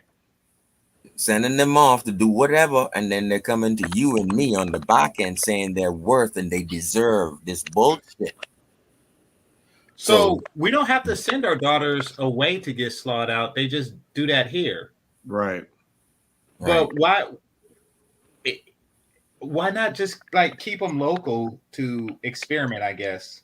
Yeah, some of them go, we have a local university here, but we you sent for university. I got you. But sometimes they use that to get the credits to go to the real university, which is Division One. The real university. Oh, wow, you guys are pretty brainwashed. Well, we're not on the level of a D2. I don't think so. It's best to go to D1 if you want to, as anyone knows that. But yeah. I mean, I guess what I'm wondering though is because you mentioned, y'all have, I guess, better women in the Bahamas, and I guess the question is, everybody has better women. Why do you? Well, but the thing is, Bahamas specifically though, I just feel like so many of the people in Bahamas are very Americanized. Like not Americanized in the way that we think of Americanized, right? But in terms of ideologies and the way they think, I didn't really notice, other than just being a nice place. I really like being in the Bahamas, other than just being a nice place, and like you said, natural women and stuff like that. In terms of attitude, I didn't really notice that big of a difference. So I'm curious what you meant by that. On your first night out, trying to attempt to just be a single guy and see where it goes, how did you experience the women over here? Yeah, I had a lot of fun. I went to several different nightclubs. I went to one that was actually also y'all have these clubs that are actually like very focused to, like, for example, one of the ones I went to, it was for Haitians specifically, where they had they were playing the Haitian compa and stuff like that. And then so I went to a few different spots. I had a lot of fun. I had a lot of fun. Right. I'm just saying the attitudes though, the overall attitudes did not seem that different from just being in America. So you're saying there were some restrictions that you saw that the United States women would have here. You mean restrictions and you trying to pursue them? I'm not sure what you mean. I think you mean apprehension.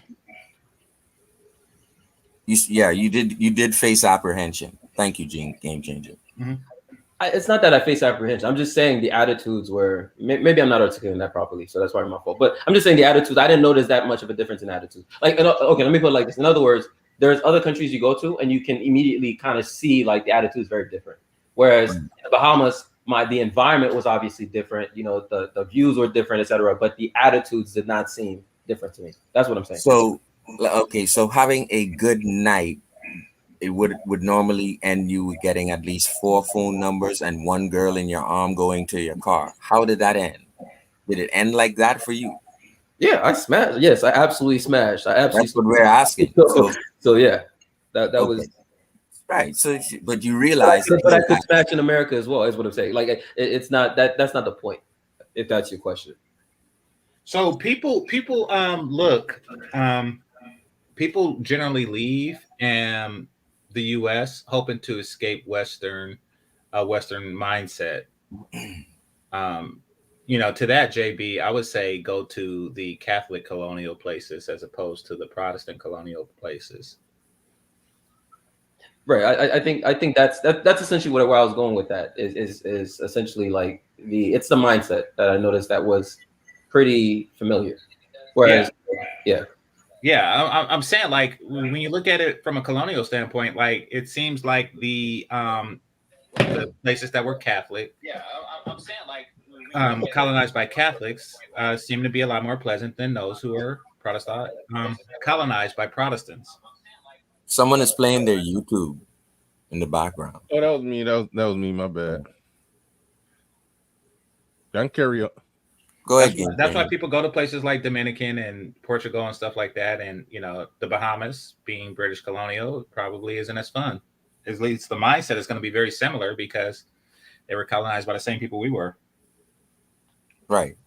And so, you know, a lot of people think that, you know, we're some kind of island. I swear to you, when I visited United States, because I have family over there, people actually think there's a hotel part. This is some kind of island. They think there's a hotel part, and then over the hill is huts, and we're living with straws around our. Yo, who thinks that? Like y'all all got dirty feet. Where to you? Where to you? I was like, bring back the dirty feet stuff. They think like it's the hotel, and the road over the hill is huts and skirts made out of straw. So yeah, wait, nah, these women over here, they will finesse your ass out of a stove. They will finesse your ass. They ain't get finessed by no hut hoes. Hey, all right. We got Rami Peso on the panel. I believe this is Rami Peso. I recognize the gerbil, whatever that is. What the hell is that? That's a rabbit with short ears. Guinea pig. It looks like a gerbil. All right, Rami Peso. What's a gerbil? It's a gerbil? All right, he ain't gonna say nothing. Damn, Pookie internet is really. I know. No, man. That's a flag. That's representing a country. So that's Parisian gerbil. Pookie net need equipment updates like shit. Wait, hold up. Did anybody hear that? I think Bernard just fell off his chair. He's fine. No, I knocked over the goblet. Wouldn't have been a big deal. I thought it was something in it, but it was empty. That's a Romanian. That's a Romanian gerbil. Spilled the pimp cup. No, there wasn't nothing in it. It's a Romanian gerbil. All right. So anyway, we just gotta pretend we're gonna ignore Rami Peso. All right, I knew he was gonna say something funny. I thought he was gonna top Project 2080. Nah, that shit. Nah, he had a story, man. No, Rami, that would be Rami difficult. Peso. It would take like the combination of LaShawn and Big J Triple X to top him. They would have the tag team, and then RBR comes. I like Big J. That dude is certified. like that dude, man. His stutter is amazing. that just tops off everything else. I haven't heard but him on no. a panel in a while. But who he be on like Reg? Yeah, he loves Reg. Yeah, he goes to Reg, but he's been frequent in Melody lately. Shout out to Omega Dreads Gaming. I blame the feminist fathers. Yes, when he visited, like he said, the system is the same over here. Feminist fathers, and I have a problem with that. I have So daughter niggas. Right, daughter niggas. Like, exactly. Oh, I'm gonna send my daughter off, and she ain't gonna get run through, and y'all niggas are gonna have a big shotgun in my house, and no, yeah. Wait a minute. Okay, all right. I'm gonna let it go. This is the last time I'm gonna bring it up. No. Leave it alone, Bernard. Leave it alone. Leave it alone, Bernard. Just leave. All right. Just leave it alone. He's on board. He's on board now. Just leave it alone. Right. No, we don't say that. I can't let it go. You cannot make this shit up, and then I must deserve you on the back end as a black male single, making good money, and I can go for I can go to Rio de Janeiro. I'll put it like that, and get younger and better, and same color. So I mean, like they say, you can't make this shit up. Hey, no offense to you, but you like this backdoor term a lot for some reason. Because the back end means you've been ran through. And just a good way of putting it. Ran through in the back end. That on the front end would have been, and I won't. On the front end would have been married black girls from she was a virgin. Marry black girls from she was a virgin. Get it over with, and let him groom you. Hey, Ken Sean, quick question: is there anything that's more important than water?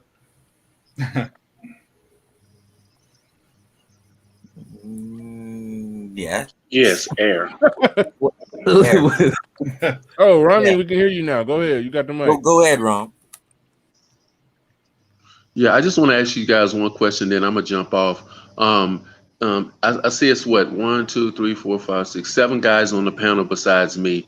Are you saying none of you guys? And hey, it's your choice. I'm not here to make you choose either way. But are you guys saying that you guys are not going to get married? All 7 of you guys, y'all not getting married ever again? I know Mr. Fantastic said it, but are you guys never getting married again? Is that what I'm hearing? You're not hearing that from me. I'm open to possibility of marriage. Yeah. I would love, that's the only way I'm having kids. No, I have no incentive to. I've already had my kids. Yes, I explicitly plan on getting married. Yes. I think It's a mixed bunch. So what's your point, though? What's your point? Okay, I was just trying to figure out because your boy Kevin Samuels, he's promoting marriage. I was gonna say if y'all are opposed to that, I mean y'all are kind of diametrically opposed of one another. I mean that's y'all leader in the manosphere, and he wants women to come in. Some people have the right to be single and just But if you guys want to get, that's what I said. It doesn't. I mean, if you want to get married or if you don't want to get married, that's your choice. But I was just saying, I thought you guys would all be on board. Sounds like you guys all. Why would you think we would just be some mindless puppets that don't think for ourselves? I mean, yes, we agree with a lot of points Kevin Samuels make, but that don't mean that we just like eyes closed, mouth open, do whatever Kevin Samuels say. Like, come on, that's ridiculous. We're a monolith. That's why. You got a lot of manospheres, zombies walking around. So I mean, hey. a lot of you guys walk around, like jihad terrorists, with the battery in your back. So it sounds like it sounds like you came on here with a personal vendetta. He came here to get his shit off. Quick question to the chat. Hey, Bernard, you got vendetta, bro. Bernard, you can make polls. You got like thousands of fucking stuff. You can make polls. I mean, let's get some polls going, man. Like how great can this night get? Well, it's gonna be 100%. I mean, because we're a monolith. God damn. Yeah, well, right. These niggas just keep coming up. You have the ability to to make decisions on your own. I agree with you on that. You game changer, most definitely. Okay. Thanks. So you're saying we deserve? Let me ask you this: do you think we deserve young women who have used their virginity up, do you think we deserve them when they're Well, you deserve, in my opinion, you deserve whatever you can get. You know, whatever you like. That's your choice. I can't tell you who to date and who not to date. I mean, that's your choice. So we should be fine with baby mamas. No, Say that he again? said whatever you can get. And I really don't got a problem with that statement because neither. it's some Yeah, me people neither. who that may very well be the best they can get. And if that's what they with and they happy and they make their peace with it, then yeah, I'm not tripping on that. I think excuse me. Your notion of manosphere zombies, like after you asked that question, you just saw it was a huge diversity on this panel of which you thought was just going to be just a bunch of manosphere zombies. So do you think that the whole idea, the notion of manosphere zombies with batteries in their back, that's something that you probably manufactured and created in your own head to just make an argument against a whole group without actually talking to individuals? And now that you've done that, don't you think that you probably were a little misguided in your assumptions? Like where you at with that now? That's why I asked the question. I didn't assume anything. That's why I asked the question. I just wanted to. No, you made some strong only assertions. It's only 7 people on the panel besides myself. So I mean, so that's a small Come on, sample brother. size. Hey, man. Right, but you brother, did hold make on. some strong assertions. Hey, brother, don't treat us like we're stupid, man. You actually had some, like, No, even I'm not. even in your statement. Hold up. Yeah, Even I'm not in trying your to. statement, you say Hold on, go ahead, you let actually. JB talk. Hold on, go ahead, Hey, JB. you go ahead, babe, bro. Keep your ego and break. Go ahead, JB. It's Go all ahead, good. JB. Even in your statements, you said, manosphere zombies, right? Like that actually has a very obvious assumption in that. So you're making assumptions, jumping on. You can't. Kevin Samuels is your leader. Yeah, Like your leader. You guys. Yeah. Don't just switch it up now. Like if that's what you mean, just stand on it, bro. Like you don't gotta moonwalk. Just stand on it. Look, he's making this distinction now because it blew up in his face. I'm not Michael Jackson. I'm not Michael Jacksoning on my way out of anything, bro. I stand firm on what I say. Hold up, I man. mean, I'm trying to imagine a Romanian gerbil moonwalking backwards. Okay. Wow. First of all, if you can hear me, that's not a gerbil, that's a squirrel. So I mean, I don't know where you got getting gerbils from. Maybe you want a gerbil to run up the back door or the back end. Yeah. You keep talking about that. A bad Kashan, but that was funny as hell. Yeah, that's a good comeback. That's a good comeback. Oh my god.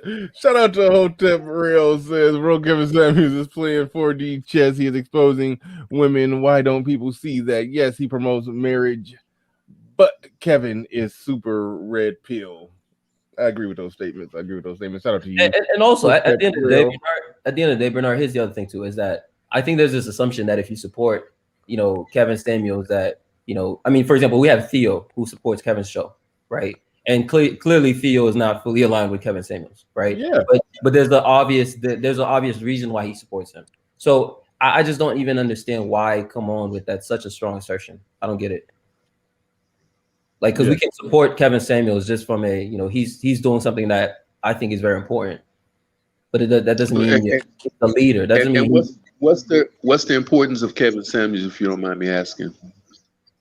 For one, the fact that he's highlighting the fact that marriage, just the fact that in the Black community, and at least in America, most of these children are born out of wedlock, and he's making it clear that this is obviously not a good thing. And also at the same time championing, marriage. That's the first point that I'll make. Like for me, that was the one thing that actually attracted me towards Kevin, was basically he was the only guy in the manosphere that I could tell had that distinction where he was promoting marriage, which I found odd at first. But I'm like, let me hear him out. And I realized, okay, that's actually very important what he's doing, because he's basically saying, hey, like you guys actually want to do this under, the umbrella of marriage.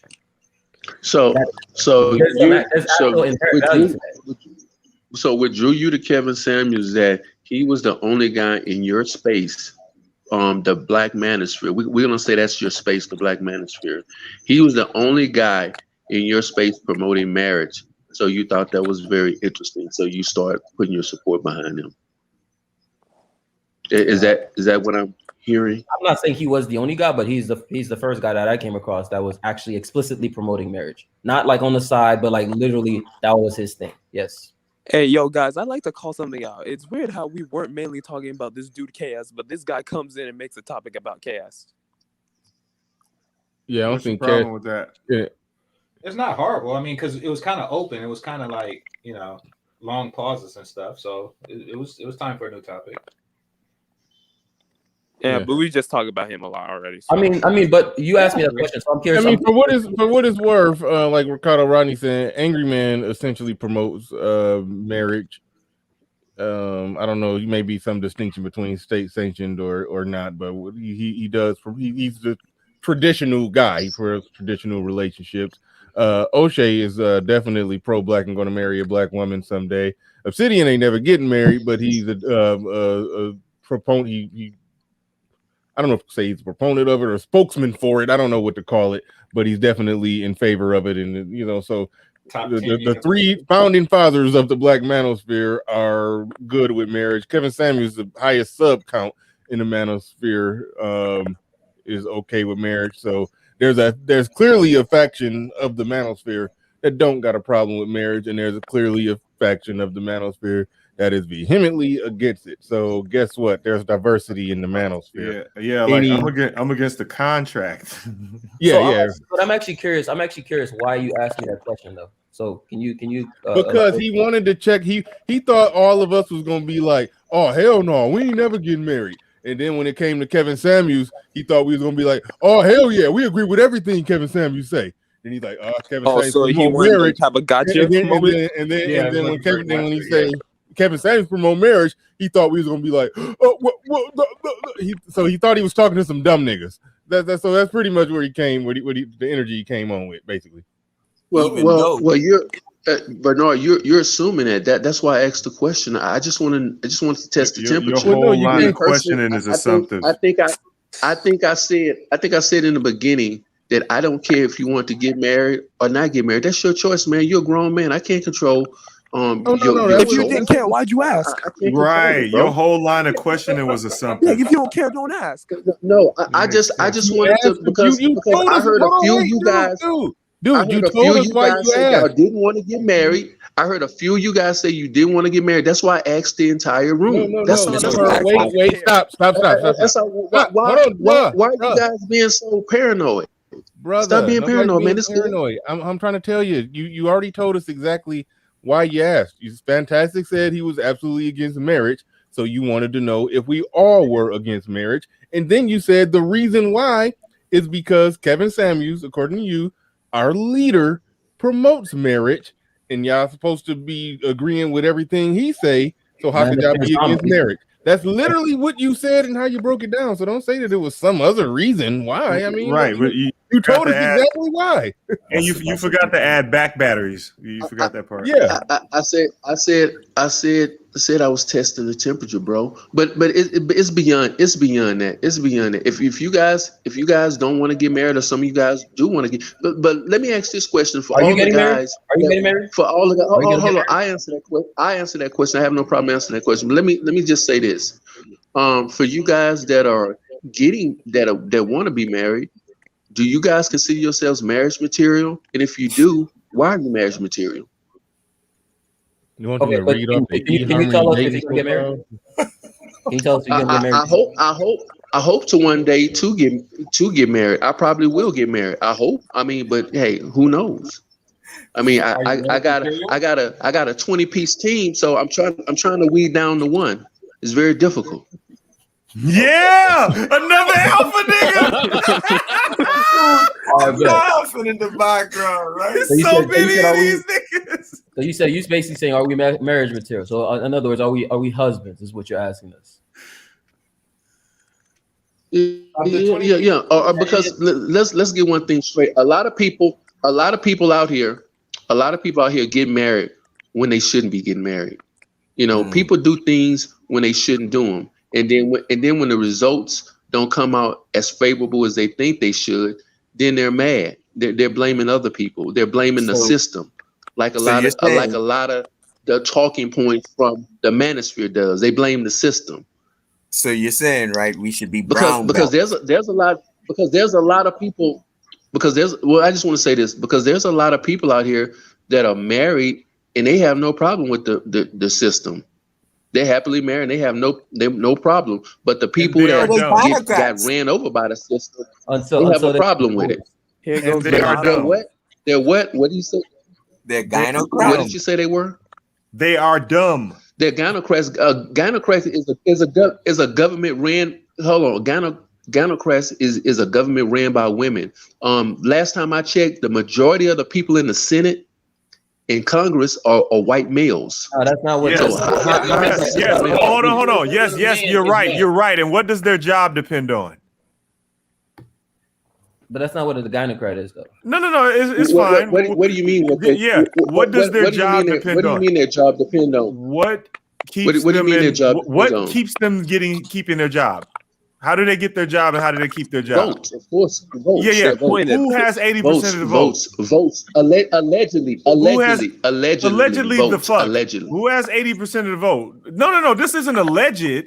All you gotta do is go to the Bureau of Labor Statistics and look up the numbers. So you're saying women. Again, So you're saying who has women 80% vote of the vote? 80%? No, this shit you talking about is irrelevant. Who has 80% of the vote? You're saying women. Who has 80% of the vote? No, the shit you talking about right now is irrelevant until you answer the question. Who has 80% of the I don't vote? understand your question. Who has I don't 80% understand your of question. Okay, let's start over from A. How do these people get and keep their jobs? We already said that. We already Oh my answered that fucking question. God. What do you Okay, mean by then let's 80% move of the on. vote? Then let's move on. Who has Educate 80% of the me. vote? Who has 80% of the vote? I don't know what you're saying. Women as a demographic, as a gender demographic, have 52% of the vote. There are 30% of males that vote with women no matter what.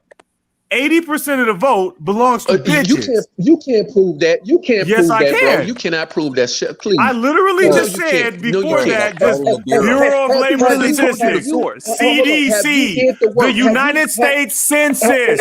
Is this your data? Is this your This data, nigga sir? is Is this your dumb. data? Is this your data? If it's not your data? Yes, if it's my not data. your data, I don't want to Yes, hear it's it. my data If it's because not I live in your data, America and I do not read want it. to hear it. Don't Yes, don't my rely data. on somebody else's work. Where's your data? No, What it's is your not. You data? a damn Is lie. your data your You a anecdotes? damn lie. Is It your ain't data your your damn data. your fucking alpha It ain't your stories? data, so shut the hell up, Is bro. your It ain't data? your data. Is It your ain't your data the data. shit If you you looked ain't out your did the window work, and saw if some you other ain't did nigga the work, doing? Is that your don't quote no data? statistics, bro. What is If your you data? haven't did the work, don't quote no statistics. What is your Don't where's your don't statistics? don't. Hey, I don't He has have to it. be a Cynthia. I don't Where's your have it, math? and you don't have it. So Yes, Where's your we have math? to Where's your math? Wait, no. Null Here's and the void. stupid part, though. He said, "Do your work." Fuck is this But nigga talking about? you didn't do the work Your with the data man. is You null want and to say You void God niggas are off? because fucking you crazy. didn't put in the work. He has to You be a didn't, put nigga, in the Cynthia. work. you came You up didn't here put just in to the work. say I So I get don't want to hear pussy. no statistics. That's You what you rattling came up out. here to say. I don't want to. I don't want to hear. I You don't want to hear came up no. here to I don't say want to I hear get no pussy. statistics. You are a I don't want to hear dumbass no nigga. statistics, bro. You If literally haven't hopped done up the here just statistics, to I say don't I want to get hear it. pussy. I don't want The to hear it. fuck is I don't wrong want to with hear it. you? I don't want Nigga, to hear it's it. I 4:30 do in the not morning want and to you hear hop it. up on the panel just I to do. say I get I do pussy. not want. What the fuck Hey, is wrong with you niggas? hey, fool. Hey, fool. You It's niggas not are 4:30 when I met you, crazy. idiot. So stop assuming. No So wonder you stop have a assuming. squirrel avatar, That's you your nut problem. ass You nigga. assuming. What the fuck is wrong with you? God damn. Moonwalking backwards. Niggas are fucking nuts, man.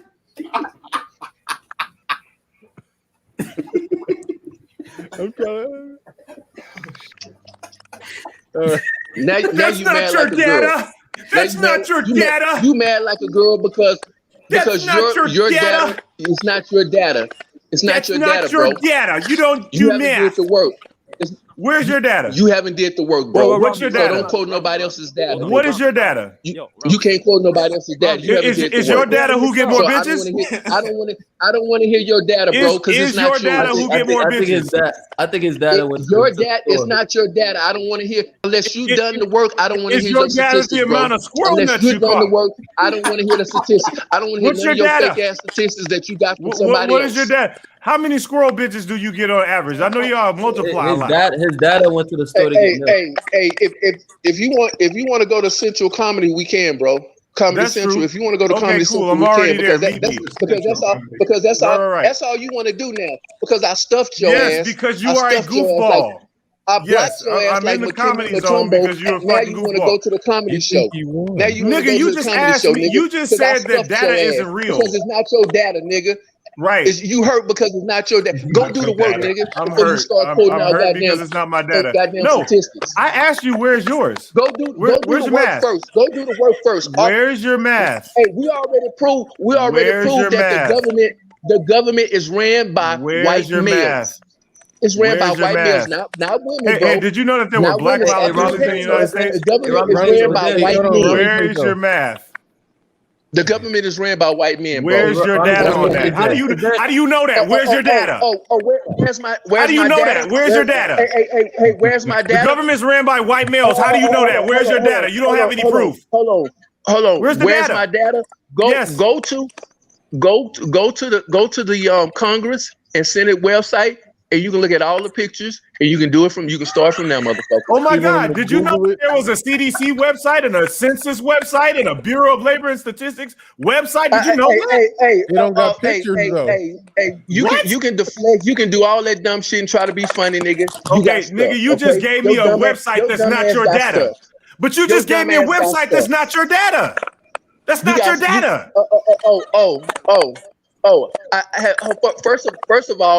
First of all, I said go to the Congress and Senate website and start looking at the pictures. But that's not your data. That's not your data. You're doing your own data. You How do I idiot. know that those pictures are real? They're not yours. What is the Congress website? You know what? No, you know what? Now you're being stupid. Go to the Encyclopedia Britannica and look.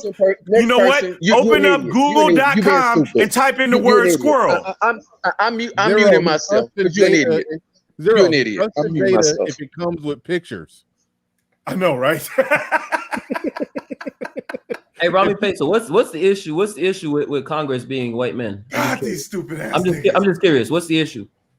I have no issue with anything about Congress being white man, but y'all need to stop talking about this. All right, so what was your point? Pornography and all this other bullshit. When the government is ran by white males, not women. The government is ran by women, by men. By men, bro. See that's the problem. That's the problem with the manosphere. Y'all got a lot of lame ass.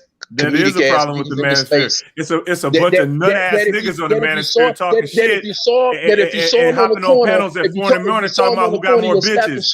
That's the problem with the manosphere. Nigga, please. They run like a bitch.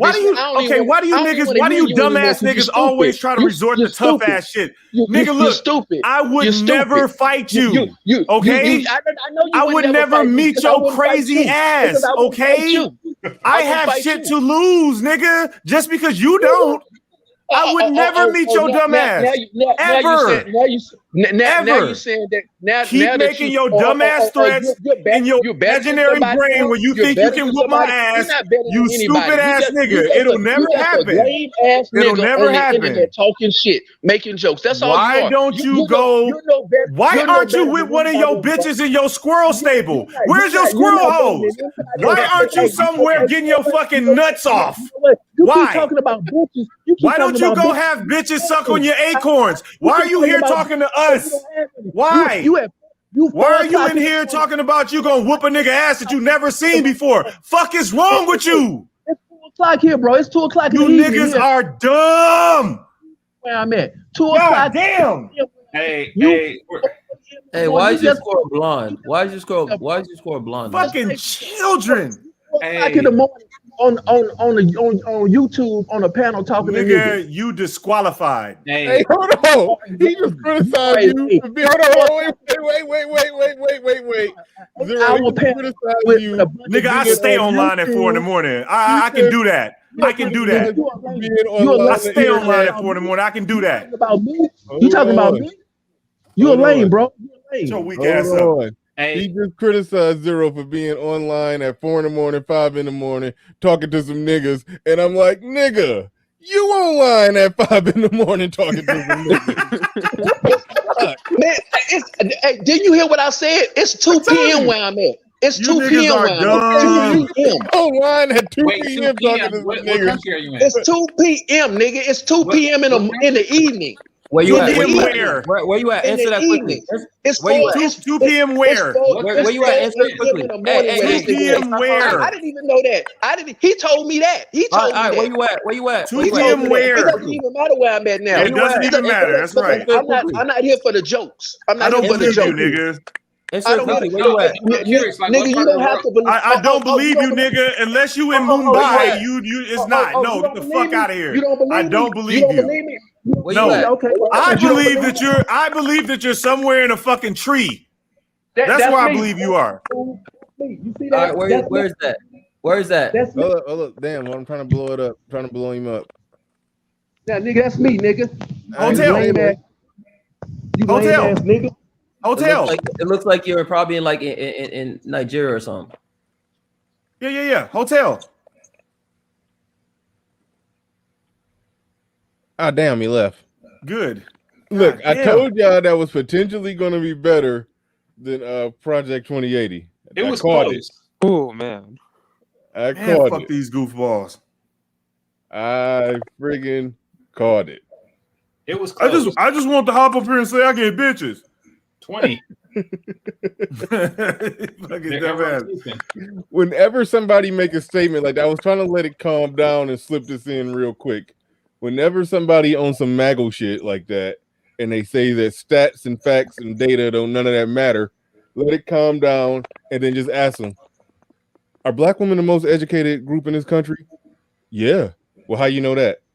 And then they contradict themselves because they prove that they believe in facts, stats, and data when it fit whatever they ideas they got in their head. It is, you know. That he nigga would've- told me to go to a website to look at pictures. Not Not math.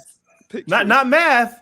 I know Pictures. the trick is start naming stats and data that you know they agree with, and they would just nod and agree with it. I've seen that happen multiple times.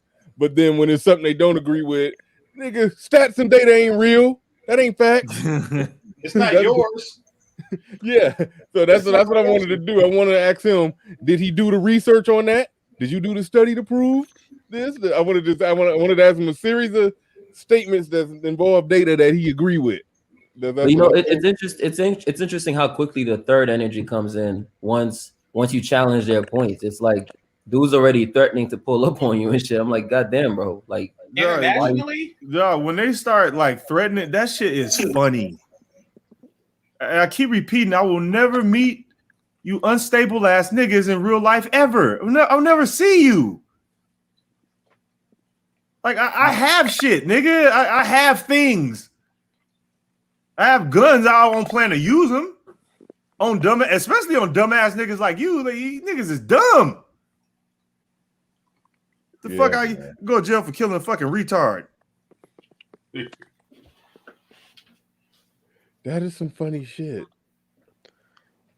That's not your Hell, these data, but niggas then brings stupid. up data that's not his. This night is just hilarious. This night is amazing. Hey, yo, Bernard, this could be a new series if you wanted. Word. You gotta just chop this up and like divvy it out to Patreon members. Word, I'm about to have a pretty shitty day from staying up all night, but man, Yeah, this me is too. absolutely worth it. This is absolutely worth it, bro. Michael Merriweather, thank you for the super chat. Says 0 alpha your way through it. Shout out to Michael. Oh, the blonde squirrel is back. The blonde squirrel is back. Uh-oh. Hey, y'all let me know how it go. I gotta step out for a second. All right. And Jack Nickelback. You know what? We're gonna go to Jack Nickelback first because it's a slight chance if we go to Rami Peso right now, it might not make it to Jack Nickelback. So go ahead, Jack Nickelback. You got the floor. You got the mic. And I didn't even want to say shit. I just want to be in the screen cap. This shit is epic, dog. Man, this is Manosphere history right here, man. Shit. All right, Rami. It's on Rami, yeah. You got it, man. You got it. You got the floor. You got the mic. Once again, go ahead. You fire away. Ding ding. Hold on, is that? I think the guy that I was getting into with is his name Zero, the guy with the bootleg Jesus. Yeah, your mic sound far away, but Hey, yes, Rami yeah, Peso, like you're drowning. Hey, Rami The Page, name- we can hear you pillow talking, bro. It's 2 p.m. in the evening, bro. I'm not pillow talking right now. Maybe later. 2 p.m. is not the evening, bro. afternoon. Yeah, maybe later, bro. All right. All right, we can hear you now. All right. Well, you don't sound like you got no. Well, okay. Hotep Real has a good question. I suppose you can answer that one. I really don't care for it, but it's kind of a good question. You hate the manosphere. Why are you here? I don't hate any group of people. Hate is a Okay. very All strong right. Well, hold on. Let's pump the brakes. Let's see. Okay. Let's remove hate because hate is a strong word. Hey, you clearly have a dislike or even passionate disagreement or dislike for the manosphere. So why are you here? There's nothing. Why would you want everybody to call into your panel and be agreeing with you? Wouldn't you want some Oh opposition? no, I love disagreements. But I mean, he's asking a question, and I think it's a reasonable question to ask. That some of your views, just like anybody, just like any other situation, some of your views I agree, some of your views I don't agree. I mean, personally, I don't care if you get married or not. I think you guys are blaming. If you really want to hear my question, I mean my answer. I think you guys are blaming the wrong people. You guys are blaming women like it's all their fault when it's the white government. The white government gives women everything. You know what? I remember when I was in college, I quickly realized that the majority of the jobs when we were having job interviews, the majority for corporate companies, Fortune 500 corporations, the corporations were giving the jobs to a majority of the black females in my school. They weren't giving the jobs to us. I could quickly analyze what they were doing, you know. And so I didn't get mad at my classmates for getting jobs. You know, they wanted jobs. They had to get jobs. They wanted to work. They wanted to survive. I didn't get mad at that. Because I knew where the problem was. It was the corporations giving the black women jobs. Now, if I want to change the situation, I got to create my own job so I can give jobs to black men. That's how I change the situation. Okay, yeah. You know, I talk about that all the time. As far as black men creating businesses and employing black men, absolutely. Like that's like normal preaching to the choir, standard information in the black manosphere. So yeah, that's Like, hold on. Like, first off, they're not exclusive. And also getting mad at women. Getting mad at women because they got a job. That's oversimplifying somebody's point. I don't think nobody is saying I'm mad at a woman because she's employed. Nobody has said that. No, but you guys blame single mothers. You guys always talking about women. We talk about the degree. Stop. I mean, let me steal man the argument so you can argue from the proper grounding. We describe the role that women play in the outcomes of the situation, and we normally bring facts and stats to that corresponds with the analysis that we're given. Like that's normally the conversation around here, giving overall analysis or social commentary on America and or Black America in general, as it pertains to the stuff that has to do with men and women or black men and black women, and we normally back it up with facts and stats. We also say the individual do need to roll up the sleeves no matter how bumpy the terrain is and figure out how to get by in this world and make something of himself and find a happy, productive life. Like that's so you're coming at this from a bad angle. I would agree with the latter. However, you guys take the position that what you're saying is absolutely correct. Well, no, we absolutely agree with what we're saying, or we absolutely believe what we're saying. I mean, and open to be wrong. If somebody can present, we're open. And hold on, and I'm open to be convinced that otherwise. If somebody could prove me otherwise, make a better argument, or present some data that you don't believe in to the contrary of what I'm talking about. Okay, okay. I think that's fair. I think that's fair that you're open to be convinced otherwise. I don't see anything wrong with that. Yeah. Have you ever heard somebody say they're not open to be convinced otherwise? I mean, the fact that we come with facts, stats, and data to support what we're saying, doesn't that tell you that this is a group of people that care about the truth? Well. Once again, it goes back to what I said earlier. If it's not your data, it can't be relied on. Wait, hold up, everybody. Wait, pause. You're arguing in a position that you did the homework. For example, I can't say if Game Changer did my homework and I turned it in, I can't verify that especially if I don't know the subject, I can't verify. I can't argue that, hey, everything on this paper is right. Because I didn't do the work.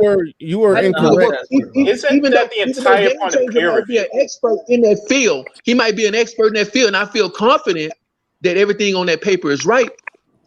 But it might not be right. Do you understand what peer review is? Because it's not my data, and I'm not saying that you can't take. I'm not saying that you can't take statistics from situations and make an argument. But it's not your data. And for that guy, let me tell you, hold on. For all intents and purposes, for that guy that says, "Oh, the CDC, the census," but let me tell you something, bro. I used to work for the census. I worked for the census in Washington, D.C. Okay, I worked for the census department, so I know how data works. So I don't think anybody on this planet has ever worked for the U.S. Census. I did. Okay, other than studying data. Okay, hold on. What does that have to do? Wait a minute. Hold on. Time out. I know about, and you should too. It's not your data, brother. You making a coffee, bro? Like, what was you doing up there? Hold on. Okay. Well, I might have been speaking fluent. How about listen. I don't know. Can you hear me? I don't want to have to unnecessarily mute you. All right. Other than studying data, if somebody wants to know what's generally true about the world, other than studying data, what is the best way to get a general understanding of what's true and what's not true? What's a better way? Looking out the window? Yeah. You can use empirical data. I mean, yeah, without a doubt. I mean, there's all types of situations where you can poll something or you can gauge something, but in most points, these guys are arguing from the position of somebody else's data. Okay, so if you're arguing from your position, I said we can use empirical data. Then you're saying, but you can't use empirical data because somebody else conducted the study. I just want to ask a quick question. So you used to work for the census. How does the census collect their population data nowadays? Bro, I'm not saying. No, because I know how they do it. So if you used to work there, you should know this. You're silly. This is a layup. This is a layup. You just asked me a question. I'm not. No, I did not ask you any questions. Okay. I'm not talking to you. You address me then. Whatever. So how does the census collect their data? That's a very easy question. It's a layup. I am not talking to you because you don't fucking know. Hey, Rami, how do the census collect their data? I'm not talking to you. Hey, Rami, how do the census collect their data? I'm not talking to you anymore. No, this is me. How do the census collect their data? You're not talking to me? This ain't Zero. This is Bernard. This is the host. How do the census collect their data? Let me tell you something. It doesn't. I can tell you how the census collect their data. Can I raise my hand? Because I can tell you. All right, I'm calling Zero. How the census collect their data. You know what? How the census collect their data is it doesn't matter when it's not your data. Oh my! It's not your God. data. Oh we're talking about your argument using whoever data. It doesn't have to be the census. It can be the CDC. It can be whoever else. I have another question. Which hospital did you escape from? Personally, this is not a history which hospital did you escape from? No, but seriously, fellas, bro. Like I said, I'm not here to argue about stupid stuff. It's not your data.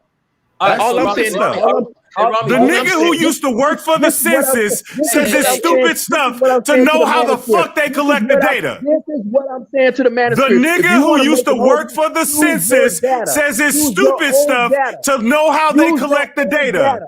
You Use dumbass your nigga. own data. Use your You own dumb. data. Hey, Rami, Use do we? your own Hey, data. Rami, You You make an dumb. argument. Use your data. Hey, Rami. Not Hey, anybody. Rami. Hey, Rami. Do we live on a flat Earth? Organization, a governmental organization collect data. Hey, Rami. All right. Do we live on a flat Earth? Do we live on a Okay. flat Earth? Does anyone want to know how the census collects their We're data? gonna go back to that, girl. We're gonna go back to that. Questions, okay? Anyone want to know how the census collects their data? I don't care if the Earth is flat or round. I can care less. But I'm asking anyone want to know how the census collects their data? That's not a no for the record. That's not Hey, a no. Bernard, make a poll. Let's make a poll and ask if everybody wants to know how the census collects their All right, data. Zero. No. We don't got to make a poll. I'm gonna ask you directly. Zero. How does the census collect their data? Oh, awesome. I'm glad you asked. So if you are an American and you have a job, you get counted from your social fucking security number. And then they collect your data. If you have a baby and that baby is underage and can't work, you know how they collect your data? They collect the fucking social security number. And then they know if you're a male or a female. They know your address. They know how old you are. They know what demographic you're in. They know what school you go to. They know if you get married because they have marriage licenses. You dumbass nigga. That's how they collect your data. It's not your data though. Numbers. But did you, Zero, personally look at 400 million security numbers Fuck my life, man. to find out about these people and where they at and who they live with and what school they go to and whether or not they have a job or not? Like all the black women that he said he saw getting hired when we blamed the government for giving jobs to black women. I mean, I'm sure you don't. I can't answer that. That's not my data. I didn't blame the government. I mean, no, when Well, he what said he that we blame the government for giving them jobs, you know. I didn't say you blame the black government. women, do black women got more jobs than black men? Do black women They're got the more most jobs than black educated. They men? deserve those jobs. Wait a minute, hold on. I Do black, never- hey, Rami, do black women got more jobs than black men? I don't know. Ah, goddamn it! Where's your You know data? you Where's your would have said, data, you would have said yes, but you would have been checkmated if you said yes. I don't know. Where's your I don't data? know. Where's your data? Then why did you make the argument that they're giving them jobs and black men are somehow upset about that? No, giving them jobs. Bernard, giving them jobs and having more jobs are two different things. So what are you talking about? Hey, Okay, real fair. quick. Hey, let's all mute up real quick. I want to hear if this nigga breathes through his mouth. You know, bro, I'm not here for the comedy, bro. I mean, like I said, man. I am. You know what? You are definitely here for the comedy. Because you can stand behind your little computer and talk shit, but you wouldn't say that in nobody's face, man. Yeah. You get you're right. You're right. I won't say it to your face. Rami, I want to ask a serious question though. Rami, I want to ask a serious question. You get the shit slapped out of you. Yep. Yeah, I've heard Hold that on. one before. Hey, y'all should make up some new shit. Ooh. Now, it's the same old shit from the same old lame ass niggas that some talk a new lot of shit. I'll beat your ass. No, the fuck you won't. To agitate people because a real man ain't gonna let nobody sit up there and act a damn real fool. man. What else you got? A real man as a man. I'm a man. What else? Slap the shit out your ass. You know, a real man will slap the shit out of me. I can't do it because we're on the internet. What else would a real man do? But if we were here in person, I bet you wouldn't have that same energy. If we were here in my face, I bet you wouldn't have that same energy. How much money you got to put up on that bet? Nigga, you in a gay condo. What you talking How about? much money you got to put up on that bet? Boy, how much money do you have to put up on that bet? Boy. How much money I got to pull up on it? Much money do you got to put up on that bet? You know what? How much you willing to pay? Because if you willing, let me tell you something. Get a plane ticket to where I'm at. Catch a flight. Catch a flight. I cash up your bitch as soon as you arrive, nigga. I cash up you the money and slap the shit out of you. It'll be worth it. It'll be worth it to slap the shit out you. It'll be worth it to slap the shit out you. Yeah, man. And if you think I'm playing, if you think I'm playing, Go to my YouTube page. I slapped a bitch ass nigga just like you on my YouTube page. You did? Wow, that's awesome. I slapped a bitch ass nigga just like you, and I'll slap Open your hand? bitch ass. Open hand, backhand, for what? Which one? How'd you do it? Man, all that money, yeah. Hey, bro, I don't even want to talk to you no more because you're a clown. Okay, you're a clown. Nigga. Were you the fat nigga with your pants hanging off? You're a clown, nigga. So I'm not even talking to you anymore. Says the nigga represented by a squirrel. I get it, a bloody squirrel at that. Nigga, you bored me, nigga. And the same nigga represented by a fake ass religious figure. Fake ass nigga. Actually, that's a regular nigga trying to figure out 1 + 1, i.e. you. Rami, you a feminist. Shut your fake ass up, nigga. Shut your fake ass up, nigga. Oh, fake ass nigga. All right, we got Game Changer. All right, Game Changer got the mic. Your fake ass. All right, Game Changer got the mic. Go ahead, Game Changer. That boy went to keyboard boot camp. Thank you. I mean, I've been waiting for a while. So I got a question for Rami Peso. How do the census get their data?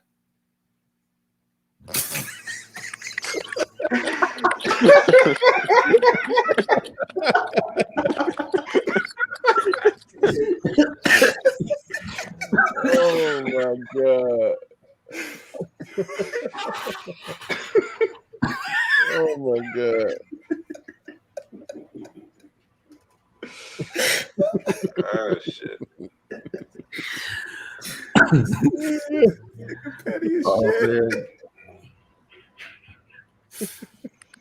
Hey, Rami, you still ain't tell us, man. Are we on the flat Earth, bro? Like, real talk. Lord, serious question. Are we on a flat Earth? You muted if you're trying to tell us if we're on a flat Earth. I think he's slapping the air right now. Nah, he doing air slaps. Hello, hey, JB. He didn't say no. Word. I know, right? That exactly. Hey, yeah. The first time this is how I knew this was gonna be classic when I saw Rami in the back chat. The first time I talked to him, I was doing a stream with Lil Big Nate, and then Rami came up and he was like, "And what do y'all expect to accomplish with all this manosphere stuff? It's like y'all trying to get women to come back to the plantation." And I was like, "Wait, hold on. He literally said that black men was the plantation that black women are supposedly supposed to be coming back to." I wanted to ask him if he's a feminist. Yeah, that's because he took the talking points and flipped it. Wait a minute. He would be the master if this is a plantation with 20 slaves. That's right. So doesn't he want like all 20 to stay on his plantation like right now? He did say he got 20 chicks on the. Oh damn! He got 20 chicks. 20 squirrel. He got a rotation of 20 chicks. He said 20 squirrel bitches at home. Yeah. Well, they're all on their period today. They're all in their period at the same time. Yeah. The bitches in cycle. Yeah, they're in sync. You know.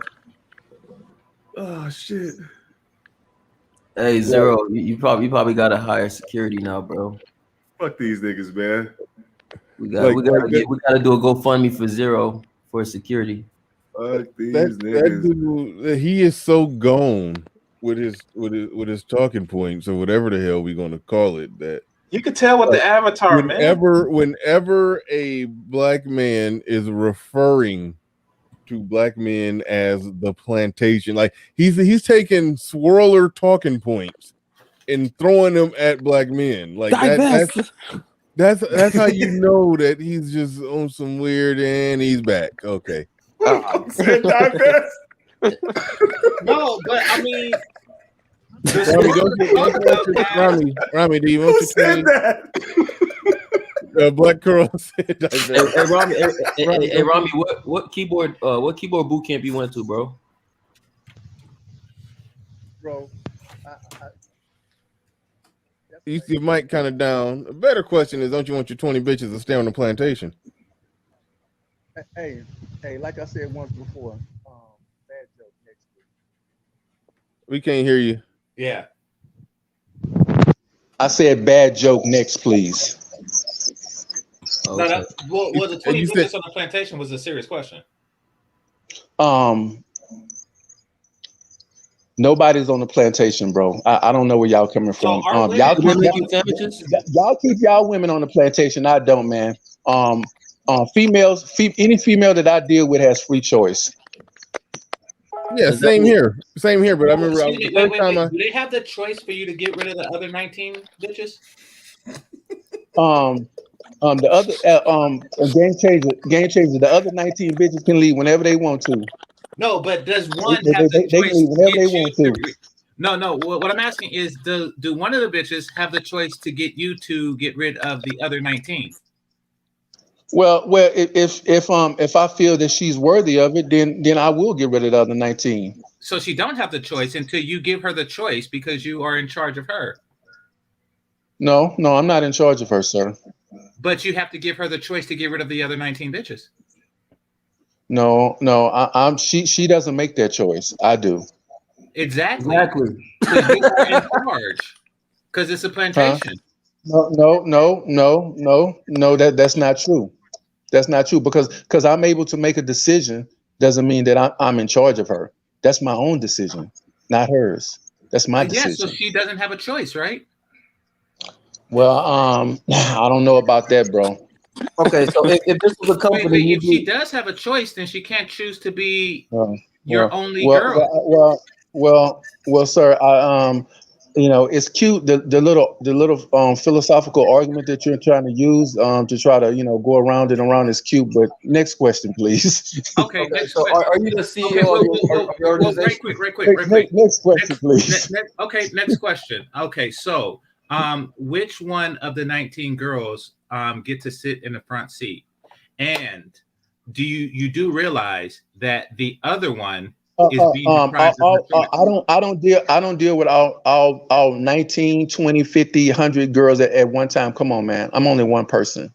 No, I understand that, and there are 19 people, or excuse me, there are 20 people. What I'm asking is, hey, by the end of the week, it might be 22, man. So we got to keep, the. It's only the middle of the week. That's good. Yeah, that's what I'm saying. By the weekend, it might be 23, 24. So do the 20 vote in the other two? We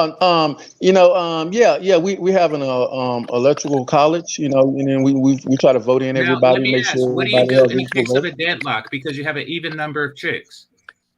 Well, we'll call game changer in to make the vote to cast the deciding vote. Okay, do I get to see the chick to make the final decision on the other two? Sure. You get to see the chick. I even fly out for you. Okay, I promise I will make the right decision. Hold on. And she'll bring you a stove. She'll bring you one. Okay, that must be strong. Now, let me ask you this. When I make the choice for you, would I be depriving 10 women of their choice? I don't know if you would or not, but I think they will respect your decision. 10 women will be against it and 10 will be for it, and I will be the tiebreaker, meaning I will be depriving 10 women of their choice, meaning that they are not equal to the other 10, and they also are not equal to me. I think they'll respect your decision, game changer. I think they will respect your. I think they will respect your decision. Okay, great. That's a perfect situation, sir. So basically, you're saying your pimping is strong, man, because you got 2 coming and it's only Thursday, right? So, first of all, I don't pimp anybody. I'm not a pimp, man. I'm just a likable guy. Well, you just said a likable guy. Wait a minute. I don't pimp what's going on there? If they bring me a stove, how are you not a pimp? Oh, because they're very generous. They're very generous. They want to make sure that you're able. They want to make sure that you're able to cook, man. Because I know you don't you like food, and also you'll have a stove on backup in case you meet another keeper. So you're saying that you're not a pimp, but you have women giving you goods. So you're the bottom bitch. No. Well. So you mean to tell me that a woman has never given you a gift? Game Changer? She's never given you. I've had women. But it sounds like you can get her to do it on demand, though. I've had women buy me furniture. I've had women buy me Fendi watches. I've had women buy me clothes. Right, I mean, but what I don't, take me on trips. but because cruises. I'm not a pimp. All right, I hear what you're saying, but because I'm not a pimp, I do not have women do things for strangers. Well, I'm not a pimp. That aren't me. No, I'm not a pimp. You just have your women provide goods and services to strangers. Right? Because they're so very nice, man. They're nice. They do it on demand. You never gave a homeless man some money. You never gave a homeless man some money. You never gave a homeless person some money. Well, I never gave a homeless man a stove. No, I normally never gave a homeless man a bitch. It doesn't matter. It doesn't matter if it's $1 or $500. What I mean is, like, I never gave a homeless man my woman's pussy. So that's something I've never done. Now you do that, but that's very pimpish of you, sir.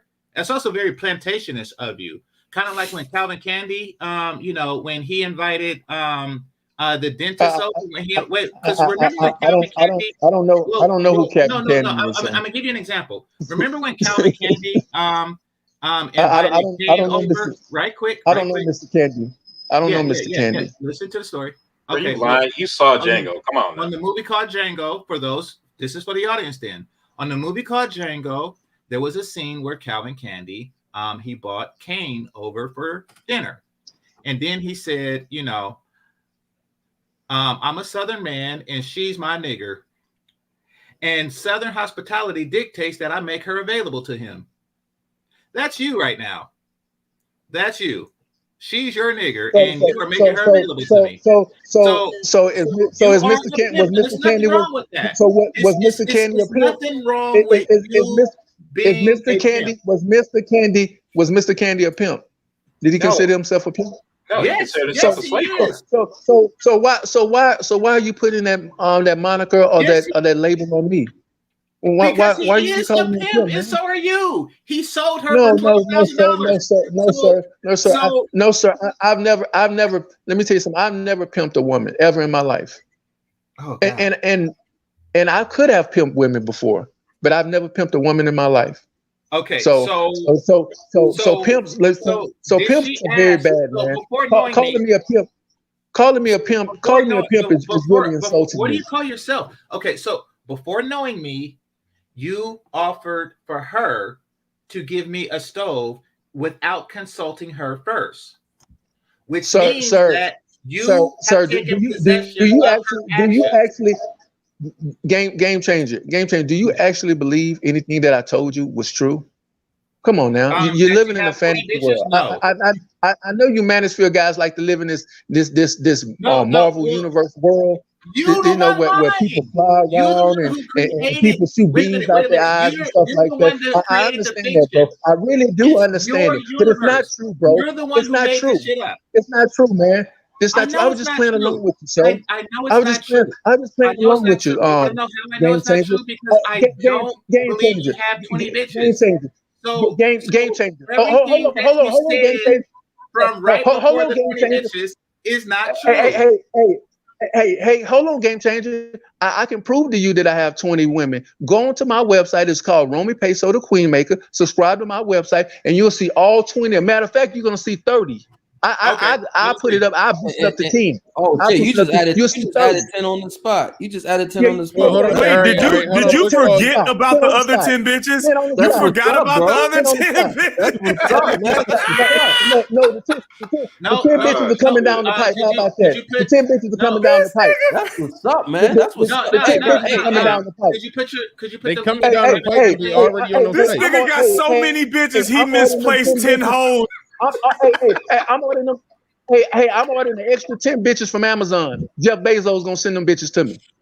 Hey, all right, real quick. Wait. Excuse me. Are you buying women like a slave? All right,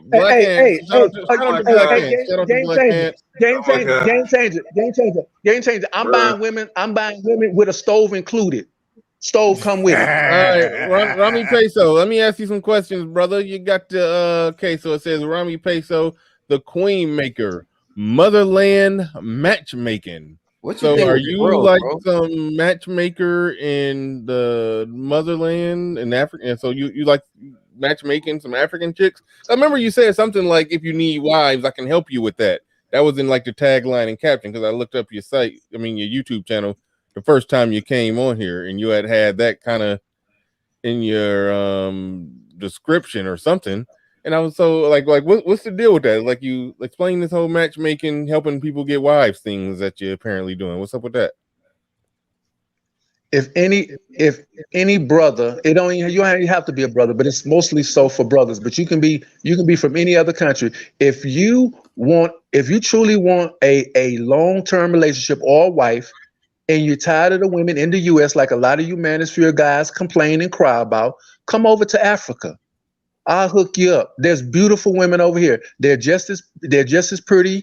They're submissive. All this stuff that y'all complain about, come over here and you'll get the opposite. Now, all the women over here are not like that. All right. Time out. Let me pump the brakes. Okay, so you're telling them to come to Africa because it's pretty women over there. Okay, they can buy their own plane ticket and fly over there and do their own thing.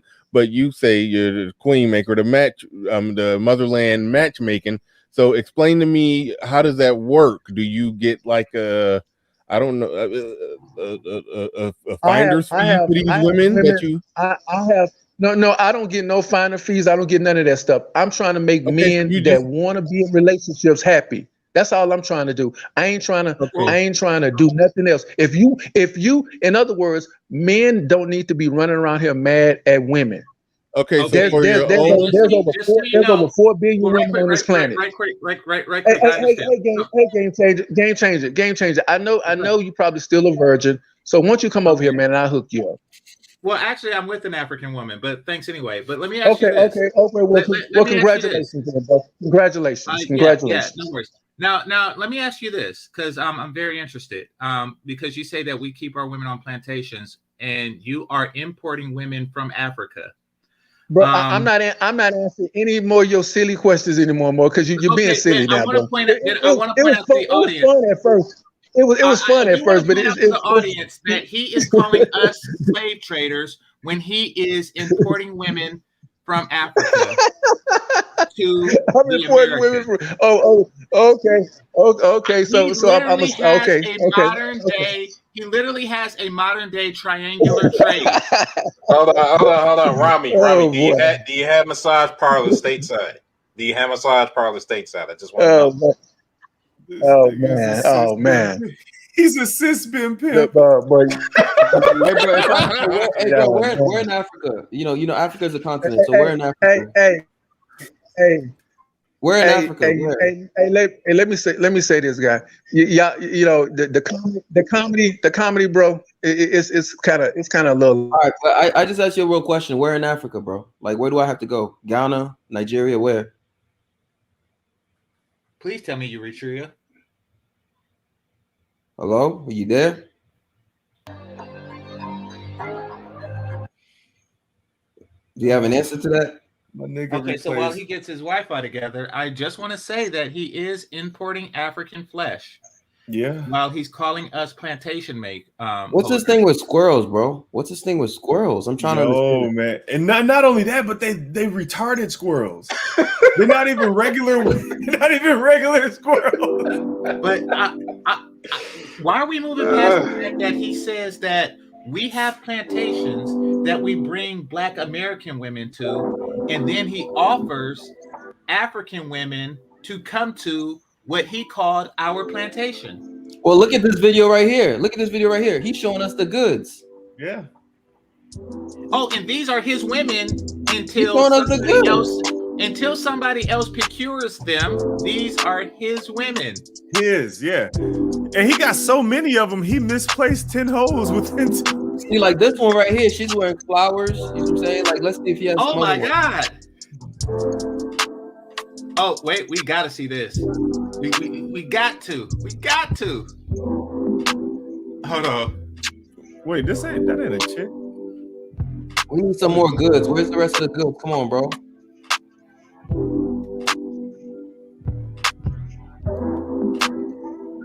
All right, hold on. Let me share screen. Wait, is he saying we can get some gloves and buckets? I mean, some rocks and buckets. I gotta share screen. This is a terrible cameraman. I'm just trying to see the goods. Dude, cameraman horrible as fuck. Like, what's the ad? What's the ad? Ain't nobody trying to fuck concrete, dog. What you doing? Right. Were you just following that woman around?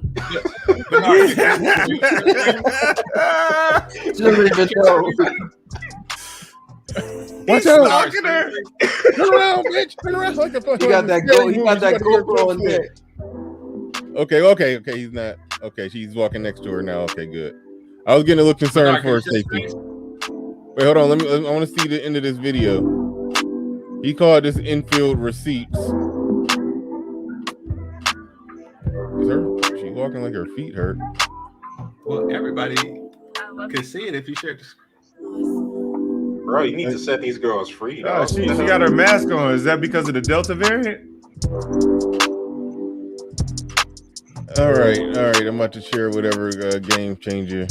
Yo, I think this is kind of disrespectful. You gotta let her go take a pee behind that door. She look like fucking Boko Haram kind of shit. Is that the John? Can y'all see my screen?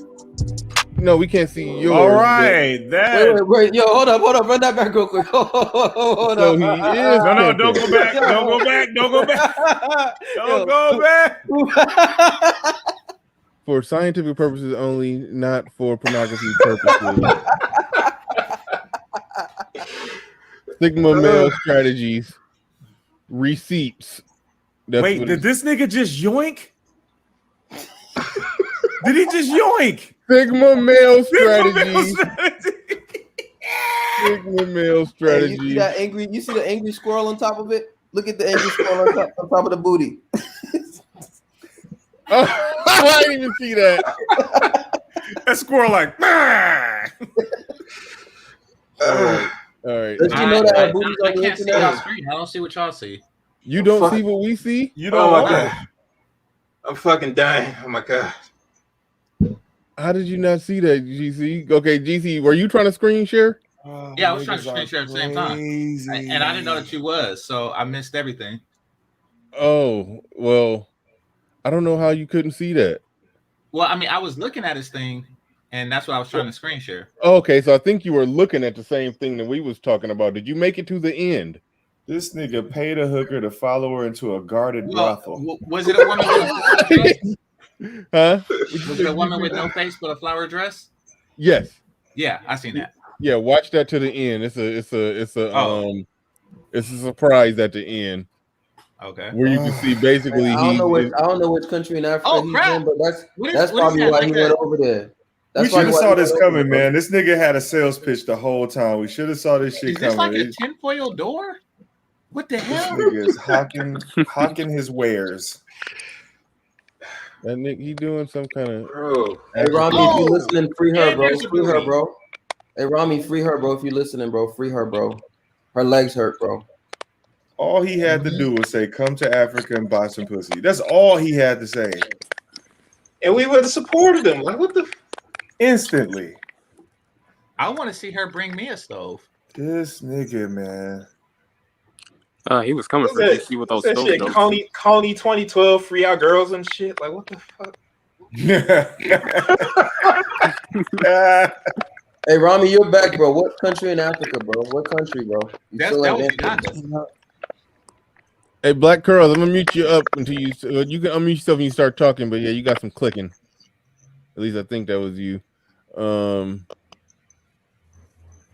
All right, yeah, I can go ahead and ask Rami any necessary. What country in Africa, Rami? Uganda. Is that what you said? Tell? Yes. Well, it said game change is correct. Game change is correct. Okay, and how much would I have to spend for you to connect me with one of these shorties, bro? Zero. Okay. How much zero cost? So what would be like the incentive? Like why would they want to deal with me? First of all, you might be a lame. I don't know, but if you're a nice guy, if it ain't about no game, if you're a nice guy, I'm looking at the one you're gonna be respectful, and you're gonna be respectful to these women, you have no problem over here, bro. You have no Okay, no, problem. I'm just asking. Just be, Okay, just be let's yourself. assume I'm not a lame guy, Be right? yourself. Let's assume I'm not a lame. So Yeah, what? I just said be yourself, man. Hello? Just be Can y'all yourself. hear me? I know, but you're the one We can doing hear the you. We hear you. matchmaking. Yeah. I You're can't the hear one doing the Rami. matchmaking. I'm just trying to How am I understand what supposed your to click on process is the like, back? bro. I'm saying let's assume I'm The not.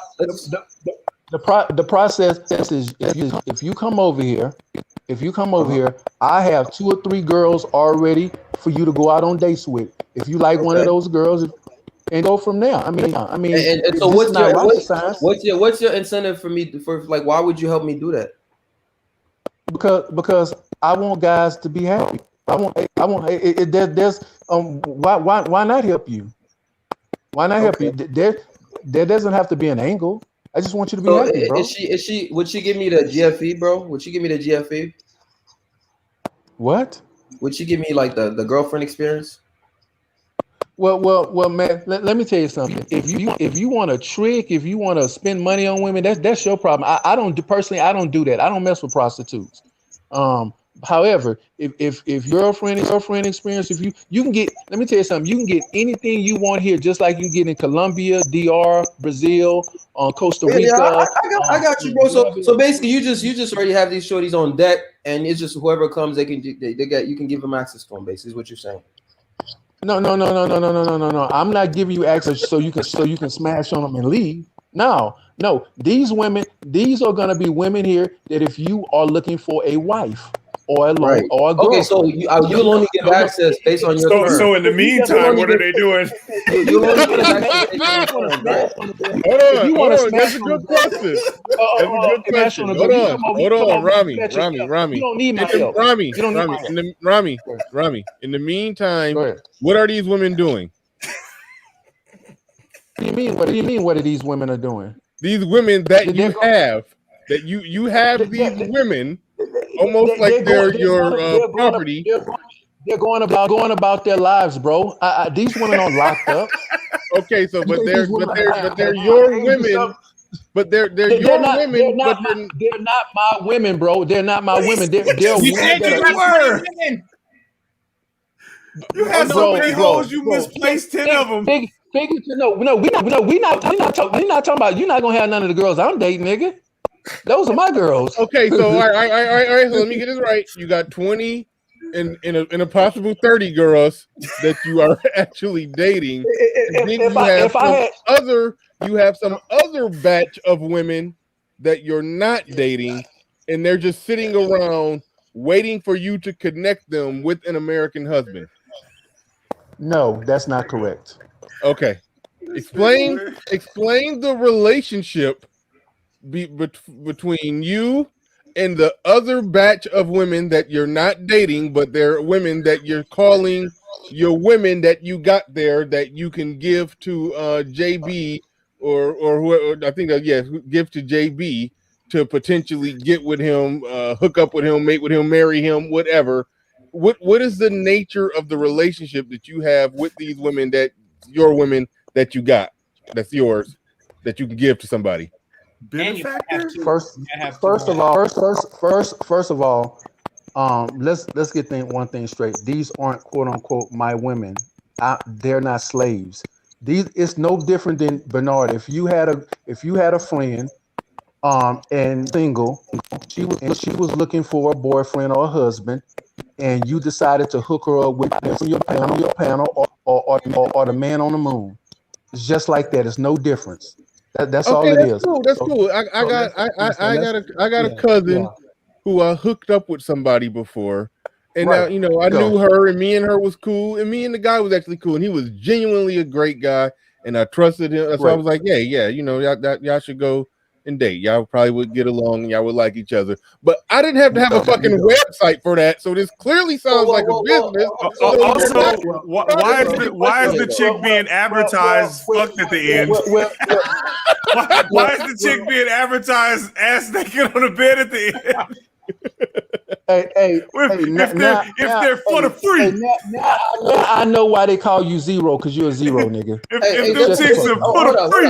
There's a bigger question here.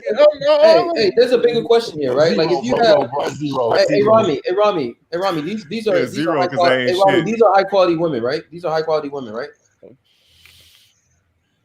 Bro, you get No, the I'm just asking. Are these high quality women? Like, would you? What is high quality woman, man? Okay, I mean, by that's any standards, would you consider them high quality women? Like, would they be worth my time? Right. Let me tell you something. Any woman that's gonna treat you nice would be worth your time, man. Okay, Oh so my God, this nigga is working with a fucking. Hold up. Is that a yes, bro? Is that a yes? Like, are they high quality women? Any woman that will treat you Damn, nice. why can't you just say yes or no, bro? You can't even say yes on your own product, bro. JB, he not finna answer the question even about his own product. This nigga is working with a Pentium. It's your own shit. What the Every time you ask him a question, his Pentium 3 fires up, and you can hear that shit accessing. None of these, come over, so here and find out for you. Well, here's what I'm trying to understand. It sounds like you're running a business, but you're not adequately explaining the nature of the business. Like, it's okay. Like, This is not, bro. This is not a business. This is not a business, bro. We not fed to safe space, man. You have a whole damn website just to hook up some women that you know with some dudes that you don't even like on the internet. Do we got to pay in Bitcoin or something secret? Like, what the fuck? Monero. Hey, it has to be Monero. To be totally honest, I can see why a lot of you guys don't have girlfriends. Are you mad at your? I think probably everybody on this panel has a girl, the reason bro. why a lot of guys don't have girlfriends is because they don't live in y'all corny, bro. Man, let me tell you something. I think a lot of guys ain't got girlfriends because you got 30 of them to your fucking self. But by the end of the week, it'll be 22. And you know what? I probably need to have 60 to myself because you niggas, a couple of you niggas probably ain't worth having. Oh shit! If you gonna be telling a lame man,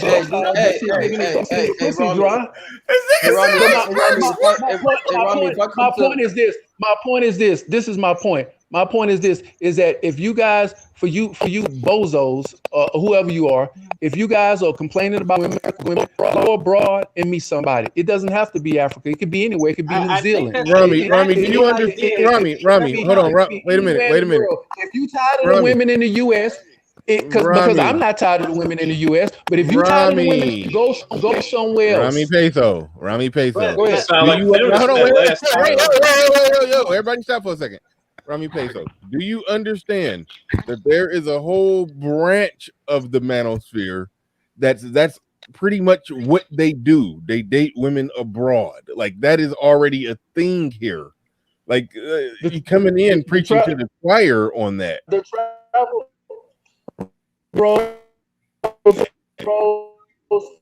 the travel bros don't really associate with the manosphere, bro. Okay, that's clearly not true. What? What? That is clearly not true. Okay, I mean, it don't really matter. I didn't say all of them did. This nigga gotta be trolling. Nah, I mean, it don't really matter though. But yeah, it's cool. Like, of the like zero, JB and Game Changer, I know have been abroad doing that travel thing. So like. It's almost like you Taylor-Made Dreams. Like so what they got their own passport, they can buy their own ticket, they can go touch down in Brazil or Uganda or whatever their flavor is and deal with women wherever they go. Like Game Changer talk about, he's been in the Philippines a few times. So it's like your business model. I'm just trying to see how are you needed. Oh, it's not a business. This is not a business. How many are going to act? This is not a business. I don't want to go where he's at. That shit look under construction as fuck. Are you not a matchmaker, bro? Like, are you not a matchmaker? Yes or no? Rami Peso, the queen maker. It's not a business. It's not Are you a matchmaker? Yes or no? Are you a matchmaker? Yes or no, bro? I think you're trying to get the business off the ground.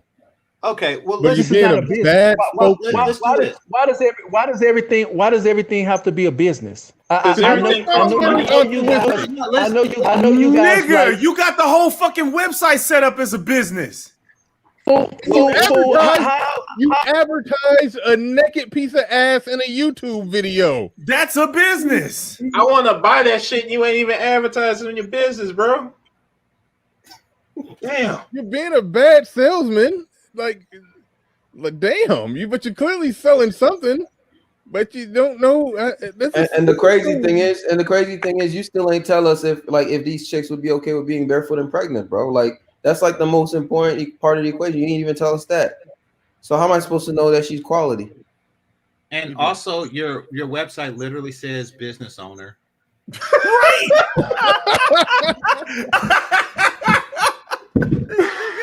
Oh shit. How do you niggas sleep at night? Oh man.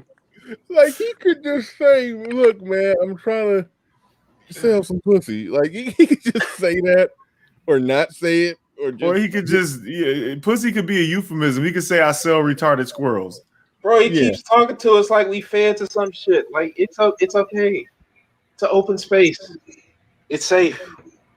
But he's gonna go change the website right now. Take a screenshot. Oh shit. He could just be vague, I sell nuts to squirrels, if you know what I mean.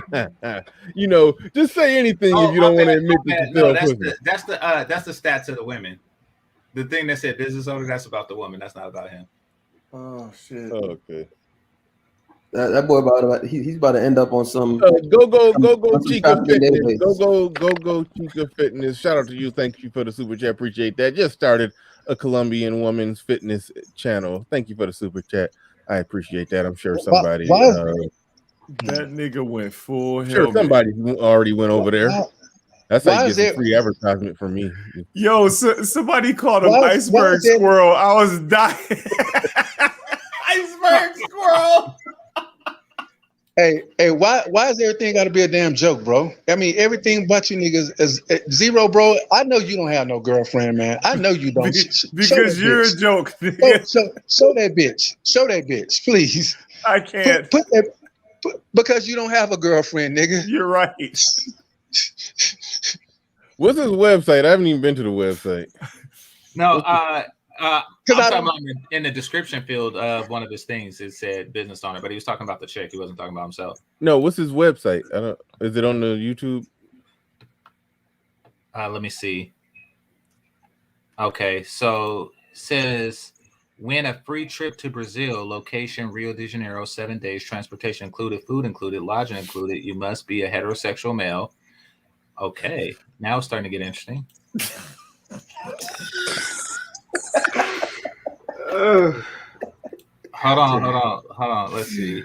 It must be a heterosexual male. You must be at least 18 years of age. You must have a passport and travel documents on this trip. So what do you have to do to win the ticket? Rami? About to have you go to Brazil and kidnap your ass. Well, what do you have to do? Damn it. I need him back. Here. Okay. Oh, shit. It says I can't breathe, bro.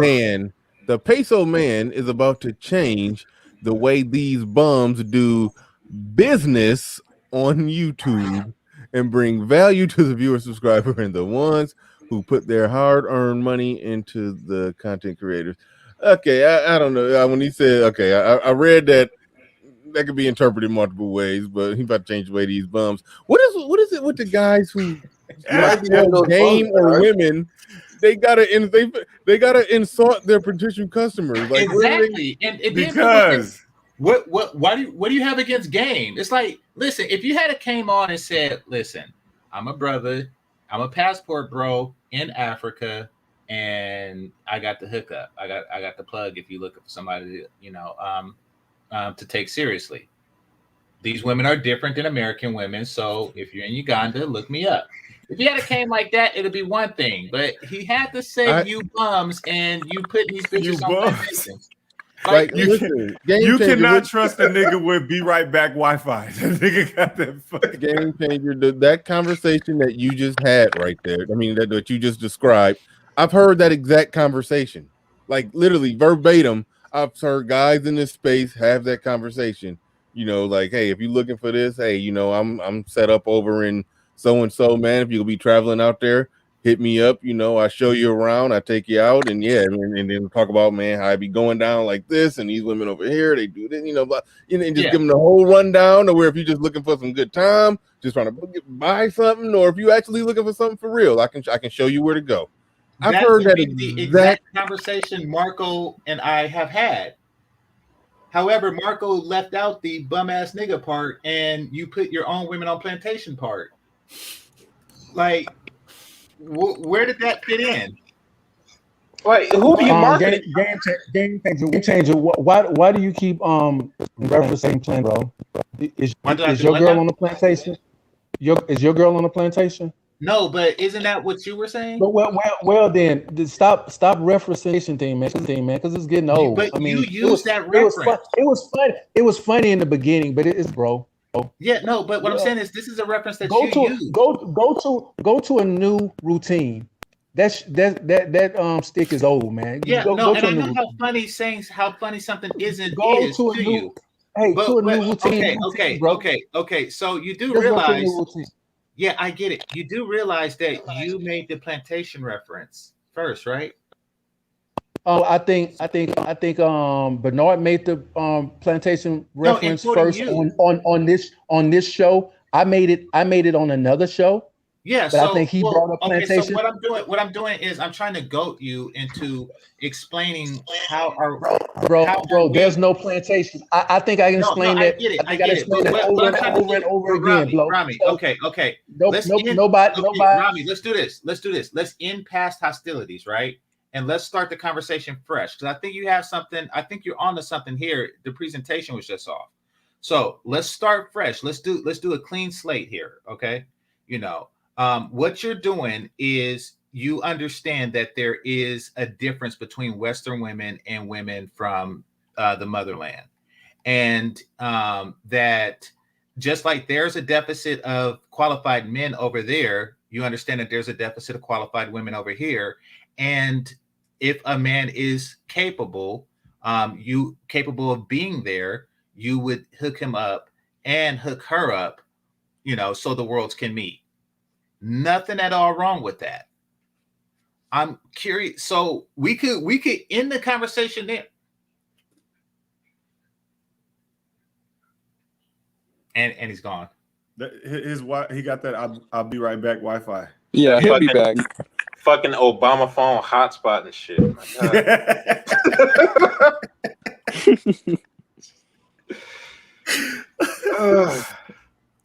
This nigga is amazing. He has no fucking shit. This is what happens when you sell your soul. For 30 bitches. Yeah, I'm actually trying to get me 30 bitches. I'm actually trying to get me one of these Ugandan chicks he got, bro. Like I'm actually trying to, and he's not trying to tell me about the product. I'm kind of upset right now. You only saw one bit. Okay, in order to get the bitch, you're gonna have to put a lot of rocks in some buckets there. It's literally one bitch though. You only saw one. It's not even a group of them. No, it's a group. Like you gotta look at the other ones. Yeah, and you're gonna have to work. You're gonna be putting a lot of rocks in a lot of buckets before you actually get to that ass. You gotta build. You're gonna have to build. This nigga is crazy. He gonna be back here in like 30 seconds and shit. So, bro, how many times has he come back and forth on this panel? Like fucking 7. As many times as his 4G will let him. Yeah, whoever takes that trip to Brazil, man, they not coming back. Nah, I came back. I ate something that made me sick there too. No, I'm saying under his terms. I'm saying they're not coming back. Oh. Now with both your kidneys, no. Come back, one of them bitches. Can somebody? Because since he's not talking to me, can someone ask him about the squirrel motif? You know, one disaster. I'm curious. All right, I'm going to nominate JB to ask that question. Go ahead.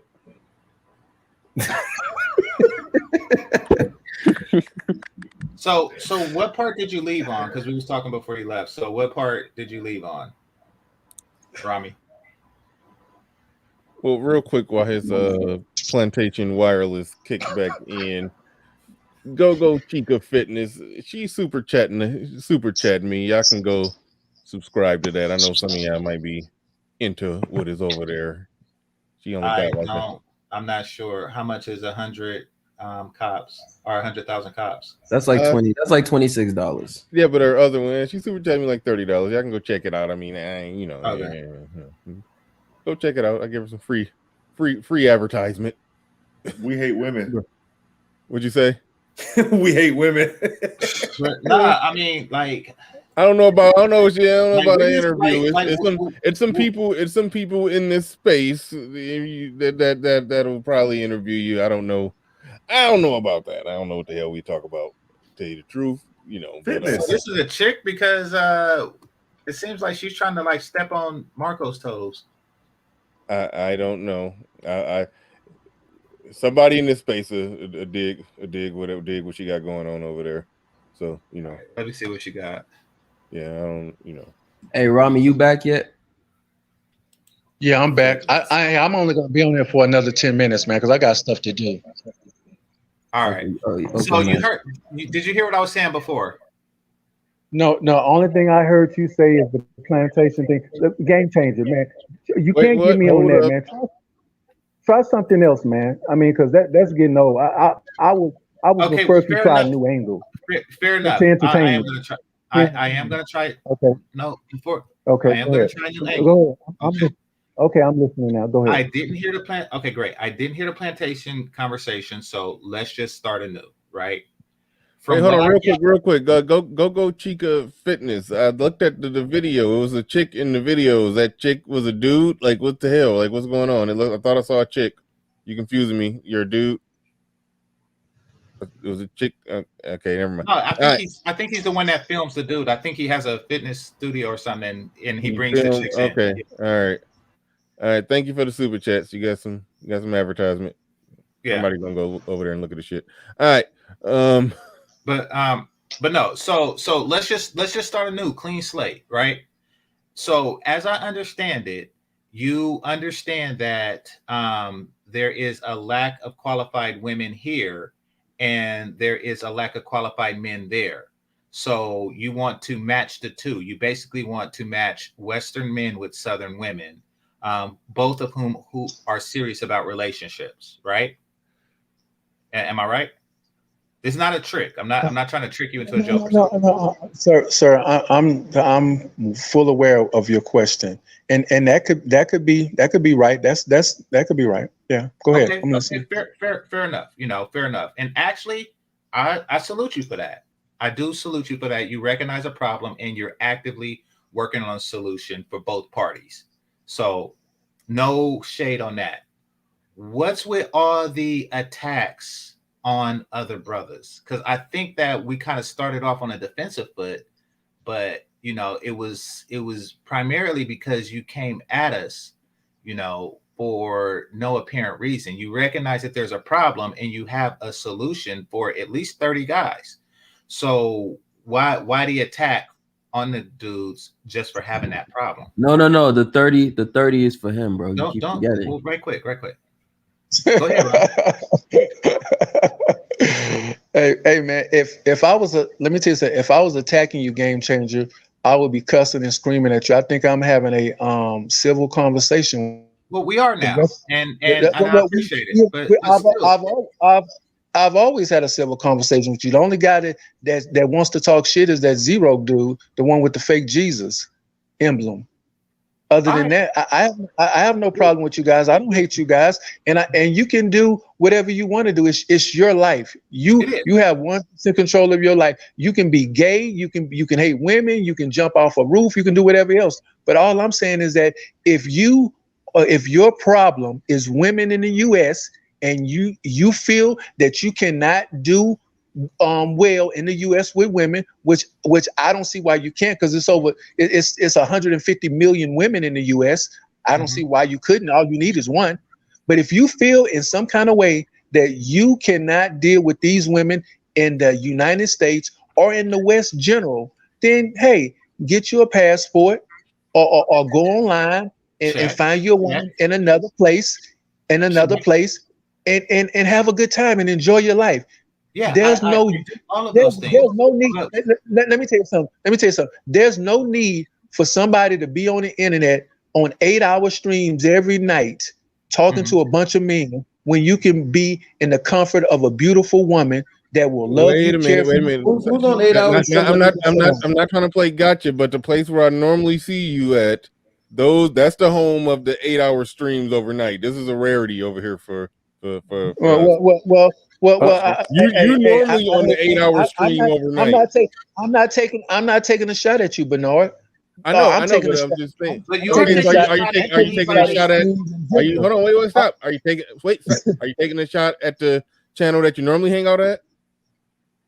I bounce around the different channels to give my opinion on stuff. You normally hang out at overnight for 8 hours. Well, what I never. First of all, I never hang out at a stream overnight because there's a 9-hour time difference. So anytime I'm hanging out, I just was trying to see if you were taking shots at those gentlemen over there. That's all. What gentlemen?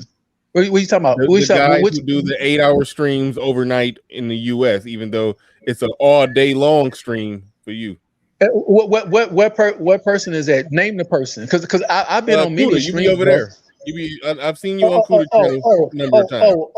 I've only been on Kuda stream maybe 2 or 3 times max. Maybe for 20 minutes. Okay. The longest I've ever been on the stream is probably this stream right here. This is probably the longest I've ever been on the stream.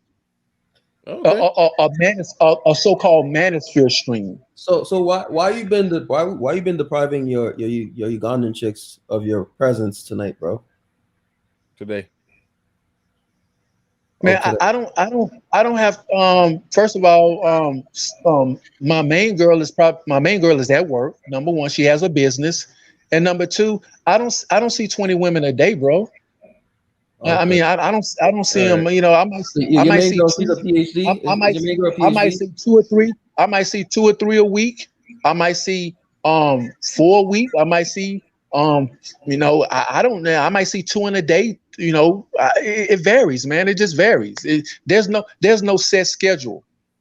There's no set schedule. And all these girls that I'm talking about, if they want to get boyfriends or whatever, these are my friends. These are my friends more importantly than me smashing them or anything else. They're my friends. And if they want to get married, are they your girls or not? You confusing me, bro. When you say you got 20 chicks, that means you got 20 chicks, bro. Stand on it. Are you saying you got 26 chicks or not? Bro. Let me explain or not, bro. Let me explain something to you. Let me explain something to you, bro. This girl can be your girl, but she can be at any time. She can leave you. Nah, I'm not married to any of these girls. I'm not married to any of these girls. So these girls are my friends. They might be my girlfriends, but they're my friends. They're my friends. Okay. Do I treat them like girlfriends? Yes, but they're my friends. So you be here. Friend is the operative word. Friend. You be hearing from the back, right? So let's get that straight. You be hearing from the back, right? So you getting like sloppy seconds, bro? Like what's going on? Oh man, oh Lord have mercy, man. Yeah. Okay, man. Here come the comedy. I'm asking you a question. Do you hit it from the back with these chicks, man? I'm just asking you. Do you hit it from the back? Yes or no? All the girls. If I said they're my friend and I have 20 of them, I'd have smashed them all. Okay. So I mean, enough said. You want to see Pornhub footage or something? Nah, I'm good, bro. I'm good. Thank you. Okay. Well, I'm just saying. I'm just trying to figure this out, bro. Is that something that you actually do? Hold on. Is that something that you actually do as well? No, I'm not like Ramil, so no. Okay. For a nigga that don't like manosphere shit, you know everything. And everybody business and what? Yeah. Damn. So I can smash one of these chicks, bro. So I can smash one of the 20. Hey, bro. You know what? Hey, you know what, bro? I'm confident you can do better than me, man. I have faith in you. I think you can get 40. All right. So explain why you had the chick ass in what appeared to be an advertisement at the end of that YouTube video. I don't know if you explained that one yet. What are you talking about? Which one? Which video? The one with the chick ass at the end of it. Is it like so many asses at the end of the videos, or it was a practically? I don't even want to show it again because it was practically a naked ass in the video. What about it? You never seen a booty before? No. I'm asking. The fact that it looked like an advertisement is the pertinent part here. That's what I want you to. That it said right next to it. It said receipts. Guys in the manosphere. All these game coaches. They always talking about getting women and stuff, but they never show any receipts. Which is really not a big deal. But when you're always talking about bitches, but you ain't showing no receipts. The biggest guy out there. What's his name? Alpha Male Strategy. He don't have a. The one who shit you stole? Sigma. Yoink. He stole all of ARC talking points. So what do that got to do with you? He didn't steal his name though. Like what the fuck? What they got to do with you? Sigma and Alpha are two different things. I could have came up with beta male strategies. You should. That would have been better and more apt. That would have been very fitting. Yeah, well. So you think I'm a beta? Totally. Oh, okay. Well. What gives you the impression that I'm a beta? Because you're behind a YouTube wall and you can talk shit to me and I can't choke the shit out of your ass. You gonna ask and answer at the same time? What makes you a beta is your first response. The fact that you asked and answered your own question makes you beta. The fact that you threatened a nigga that you don't know makes you beta. I can't get to your lame ass. That's what makes me beta, nigga. The fact that you stalked the bitch with an Android phone makes you beta. I can't slap the shit out of you. That makes me not beta, nigga. The fact that you was filming rocks and buckets makes you beta. Nah, the fact that you emotional as hell, I'm beta if I can't slap the shit out of you. The fact that you want to be represented by retarded squirrels makes you beta. Except that I'm beta. I'm man enough to accept that I'm beta. The fact that you have a squirrel fetish makes you beta. Hey, like I said, and the same nigga that's with a fake Jesus piece, nigga. Fake Jesus piece. The fact that you hang around in trees a lot makes you beta. A ghetto The Jesus fact that you shit walnuts makes you beta. Jesus piece, nigga. You got a ghetto Jesus piece, nigga. You got a ghetto Jesus piece. The fact that your diet is acorns makes you beta. So, and you're not getting beat. You're not getting beat by Roman soldiers on your ass, like a cup. The fact that you a dumbass nigga makes you beta. The fact that you used to work at the census but didn't work at the census makes you beta. Nigga, you are lame. The fact that you don't have any data makes you beta. Zero is a fitting. Hold on a second. Zero is a fitting name for you, nigga. Zero. All right, go ahead, Game Changer. What you got? No, I just want to show. This is the part that they were showing about when they were saying the ass. So you see how you have the arrow pointed directly to the ass, and the camera is on her clothed ass here, and right here the arrow is pointing to her unclothed ass with your name underneath it. So I think that was the ass that they were talking about when you was like, we got the retarded squirrel. Hey, Game Changer. I know exactly what he was talking about. You got to understand something. There's thousands of people that I talk to. And for you to be asking that question, that's a relevant question. But I was showing the ass because somebody was asking me about the asses in Uganda. So I gave them a receipt, so they could actually see it. So that's why I was pointing at the ass. Women in Uganda have beautiful asses. Women in Uganda have very shapely butts. So I was showing that individual that. See, they have nice butts. Gotcha. They black, like yeah. Okay. Yeah. I just was looking at it. It just reeked of just watching the video. It did look kind of like. But what's up with the retarded squirrel though? Looked kind of prostitution-ish, and then when you showed the cheeks, I was like, okay, it looked like he's selling. It looked like he was selling that ass. That's what it looked like. No matter what, if you put the shame tactics, I mean, fellas, if y'all put the shame tactics aside, he's either selling it or he is offering it up, you know, in exchange for companionship with for his friends. Either way, it's not a bad deal if it's for you. So we could just leave it at that. But Rami, you throw in shaming tactics and shit like that. That's not really necessary. For real, man. Yeah, it's almost like this, Rami. I think hold on, Rami. This is what Game Changer is trying to explain to you.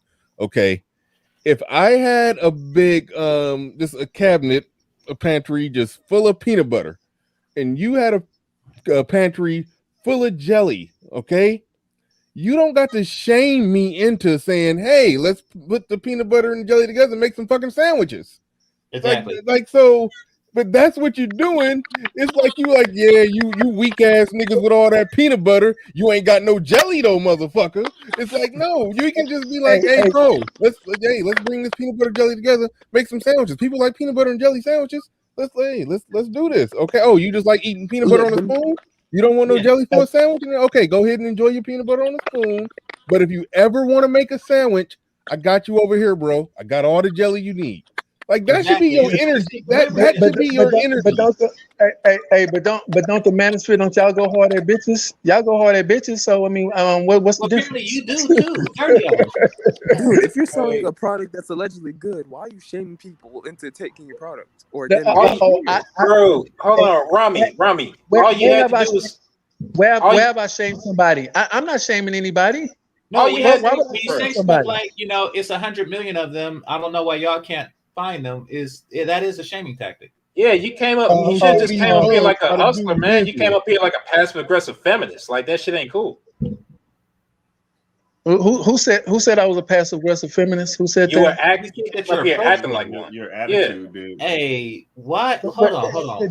That's you know what? All you, let me tell you something. Your insults don't phase me. First of all, because I'm not a feminist. That wasn't insult. So you can be real all day, but all your insults roll out for me like water on the back. That wasn't an insult. That's an observation. So in other words, what I'm trying to say is that I don't take your insults personally. It's an observation, not an insult. You're just talking. Okay, it could be an observation, whatever. I still don't take it. I don't take it for nothing. I mean, those are just words. It's more constructive criticism. In other words, you don't hear me arguing when you call me a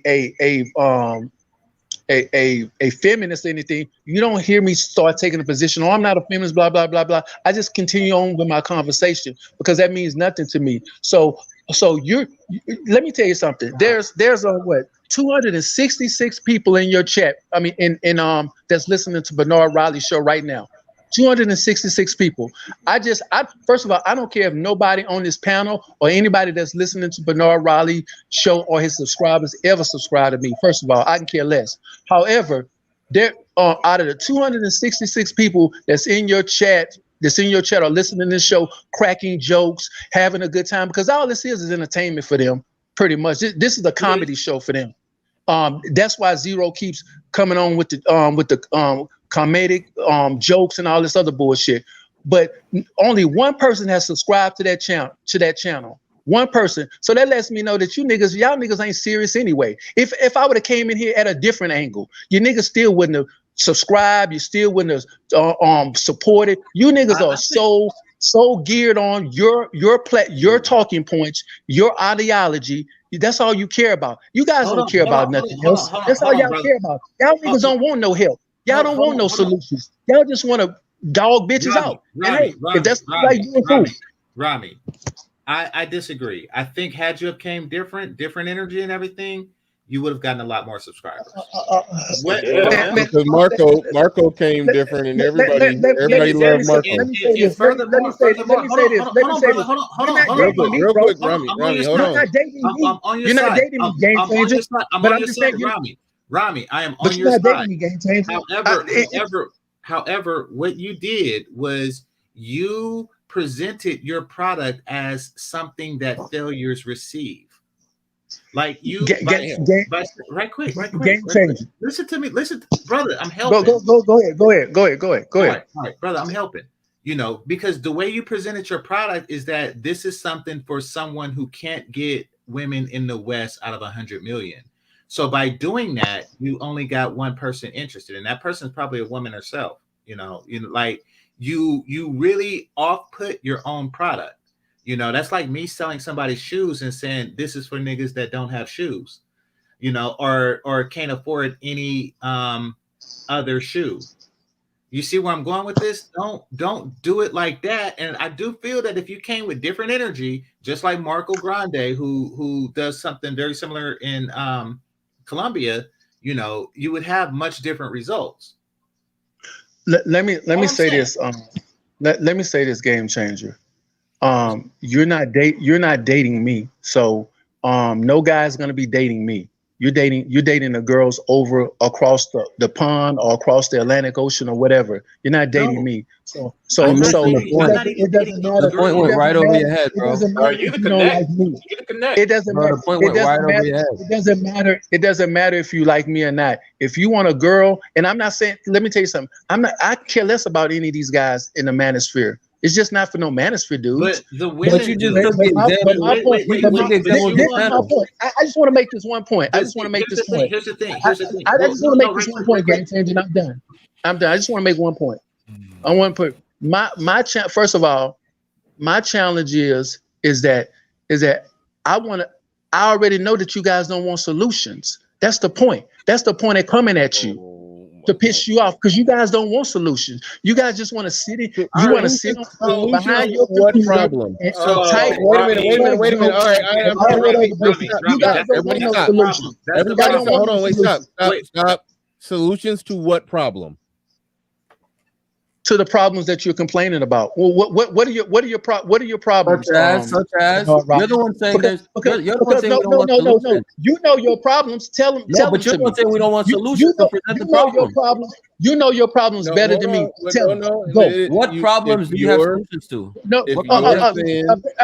Apparently, y'all do have problems. If it's like 30 of y'all with channels and y'all sitting up there having 2 and 3 and 4 hour streams talking about women, y'all got problems. Okay, so are y'all just a gay? Are y'all just a gay group or something that y'all like me and getting on the panels and like talking to each other? Okay, so Robbie, are y'all like a gay cult or something? Robbie, you said that you came here to piss us off. Do you really want to piss us off, or do you want to find mates for these women? Like which one? Game Changer. I think you know the answer to that. Number one, and number two. And number two, Game Changer. There's the manosphere is a small little space, a little speck on the map. There's billions of guys out here. So so you guys are not the only guys on Earth. If these women don't date you, it's not the end of the world. It's not the end of the world. They have other options. People have options in life. Oh, wait. They have other options. All I'm saying is, and this is not open just for you guys. It's open for everybody. This is not specifically for you. I get it. So if you're interested, all I'm saying, Game Changer, if you're interested, if you're not tired of the women in the U.S., cool. Enjoy the women in the U.S. There's a lot of beautiful women in the U.S. that will cooperate with you. But if you feel deep down in your heart that the women in the U.S. are a lost cause, and you want to try something different, just use Africa as an option. That's all I'm saying. I'm done. Welcome to the manosphere. If you can answer the question, please. You said a moment ago you just came here to piss us off. And then later you said come on, man. You trying to nail me on one specific thing, man. We didn't talk about a whole bunch of stuff, guys. I'm trying to gather your intentions because listen. Come on, Game Changer, man. No. Listen, you said we're not dating you. I get it. However, in order to gain access to these girls, we have to go through you. And if we don't like you, then we would just as soon not go through you to get to these girls. Now you are tasked, even though, there are a billion guys out there, for whatever reason, you're tasked with, finding these women a mate or helping find these women a mate. I get it. This approach is not the most effective. Hey, can I say one thing, Game Changer? Let me tell you something. If I would have came in here on my knees, being nice. No, you don't have to. You don't have to get on your knees, Hold on. Listen. Look at all these nasty comments that these idiots are talking about. He's selling teenagers. Blah blah blah blah. I mean, these guys. All these guys are hate mongers. They're hate mongers. Delete that if you say that. I see them do that. I see them do that shit to people that come on your panel that are pro y'all. They just go after people. They like rabid dogs. They're like rabid dogs. These guys in the chat. Why are you so They're like rabid dogs. Why are you so emotional about it, bro? Hey, I'm not emotional about it, bro. I can care less, but I'm just saying. So don't act like that you guys are trying to play the victim, like I came in here beating y'all up. Or you're attacking us. No, wait, hold on, stop. Whoa, okay. All right, push pause. I can't let you do that. We weren't doing the victim thing. We was doing a logical thing, just trying to walk you through a logical progression to see if you end up with and possibly have an aha epiphany moment, because what you're talking about, if you actually can deliver on that, there are some men in this space who do have some interest in that. So that's what Game Changer was just trying to reason with you to just take a different approach. Game Changer isn't even the one that needs your help. He got a girl and he already got his travel thing that he do. Zero had a Blasian girl that I think he broke up with. I don't know what's going on with that Zero. Nigga don't have no girlfriend. That nigga don't have no girlfriend. JB got a girl. I got a woman that everybody's seen. I've seen my woman. I mean, so like niggas, this wasn't a panel full of hurting niggas. So when you sitting there talking about some, I know y'all got problems because y'all on here talking about women. Yeah, when we talking about women, we talking about it from a more broader perspective than whether or not we got personal problems or whether or not my YouTube channel. Wait a minute, stop. My YouTube channel is not about my dick and whether or not I can get it wet or not. Like no, like that. Whether or not I can get a woman to sit on it. Like that's not what my YouTube channel was about. So if that's the impression you had, you got the wrong impression. We have conversations far more layered than why we can't get no pussy. Like, so don't come in here with that energy. However, there are a lot of guys who travel who may have some interest in what you're looking for, and that's what Game Changer was trying to ultimately try to get you on how to go about that. There are plenty of guys who are black that's in the manosphere that live overseas, and they be on some energy like, hey, this is where I'm over at. This is where I'm at. I'm set up over here. If you traveling and you come in this area, hit me up. I'll take you to the spot. Say if you just looking for a little fun, you trying to excuse me. You just if you just trying to hold on. I wasn't addressing. Hold on. I wasn't addressing myself to you. Wait a minute. And they hit them up like, hey, if you just trying to buy some ass, I can take you where to go for that. If you looking for a woman that that you might be your wife someday, I can show you around, show you where to go for that. Just hit me up. I show you around town, and it's all good. And brothers connect like that, and they do business and they travel, and it's like it's a thing. It's a whole community of people that do that shit here. But so I mean, I wish you the best in connecting with those that do that kind of thing, because you clearly living over there in Uganda or wherever. So yeah, so I think Game Changer was literally trying to stop the jokes and give you some good advice on how to connect with the brothers who already doing that thing that you're doing. I fully understand what Game Changer is saying. On some you manosphere niggas, blah blah blah blah blah, talking shit, you bum ass niggas. It's like it's at that point it's just stupid. Not being a victim, but just trying to help you with whatever de facto business help a Ugandan chick out campaign you got going on. I don't think I personally attacked you, Bernard. I don't think one time I personally attacking. No, it wasn't about. Well, you. I don't think I personally attacked anybody on your panel. I know you've shown me respect in our interactions, but I did get lumped in with some of your shit. But that's cool. People talk shit all the time. It was entertaining.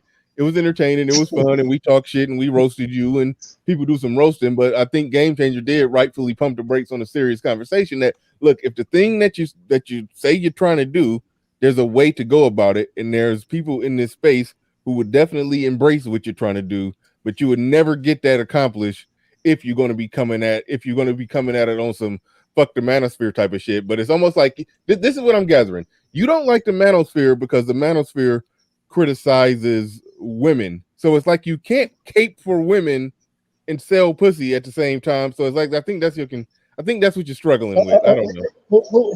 Who see okay, and that's I was joking with the sell pussy. I was joking with the sell pussy. Okay. See how you be sneak dissing me. See how you be sneak dissing me, but I ain't mad at you. It's all fun and games. So Rami, here's the thing though.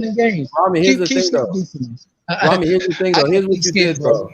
Rami, here's the thing. I got thick skin. Rami, here's the thing. Here's what you did though, right? So you basically came in and you took shots at pretty much at the whole space, right? And then after that, in your example, when you're taking your example, you're like, look at my subscribers, they haven't gone up. You guys don't want solutions. And it's like, bro, you just came here and basically attacked everybody, bro. Like we literally don't know you. Like what? Why would people go subscribe to you at that point? Bro, even like I said once before, even if I would have came in here with a kumbaya, spiritual greeting, incense flowing, most of these guys on here, they're lames, bro. All they want to do is crack jokes in the comment section. They're here for entertainment. They're here for zero comedy. So they want to see zero. They want to see zero attack somebody. They want to see zero attack somebody. Rami, here's another shot that I'm taking out of it. Hold on, my show ain't always about comedy. We have serious conversations. But when I let somebody like yourself on the panel, we know it's comedy hour. So that's why everybody clowning and having a good time. We've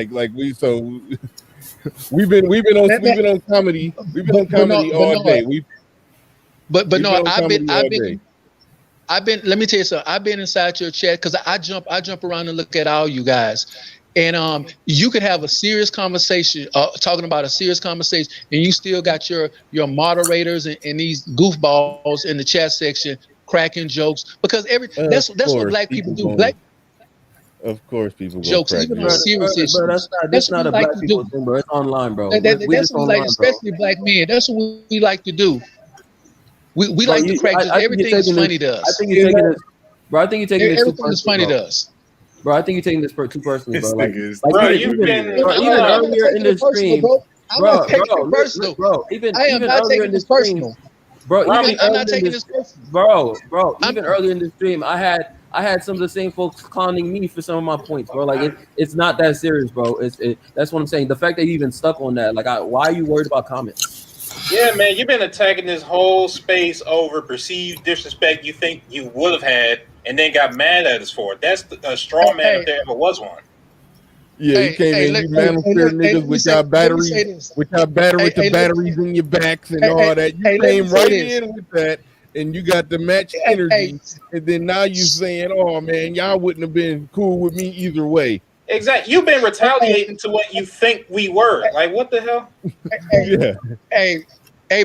You just had somebody just super chat saying that he's right. There are a bunch of lames here. I mean, I'm not the only one that see this. Yeah, that's probably. I'm not the only one that see this. That's probably somebody who got a disdain for the manosphere as well. Like, I mean, so you're okay. So you're okay with. But they gave you $5. You okay when it's They gave you $5. People they gave you $5 though. Cynthia G is free to support this place just like everybody else. We accept all money. Yeah, so on that. All right, it's going down a weird place. This whole conversation. Game Changer did offer you some legitimate help, and you could either take it or not take it. But I totally understand. I totally understand what Game Changer is saying, and you don't think that I understood his understanding the concept, and no disrespect, no shade to Game Changer. I took everything what he said as gospel, but at the same time, I mean, a lot of you guys still don't want solutions, bro. Y'all just want to crack jokes. Y'all just want to crack jokes and have a good time. Wait, and there's nothing wrong with that. There's nothing wrong with that. Let me ask this though. We're saying we don't want solutions. We talk about solutions all the time, but the problem that you think that we have is not the problem. That's probably not even the exact problems that we really discuss. But you came in here with a perceived notion that we can't get women, and you're offering a solution to a problem that we don't have. You're like, you I don't think I said Bernard Riley can't get a woman. I don't think I said Bernard Riley can't get a woman. You're doing the cut you with a knife to sell you a bandage sales method. Nobody needs the bandage. We're not cut. We're good. Well, let's do this. Let's do this. Hey, Bernard, how can you speak for everybody in your space? How can you speak for everybody in your space, Bernard? Hold up, right? You came up talking to the panel. No, let's do this. Let's do this. Let's do this, Rami. There's a brother on here. He has a site, also a international site, and let's see how he does it, and we'll compare the difference. Hey, he does. Hey, the way he does his thing is the way he does his thing. Shout out to the brother. No shade or nothing. That's how he does it. Hey, what's up, everybody? Can you hear me? That's his data. But game changer. So do you want me to turn around and go, hey, welcome, hey, I got this site. Won't you guys come join it? You're gonna beat women. You want me to do that? That's what you want me to do? I mean, I'm not a pimp. I'm not a pimp. It's actually just a YouTube channel. No, let's just see what he do. I don't know what I want you to do, but let's see what he do. Hey, shout out to Jockey's Retro. And Bert, thank you for those super chats. Appreciate that. Let me tell you something. Go ahead, homeboy, Rock Nomad. What's up, everybody? Damn! I didn't even realize that. That was homeboy that was sending the super chats. Hey, thank you for those super chats. I appreciate that. So go ahead, bro. You got the flow. You got the mic. All right. I'm like super nervous now, but I just started Go Chica like 3 weeks ago. I quit my job at Blue Cross Blue Shield. I'm gonna say 2019. Oh, huh? You from California? Nah, New York, Buffalo. You still in New York? Nah, I'm in Colombia right now. Okay, yeah, I thought so. Yeah, so I honestly wasn't planning on doing this. I woke up to do some editing. I saw you guys were on, so I started to like super chat. Like I said. You can check out the channel though, but I'm doing like all the filming, all the editing. Right now I only have one girl with me. That's Maria that I've been filming right now, but there are others, but I didn't want to like sign up other girls until I, had everything set up. But damn, what you mean sign up other girls? Like what exactly you doing? So you're a yoga instructor? Well, no, they're doing yoga, Pilates, things like that. Yeah, like women's fitness, but it's shot more towards like a male perspective. So it's not like the videos aren't made for women, basically. Got you. It's salacious. It's enticing. It's still within the parameters of YouTube. But it's for men. Yeah. Yeah, it's for men eye candy. I get it. Yeah. It's a yoga channel that don't fake it about what it's really about. It's a that's why I don't say it's not advertised for women at all. Because it's advertised for men. Tastefully intimate. The algorithm. Yeah, it's tastefully done. Yeah. Within the algorithm. Yeah, that's something I'm not trying to sell. African hoes. It's within the YouTube algorithm. Well, don't. I see what you're saying. All right. Well, let me ask you this. What stops you from getting more girls? Like it seems like it's a win-win, right? I can right now. I definitely can, but I only have 4 subscribers. What? You said that you're putting off getting other girls. Why not just like? Because I only have 4 subscribers, so it doesn't make sense to I see. Get a whole bunch of girls going, and then nobody's watching. So I got you. So you want to sell them on like you want to sell them on the whole, if you stretch, they will come type thing. And if you get a large, got you. I got you. If you stretch, they will come. Yeah, no. I mean, it's yoga. It's Pilates, yoga. It's all legit. But if you check out, I mean, you can look right now. If you check out the videos I have, even check out the one that is the one that says Go Chica promo. There's a third one, so I have it's like a highlights of like 3 different videos. Do any of your girls speak decent enough English? I could teach her. Like even in the video, she'll say, "Hello, my name is," and thank you for watching. So I could teach them, basic sentence, but no, none of them are fluent. I mean, none of them could really have a proper interview on our channel. she could sit there and smile and say stuff in Spanish and wave. But could you translate? No. Yeah, I mean, I can use Google Translate for it. Yeah. So Oh, Bernard, you don't speak the language either? I would say I'm medium. I'm not. I'm medium. I'm not terrible, but I'm about medium. You could somehow talk good enough to her to say, "Hey, I'm doing a YouTube channel. I want you to put on some spandex and stretch and bend over and lean this way and poke your ass out." Yeah, I tell them I can speak like a 5-year-old. I know Spanish like a 5-year-old, basically. What if you said that and they poke something else out because the translator just messed up? What do you mean?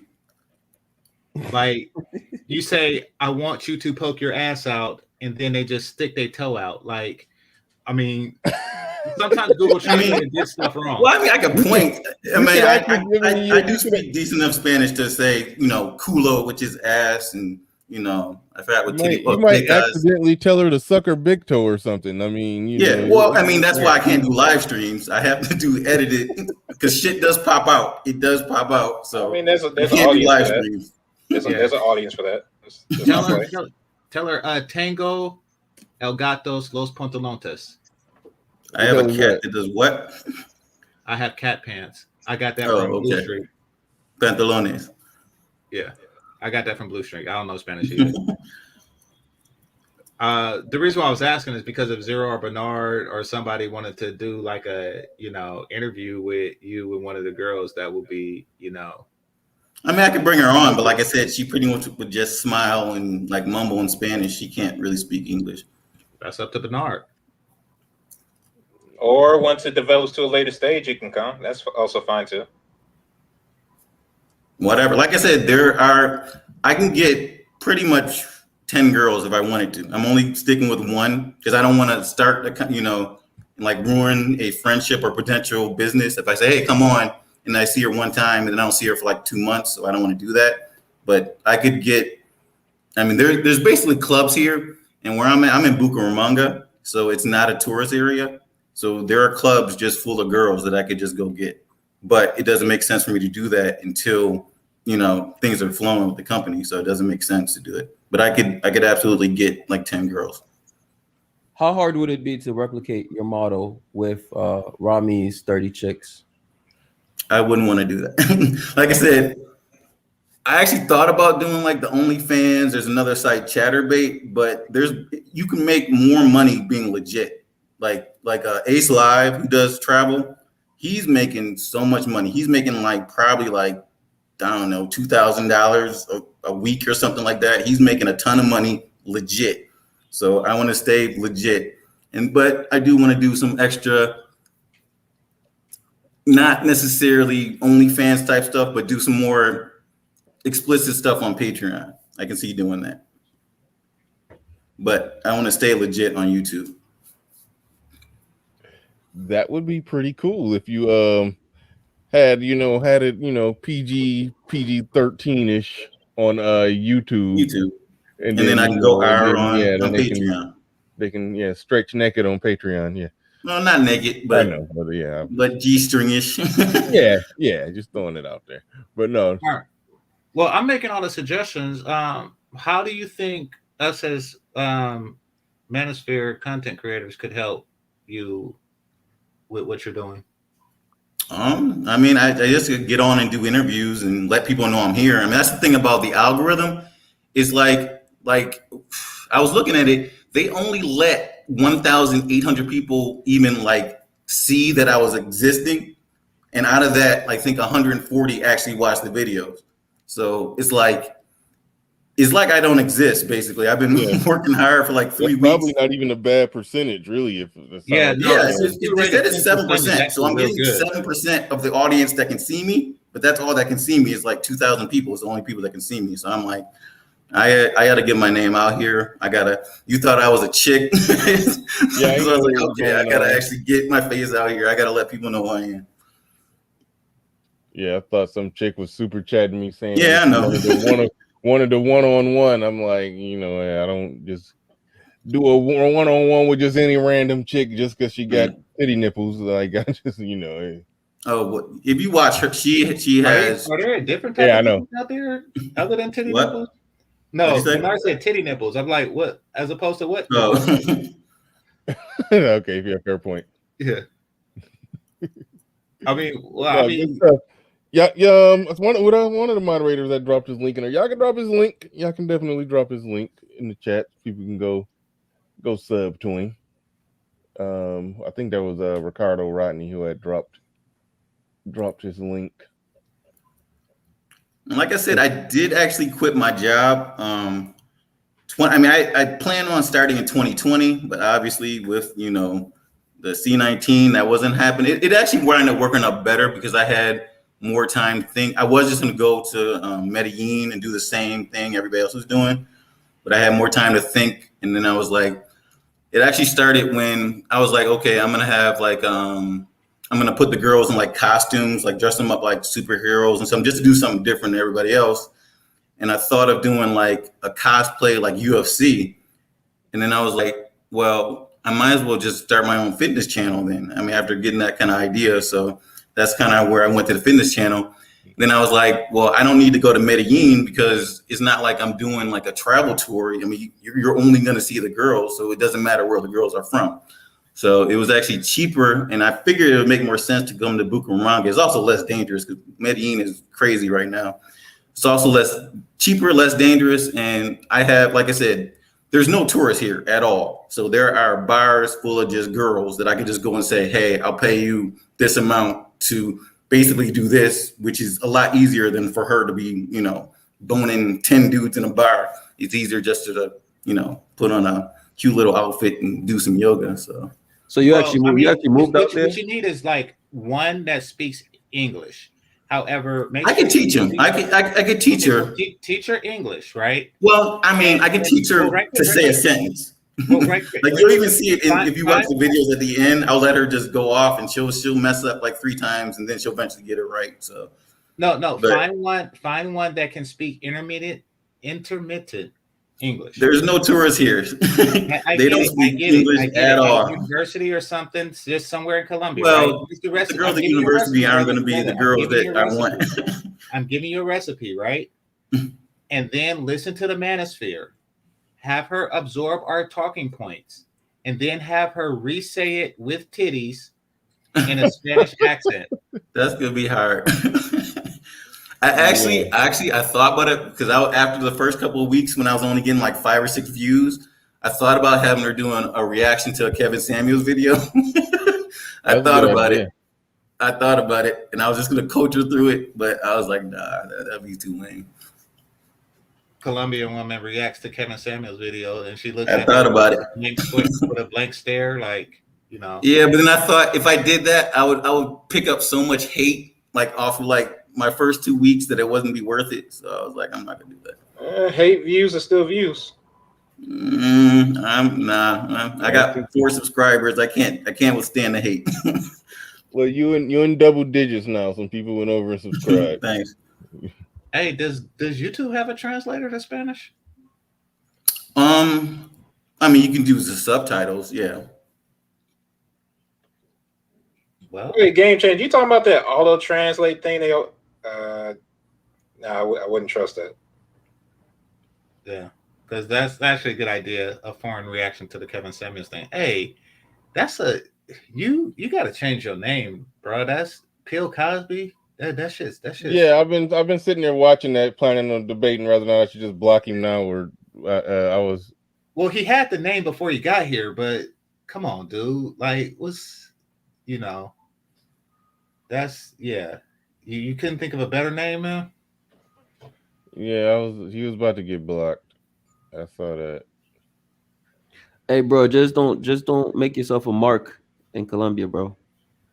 Yeah, well, that's also why I went here. I went to like I said, a less dangerous place than Medellin. Like Medellin is off the hook. They're like robbing people in the hotel and following people from the airport. I was like, I'm not going to Medellin.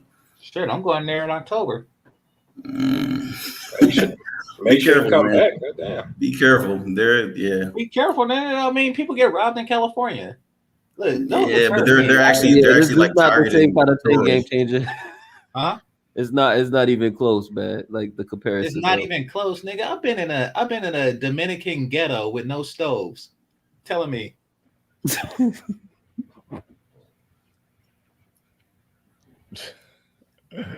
No thanks, Obsidian, on that. We already went round and round with Rami without even watching that video. We know it's clear he's here to help. I'm not rehashing it, but apparently he made a video saying, why hasn't Kevin Samuels found us wives, meaning me, OJ Jackson, Minister Japsula 284, and me. I didn't know I was mentioned in one of his videos, but no. We went round and round that bin. I've run out of spit as far as talking to Rami about it's so much. It's so he's quite the guy. I was gonna say quite the character, but I didn't want to throw another jab. But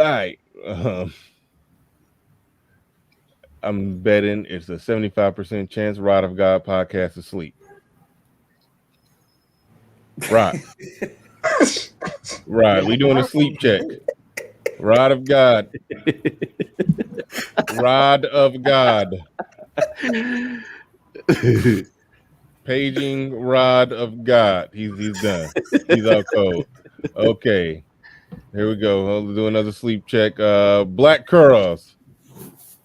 Paging Black Curls. That fucking profile pic got me. What? Goddamn. Paging Black Girls. That's 2 down. All right. Who have Zero said something? Okay, no, Zero up there laugh. I thought I heard your laugh. All right, so we got 2 people out for the count. Hey, is there other shit you gonna have them do?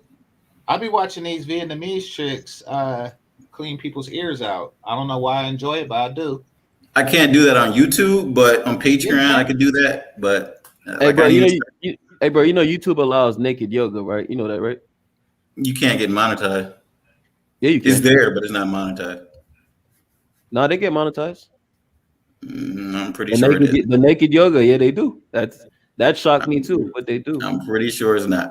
I'm pretty sure it's not. You could do certain stuff. I mean, you can't get super chats on it either.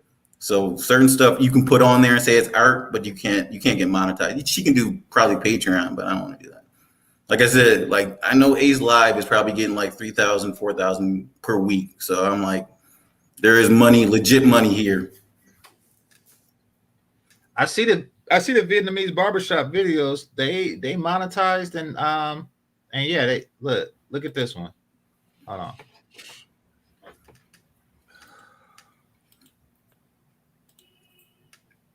You trying to share something, GC? Yeah, I hit it right now.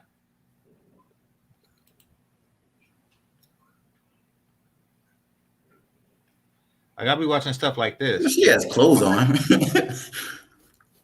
Yeah, no, I'm not. I didn't say naked. I said cleaning their ears because like they had a thing that they hold on that they get inside their ears like mole people. No, I don't expect to see anything naked on YouTube. No, you can. Like he was saying, there is naked yoga. It's just not monetized. Why you go back to the naked shit? I watch stuff like this to get relaxed. Like, look, she gonna shave him, she gonna barber him, she gonna massage him, and she's gonna clean his ears out. That's what they do. I'm saying, like, it's a bunch of shit that you got your chicks do. Nah, but game changer, real talk, bro. If you haven't yet, just type in naked yoga in the YouTube search bar, and when I want to see, I'm just saying, you'd be surprised. You'd be surprised what YouTube seems to allow when it's women doing it. You'd be surprised, bro. Like it's all up in your screen. Nah, I go to Pornhub for that. I'm saying like if you want to see like Game Changer was getting slightly annoyed. Hold on, Game Changer was getting slightly annoyed. Like y'all keep trying to force this naked yoga on me. I told you I'm not into it. He was getting annoyed. He didn't like that. No, what I'm saying is like ASMR. That's what it's called. ASMR is my shit. You know, they can't speak English, so. Well, these are Vietnamese. They don't speak English either. Oh. They're not talking. They massaging and they and they cleaning hair and shit. It relaxes me to see it. That's what I'm saying.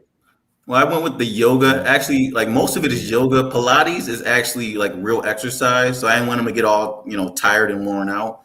yoga is basically just stretching and posing. So that's why I went mostly towards yoga. Okay. I'm just giving idea. I'm just throwing out there. I'm spitballing, you know. I'm letting you know what I like. That's what I like. I like to watch people get their back cracked at the chiropractor.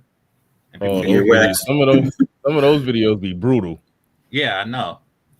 Yeah. Some of them do be a bit much. Falcon Black is apparently into feet. Nah, but do y'all watch the ones where they pop the pimples and shit? Like, oh hell no! That's. I mean, it's disgusting, but at the same time, when it finally gets popped, it's like you feel the satisfaction for them through the stream, bro. Yeah, exactly. So that falls under that category. Just I don't know. To me, sometimes it's just relaxing to watch. Shit. So what do y'all think? I remember when I predicted that Rami Peso was going to top Project 2080. Did y'all think he did? Yes. Above and beyond the Call of Duty. God damn. I told y'all. Well, we had three doozies to come through here, man. It was damn. Yeah, I don't know what happened on these night streams. I do not know what happened. We had 3 people. Well, I'm glad I broke you guys' record. Which one? I don't think you know the record. Okay.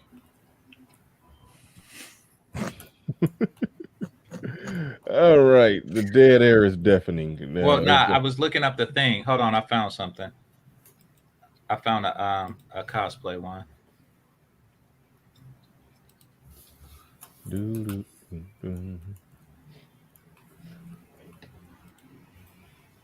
Now that's crazy when you do a stream this long. You have 249 people in here, but 446 likes.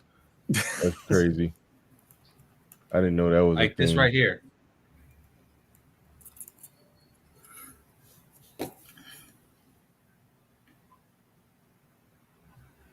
So, like this is the thing, and they hold on. Yeah, I mean, even that gets kind of dicey when you do like upskirt stuff like that. Even that's kind of even though she has clothes on, it's just the fact you're going, you're looking up escalators and shit. That's on the creepier side of stuff. Well, yeah, but this one, she has the same clothes that a yoga chick had, but this one got 474,000 views. So she dress up like a schoolgirl and shave him. Well, she's gonna shave him, and my favorite part is when they do the ears. But yeah, she's gonna do that. Yeah, like massages. So you could just get massage. I'm spitballing. You're the one with the girls and the goals. I'm just throwing out. Yeah, I actually want to do well the yoga, but also I want to do shadow boxing, but some Taibo and stuff, just stuff that doesn't really take a lot of work, but won't get them tired or hurt. And there's different angles I can shoot them from. Hey, GC, you gotta explain the ear thing though, bro. Like you gotta explain it, bro. Yeah, you into ears. It's just something relaxing. Like sometimes my ears itch, and like, dang, I gotta find a clip of them doing it. But they have like a little light on top of their forehead, and they got like a bunch of utensils and stuff, and they just be like digging the wax out. They clean the ear manually. Let's see if I can find it. And it relaxes you to watch it. It do. It make me feel like my own ears is being professionally cleaned by a little Vietnamese woman. You ever went and got your ears professionally cleaned by a little non-Vietnamese the closest thing. The closest thing I mean, is there ear cleaning places in America? Like the closest thing I do is when the doctor look inside. Like that's it. Yeah, we buy Q-tips at Walgreens. So, yeah. Yeah, I do that, but I think I'm pushing it in further. I put it on the shower too.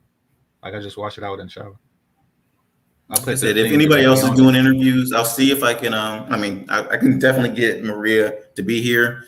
She won't be able to talk. She'll just smile and mumble in Spanish and be like, "That's it." But like I said, I definitely need to get my name out here because YouTube does not give me any love at all. Yeah, no, it's like that when you first start out. Yeah. It's definitely like that. That's definitely a fairly normal thing. You kind of got to just keep at it, but yeah, collaborate Well, with people and everything. That certainly helps. well, I kind of have a goal to have it. Well, it's probably unrealistic, but I want to get monetized within 6 months. I know that's probably insane, but I figured, man, the way things are going, I'm like 5 and 6 views was not doing it. So I was like, I don't know. And I just woke up. I woke up at like 4 a.m. here. I was like, I might as well start doing editing. I seen you guys on an 8-hour stream, so I was like, hey, I might as well try to get on. Right. Well, you gain Well, you're some here. subs. I think you're closing in on 20 subs.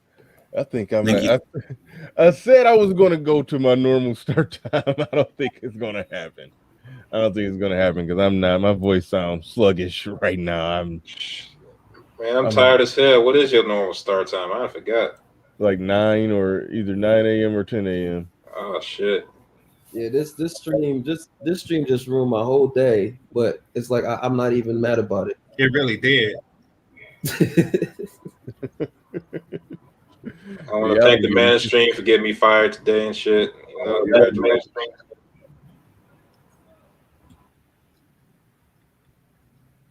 Oh, Melody said come interview on her channel. Okay. That's the perfect hookup. I think got you got an email. Yeah, type that in. You should find her channel fairly easy. I'm sure she got an email. Yeah, she's fairly new too, but yeah, she get good views and subs over there. Her audience is probably pretty sure similar to mine. So yeah.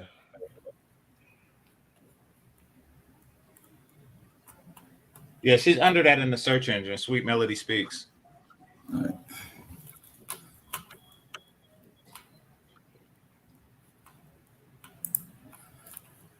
I cannot And then find. Perry says 10 hours, but now already says Zero must have talked you into it. No, it just like it was just going on and I just said screw it.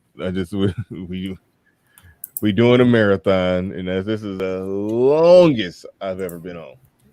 By far, not even close. Hey, bro, you clocked in the y'all ever had BGS one of hours those? today, man. What'd you say? Yeah. What's that thing that she doing on his head? See, I'm telling you, I'm gonna go to those Vietnam. things those actually feel good. Especially people that like their scalp itched.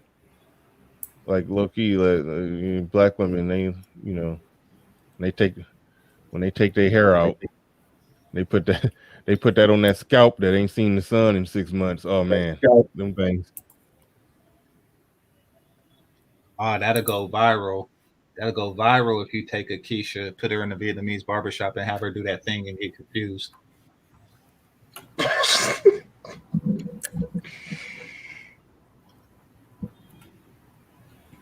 Yeah, no, I should do a video like that. I should do a video where go work.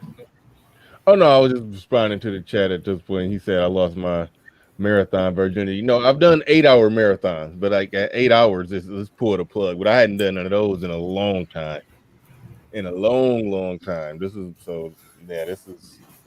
is a record. I know I went beyond the 8, but so I think I probably shut it down at 9 before, but that was a while ago. That was a long ass time ago. This is a new record. A new record by far. I hear that YouTube shuts it down automatically at 12 hours. Is that correct? They used to, but they don't anymore. That's back when it was on Google Hangouts. No, I thought they recently changed the rule because some people was going 24 hours. Oh, I haven't did 12 hours. They stopped recording it at 12. What do you mean by they stopped recording it? Oh, so if you go over 12 hours, you better be playback. recording it on your home computer because it'll be all gone.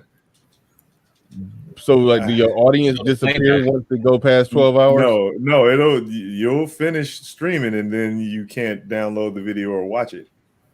I had an epic 24-hour when that motherfucker is gone. Basically, if you want, basically, it was full the entire time. How does that normally work when you do that 24-hour stream? Do you just say get up and brush your teeth and go to work and then come back and niggas still on your shit talking? Like how does that? No, I'll be there the whole time. I rarely ever like abandon. I rarely Take a ever nap? abandon stream unless I pass out, yeah. Unless I fall asleep, yeah. But most of the time I'll just be there. Niggas don't got jobs, bro. Hell no, this COVID season, bro. I actually have 2 jobs. Are you fucking up? Did somebody just say Zero don't got a job? Zero keep getting that COVID check. I mean, I don't do this shit every day. I do it. I mean, if you go look at the dates on my stream, I'll do this shit like if I'm child free or whatever, and I'm not doing anything, yeah. Or if something happened where I watch a bunch of videos and I see a bunch of dumbass shit, yeah, I'll just stream up and talk about all the dumb shit that happened. That's how it is. If you do one marathon like that once a week, then everybody say that you do a 12-hour marathon every day of the week. So there's no way you could have a job. There's no way any of y'all could have a life because if you just do a marathon every now and then, right. they charge. If somebody was just on the show for 30 minutes, he was there the whole 12 hours. That's how everybody talk about it. Yeah, sometimes I'll be at work on stream and shit. I remember one time I almost doxed myself because I had a fucking meeting that I didn't mute. Oh, and some guy in the meeting said, "So Gerard." No, they were just talking. They were just talking. I was like, "Shit." You said your real name. People sitting there in Zoom, sitting there like, "Who the hell is Bartholomew?" Right. Like Zero name Bartholomew. Yeah, sometimes I gotta catch myself. Sometimes you get so used to being on this shit that you kind of like get comfortable and forget to mute the mic. All right, this is what I'm talking about, people. Okay, here we go. We about to Game Changer about to share some more shit and all right, we might wrap it up after this. So we see some shit get pulled out his ears, I'm gone. Nah, it's not nasty. It's not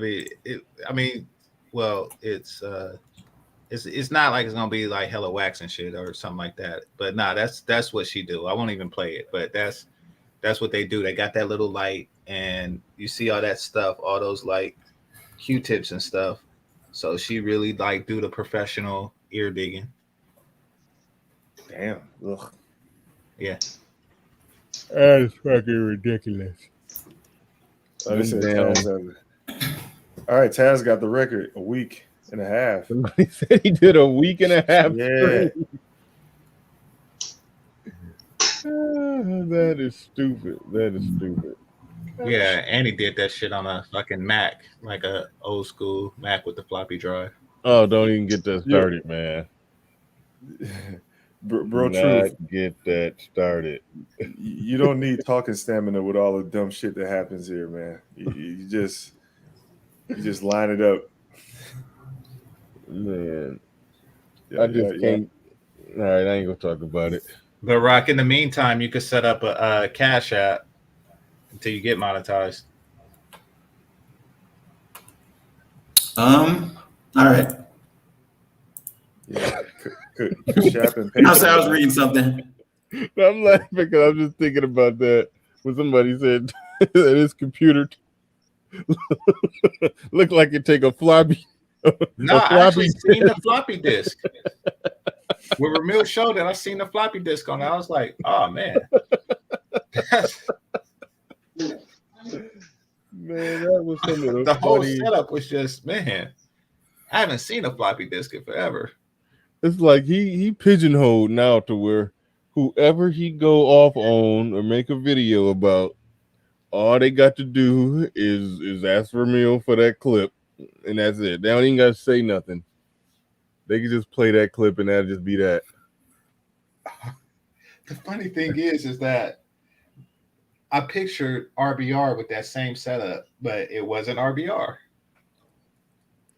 I wouldn't have picked nobody with that setup. I just wouldn't have thought it was possible. I picture RBR escaping from a hospital, and then he changed clothes when he got like to one of those places that'll like give you like charity clothes and shit. And then he Like just kind of Salvation blended. Army. Yeah, like Salvation Army. He just like ran straight there, got some new clothes, and then he just like blended into regular society and shit. Blend in? Is that what you call it? Well, I mean, as best he can. I mean, he escaped from a hospital, so yeah. Then he found a microphone and shit. Got a job somewhere and just discovered YouTube, and the rest was history. Yeah, pretty much. Like and here we are. Right. But he found a computer at the Salvation Army too, and oh no, that was Taz. RB, I was on stream the other day, casually talking about ripping off the government. Yeah, that sounds like him. That nigga is funny. And it was just so casual. He's like, yeah, he's supposed to steal the money. Of course. It's like, you black, you need it. So you take it. And that sounds like some fair shit. Hell no. Well, he's talking about basically abusing welfare. If you get free money, just abuse it. Go all the way in. Go ham with that shit. They give it to you, it's yours. I wouldn't do it, but at the same time, I support the hustle. Like, get reparations all you can and shit. Whatever. Nah, I don't support fuck shit hustles because I actually want to live in the country. We ain't got nowhere else to go. Yeah, we do. Wherever Go-Go is. Right. Bucaramanga. Yeah. I have no idea what that is, but I'm gonna look it up. In other countries, you got to keep your head down and your mouth closed. Not really. If you just dress like a bum, people won't mess with you. Like I'm wearing, yeah, that'll work. This is why I wearing a plain t-shirt, same jeans for 20 days in a row. They're like, what? Nobody mess with you. Now, if you come down here with some gold chains on and fitted caps and Jordans, then yeah, you're gonna get robbed. You're supposed to. I have not worn Jordans in my life ever. The funny thing is here, there is actually I found one of Colombia's bootleg sneaker. Like there's an entire street where all they do is make bootleg sneakers. So maybe I'll actually, as an actual travel video, I'll show that there's a street. You'll see them printing the soles. They'll be doing it, and they make nothing but bootleg Adidas and bootleg Nikes here. So nice. I'm not gonna buy that either. It's not that I'm just not like a label dude. Everybody know I wear the I rock the Asics. What is that? The blue Asics, and I got a pair of Nikes, not Jordans though. I just started wearing Nikes a few years ago because they backed up Colin Kaepernick. That was about it. Before that, I ain't wear Nikes. Yeah. Not a single pair of Forces, nothing. Nope. Yeah. Nah, I did it in protests in the 90s. I think something happened. It was wasn't Bowling for Columbine something about the Nike factory or something happened? They was assassinating union workers. I don't know. I can't keep up with all the shit we supposed to be boycotting. I don't know. It's too much shit. It wasn't a major impact. I pulled up in Denny's and I asked my woman, wait, is Denny's on the no-fly list? Didn't some racist shit happen at Denny's 5 years ago? We still boycotting that, or was like the NFL? We just took a break and then start back watching football. I don't keep up when we're supposed to be boycotting. I just said fuck it. Right. I still eat Chick-fil-A. Cancel culture. Chick-fil-A did something? See, I didn't even know we was boycotting. Yeah, they got the super religious racist owner, and it's fucking chicken, man. It's good. Wait, is he racist or is he just homophobe? I don't fucking know. I forgot. I don't know. I don't know his complete sin list, but I know I'm eating that chicken. Racist chicken be good. Hell yeah, though, should be extra flavor and everything. Fucking racism nuggets. Hey, the line be too long though. We have one in our neighborhood, but it's kind of, I don't want to drive in the line. Yeah. Actually, the diner might be open now. And I had some macaroni and cheese at the airport, and it sucked. It really, really sucked. And it was expensive too.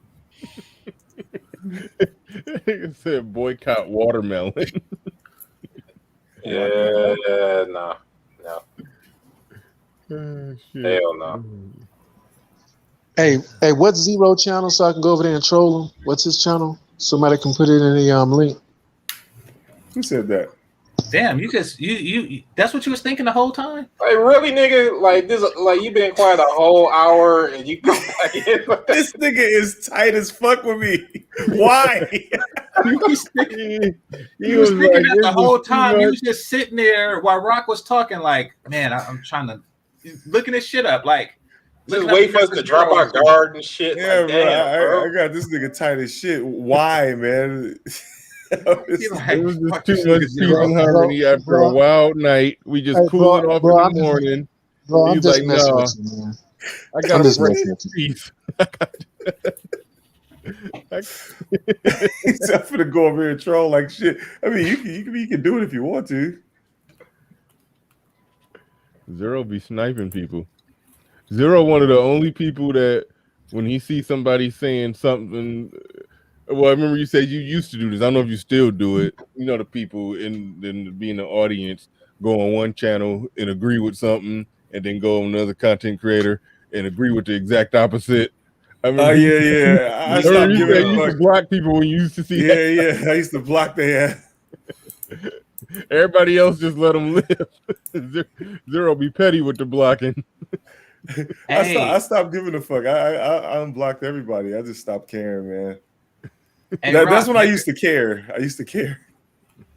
You was Rock, trying to build a nice tight knit community back then, but now you just like forget it.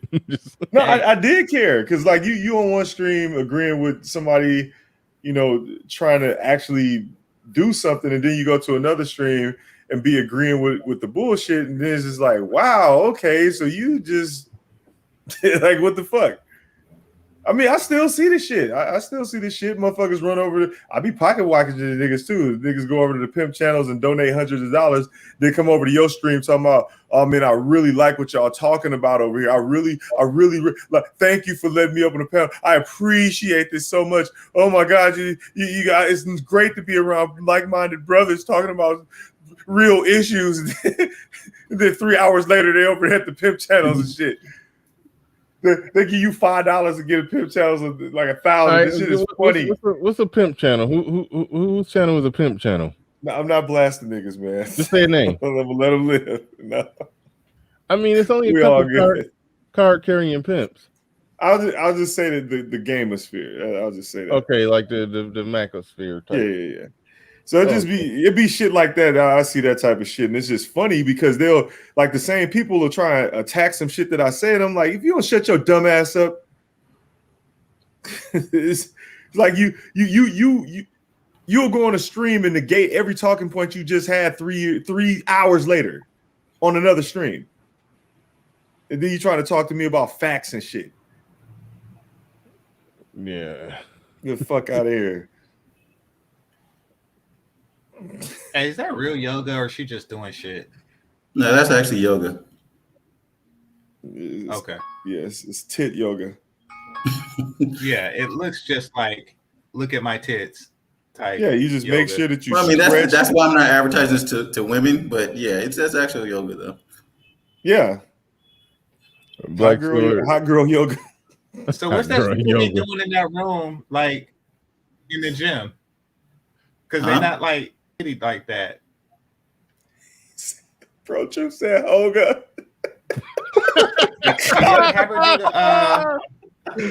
If she did, have her do the small waist. Shout out to Black Sword. He said he refused. Black Sword said he refused to go to Cracker Barrel. Every time you swing the door open to Cracker Barrel, you hear the. Every time you swing the door open, man. Yeah, I don't mess with Cracker Barrel. But that's too funny. He said Hoga. One day I'm gonna go to Cracker Barrel and I'm gonna just mosey on in there. That's the only way you can. Yeah. That's the only way you can walk in there. You can't just walk in regular. You got to mosey on in Cracker Barrel. You got to mosey on in there. You can't do the sideways step down the stairs like black people do. Yeah, you got to mosey into there. Royce J said, "What happened to the discussion on the actual topic?"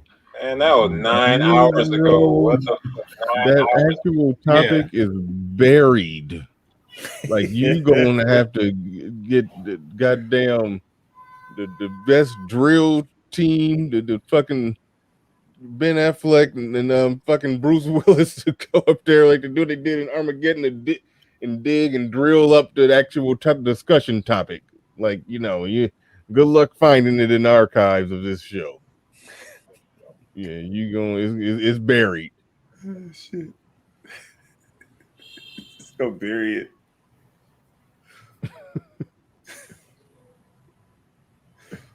I don't know what this is, man. This is. She's just following the screen. Yeah, That's what this the is lady's some really. doing. Yeah, it's called Upward Swan Arm. And it sounds like a pose. It looked like Twisted Snake. Like.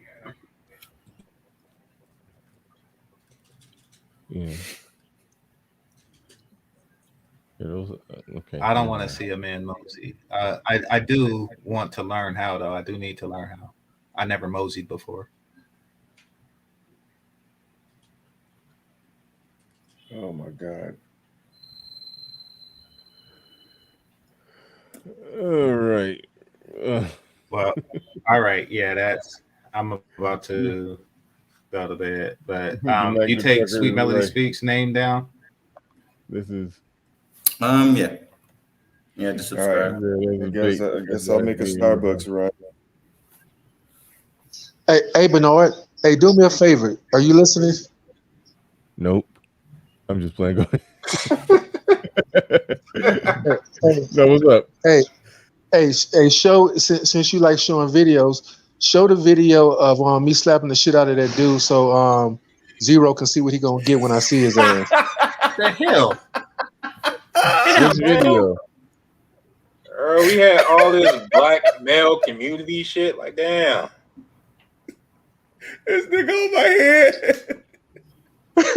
So you was sitting there watching yoga titties saying, I want to slap the shit out of Zero. That's all right. Which video? What you gonna watch? You gotta go to his website. No, it's on his YouTube. That's why we can't get nowhere as people, dog. Oh my God. It's called African Scammer. Bro, Malcolm did not die for this shit. Yeah, he did.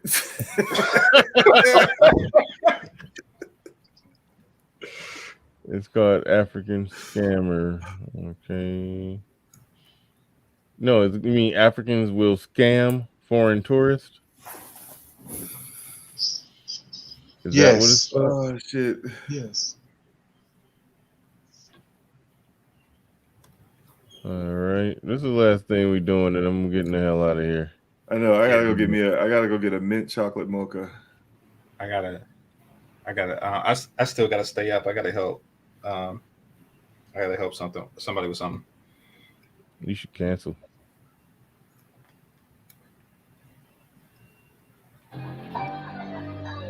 All right, you got the timestamp. Yo, that fucking squirrel. That watermark, bro.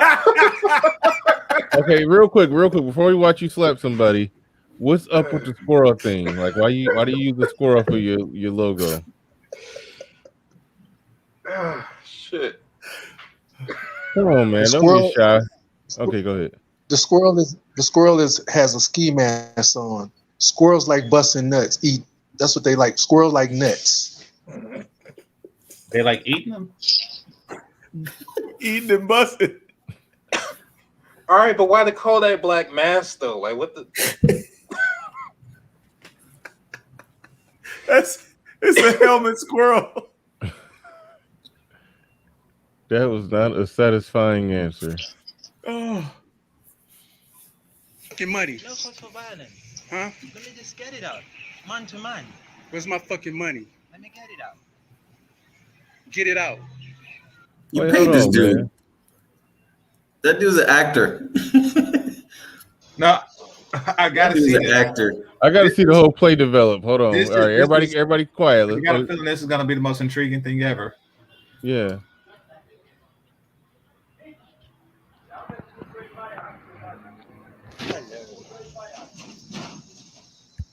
How you doing? Very well. Just fine. Where's my fucking money? Here's money. Yes. Where, the bike. Where's my money? I want my money. Where's my money? The money was for the bike. Why are you paying African peasants to be intimidated? Wait. Are you saying the money was? Did he say the money was for the bike? For Rami. the beach. Rami. His process is spinning up. You gotta wait. Hey, Rami. Yes. All right. Okay, I think it I was told for the you. bike. Okay, so you let Can him you hear have me? the bike, and okay, so you let him have the bike, and he had to pay you some money for it on credit. No, this guy sold me a bike that didn't work, and I asked for my money back, and he wouldn't give me my money back. So what I did was wait, hold on, time out. You bought a time bike out. that didn't work. Wouldn't What you was know the it wouldn't bike? work within the first minute of getting on it? You rode off on? Did you ride off on it? the bike wasn't assembled correctly. Okay. Nigga, you bought something and it broke, and now you trying to bully him for the money back? It broke in your care, nigga. He don't owe you. But isn't that the same bike he was just riding? You know what? Just watch the video, bro. Y'all coming up with jokes, man. It's like talking to children with but y'all. wasn't he just riding a It's like working bike? Like It's like the same bike that he was just riding. No, it was not. Okay. He wasn't so riding he has that a bike. broken one and a fixed one, and he sold you the broken one.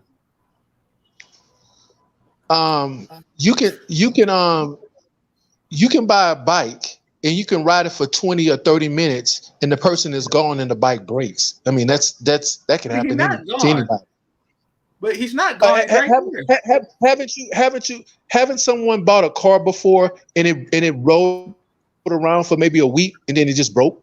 Come on, Yeah. now. No. So let's start with Bike is a lot different than the Watch car. the damn Test video, drive bro. the car. I'm not gonna answer any Bro, more questions. there's no warranty in Watch the the hood, damn bro. video, Like, what? please. Did Watch, you test just watch drive the the video. car? Nah. I bought a bucket. I bought a bucket. I bought a couple buckets. I get them, but I didn't buy them from people. I bought them from like the tow yard in San Francisco. And you make American dollars, so I mean, you bought it in shillings. I mean, you probably paid $1, man. Like, damn. But all right. But how was it assembled wrong? Where's though? my Like the fucking money? seat was on the ground. Where's my fucking money? I'm gonna ask you one more time. Where's my fucking Oh, you money? hit him already? No. Where's my fucking money? The bike. Where's my money? I want my money. Where's my money? But we had spoken. Where's my fucking money? Where's my fucking money? I'm gonna ask you one more time. Where's my fucking money? It's okay. No. Where's my fucking money? It's okay. Let me get it out. No. Where's my fucking Let me money? get it out. No cause for violence. Where's my fucking money? No cause for violence. Huh? Let me just get it out. Man to man. Where's my fucking money? Let me get it out. Get it out.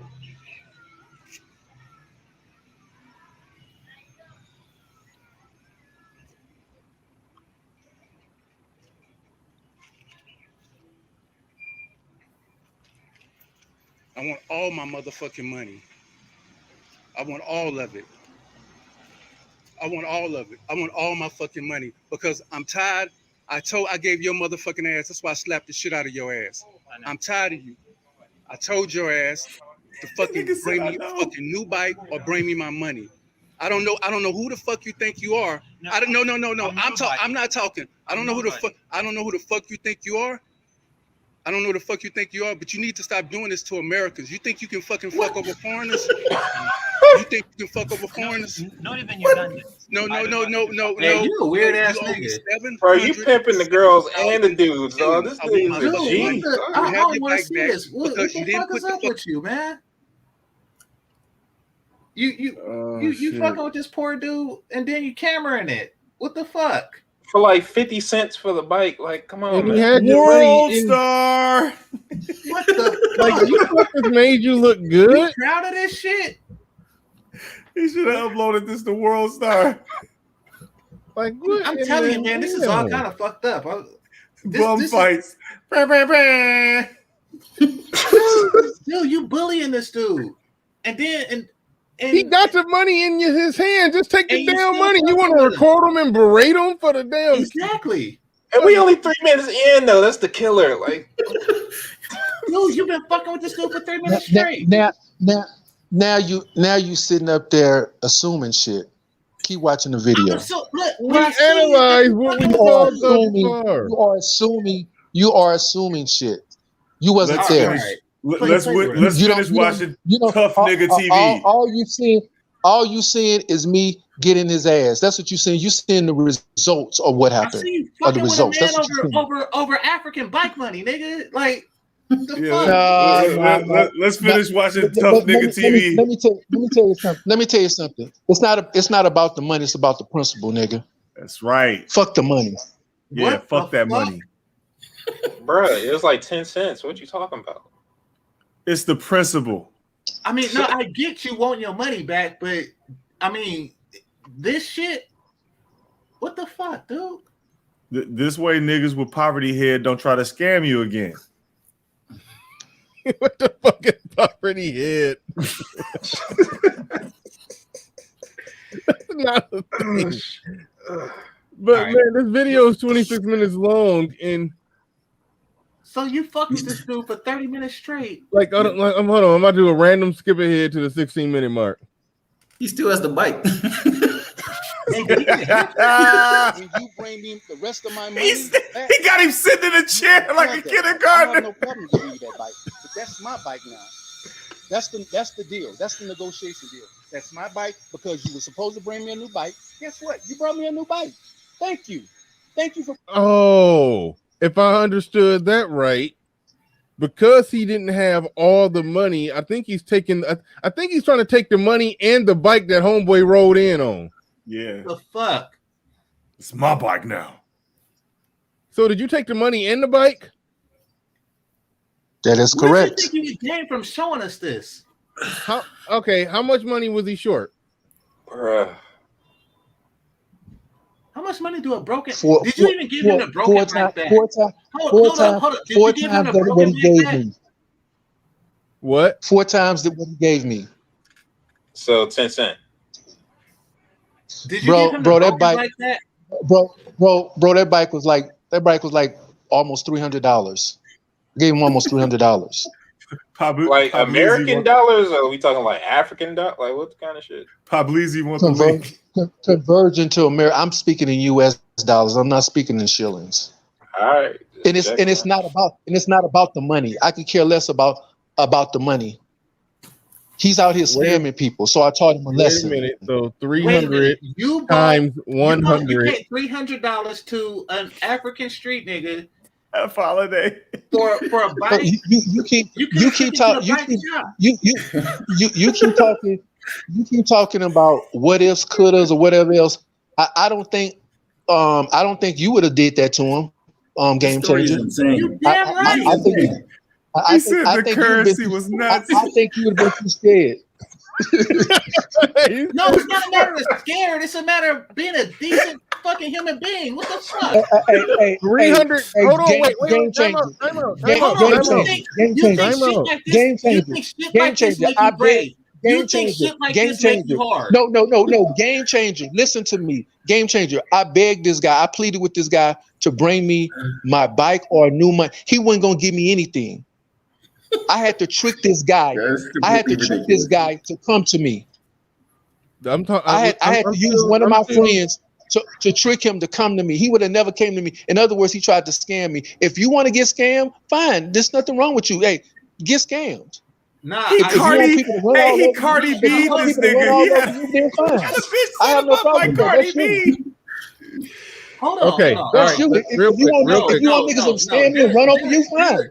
Hold on. If you're a weak ass dude, fine. That's cool. I have no problem with that. Bullshit, nigga. Listen. I don't have There's no a problem hundred with ways you that. could Game changer. listen. Hey, There's a hundred game ways you could changer. have handled this. Game changer. I No, tried to deal with it. no. I tried to There's deal with 100 it ways you in a could have handled this diplomatic shit. way. There's 100 ways you could I have tried handled to this deal shit. with it in a diplomatic way. Slapping a nigga that's Sometimes not you gotta fighting slap a back nigga. and then talking Sometimes you shit gotta is slap a not one of nigga the to get ways. him right. Nigga, you getting your rocks off. This Sometimes nigga's you not gotta fighting slap a back. nigga to No, make him act right. Sometimes you even if gotta you would have, slap a even if nigga to you make would have him just act right. Yes, you casually do. knocked the shit Yes, out of He's him, you I do. clearly would have acting understood right. that Gotta shit. slap. Listen. You gotta. Even Hey, if you would hey, have just, even if you would have practically whooped his No, ass, I you would have didn't say understood you that gotta shit slap better a nigga than to make whatever him the fuck act you brought right. in. He's sitting down. He clearly acting right. Like whatever you're doing too damn much. Now, what I'm hung That's my up on, point. what I'm He's hung sitting up down, he on acting is the If you're gonna whoop 300 his ass, just US whoop his ass. What the fuck are you doing for 30 minutes? 300 What is US wrong with you? dollars, and then US money is 100 times more than Ugandan shillings. So that means that the damn bike somehow costs 30,000 Ugandan shillings. How the fuck is that even possible? No bike costs 30,000 Ugandan shillings. Are you crazy? Stuff is more expensive over here than the You can US. look it up. If it costs $300, Stuff over here costs more than the US. Stuff over here costs more than the US. So, but let me tell you something. I wouldn't care if the bike was 10 cents. I wouldn't care if the bike was $1 million. That wasn't the point. The point was that guy had to be taught a lesson. And you know what? He brought me my money back get too. it. He brought me all my money back eventually. And a new bike. Dude, right, I all get right. you had to teach him a lesson, but I mean, and whoop his ass or something. But you over here bragging, dick out and shit because you slapping up. I'm not bragging about anything. Let me tell you something. I'm not bragging about anything, homie. I'm not bragging about You anything. showing off this video. This I'm gonna slap zero. No. I said in a comedy way because I was being comedic. I said show blah blah blah. I was being funny. So I'm not. Let me tell you, You've been promoting this video. slapping somebody. Let me tell you something. Since the Let me beginning tell of you the something. stream, you've been Let me promoting tell you this something. video, Slapping which somebody. show how hard you are. I fucks with this Hey, video. Let me. You've been promoting this damn video from the Bernard. start.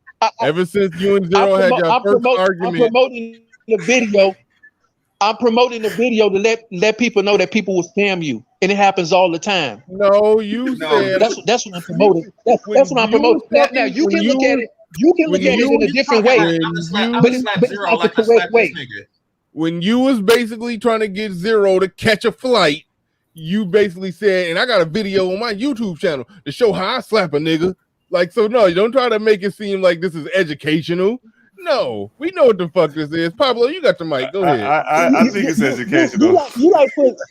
You like putting words in people's mouths, Bernard. You like putting words in people's mouths. No, I tell you exactly what I you feel threatened, man. I don't feel safe up here, dog. Stop it. Real quick, Bernard. Hey, you are entitled. Let me tell you something. You are entitled to your opinion, but your opinion is wrong. Go ahead, Pablo. I'm all right. Pass it to Pablo. Go ahead, Pablo. Welcome with to the African bike situation. Man, to anybody who travels internationally, this is exactly not the shit to do if you don't want to find yourself your family calling into the U.S. Embassy wondering where the fuck you are. Because you're in someone else's country. All he had to do was go around the corner or tell one of his fellow tribesmen or family members. They would have rode on you like your wildest nightmares could not imagine. And nobody could help you. Nobody, not the U.S. fucking government. They got a that brother could happen right in the now U.S. too, sir. That could happen. Okay, but You're speaking. Are You're you speaking in kidding me? hypotheticals. What? You're not speaking in in the US. hypotheticals. That's the You point. are speaking in hypotheticals. But Pablo, You're what speaking if in somebody sell hypotheticals. you a bike? Bro, forget the bike. Chuck that shit up to the law. No. Nah, don't chalk it up to a loss. But I'm just saying, like, even if you got to square up on a dude, do you really have to just smack somebody that's not fighting back and film the shit for 30 minutes? Like, just get your money. What the fuck? What's with all the extra shit? What part of the game is this? The bike game. What the fuck is this? It's the GTA bike game. 5 role play shit. Like, what the fuck? It's a bike gang. There's a guy right now, fellas, who was in Colombia. He was buying a restaurant. Right? We don't hear that Tim Lee story. He got scammed. Colombia, an American black guy in Barranquilla, Colombia, buying a restaurant. He and his fiance. A guy, a Colombian from Barranquilla, rolled by on his motorbike and blew his brains out. Why? We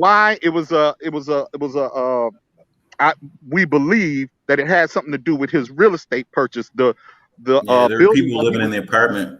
The building that he was buying were people who living in it who did not want to leave. But due to the pandemic, wait a minute, due to the pandemic, they were strapped for money and stuff like that. So they decided that, hey, they will try to continue to stay and take the money. Dude, when you're abroad, you can't behave like that, dude. You're gonna get yourself real in a fucked up situation. Don't ever do that again, man. This is just from me to you, trying to share you some travel knowledge with you, brother.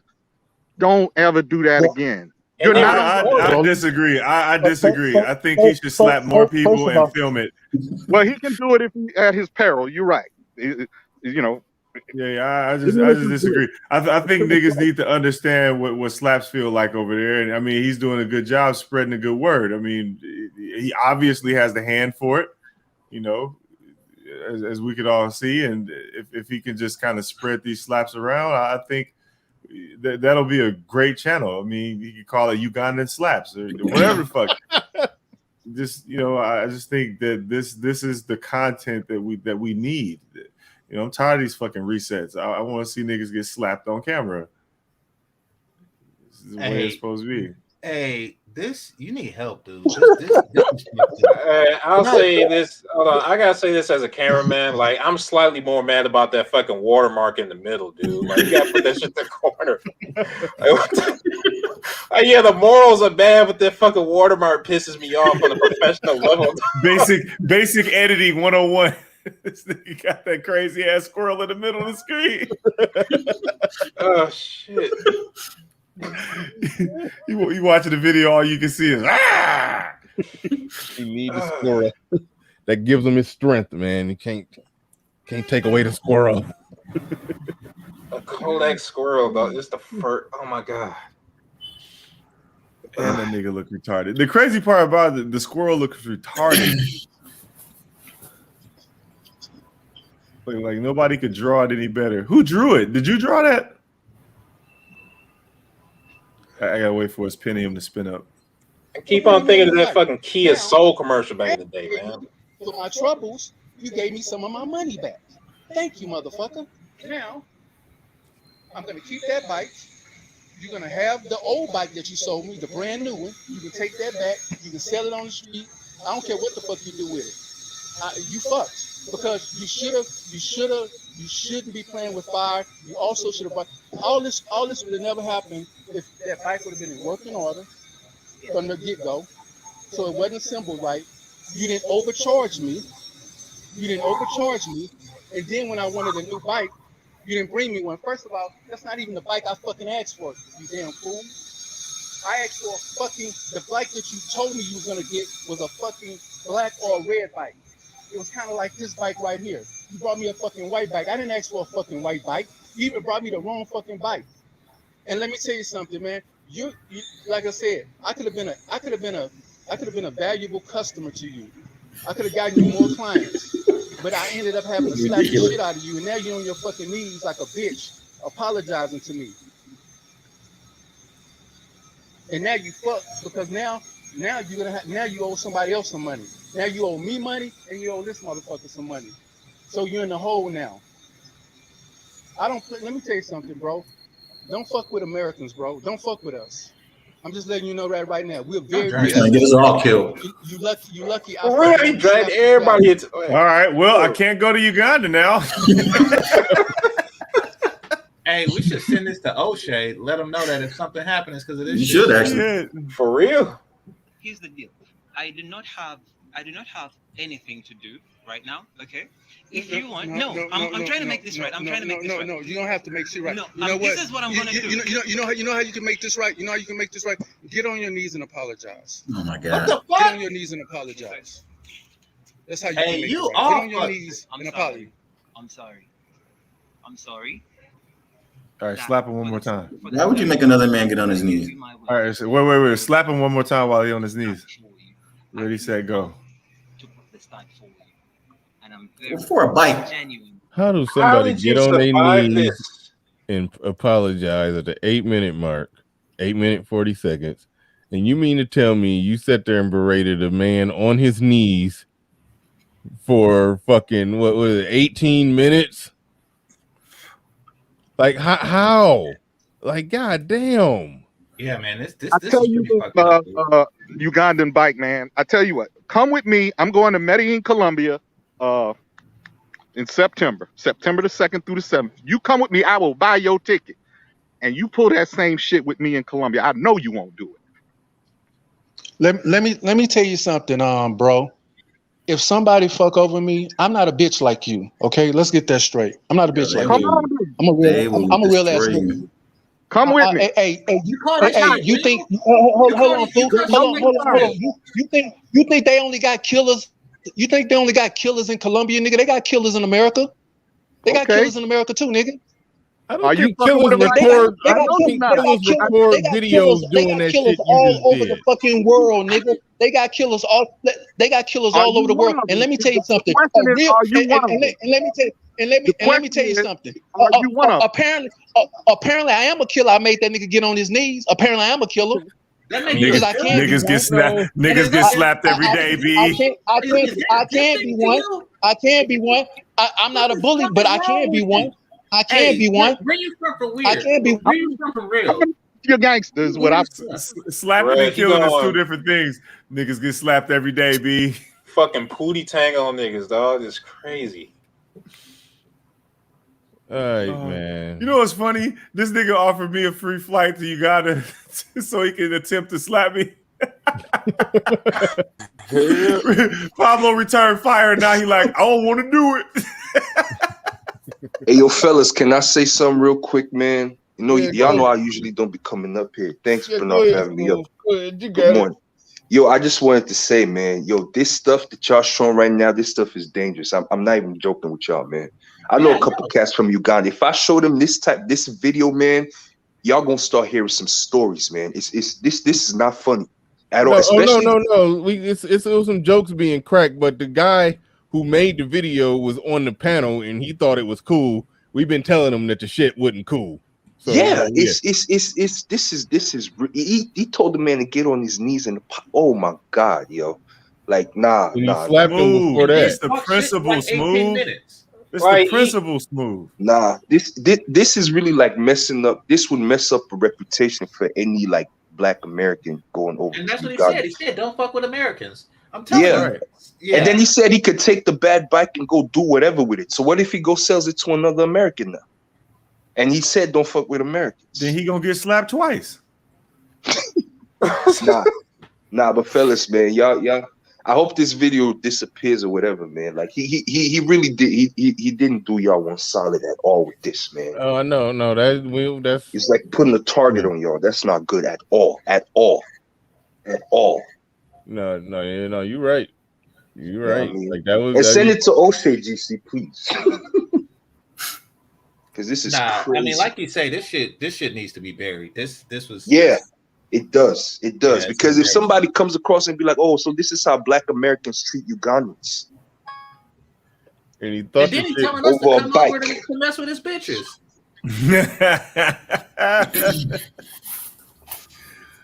Bro, he even fucked up the game on the international level and shit. Like, damn. Yeah, oh, man. Passport bros ain't gonna be happy about this. Yo. This is why Southern niggas need a wall around the South so they can stay their ass there. You fucking stay there.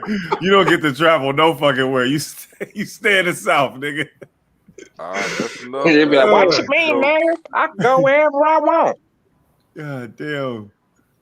Oh man. You from Florida? I'm willing to bet anything you from Florida. That would make so much sense. I don't know where he's from, man. I can't call it. That nigga from Tapwater, Kentucky. Tapwater. O'Shea might want to speak on that. I mean, O'Shea make content out of anything, but so who knows? Don't even get this shit life because it's just crazy. It's just crazy that like he thought that it was cool. He thought that we was gonna look at that and be like, "Oh, damn!" And start laughing, be like, "Oh!" He thought we was gonna be like, "Man, damn, you a real nigga for real, nigga." You a real like, nigga. You a real nigga for real. Man, you cool, dog. We gonna jump you in, dog. Like hell no. Hey man, we was talking shit to you. You got our respect now, man. It's like he thought that was gonna be the reaction. Yeah, like it's the fucking end of Juice or something. Like no. Yeah. Like he got the end of Juice.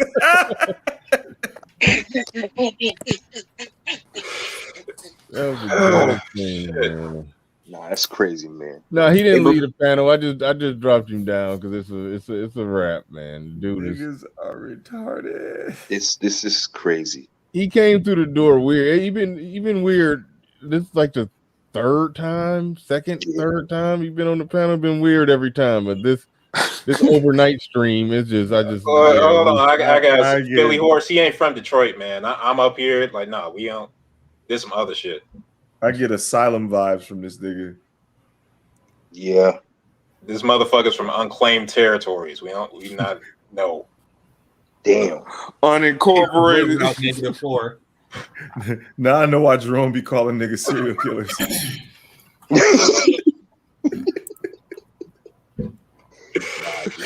Oh shit. Yeah, fellas, man. Y'all, Man, he, it was like, he put a target on y'all. Don't go to Uganda. Come to Nigeria instead. Man, like shit, I don't know where to go after this. This like home. Ain't nowhere else. He said home. Nah, but yeah, seriously, because Americans, it's always a trigger word, and it's like if this type of shit comes out, man, like people are gonna be like, okay, well, if this is what they do, we got some for them, and then niggas start getting kidnapped like right at the airport and shit. You understand me? No, real talk. You know, this is not cool, man. It's really not cool. Hold on. What if this dude single-handedly shuts down SYSBM over this bullshit, man? Right. Yeah, that would be bad. It's Smooth. Are you trying to say even though what he did was wrong? Wrong? Yeah. Wrong? Yeah. You just can't let that song go to zero. Oh God. Nah, man. Yeah, but that shit wasn't cool, man. At all, man. Dude from the beginning was like, I don't want any violence, no need for violence, and yeah, do this shit for 30 minutes or for 26 minutes. Yeah, the fact that he did it for that long already shows this this is not a good look at all. This is not a good look. If I show this video to my homies and shit, I'm not. If I was to, but please, Wait. Snuggles, you serious? There's no way this nigga from Milwaukee. Hell no, that bitch ass nigga. You get the fuck out of here. There you go, Zero. Off on Florida. Nah, he ain't Florida. You nigga. Get the fuck out. There's no way. That nigga, that's a southern nigga. If you from Milwaukee, Zero, you gotta hold that L, man. That's a South nigga. You get the fuck out of here. Nah, nigga. That's that Midwest nigga. Claim yarn. Claim that's yarn. South. Claim yarn. That's South. Yarn. Claim yarn, Zero. Claim yarn. With an R-N. Claim yarn and mind yarn. We finna hold that nigga down.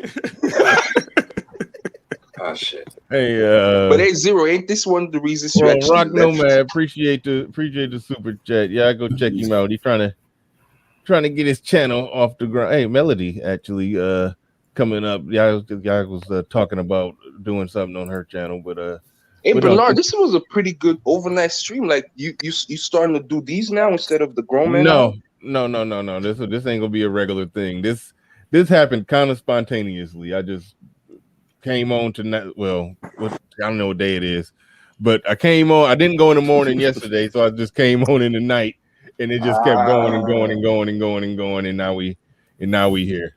Yeah, that's good, man. Every once in a while. Every blue moon, I might do something like this, but don't count on it. But no, this shit was fun though. This shit was fun. Yeah, I ain't gonna even lie. This shit was fun. Yeah, man. That shit was so fun until I went to sleep. Yeah, I know. We did I was calling your name. And I blew you up and everything. Like Rod of God. My bad. Paging Rod of God. Your ass was knocked out. I was knocked out, bro. My bad. Man, you ain't even say your prayers before you go to sleep, Rod of God. Fell asleep on the panel. Yeah, he didn't get to say his prayers, so he went to sleep. He dozed off spontaneously. You just ain't gonna like that. Yeah, you slipping. You're slipping. But what's up, Melody? Hi, good morning, everybody. Good morning, Melody. Uh-oh, good morning, Melody. Here comes mom to stop us from having fun. No, I was just saying that was disgusting what I just saw on the screen. This is why other cultures look at us like we're garbage because of things like that. I actually know some Mexican people who said Black people are looked at as like the worst people on earth in their country. And that's exactly why. Now, that's all I wanted to say. Yeah, that shit was wild. Did you and Rock Nomad? I hope I got your name right. Y'all exchange emails or whatever. Yeah, he gave me his email. Okay, cool. Yeah. Oh, and also make sure you guys stop by for the interview today. MOT. Oh shit! Today? What time? At 3:00. 3 p.m. Eastern time. Okay. That's gonna be interesting. Yeah. Jeez, I can't wait. And we'll see the whole back for nobody. Yeah. But Bernard, is he a regular on your channel? Who? That guy. No, hell no. I don't know. That's just some random. I mean, that's one of them dudes who really hate on the manosphere, but and talk shit about it. But every now and then come up on the stream and try to argue with us. No, he ain't no regular. He ain't we don't fuck with him. But he was talking crazy ever since he first came through the door. Like, so no, we just had some fun with it because it was an overnight stream and we, roasted him a little bit, made fun of him, and then he had to fake hard and be like, "I'll slap you, nigga. I got a video of me slapping somebody. Here it goes." That's all it was, yo. Yeah, and so yeah, he thought this was going to solidify his hardness. So I was like, all right, I'll play the video, and and then that's what we saw. Well, is he still over there in Africa, or is he back? No, I think he's living over there. So that's even worse. Oh, he lives in that? Oh my god, that's crazy. And now that shit might go viral. Okay, that's crazy. No, I mean, no. You don't know. Viral. No, you don't know who saw that video. You don't know who's gonna go to that shit and rip it, man. It's possible. Somebody could have possibly saw it here and then try to find his channel and then do something with it. But at the end of the day, he did it a while ago. So it's been just sitting there chilling for a long time, just lying dormant with little to no views. Man, that don't matter if it goes out next to look like viral. If that shit comes he out wanted to go viral. Place, then it's his ass. Yeah. I want it to go viral.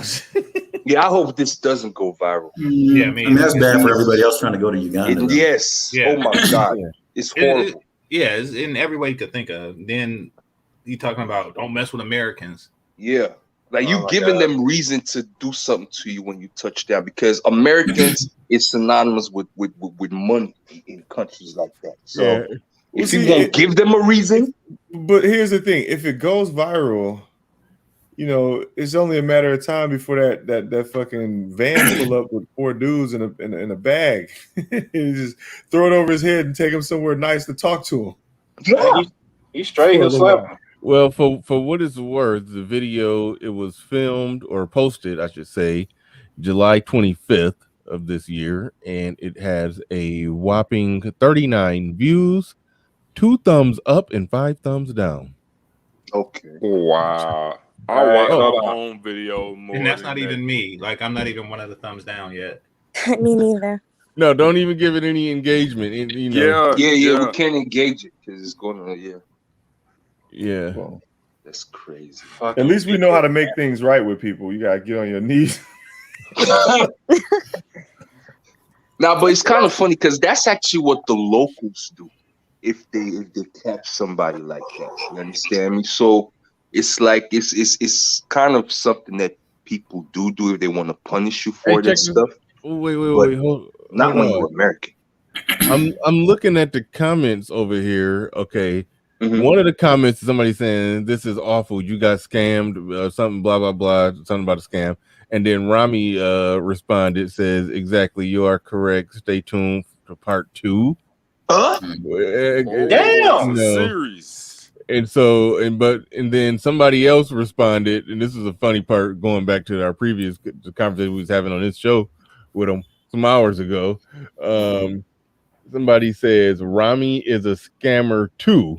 He made a fake trip to Brazil video or something like that. And I don't know if y'all was looking at his shit, it was some. It looked like he was. Didn't he say on his website he was selling a trip or something? No, you can win a trip to Brazil. You must be 18 or over. Must be a single male.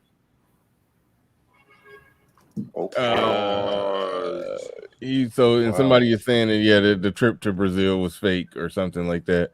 So somebody's trying to expose him as a scammer. I mean, trying to say he's a scammer as well. He can delete it. Mm-hmm. But, real recognize real. But yeah, that just throwing that out there. That's the information on the video. I bet Yeah, you he he wouldn't fucked do that. himself all the I way. bet you he wouldn't do that here in America. He know who to do it to. I mean, no, that dude clearly, that dude was, clearly, weak and He wasn't a violent person, I mean, imagine somebody just doing that to the Amish. Like that's what it was like. They deserve it. It doesn't. It's like everybody said. It doesn't have to be a violent person. It just has to be a person connected to a violent person. Yeah.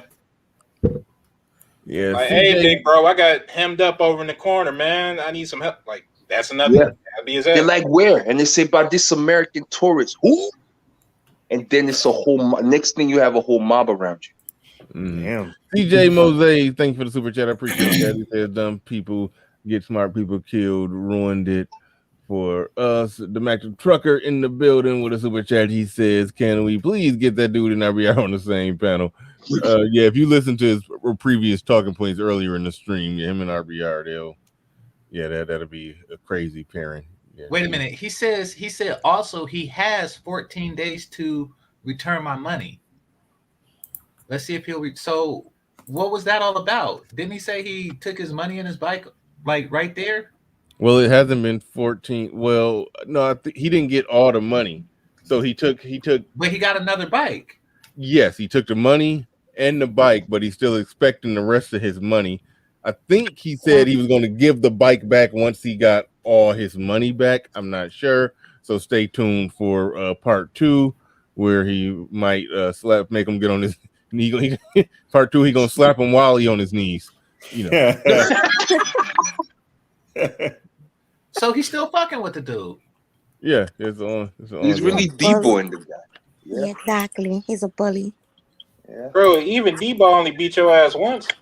He didn't come back for seconds like that. Well, not like, I mean, if he had went up and like, look, I'm taking your bike until I get my money, I mean, I get it if a guy scams you, but there's other ways to handle it. This shit was. Could have just gone there with the police, man. You American. Yeah, you could go there with the police. You can buy the law for as long as you're there. Send the police over there. That's how you should do it. You know what I'm saying? Take that shit into your. I think he was trying to stun in front of them 2 chicks that we saw that he used to lure the guy in and shit. And that's the problem. This was a stunt. Like he's supposed to have 30 girls. Remember? Well, the fact that he was showing off, like I'm gonna do this to zero, kind of shit. Yeah, I know.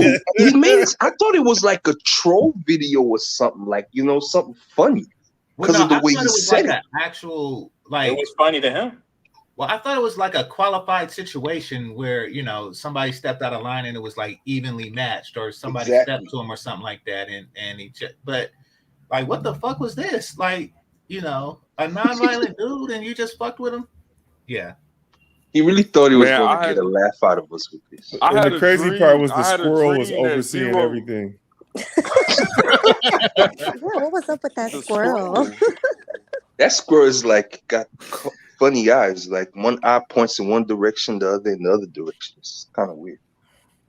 All he had to do is put that shit in the corner and like shrink it by 25%. I'm sorry, man. I deal with camera shit. This shit annoys me. It's against my religion to just see that shit. Theo, you know the answer to that question, sir. You got a thugged out squirrel. I know, right? Shout out Not to like Theo. that. Appreciate the super chat, Theo. Even the explanation of why I got the squirrel, say yeah, because squirrels like it's nuts and bust nuts and eat nuts. I'm like, what the pause, nigga? The fuck? Or it was like, or he's a nut ass person. Squirrels like to eat nuts. I like to bust nuts, and I'm a nut. So Yeah. if I got the squirrel, like, that's what he basically said. Like Jessica would say, pause. Pause. This nigga came straight off the Boondocks with all this shit, man. Yeah. Yeah, he did. Yeah. Yeah, I'm gonna put this bad boy on Patreon. It was so many funny parts that I might break up some parts of it and just put it out in small clips. But see, I don't even got the endurance to go through the 11 hours. I don't know how people do that. So I think some people smart enough to timestamp when some funny shit happened. But there's no way. It was too many good moments where it'd be so hard to go through and find it all. Just look for the arrival of certain people. Look for There the you arrival go. Yeah, of, that'll help. That will help. That will help. What's dude's name? Project 2080. Yeah. And then that one dude you was going at about the women being barefoot and pregnant. Zero. What did he say? Like, you seem like you just have a what did he say? Like a disdain for women. And the game changer, like, how? What did I say? You said barefoot and pregnant. I was like, oh man. Yeah. I was He's like, we asked him what's more important. He didn't choose his kids. Oh yeah, shit like that. Yeah. And then, but I don't even know if that was the same guy who was having sex with his wife's sister. Like that that was the same one. Was same wow.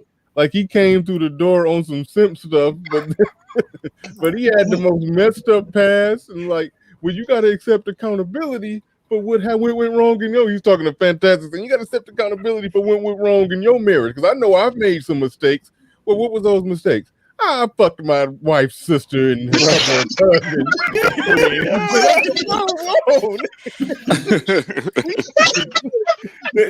That nigga wanted company in his misery. He was like, "Look, we've all made mistakes." He's like, "No, nigga, we are not the same." You tell me that you made these same mistakes. You the only dude that fucked the whole bloodline, dog. You alone, man. Damn, sounds like I missed a good show. That nigga wanted company like a motherfucker. Yes, Lord. He was projecting hard as shit. Oh my goodness! You know you fucked your wife's sister. Fantastic. Yeah, more than like, yeah, I'm put it on Patreon right away. I don't know. I gotta break some of them parts up and put them out there, but they're more than likely be on Patreon. Right. Yeah, I'm gonna have to become a member. I'll do that today. Yeah. I'm gonna go ahead and head to the Patreon right now. Sign up too. Cool. Appreciate that. Bet. Hey, Bernard, thanks for having me up, man. Y'all gentlemen have a great morning. And Zero said it, man. These folks are freaking unstable. All right, y'all. Peace. Smooth, you coming movie night? Oh, hell yeah. You already know. When is movie night? It's tonight. Oh, I'm fucking with it. All right, 6:30 your time. You Eastern, right? Central. Oh yeah, so it's 5. Central means stable. Shout out to Smitty. He said this man is pimping and assaulting citizens. Yeah, it's still undetermined whether or not he's pimping over there. Now we still didn't even figure that one out. There's something going on with that too. Like that dude is just wilding out with it, man. But man, all right, we about to get up out of here. We almost at the 12-hour mark. That is crazy.